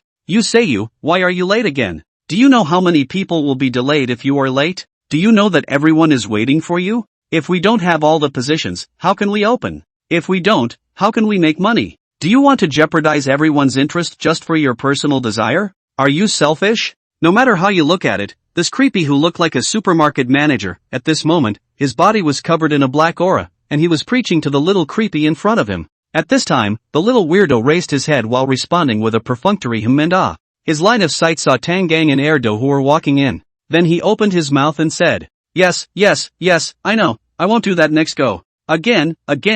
The ghost manager said angrily, his grim expression made it seem as if he could spit fire out of his mouth. Which time you said that, but which time did you do what you said? Which time you didn't continue to make mistakes? Then what do you want? Little creepy said back with some exasperation, then pointed a finger at Tang Gang. Besides, it's not like I'm the only one who arrived at this time. Why don't you look for him? You just know to talk about me. As soon as little creepy said this, the scene suddenly became quiet. As if time had stood still, everyone stopped their ongoing actions. Immediately afterward, the ghost manager's body's black chi skyrocketed, on his face, an angry expression appeared, and every muscle on his face was in the middle of pre-explosive trembling. What did you say? There are still people who are late. The ghost manager slowly raised his head and looked over in the direction of the little creepy finger. Then, he saw that a fierce man was standing there with a dog by his side. That fierce man, with a calm face, looked over here, and the dog, black and white, with blue eyes, looked over here with a subtle expression. The ghost manager always felt that the dog was so beaten, as if he was thinking about something rude, and as if he was not thinking about anything. In short, as soon as he saw that dog, the anger at the bottom of his heart, it burned uncontrollably. Good morning to both of you. As if Tang Gang didn't seem to notice the abnormal atmosphere, he rushed at the 2 creeps and greeted them. What's the matter with you? You're late, you know. The ghost manager angrily came in front of Tang Gang, tilted his head, reached out and pointed at Tang Gang's nose, and yelled, You're late, you know that? In the face of ghost manager's accusation, Tang Gang didn't speak at first. His gaze, crossing over the top of the ghost manager's head, looked towards the back. With a sly smile on his face, little creepy quietly left. Even before leaving, he gave Tang Gang a provocative expression. Tang Gang narrowed his eyes and didn't say anything. Then, the line of sight moved downward and landed on the ghost manager's face. He raised his hand and glanced at the time. 8:50 minutes. Calmly, he spoke, It's now 8:50, I'm not late. Tang Gang's voice didn't sound like an explanation, low and magnetic with a hint of majesty, it sounded more like he was informing the ghost manager. And after hearing Tang Gang's words, the ghost manager's entire ghostly expression became incomparably hideous. The flesh on his face twisted into a ball, making his face look like a twisted piece, with all of his 5 senses stirring together haphazardly, grotesquely incomparable. Brother, how isn't here? I'm the biggest here. If I say you're late, you're late. What if it's 8:50? So what if you go to work at 9? Now, what I say is what I say, and my rules are the rules. The ghost manager roared at Tang Gang. He loved running into this kind of disobedient human employee the most. Facing them, one could always find all sorts of reasons and eat them. Say, you're late on your first day of work, what do you want? As he spoke, the ghost manager had completely ghosted. Morbid black aura emerged from his body, his neck stretched out, and above his head, from that distorted face, 3 sharp blades stretched out, looking like the twin blades of a praying mantis, and on each blade, there were yellow eyes, staring at Tang Gang in death. Looking at this hunted ghost manager, Tang Gang snorted coldly. Humph! Little weirdness dares to show off. Second fool, get on. Prepare to catch the ghost. What do you think you are, still catching ghosts? Tiny human, laughable laughable. Hearing Tang Gang's words, the ghost manager didn't care and directly launched his attack. His twisted head, with equal blades growing out of it, fell straight down towards Tang Gang's head. Ow! Erdo let out a wolf howl to boost his morale. Then, it ran off into the distance in a puff of smoke, making room for Tang Gang's next play. Otherwise, it wouldn't be good if it was injured by mistake. Become my food, human. The ghost manager laughed wildly, a cold light flashing on its blade, as if it could easily pierce through Tang Gang's skull. But the next second, karma! The ghost manager let out a duck call. His neck was grabbed by Tang Gang. Obviously, the blade was within a stone's throw of the other party's scalp, but this stone's throw was the end of the world. It couldn't be touched at all. Then, the ghost manager heard a deafening sound coming from his own ears, as if the heavenly thunder burst. The Sanskrit sound rolled, like the great Luhong bell, shaking his heart to the core. Great mighty heavenly dragon. Dala Dharma mantra.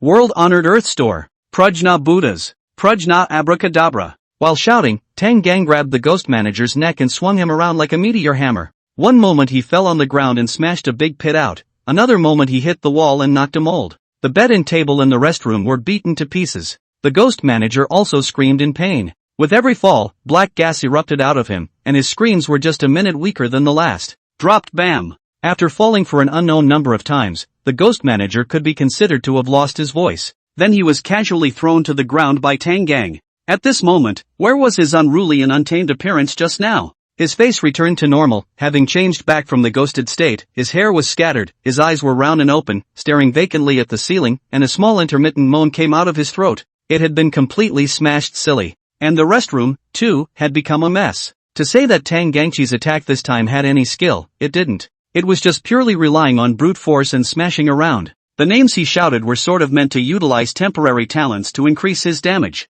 The effect was also very obvious. Right now, the entire restroom, except for that closet, was covered in bruises everywhere. At first glance, it looked as if it was a dangerous room. And the force Tang Gang used was actually not much. From this point of view, the talent of Kung Fu Master was still quite good. Perhaps he can log in off-site, Black Tiger Athu's account. When all the attacks were big moves, with this talent, it would surely blossom into a different style. Looking down at the ghost manager who only had one breath left, Tang Gang shook his head. At this time, seeing the promised two fools jumped and ran over. It raised its front foot and used war trample on the ghost manager, constantly stomping on the other party. Nay, the ghost manager couldn't move at all at this moment, and could only let two fools abuse it. Even, two fool wanted to tag the ghost manager. However, it was stopped by Tang Gang. It's fine if you mark creepy, but if you pee in the house, no. In the end, two fool held his head high and looked condescendingly at the ghost manager. In its blue eyes, the smug little look was not hidden at all. It suddenly remembered what the ghost manager had just said to Tang Gang. Thus, two fools decided to taunt this defeated general a bit. What? The ghost manager was defeated by Tang Gang, so it didn't count as two fools' underling? But two fool was Tang Kong's dog, rounding up was fine. Woof woof woof. That's not what we're trying to do. Woof woof woof woof woof. Rather, we're trying to tell you that we do things, just like that. Regardless of its tone or expression, two fools embodied the word arrogance to the fullest. It even raised an eyebrow. The ghost manager was then infuriated and his liver trembled. He stared at the second fool with eyes wide open. You. Well Opening his mouth, the words didn't come out and a breath didn't come out. The ghost manager screamed miserably and collapsed to the ground, lifeless. Ow. Crap. The ghost manager's sudden cry of misery startled the second idiot. It then tilted its head to look at the ghost manager, its blue eyes filled with doubt. The ghost manager's horrifying face with its eyes in a state of death seemed to be nothing in the eyes of the second fool. Woof woof. What's wrong with you? Get up and speak. But the ghost manager did not react in the slightest. The second fool stomped its feet and somewhat restlessly circled around the ghost manager. After walking around a few times it suddenly stopped and jumped backward, making a guarded gesture at the ghost manager. Woof! Are you trying to sneak attack me? The ghost manager remained unresponsive. His two eyes, which had lost their vigor, stared blankly at the ceiling. Woof woof woof! Speak, you step on the horse and speak to me. Two fools hopped around twice, then suddenly moved forward. Woof woof woof! I did a fucking war trample. Two fools leapt in the air, raised his leg and stomped on the ghost manager's face.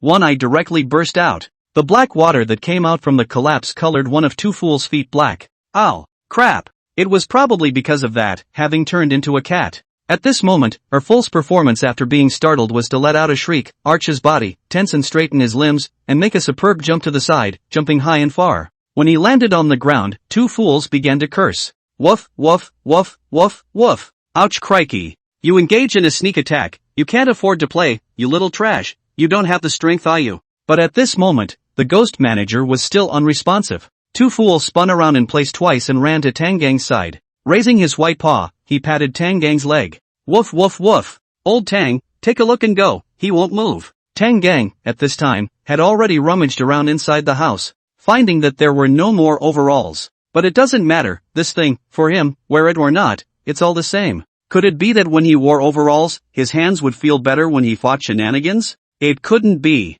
Lowering his head, he looked at Second Fool, discovering that this dog's son, at the moment, was as if he had messed up his favorite toy. And all the time the paw was black. But that wasn't the point. The Second Fool is bizarre, could change back after casually messing with it. This was a dog that didn't need to take a bath or medication or worming or vaccines. The line of sight turned and landed not far away, on the fallen ghost manager. Tang Gang had remembered that he had left a breath of air for this goods, but now it seems this goods died quite thoroughly. This time the work clothes are completely without landing. Just, obviously another thing that was more concerning. You're pissing him off? Tang Gang looked at the Second Fool with an odd face. Creepy would be pissed off, this was something he hadn't expected. Another look at Second Fool's beaten face. It wasn't that weird. This thing was full of taunt points. Raising his hand, he glanced at the time, 8:59. Forget it. Just go straight to work, Tang Gang said, then looked twice at the ghost manager on the ground. As for this one, Weird Talk will be responsible for solving it.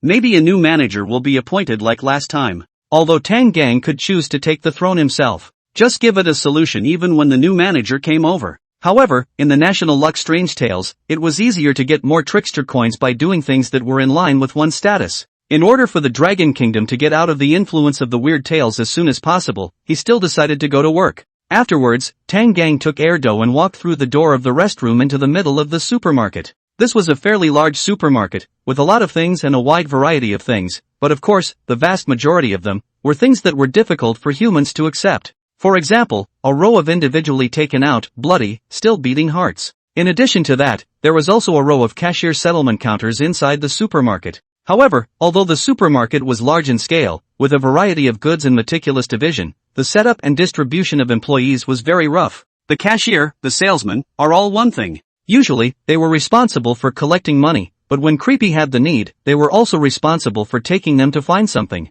Of course, while collecting money, selling the products and passing was also one of the tasks. More than half of those in charge of cashiering were Adventists, but there were also Creepy interspersed among them. As for the workers scurrying around inside the supermarket, responsible for restocking and loading goods, they were all Creepy employees. At the first glance of these sights, in Tang Gang's mind, he had some guesses. There were so many adventurers, surely not all of them were working inside a supermarket. Thinking back to the basic information of this weird talk, Sea City needed to be circled. Combined with what he had seen and heard in the last copy, it wasn't hard to speculate. The Weird Tales world wasn't a fragmented scene, but one that had a complete world of its own. Casually disrupting the thoughts in his mind, Tang Gang focused on the present. He began to look for his job position. Because the manager had already been exasperated by the second idiot, he could only do this on his own now. Soon, Tang Gang found an empty cashier's desk. This position, however, was clearly not very pleasing to Adventists. The other locations, more or less,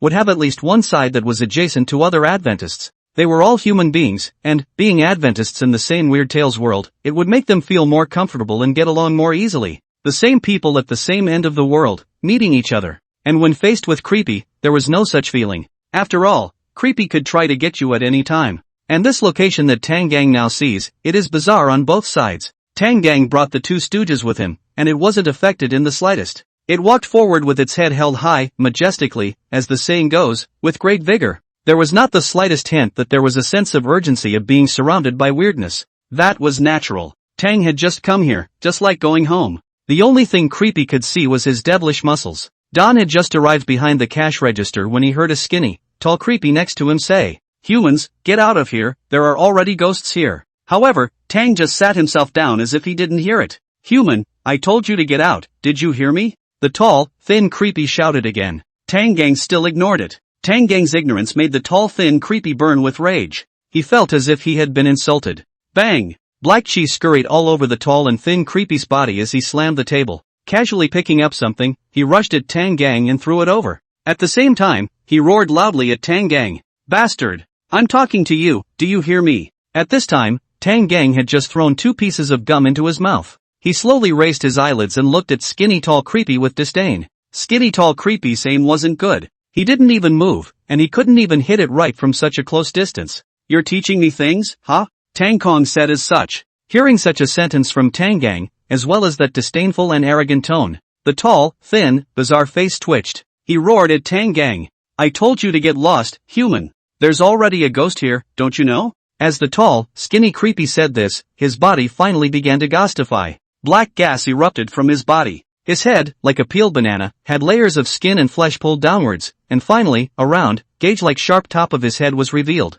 The tall, skinny creepy-eyed Tang Gang with a fierce light, looking at him as if he was about to attack at any moment. Tang Gang was unmoved. Instead, 2 fools stepped out with an arrogant stride. "Woof woof woof. What the hell are you screaming for?" Second fool stood with his legs forked, tilting his doggy head. Despite not being tall enough, those blue eyes showed a condescending air. It looked at the skinny tall creepy and continued to open its mouth. "Woof woof woof. You said there's a ghost here. Woof woof woof. I say there's someone here. Woof woof woof. I don't care how it was here before. Woof woof woof woof. But now, he's here. So this is his place. Woof woof. Woof. If you're not convinced, then let's compare notes. Woof woof woof. He'll let you know that here, who really calls the shots." 2 fools said a lot of things, and seemed arrogant to the extreme. But basically, the part that something was wrong was all placed on Tang Gang. Tang Gang squinted his eyes, somewhat speechless as he looked at Erdo. It felt like, has this dog grown a bit in the back of his head lately?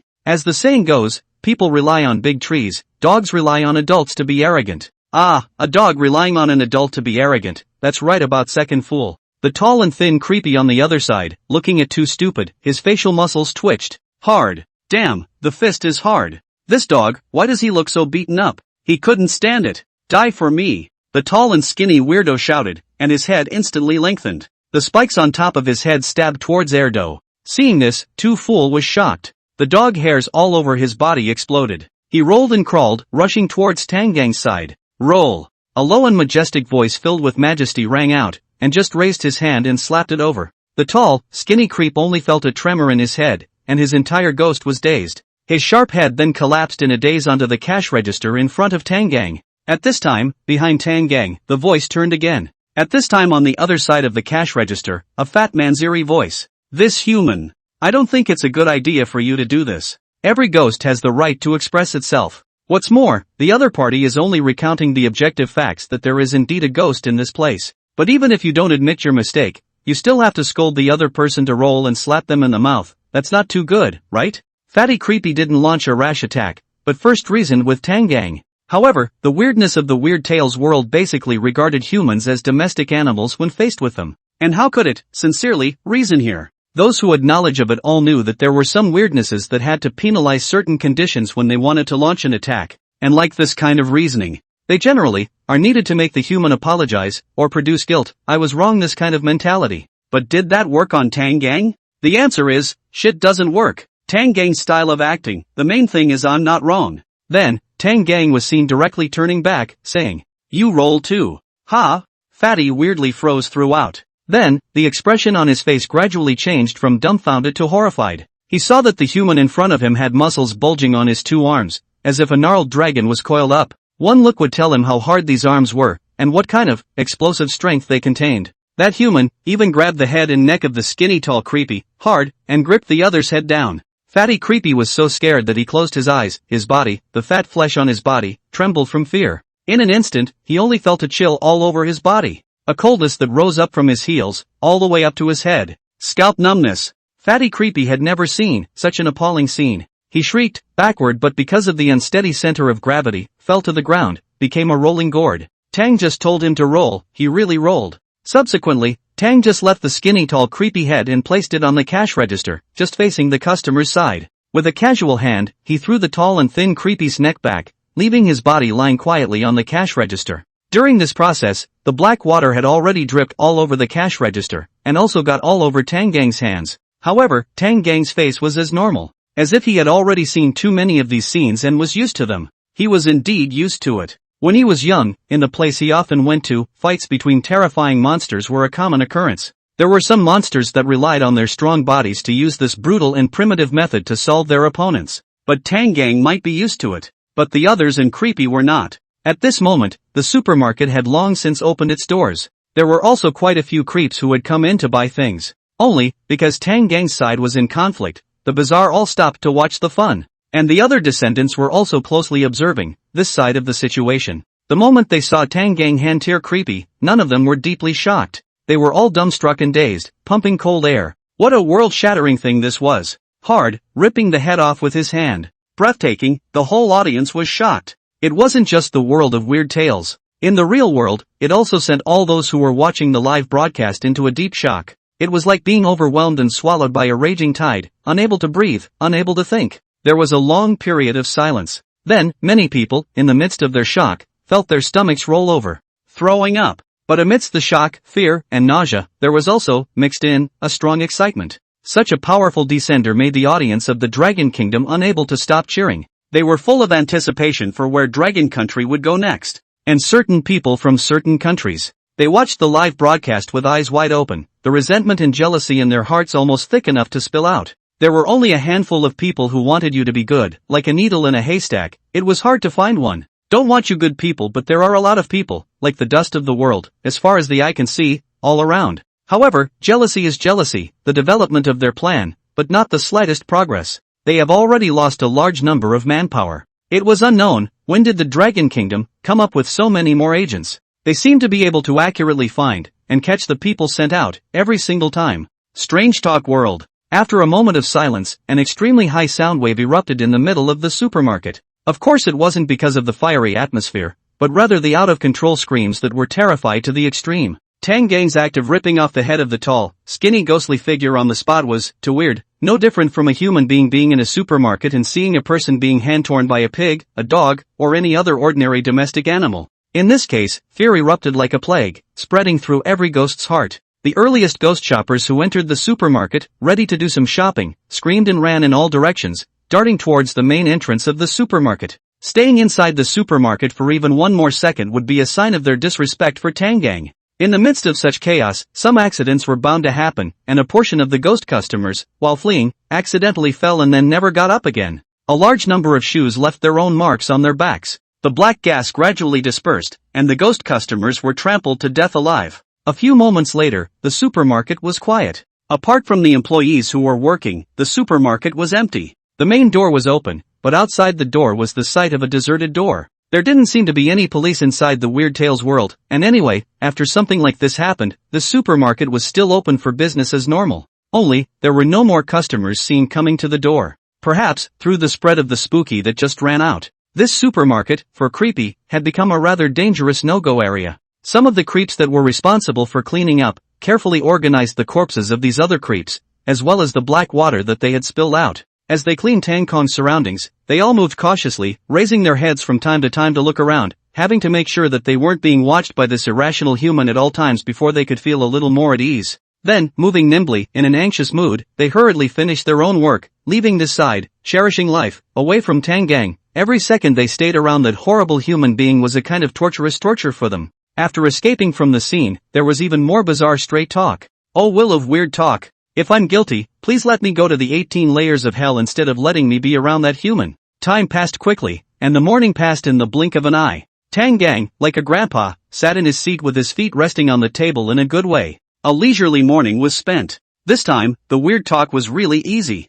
However, so far, the weird talk hadn't given a clear how to get out of here. Because there was no clear time needed to survive given. So Tang Gang felt that the information of this copy hadn't been given yet. According to the current experience, the next time, it would have to wait for the time when they returned to the apartment building. At that time, one should be able to obtain the information on the apartment building part, and at the same time, the three places that the descendant needed to pass through in this strange talk were all complete. Turning his head, he looked at the door. Outside, the sun was shining brightly, and the road was bright as if it had been smeared with a layer of golden mold. Outside the door, there was not a single creepy. Fatty Creepy looked at the scene outside. Under the idle, thoughts fluttered, recalled the past, his own running in the sunset is strange. He recalled that once, before this terrible human future, the supermarket business was so hot. But now it was. This made the fat man who was used to seeing the hustle and bustle of the bazaar heart flash through the loss. He began to worry about his bonus. To know, the supermarket inside the bonus, but in each month's net profit linked Thinking about it, Fatty Creepy pursed up the corners of his mouth. He was so sad and angry that he couldn't cry. That running in the sunset is his lost youth. That run in the supermarket was his lost prize money. The collapse of an adult ghost is often in a flash. Boing. Oops, looks like today, there won't be any customers. Just as Fatty Creepy was brewing his emotions and was about to cry out, a pinched and emphatic voice sounded behind him. Immediately, Fatty Creepy couldn't hold it in and cried out with a wow sound. He seemed to see that there were countless little money beckoning to him, and then far away. But no matter how he chased, he could not catch up. It doesn't matter if you don't have me in your world anymore, you have to be happy yourself. Bonus. Bonus. How can I live without you bonus? Don't say it. Wah drop bonus no la. Fatty bizarrely collapsed and cried. Suddenly, his crying stopped immediately. His entire being was confused. Who was that guy talking behind him? He looked up, and in front of him was a human female. As soon as the other party realized that he was looking at her, he tensed his body in fear.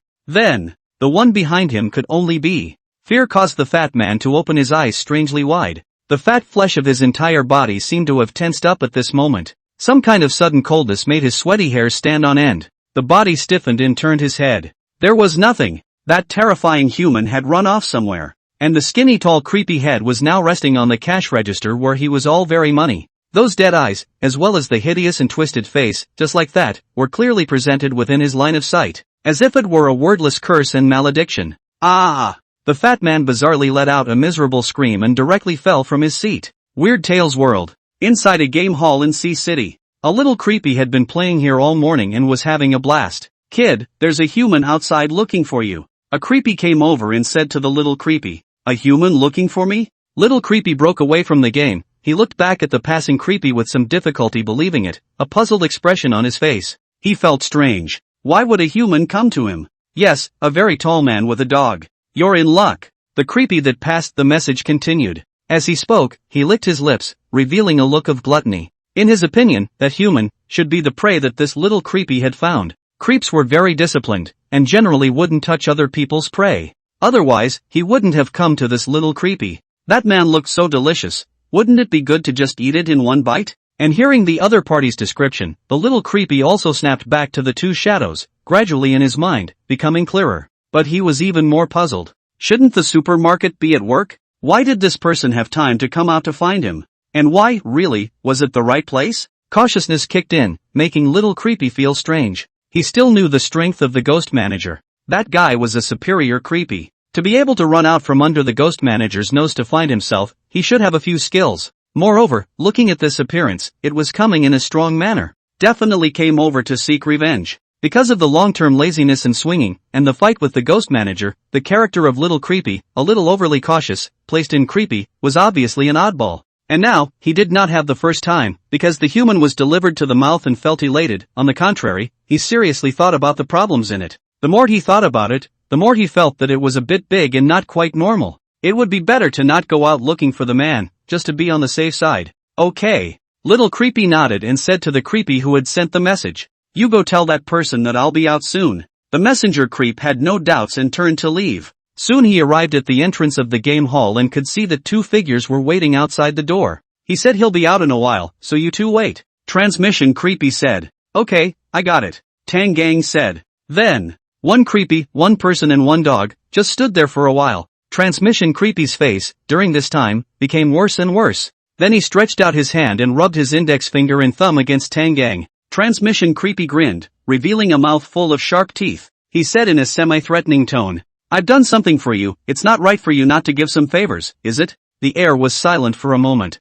Tang Gang's gaze was flat as he looked at the shenanigans in front of him, chewing gum in his mouth. Although he didn't do anything, but an extremely oppressive aura had risen like a mountain. It was as if in the next second, it would be pressed over towards Transmission Creepy in an overwhelming manner. Transmission Creepy also noticed that something was wrong. This human, who was originally thought to be a prey, had an aura that was a bit too strong. He quickly reacted. This human wasn't prey at all, he was looking for that little brat to seek revenge. At this time, the second fool walked out with a 4-square step and opened his mouth. Woof woof woof. What class are you? Dare to ask my Master Tang for money? Woof woof woof. Our Master Tang is looking for you, that's to give you face. Woof woof woof. If you're giving you face, you'll always follow through, but if you dare to ask for something, then you're not appreciating your honor. Woof woof woof. Ghost life on Earth, just this once. Woof woof woof. I would advise you, the hood had better put on some light, don't give yourself a hard time. Hearing two fools say this, the Transmission Creepy was even more scared.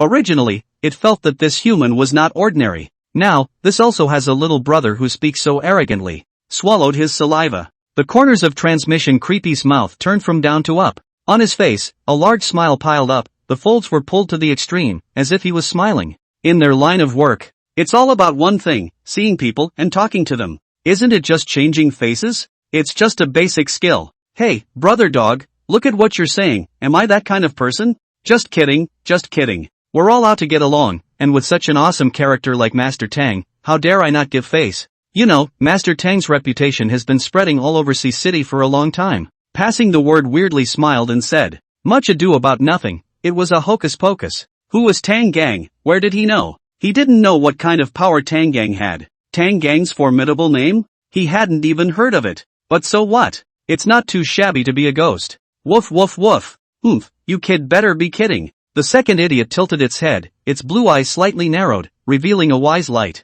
It would be even wiser if it could retract the half-tongue that was peeking out from the corner of its mouth. Hey, brother dog, that had to be a joke. How dare I lie to you now? Ha ha. So what, if it's alright, I'll go back first. Transmission Creepy asked tentatively, and as he spoke, he had begun to slowly rub backward. Woof woof. Let's go, let's go. The second Goofy said in a disgusted tone, as if he was chasing away garbage. It even raised one of its front paws very vividly and waved it at Transmission Creepy. Alright. The Transmission Creep accompanied the smile, then quickly left and drilled inside the house. Afterward, Tang Gang raised his head and glanced at the second floor of this game hall. Above, one could see a huge square-shaped glass. This was the window of this game hall, which couldn't be opened at all. Remembered all the flavors? Didn't find it wrong? Tang Gang asked as he looked at Erdo. Woof, it had to be. Alright, go block the ghost at the back door. This darn little creepy, using a handful of woes as soon as they met. Pulling the ghost manager's attention to Tang Gang.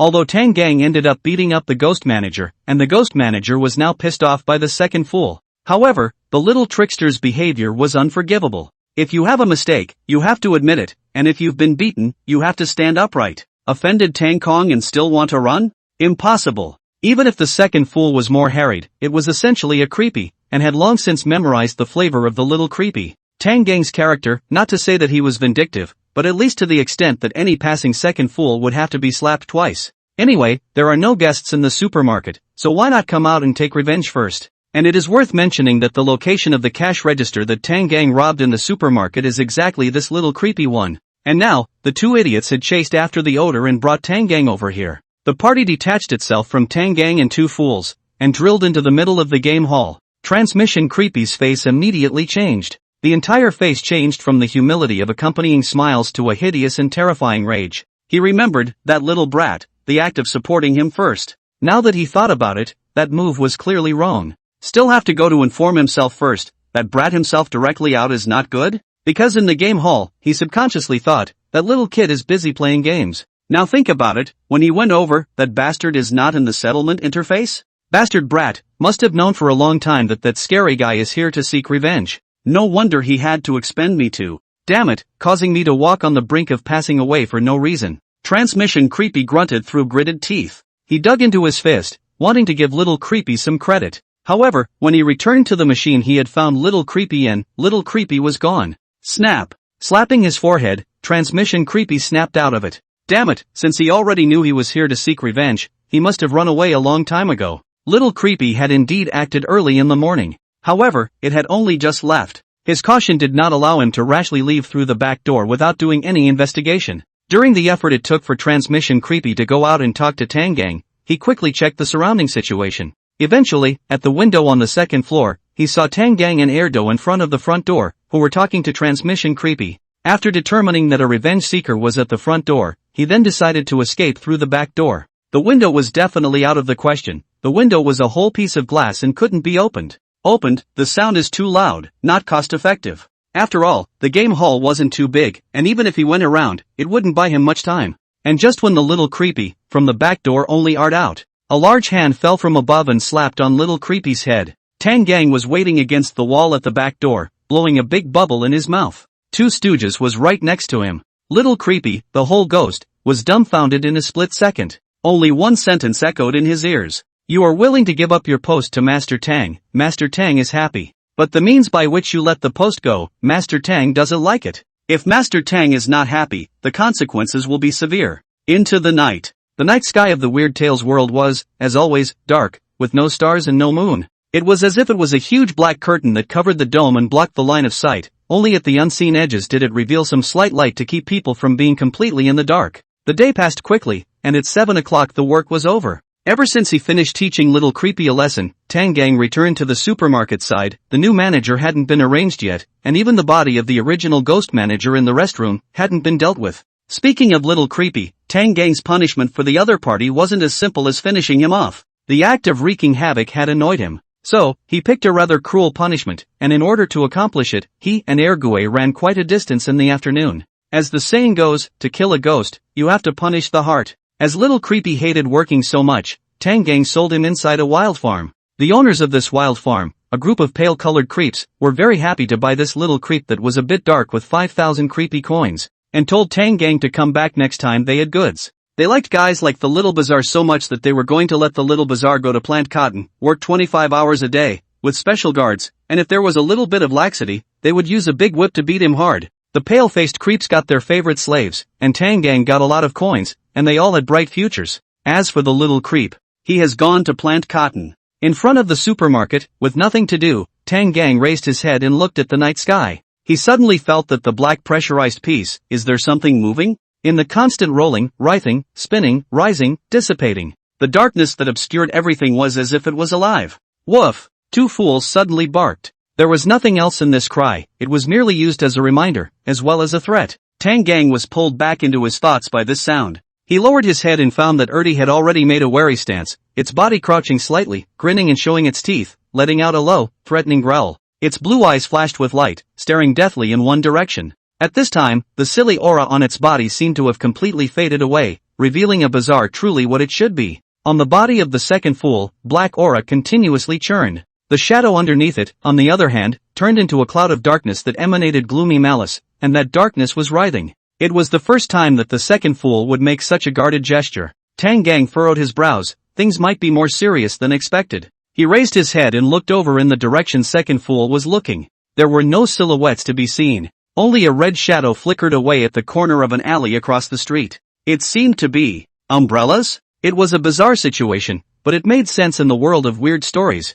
But an existence that could make a guy as heartless and brainless as Erdo feel scorn, evoked Tang Gang's curiosity. Go over and take a look, Tang Gang said to Ertie. Woof, woo. Ah, you come for Rael? Two fools jumped up violently and looked at Tang Gang, shrinking his neck. Or else, Tang Gang asked rhetorically, adding, just do it, what's the point of being afraid of it? Saying that, Tang Gang clenched his fists, the muscles on his body bulging. Only to see the clothes on his arms burst open, revealing hard and incomparable flesh, muscles like gnarled dragons coiled up, like the waves of the earth rolling over, appalling. At the left shoulder, there was a black tattoo run. On the right shoulder, there was also a black tattoo righteousness. Woo! Erdo called out, revealing fear. It remembered that the tattoos on Tang Gang's body were new, and there should be the word talent on his left chest. The next second, it heard Tang Gang say, my mom told me that those who are both benevolent and righteous are invincible. Those who are both virtuous and talented are invincible. Now that I have benevolence on the left and righteousness on the right, talent in the front and virtue in the back, I'm already invincible, so what's the point of being afraid of it?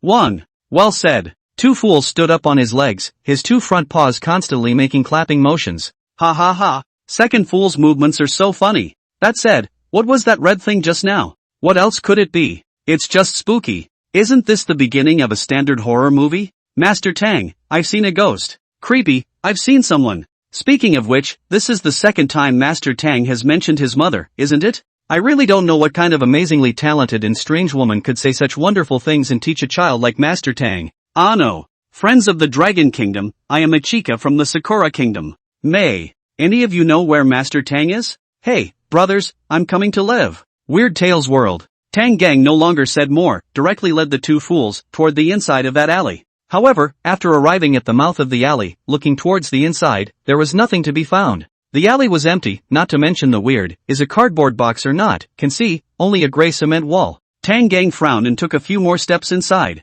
There were no other intersections left inside, and the wall was not recessed for easy concealment. After a moment of slight contemplation, Tang Gang clapped his hands and said, "Bad, bumped into the real thing. Ow."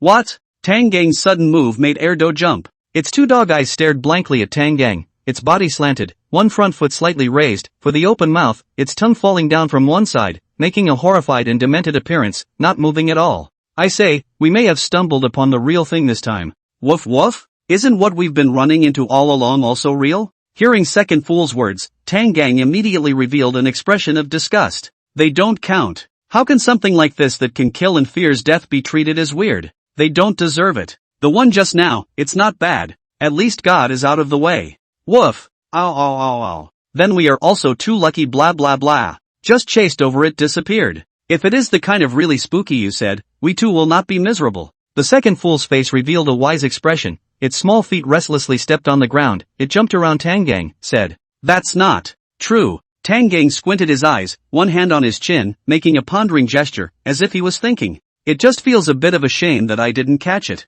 Hearing Tang Gang's words, Erdo rolled his eyes and turned around, cursing all over again as he walked towards the outside of the alley. Ow ow ow ow ow. That's quite a pity, none of the shenanigans that fall into your hands have a good ending. But the manager is you angry dead ah. Oh, ow ow ow ow ow. Ha, that doesn't count. Creepy thing, he died of his own anger, how can you blame me? Brother, home. Rabbi parked the car in front of a neighborhood, incomparably humble, and Tang Gang said, "As for this neighborhood, and Tang just out of that it is not known. After all, they all look the same, let's just assume it's good." This time in the strange talk, there are still many mysteries have not been solved. Of course, quite a few of them have nothing to do with this strange story, have to go deeper, purely looking for trouble. Only Tang Gang had the time to do such a thing. Taking Erdi out of the car, a roar of an engine immediately came from behind him, and in the blink of an eye, the rabbi drove the car all the way out furiously. It could be seen that it really didn't want to be next to Tang Gang, and couldn't wait to grow 8 legs and carry the car.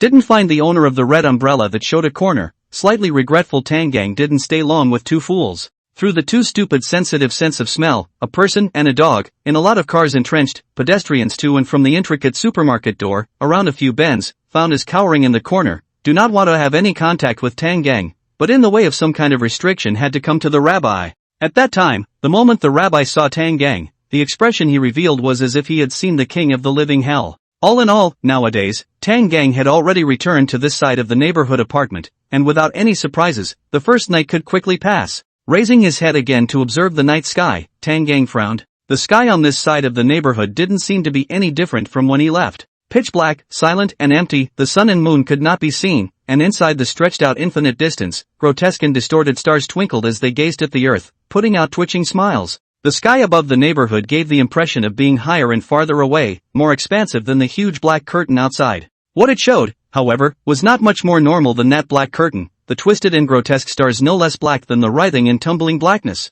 The sky here is really different from the outside. Tang Gang grunted. But the odd thing is, whether I left in the morning, or I'm back now, I've been paying attention to the scenery outside, but I haven't noticed when exactly this change in the sky appeared and where it started. The odd change in the sky attracted Tang Gang's attention, but if one were to look deeper into it, it would be pointless, perhaps. This thing was just a natural phenomenon in the world of weird talks. But curiosity was unavoidable, after all, in the past, whether it was the two descendants at the very beginning, or the two copies Tang Gang had already experienced, no such changes had occurred. It was like the skies of two worlds, seemingly joined in harmony, but the sense of clashing with different styles was extremely obvious. Even in the world of weird tales, it was the same. That sense of conflict was like a hideous scar, conspicuous and eye-catching, and the part that was disconnected in the center flowed outward in endless defiance. Woof! Don't look la old Tang. Erdo called out, its cry a little muffled because of the plastic bag in its mouth. Ooh oh oh. What's so pretty about those stars? One by one, they're ugly, and they dare to look at me.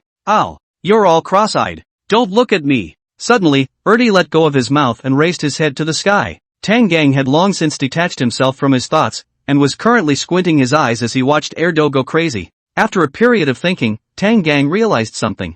Some people, by nature, were good at thinking, while others, no matter what, preferred to solve problems in the simplest and most direct way. And he was clearly the latter. Not only that, he also liked to go back to the roots when solving problems. Solve the problem from the source. If you can't solve the problem, then solve the person who created the problem. Therefore, he decided not to think about the sky. Those who wanted to mess with him would sooner or later appear in front of him and stick their heads out of their own accord. Those who wouldn't mess with him, and took the initiative to look for them, wouldn't necessarily be able to find them. He just had to keep watch and wait for the rabbits. Silly dog, stop howling and pick up the bag, Tang Gang said to Second Fool. Upon hearing this, Erdog turned its head, its blue eyes opening wide as it looked at Tang Gang, seemingly in a state of surprise. Immediately afterward, it straightened up and stomped its front paws, seemingly a little angry. Ow, ow, ow, ow. Why are you suddenly scolding me? Tang Gang reached out and pointed at the plastic bag on the ground. Are you picking it up? If you don't pick it up, I'll pick it up. I'll pick it up and you won't have any food tonight. Ow. You threaten me? The Second Fool stomped its foot again, spinning around and jumping back a step, its limbs and feet forked, looking at Tang Gang, its gaze serious, making some gestures of confrontation. Ow, ow, ow, ow, ow, ow. A great man is born to live between heaven and earth. How can he be depressed and live under people for a long time? Tang Gang did not speak, but walked straight up, ready to pick up the plastic bag. As he said, the plastic bag inside is their dinner, some simple lunchbox just, without much thought. It is from the supermarket inside the take. As an employee of the supermarket, it is reasonable for him to take something, right? A little bit of goat baloo every day, happy every day. Woof woof. Let go of that plastic bag, let me do it. Tang just took a step this way, and two fools violently made a tiger's pounce, his pig-like body straddling before Tang just in the plastic bag. Afterwards, Erdi used a very elegant-looking posture to gently pick up the plastic bag. Looking at the playful two fool, Tang Gang laughed. What, not a big man now? The Second Fool arrogantly tilted his head, stepping proudly, his little eyes very pleased with himself. Ow, ow, ow, ow. I'm a dog. Big husband is none of my business. Tang Gang, you are indeed a dog. One person and one dog quickly returned to the house and began to eat today's dinner. Meanwhile, as expected of Tang Gang, after returning to the apartment in the evening, the last few relevant messages appeared. As he ate, he watched this light screen that popped up. 11. You are the only person living in your apartment building. You can turn on the lights normally, but remember to keep, at all times, the appearance that no one is at home. 12. No neighbor is going to come knocking on your door in the middle of the night, much less a delivery boy who still comes out in the middle of the night to deliver food, so don't pay any attention to the sudden knock on your door. 13. Don't order takeout, don't order takeout, don't order takeout, don't order takeout, don't order takeout, don't order takeout, don't order takeout. 14. When you have a nightmare, go out and bask in the starlight. 15. If you wake up in the morning and feel very sleepy, hold on and go back to sleep when you get to the supermarket. The restrooms are for this purpose, but don't let the driver find out. 16. You need to live in this world for 7 days. Late night. The descendant of the Sakura country, Hidetsugu Kotori, lay down on his bed and went to sleep. His predecessor, Maple Madness Hiju, had been bizarrely taken out in the last Weird Tales world in an extremely absurd manner. Even now, he couldn't be sure, those two weirdness, whether it was really a quarrel, resulting in Maple Madness Day Chu was mistakenly injured, or, the two of them themselves had thought about it, to finish off Maple Madness Day Chu, or, it was just a unilateral ploy of that ghost parent. In any case, the method of death of Maple Madness Hijiki left a very deep impression on Kotori Hidetsugu, almost becoming a psychological shadow existence. Especially this time, after he became the new descendant of the Sakura country, that made him even more fearful, and almost all day long, his soul was unsettled. However, this kind of nervousness gradually subsided after he came back at night, and was replaced by a kind of this is it? The mood was replaced by a is this it? Hidetoshi Kotori suddenly realized that the world of weird stories wasn't as scary as he thought it was, at least for the whole day today. He had an uneventful day and didn't step on any thunderbolts.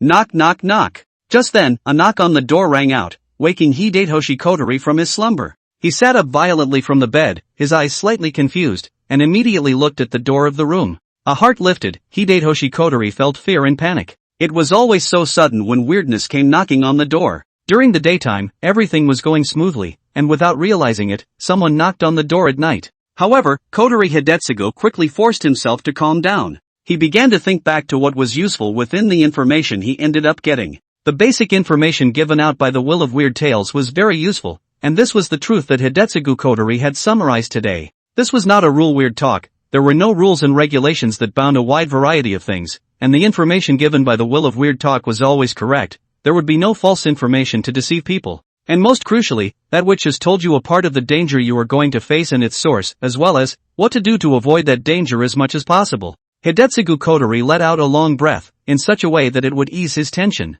He didn't have to pay attention to the knocking on the door. That was what the message had said. He just had to act like no one was home. Then, it would be good to go back to sleep. I believe that it won't be long before the weirdness outside the door will leave on its own. Thinking so, Kotori Hidetsugu once again lay down on the bed. He covered his head with the quilt, his eyes closed tightly, and tried hard to make himself fall asleep. But the more he did so, the more he was unable to sleep peacefully. Knock knock knock. The knocking on the door was unceasing, and the more frequent the knocking became, the harder the knocking became, and the louder the sound became. Kotori Hidetsugu had his eyes dead shut, but his mind became incredibly active because of the knocking. All kinds of good, bad, smooth, and tragic results flashed through his mind, and falling asleep seemed to become a difficult task. Suddenly, the knocking stopped. Kotori Hidetsugu then slightly put his heart down, but in the next second, his whole body froze, and his heart was once again in his throat. He heard, from outside the door, a male and female indistinguishable roar. The boys were extremely large, as if it was right in his ears, and the sound poured into his head like a huge wave, knocking over all the tired objects. At this, Kotori Sujin knew that she would not be able to sleep tonight. The sound outside the door continued, and gradually changed from a roar to a sharp chirp at the top of his voice, piercing his eardrums like steel needles and stabbing his brain and heart with a stabbing pain. Knock knock knock. The guy outside the door began to knock again, one after another muffled sound, as if urging the heart to beat drums, so that the fragile heart, along with the knocking sound constantly trembling. Open the door Birdie Sujin, you open the door now, I know you're home. That shrill cry or speech, every word, fell clearly and unmistakably into Kotori Sujin's ears. Little bird Shojin opened his eyes wide, his eyes are full of shock and fear, his breathing, all just a moment ago a moment of stagnation. Why? Does the creepy outside the door know my name? It said it knew that I was at home. How did it know I was at home? I obviously did not do anything, have been lying in bed. Thoughts came alive all of a sudden, all sorts of ideas came out, and tons of fragments festered and took over his brain. Knock knock knock. Open the door. Quickly open the door. Damn you, Birdie Sujin. Open the door. The knocking continued, as did the shouting. They became more and more impatient, more and more dense, as if they were merely connected to a taut thread, and this momentary impatience was the precursor to the thread's imminent breakage. Kotori Hidetsugu sat up from the bed. He was already trembling all over and sweating profusely. His nerves, like that taut thread, were on the verge of collapse, and sharp beeps exploded in his head on their own, obscuring all other sounds, except for the knocking on the door, and the shouting that still sounded intermittently. Kotori Hidetsugu stared, his eyes empty and lifeless, his mouth open, panting heavily as if he was deflated, his heart beating hard, following the knocking on the door thumping straight on, with a stinging sensation as if it was about to explode. I am going to open the door. Birdie Shojin suddenly thought. I'm going to open the door. The moment this thought appeared, it was like the sun shining brightly, immediately suppressing every other thought in his mind. He was going to open the door, it was as simple as that. I'm going to open the door, I'm going to open the door, I'm going to open the door, I'm going to open the door, I'm going to open the door. Kotori Hidetsugu got out of bed in a muddled state. He was hunched over and didn't have the slightest bit of breath that a living person should have. His mouth kept chanting as if he was possessed. Creepy as if he was dragging his body to walk, he walked towards the door of the room. Baka! Kotori-kun, what are you doing? Kotori-kun, wake up! Don't go open the door! Kotori-kun, are you out of your mind? Do you want to destroy our Sakura? Damn you Sakura executives, what are you doing? Why don't you send a reminder to wake up Kotori Sujin? What had happened to Kotori Hidetsugu, and the bizarre behavior he was now doing, were all seen by the Sakura populace. The obviously out-of-place state of Kotori Hidetsugu caused the Sakura populace to be on edge one by one. The higher-ups of Sakura country, too, immediately began to act. An alert was sent to the middle of the world of weird talk. Yagyu! Hidetsugu Kotori, you don't want your wife to suffer at your funeral, do you? The virtual light screen suddenly appeared in front of Kotori Hidetsugu, blocking his way, a faint blue glow, coloring Kotori Hidetsugu's face, the light reflecting in the pupils of his empty and lifeless eyes. Tai! It was as if something exploded in his heart. As if he was deflated, Kotori Hidetsugu fell to his knees at once. He tilted his head, opened his mouth, and desperately and greedily sucked in air, and in his empty eyes, his godly spirit was gradually recovering. Vomit! A feeling of nausea surged up, and Kotori Sujin bent over, kneeling on the ground and continuously vomiting furiously. However, because he had only eaten lunch previously, he didn't vomit anything. Tears and snot all ran out uncontrollably and piled up haphazardly on his face. Kotori Sujin's face was red and slightly purple, looking in pain. Ha! Ha! Ha! Ha! Kotori Hidetsugu rolled over and fell on his back, panting laboriously. He felt as if he had been suffocating for a long, long time. In his heart, he felt incomparably terrified and desperate. Obviously, he had almost died. At this time, he realized that what he experienced during the day was just a layer of illusory appearances, and what he saw now was the most real thing in the world of strange stories. Silently, unknowingly, it will take away a person's rationality and consciousness. How horrible! However, it was just a peaceful daytime. He even thought that the world of strange talk was just like that. It's really ridiculous. Kotori Sujin breathlessly lamented her naivety. The knocking and shouting continued, but now, perhaps because he had just woken up, it was difficult for him to fall back into the kind of demonic state he had just been in. Get up from the ground. Xiao Bird Hygiene knew that it would not do to just keep letting things go. The failure just now had already said it all. Who knew how long he could maintain this short period of lucidity, and if he messed up, he could easily fall into delirium like he did just now, and walk step by step into the desperate situation of certain death. There had to be a way to get rid of the guy outside. Kotori Hidetsujin returned to the bed and used her talent. In the next second, only the shadows on the side of the starting bed began to wriggle, and finally, turned into a person. The person's appearance was exactly the same as Hidetoshi Kotori's, even his height and body type were the same. The only difference, probably, was that the person's eyes were empty and lifeless, just like a puppet on strings. Shadow divergence, this was Hidetsugu Kotori's talent. It was possible to utilize shadows to create a doppelganger that was exactly like oneself, and the doppelganger's maintenance time and cooldown time were both 24 hours. This doppelganger could carry out Kotori Hidetsujin's commands and share senses with Kotori Hidetsujin. Go take a look at that thing outside, Kotori Hidetsujin said as he lay on his bed, feeling incredibly weak right now. However, his doppelganger was still normal and healthy. The doppelganger nodded and began to walk towards the door of the room, while Kotori Sujin, through its vacant eyes, observed the outside world. The inside of the room was silent and dark. The doppelganger brought it all the way to the door of the room, and could see that the door of the room, which had been knocked on continuously, was trembling, and the sound of knocking and shouting came out in unison, making one feel that one's eardrums were trembling. The doppelganger reached out his hand and placed it on the doorknob, exerting a slight force before violently releasing it and withdrawing his hand. The already slightly bent doorknob immediately popped back up. The bilocation's idea was straightforward. Naturally, it intended to open the door directly and take a look at the strangeness outside the door.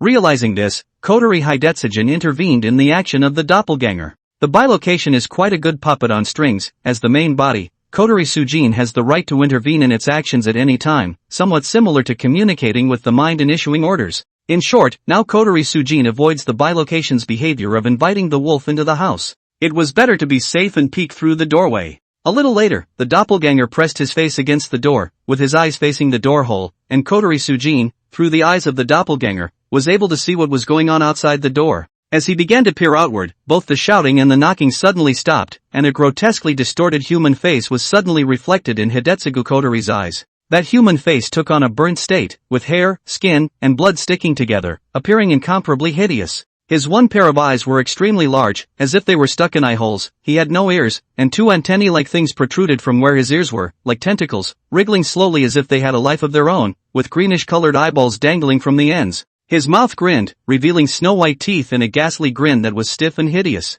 Hidetsugu noticed that the thing outside the door seemed to be really looking at himself. His bulging eyes, as if they would explode at any moment, were staring at the doorway for a moment. Hidetsugu felt his hands and feet go cold and his heart stop. While he was peering at the creepy was also peering at him. In the next second, he saw that the creepy's face began to melt, and black tar-like liquid spewed out of his body and crashed on top of the door hole. Even more horrifyingly, the thing broke the door hole and drilled right out of it, all at once into the doppelganger's eyes. Immediately, Kotori Sujin felt as if a male and female inexplicable voice resounded in her mind, and that voice recklessly let out a mockery. Hiding human brat. In the next instant, Kotori Hidetsugu felt that something slammed into his mind, messing up his thoughts, his consciousness, all of it. He first felt a sharp pain, but in less than a second, he couldn't even feel the pain anymore, and he directly collapsed onto the bed, falling into a coma. Time came to the next day. Tang Gang woke up from his sleep, and after stretching, he kicked the two idiots on the bed to the ground. The husky pig's sturdy body let out a muffled sound of bursting fullness,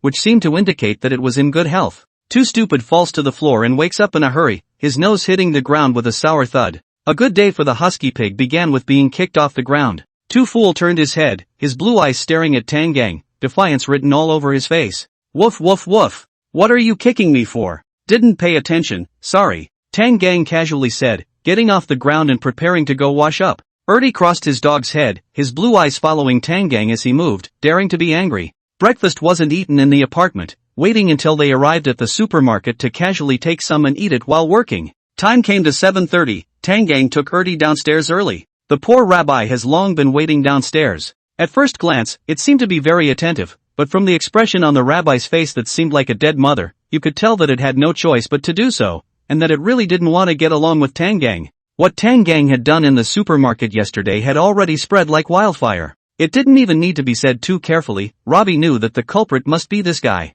After all, it could be too familiar. No matter what, it was also the first victim, so it couldn't be impressed. Robbie quickly drove Tang Gang and Ertie, leaving the staff apartment and arriving in front of the supermarket. Along the way, Tang Gang noticed that the route the rabbi took today was different from before. But the final destination was All House chain of department store supermarkets. Another store with the same name.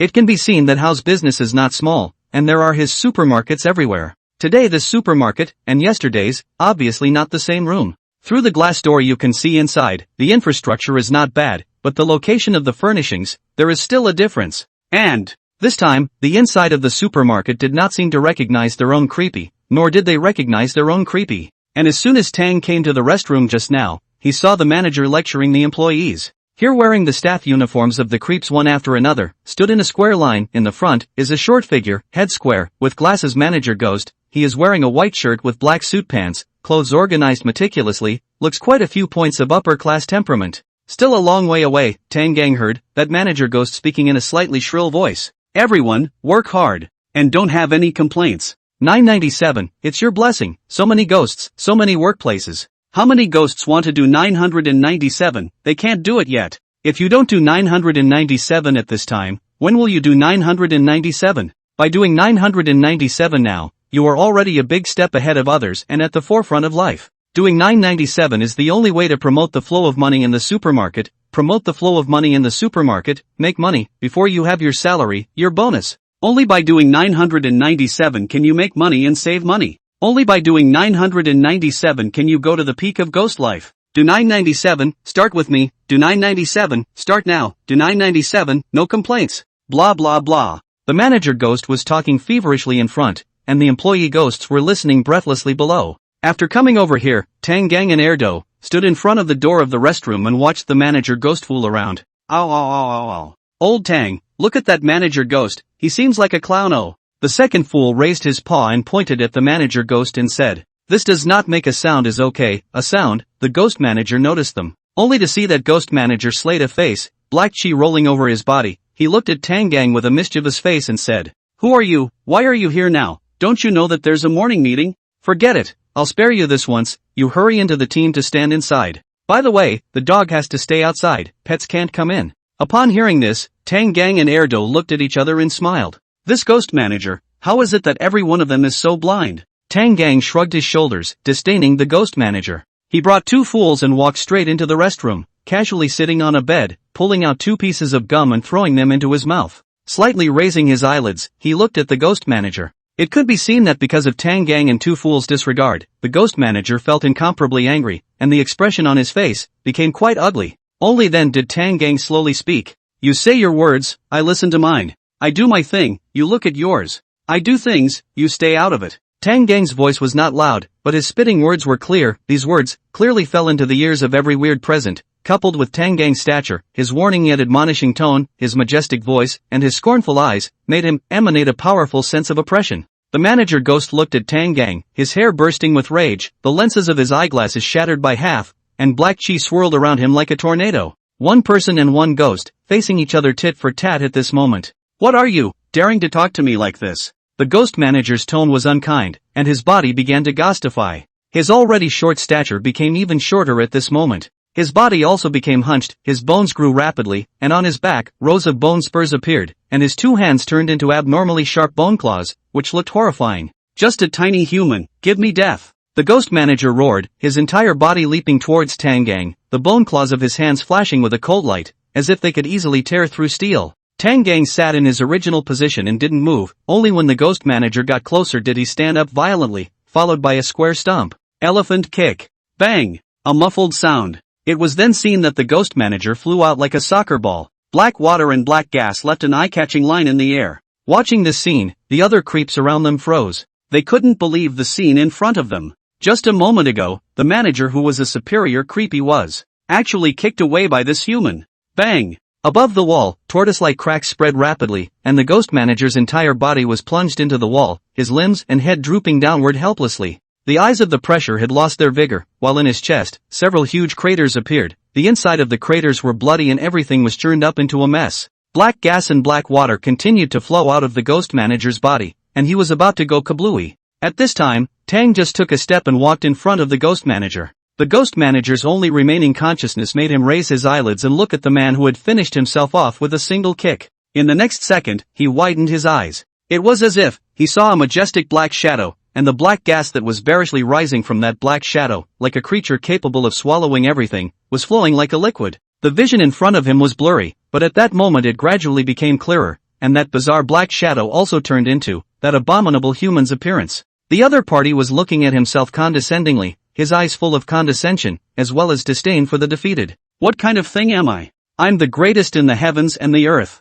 With that, Tang Gang reached out and said, I am Black Tiger Afu, you are dead. When these words came out, the ghost manager's heart was startled, as if thunder had flashed through it. The original eyes that were about to close because he was dying, immediately opened again, looking at Tang Gang with disbelief. Nani? In the next second, the ghost manager's body appeared a bizarre change. The flesh and blood of his entire body involuntarily expanded, bulging like a balloon, and then, bang! The ghost manager's entire only ghost exploded into smithereens, his blood and flesh kneaded together in a paste-like mass and splashed onto the wall. In a flash, the entire restroom was quiet and silent. Erdo was even staring at Tang Gang with his eyes wide open, his mouth wide open, and his entire dog frozen, staring blankly at Tang Gang. It never knew that Tang Gang had this kind of ability. Just one kick. Surprisingly, he had kicked a ghost into pulp. Little birdie Xiozhen woke up in a daze, only feeling a terrible headache. Somewhat dazedly looking at his hands, he squarely celebrated. After last night so much, he is still alive, which is not easy.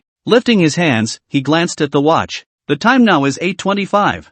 Bird Xiozhen was alarmed in his heart. It was already almost time. If he didn't go, he wouldn't have a chance to leave. There were still 5 minutes to go. If the animal driver in charge of picking him up wasn't late for something else, he would give up waiting. Realizing the urgency of the situation, Hidetoshin Kotori stumbled out of bed and rolled over onto his back as he anxiously tried to hurry downstairs. Before he could reach the door of his room, a raging weariness came rushing in, as if a tidal wave had passed through his mind. All of a sudden, the scene in front of him turned heaven and earth. There was a clang. Kotori Hidetsugu fell on his back. He felt that his entire body was somewhat unable to use its strength, and he was really sleepy, as if he would immediately fall asleep if his spirit was a little lax. Hidetoshi Tori pulled himself together and staggered to his feet. He knew that the situation was critical, and if he really fell asleep, he would not be able to wake up again. He also remembered that the basic information provided by Weird Tales of the Wool said that when he got up and felt extremely sleepy, he had to go to the restroom of the supermarket to sleep, and he could not let the driver find out that he was sleepy.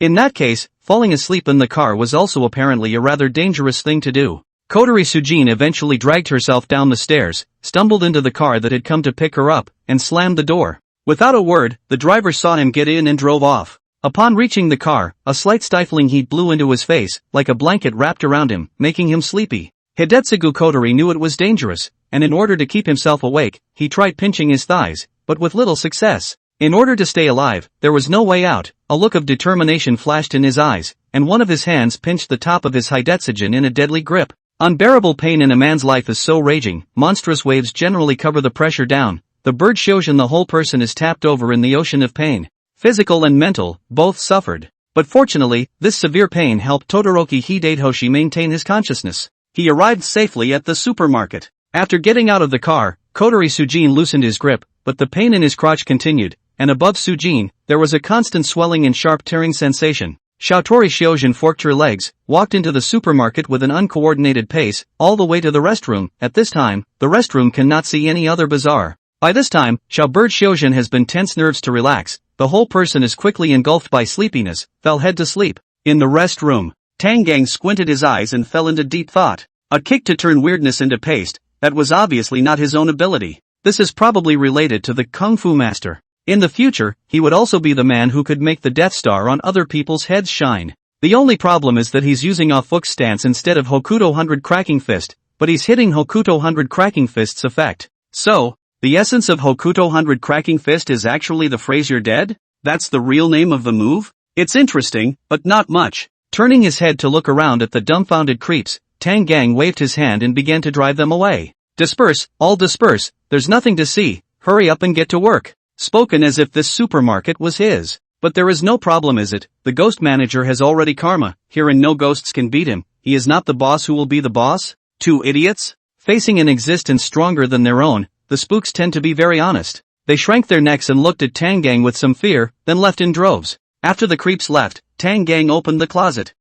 Familiar smell. The inside of the closet was empty, another day without work clothes. Moreover, this time, not only did he not have any work clothes, but the other descendants, they also didn't have any work clothes. Time flew by, and it was time for the supermarket to open its doors again. Tang Gang, as he did yesterday, found a seat and arrogantly sat down. At this moment, he was holding a bucket of instant noodles and showing off. The two idiots did the same, and the husky pig couldn't wait for his entire head to be stuffed inside the rice bowl and inhaled in a storm. In front of Tang Gang was a creepy employee. Because of what happened in the morning, the creepy employee didn't dare to say anything, didn't dare to look at anything. According to the rules of the supermarket, Tang Gang obviously couldn't be like this, eating nonsense without paying, especially eating nonsense at work. However, the manager in charge has let this fierce man kick to death. What can he say as a small trick? Piss off, piss off. And behind Tang Gang was Pretty Country's new descender, Donnie. Donnie's skin color was a bit yellowish, his height was not tall, and his face had a bitter and hateful look. At this moment, he was looking at Tang Gang with a displeased face.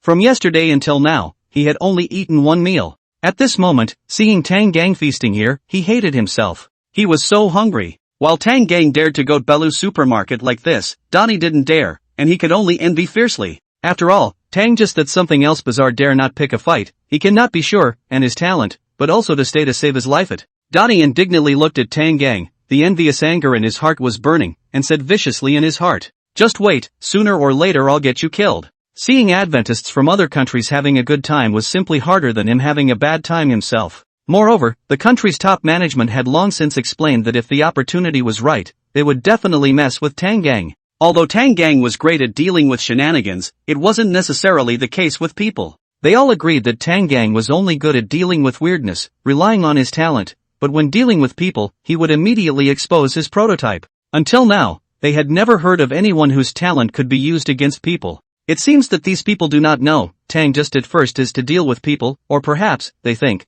they secretly make small moves, will inevitably win. Today's supermarket ghosts come and go, the flow of customers is very good, looks like, the bonus is with the fall. Yesterday, what Tang Gang did not seem to cause that kind of deep and lasting impact. In the beginning, everything went smoothly, and the spooks were honestly buying things. After Tang just ate, looking at the platform in front of him, that white lettering on a red background sign, very unpleasant. What was written on it was, "Customer is God." So, Tang Gang called Erdi Sheep Balu to come with a pen and paper, wrote a note and glued it to the sign, covering the words that were once there. "Please don't beat up customers at will." Tang just changed the sign to his favorite look, which returned to his previous arrogant stance, chewing gum and bored. Unfortunately, the ghost in front of him just happened to glance back and saw Tang Kong's not-so-nice script on the new sign. The whole ghost was startled, and his soul was in a state of shock. Please don't beat up customers. A simple sentence, I'm afraid that only the weird ones who were there in the morning could understand it, right? The beating this man was talking about could be extremely cruel and sadistic,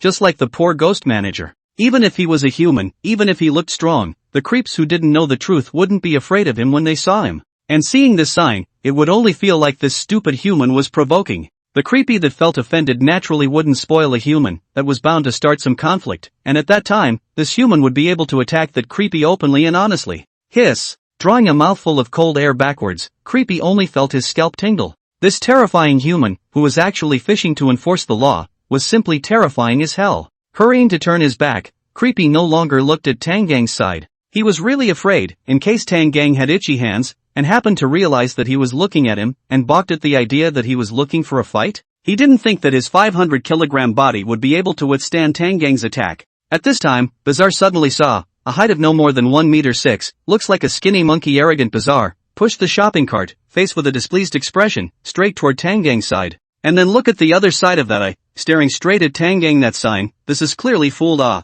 Coming, he is coming. 500 kilograms of weirdness throbbed in his heart. He wanted to shout out loud and tell that skinny monkey creepy, come to his side, do not go to that person, he is fishing for law enforcement, it is very dangerous. But he did not dare. He was afraid, he shouted, then to be beaten is not the thin monkey. Alas! Sighed in his heart, 500 kilograms of bizarre gaze compassionately looked at the thin monkey. Bizarre. Brothers, I can help you so much, in the heart from the heart wish you have good luck, can survive this pass. As the saying goes, a dead friend does not die in poverty, if you do not survive, you must forgive my old brother. It's not that I don't want to remind you, it's really because that human is too scary. It's better to walk one than two. Skinny monkey creepy pushed the car and entered the checkout lane. He glanced with a weird face at the creepy that looked like a small mountain and was constantly shivering. I don't know what this bastard was smoking. Then, he put his eyes on Tangang's body, thinking to himself, this human is also arrogant, really don't want to settle the bill on his side. But the weirdness over there was like he had a case of ghostly madness again,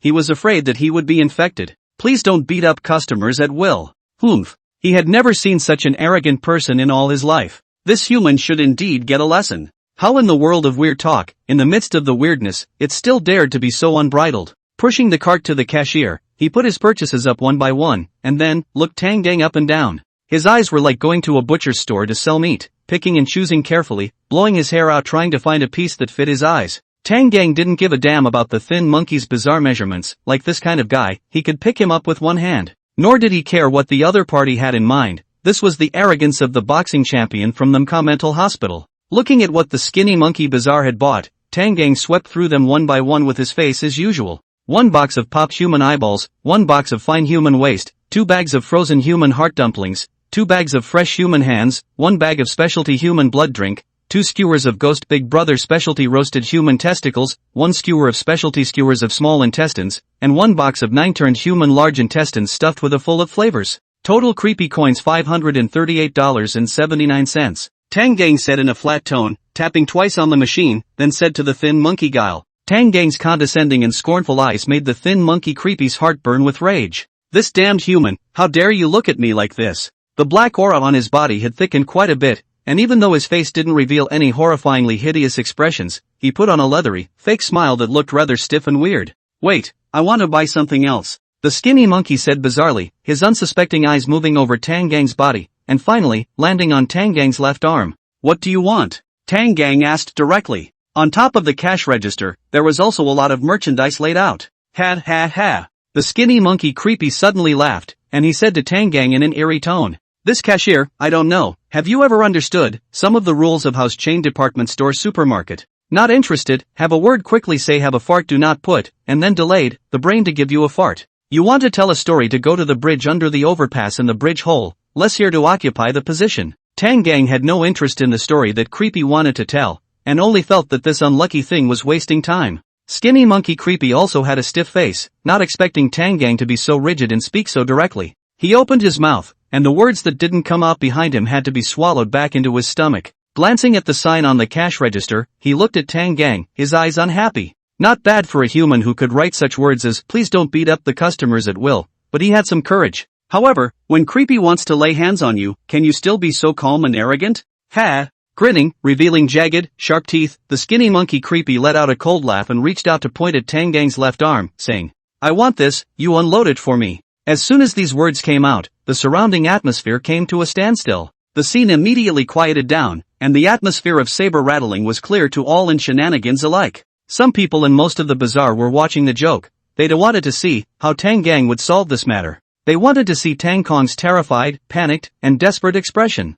For the bazaar, there was nothing more interesting than torturing humans. However, they were disappointed. Tangkong's face didn't show any expression. That face was somber and majestic, and when the ghosts were told to look at it, their hearts were inexplicably a little apprehensive. Although it wasn't as bizarre as that, with a straightforward and hideous or grotesque or twisted figure and face, but the sense of oppression and aura, but plainly a large cut above. Especially in Tangang that pair of calm, but as if brewing a storm of dark eyes, quiet gaze. The skinny monkey's weird heart lifted, he couldn't help but take 2 steps backward, looking at Tangang, he actually felt some of the despair and depression of a black cloud pressing down on the city. Are you sure? Tangang raised an eyebrow and asked. Of course I'm sure. The skinny monkey said in a weirdly incomparably arrogant manner, and at this moment, in his heart, he had regained his confidence. In fact, in that moment just now, his heart was a bit flustered. After all, this human's aura in front of him was as strong as a shocking wave, and the sense of oppression was also like a black cloud covering the sun. But now, he has completely relaxed over, and determined in his heart, this kid in front of him is an ordinary human.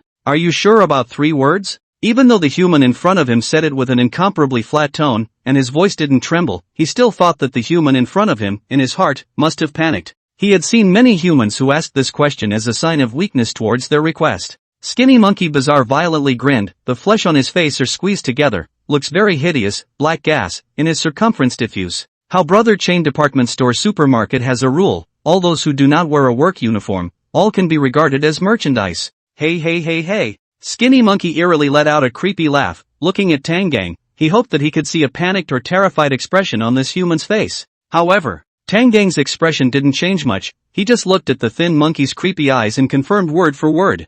I'll ask again, are you sure? Cut the crap, if you can't get down, I can do it for you. Saying this, the skinny monkey bizarrely stretched out his left hand and made a few provocative movements. Donnie in the back watched this scene, stiffening his face, but his heart was already happy. Ha ha, being targeted by Creepy, right? Having already gone through 2 copies, neither he, nor some of the other country's executives, felt that a small Creepy could deal with Tangang. However, for Creepy to pester Tangang was also quite an exciting thing for them. And, what if a very powerful Creepy had set its sights on Tangang and managed to finish him off? There was always some expectation in people's hearts for this Dragon Kingdom descendant, this target that they wanted to eagerly eliminate. No need, I'll just do it myself, Tangang casually said, then stretched out his right hand and grabbed the left hand of the thin monkey Creepy. Skinny Monkey Creepy froze. What was wrong with this human? What did he want? He's not removing his own arm, why is he grabbing my hand? Then, he saw Tangang raise his head and shouted loudly to the surroundings. Everyone heard that even though I repeatedly emphasized, this bastard still told me to cut off his hand. I'll only do it if he tells me to do it this kind of request, I've never heard it before in my life. As soon as these words came out, Skinny Monkey Creepy suddenly realized something and gave a cry of badness in his heart. He immediately began to draw his hand outwards, but found that Tangang's hand was like steel machinery, firmly clamped down on his arm. No matter how hard he tried, he couldn't break free, and even, under that hand's ferocious strength, he felt that his left hand was gradually deforming, and his bones were twisting. Who the hell can do this? Swish! A flash of black light. A black blade had appeared in Tangang's left hand at some point. The blade flashed from bottom to top, and in the next second, the cash register in front of Tangang was cut in 2, and the thin monkey's bizarre left hand was also disconnected at this moment. The slash was as smooth as a mirror. Black gas and black water sprayed outward in large quantities. The skinny monkey Creepy screamed miserably and fell to the ground. Tangang lowered the knife in his hand, the blade transforming back into Erdnase while he took the thin monkey Creepy's hand and swept it over. Ignoring the skinny monkey Guile who was rolling all over the ground from the pain, he opened his mouth. Add another skinny monkey Creepy left arm. For a total of $538.79. The 2 fools, on the other hand, stood up at this time, standing with their front paws grasping the cash register, the dog's head sticking out, grinning with mockery, and their blue eyes looking at the skinny monkey bizarre. Woof! Ha, you're worthless. Skinny monkey Creepy's mind was full of pain at the moment, snot and tears. He collapsed on the ground mayfly chrysalis. Where did he have the time to care about what Tangang and 2 fools had said? The surrounding people Creepy looked at this scene with expressions of shock and horror on their faces. They took a step back in unison, afraid of being affected. At the same time, these creeps no longer continued to watch the scene. This scene was no different from a horror movie to them, and they fled the place screaming in panic. Donnie looked at Tangang with a gloomy face. His heart was indignant, but he didn't dare to say anything more. The skinny monkey wailed bizarrely as he staggered up from the ground, wobbling and trying to get out of here, not even bothering to take the things he had bought. All he wanted to do now was to escape from here, away from this dangerous human. Watching the skinny monkey's bizarre behavior, Tangang's expression gradually became disgusted. That was why he looked down on these shenanigans, these things that couldn't even be called monsters. Most of them, they were even no different from rats in the gutter. Pushing aside the cash register that had already been cut in half by himself, Tangang walked forward and grabbed the skinny monkey Creepy's shoulder. Skinny monkey Creepy was startled violently, and his entire body trembled violently. His whole body trembled as he looked back at Tangang, opening his mouth but unable to make any sound. You haven't paid yet, Tangang said. Skinny monkey Creepy was a bit dumbfounded. He looked at his missing arm and then at Tangang. I'm like this, and you're still asking me to pay? Besides, I didn't take anything away, right? However, Tang just now didn't care what Thin Monkey Creepy thought, and just said seriously, I recognize money but not ghosts. If you buy something, you have to pay for it. Whether you took it with you or not, you have to pay. 1 penny less, I will never let you go. Hearing Tang Gang's words, the Thin Monkey was bizarrely somewhat dumbfounded. Immediately afterward, he clanked down on his knees. Isn't this fucking forceful buying and selling? But he didn't dare to resist. Instead, he forced himself to endure the pain and aggravation, and with his remaining hand, he pulled out all of his money and handed it to Tang Gang. Tang Gang took the money away with one hand, and then returned behind the cash register, and manually pulled back the cash register that had been pushed away. Skinny Monkey Bazaar is full of stifled, woefully fleeing this side. What the hell is this? Torturing the humans didn't work, but in turn, he lost his arm. The arm was left behind, but the things he bought were not taken away.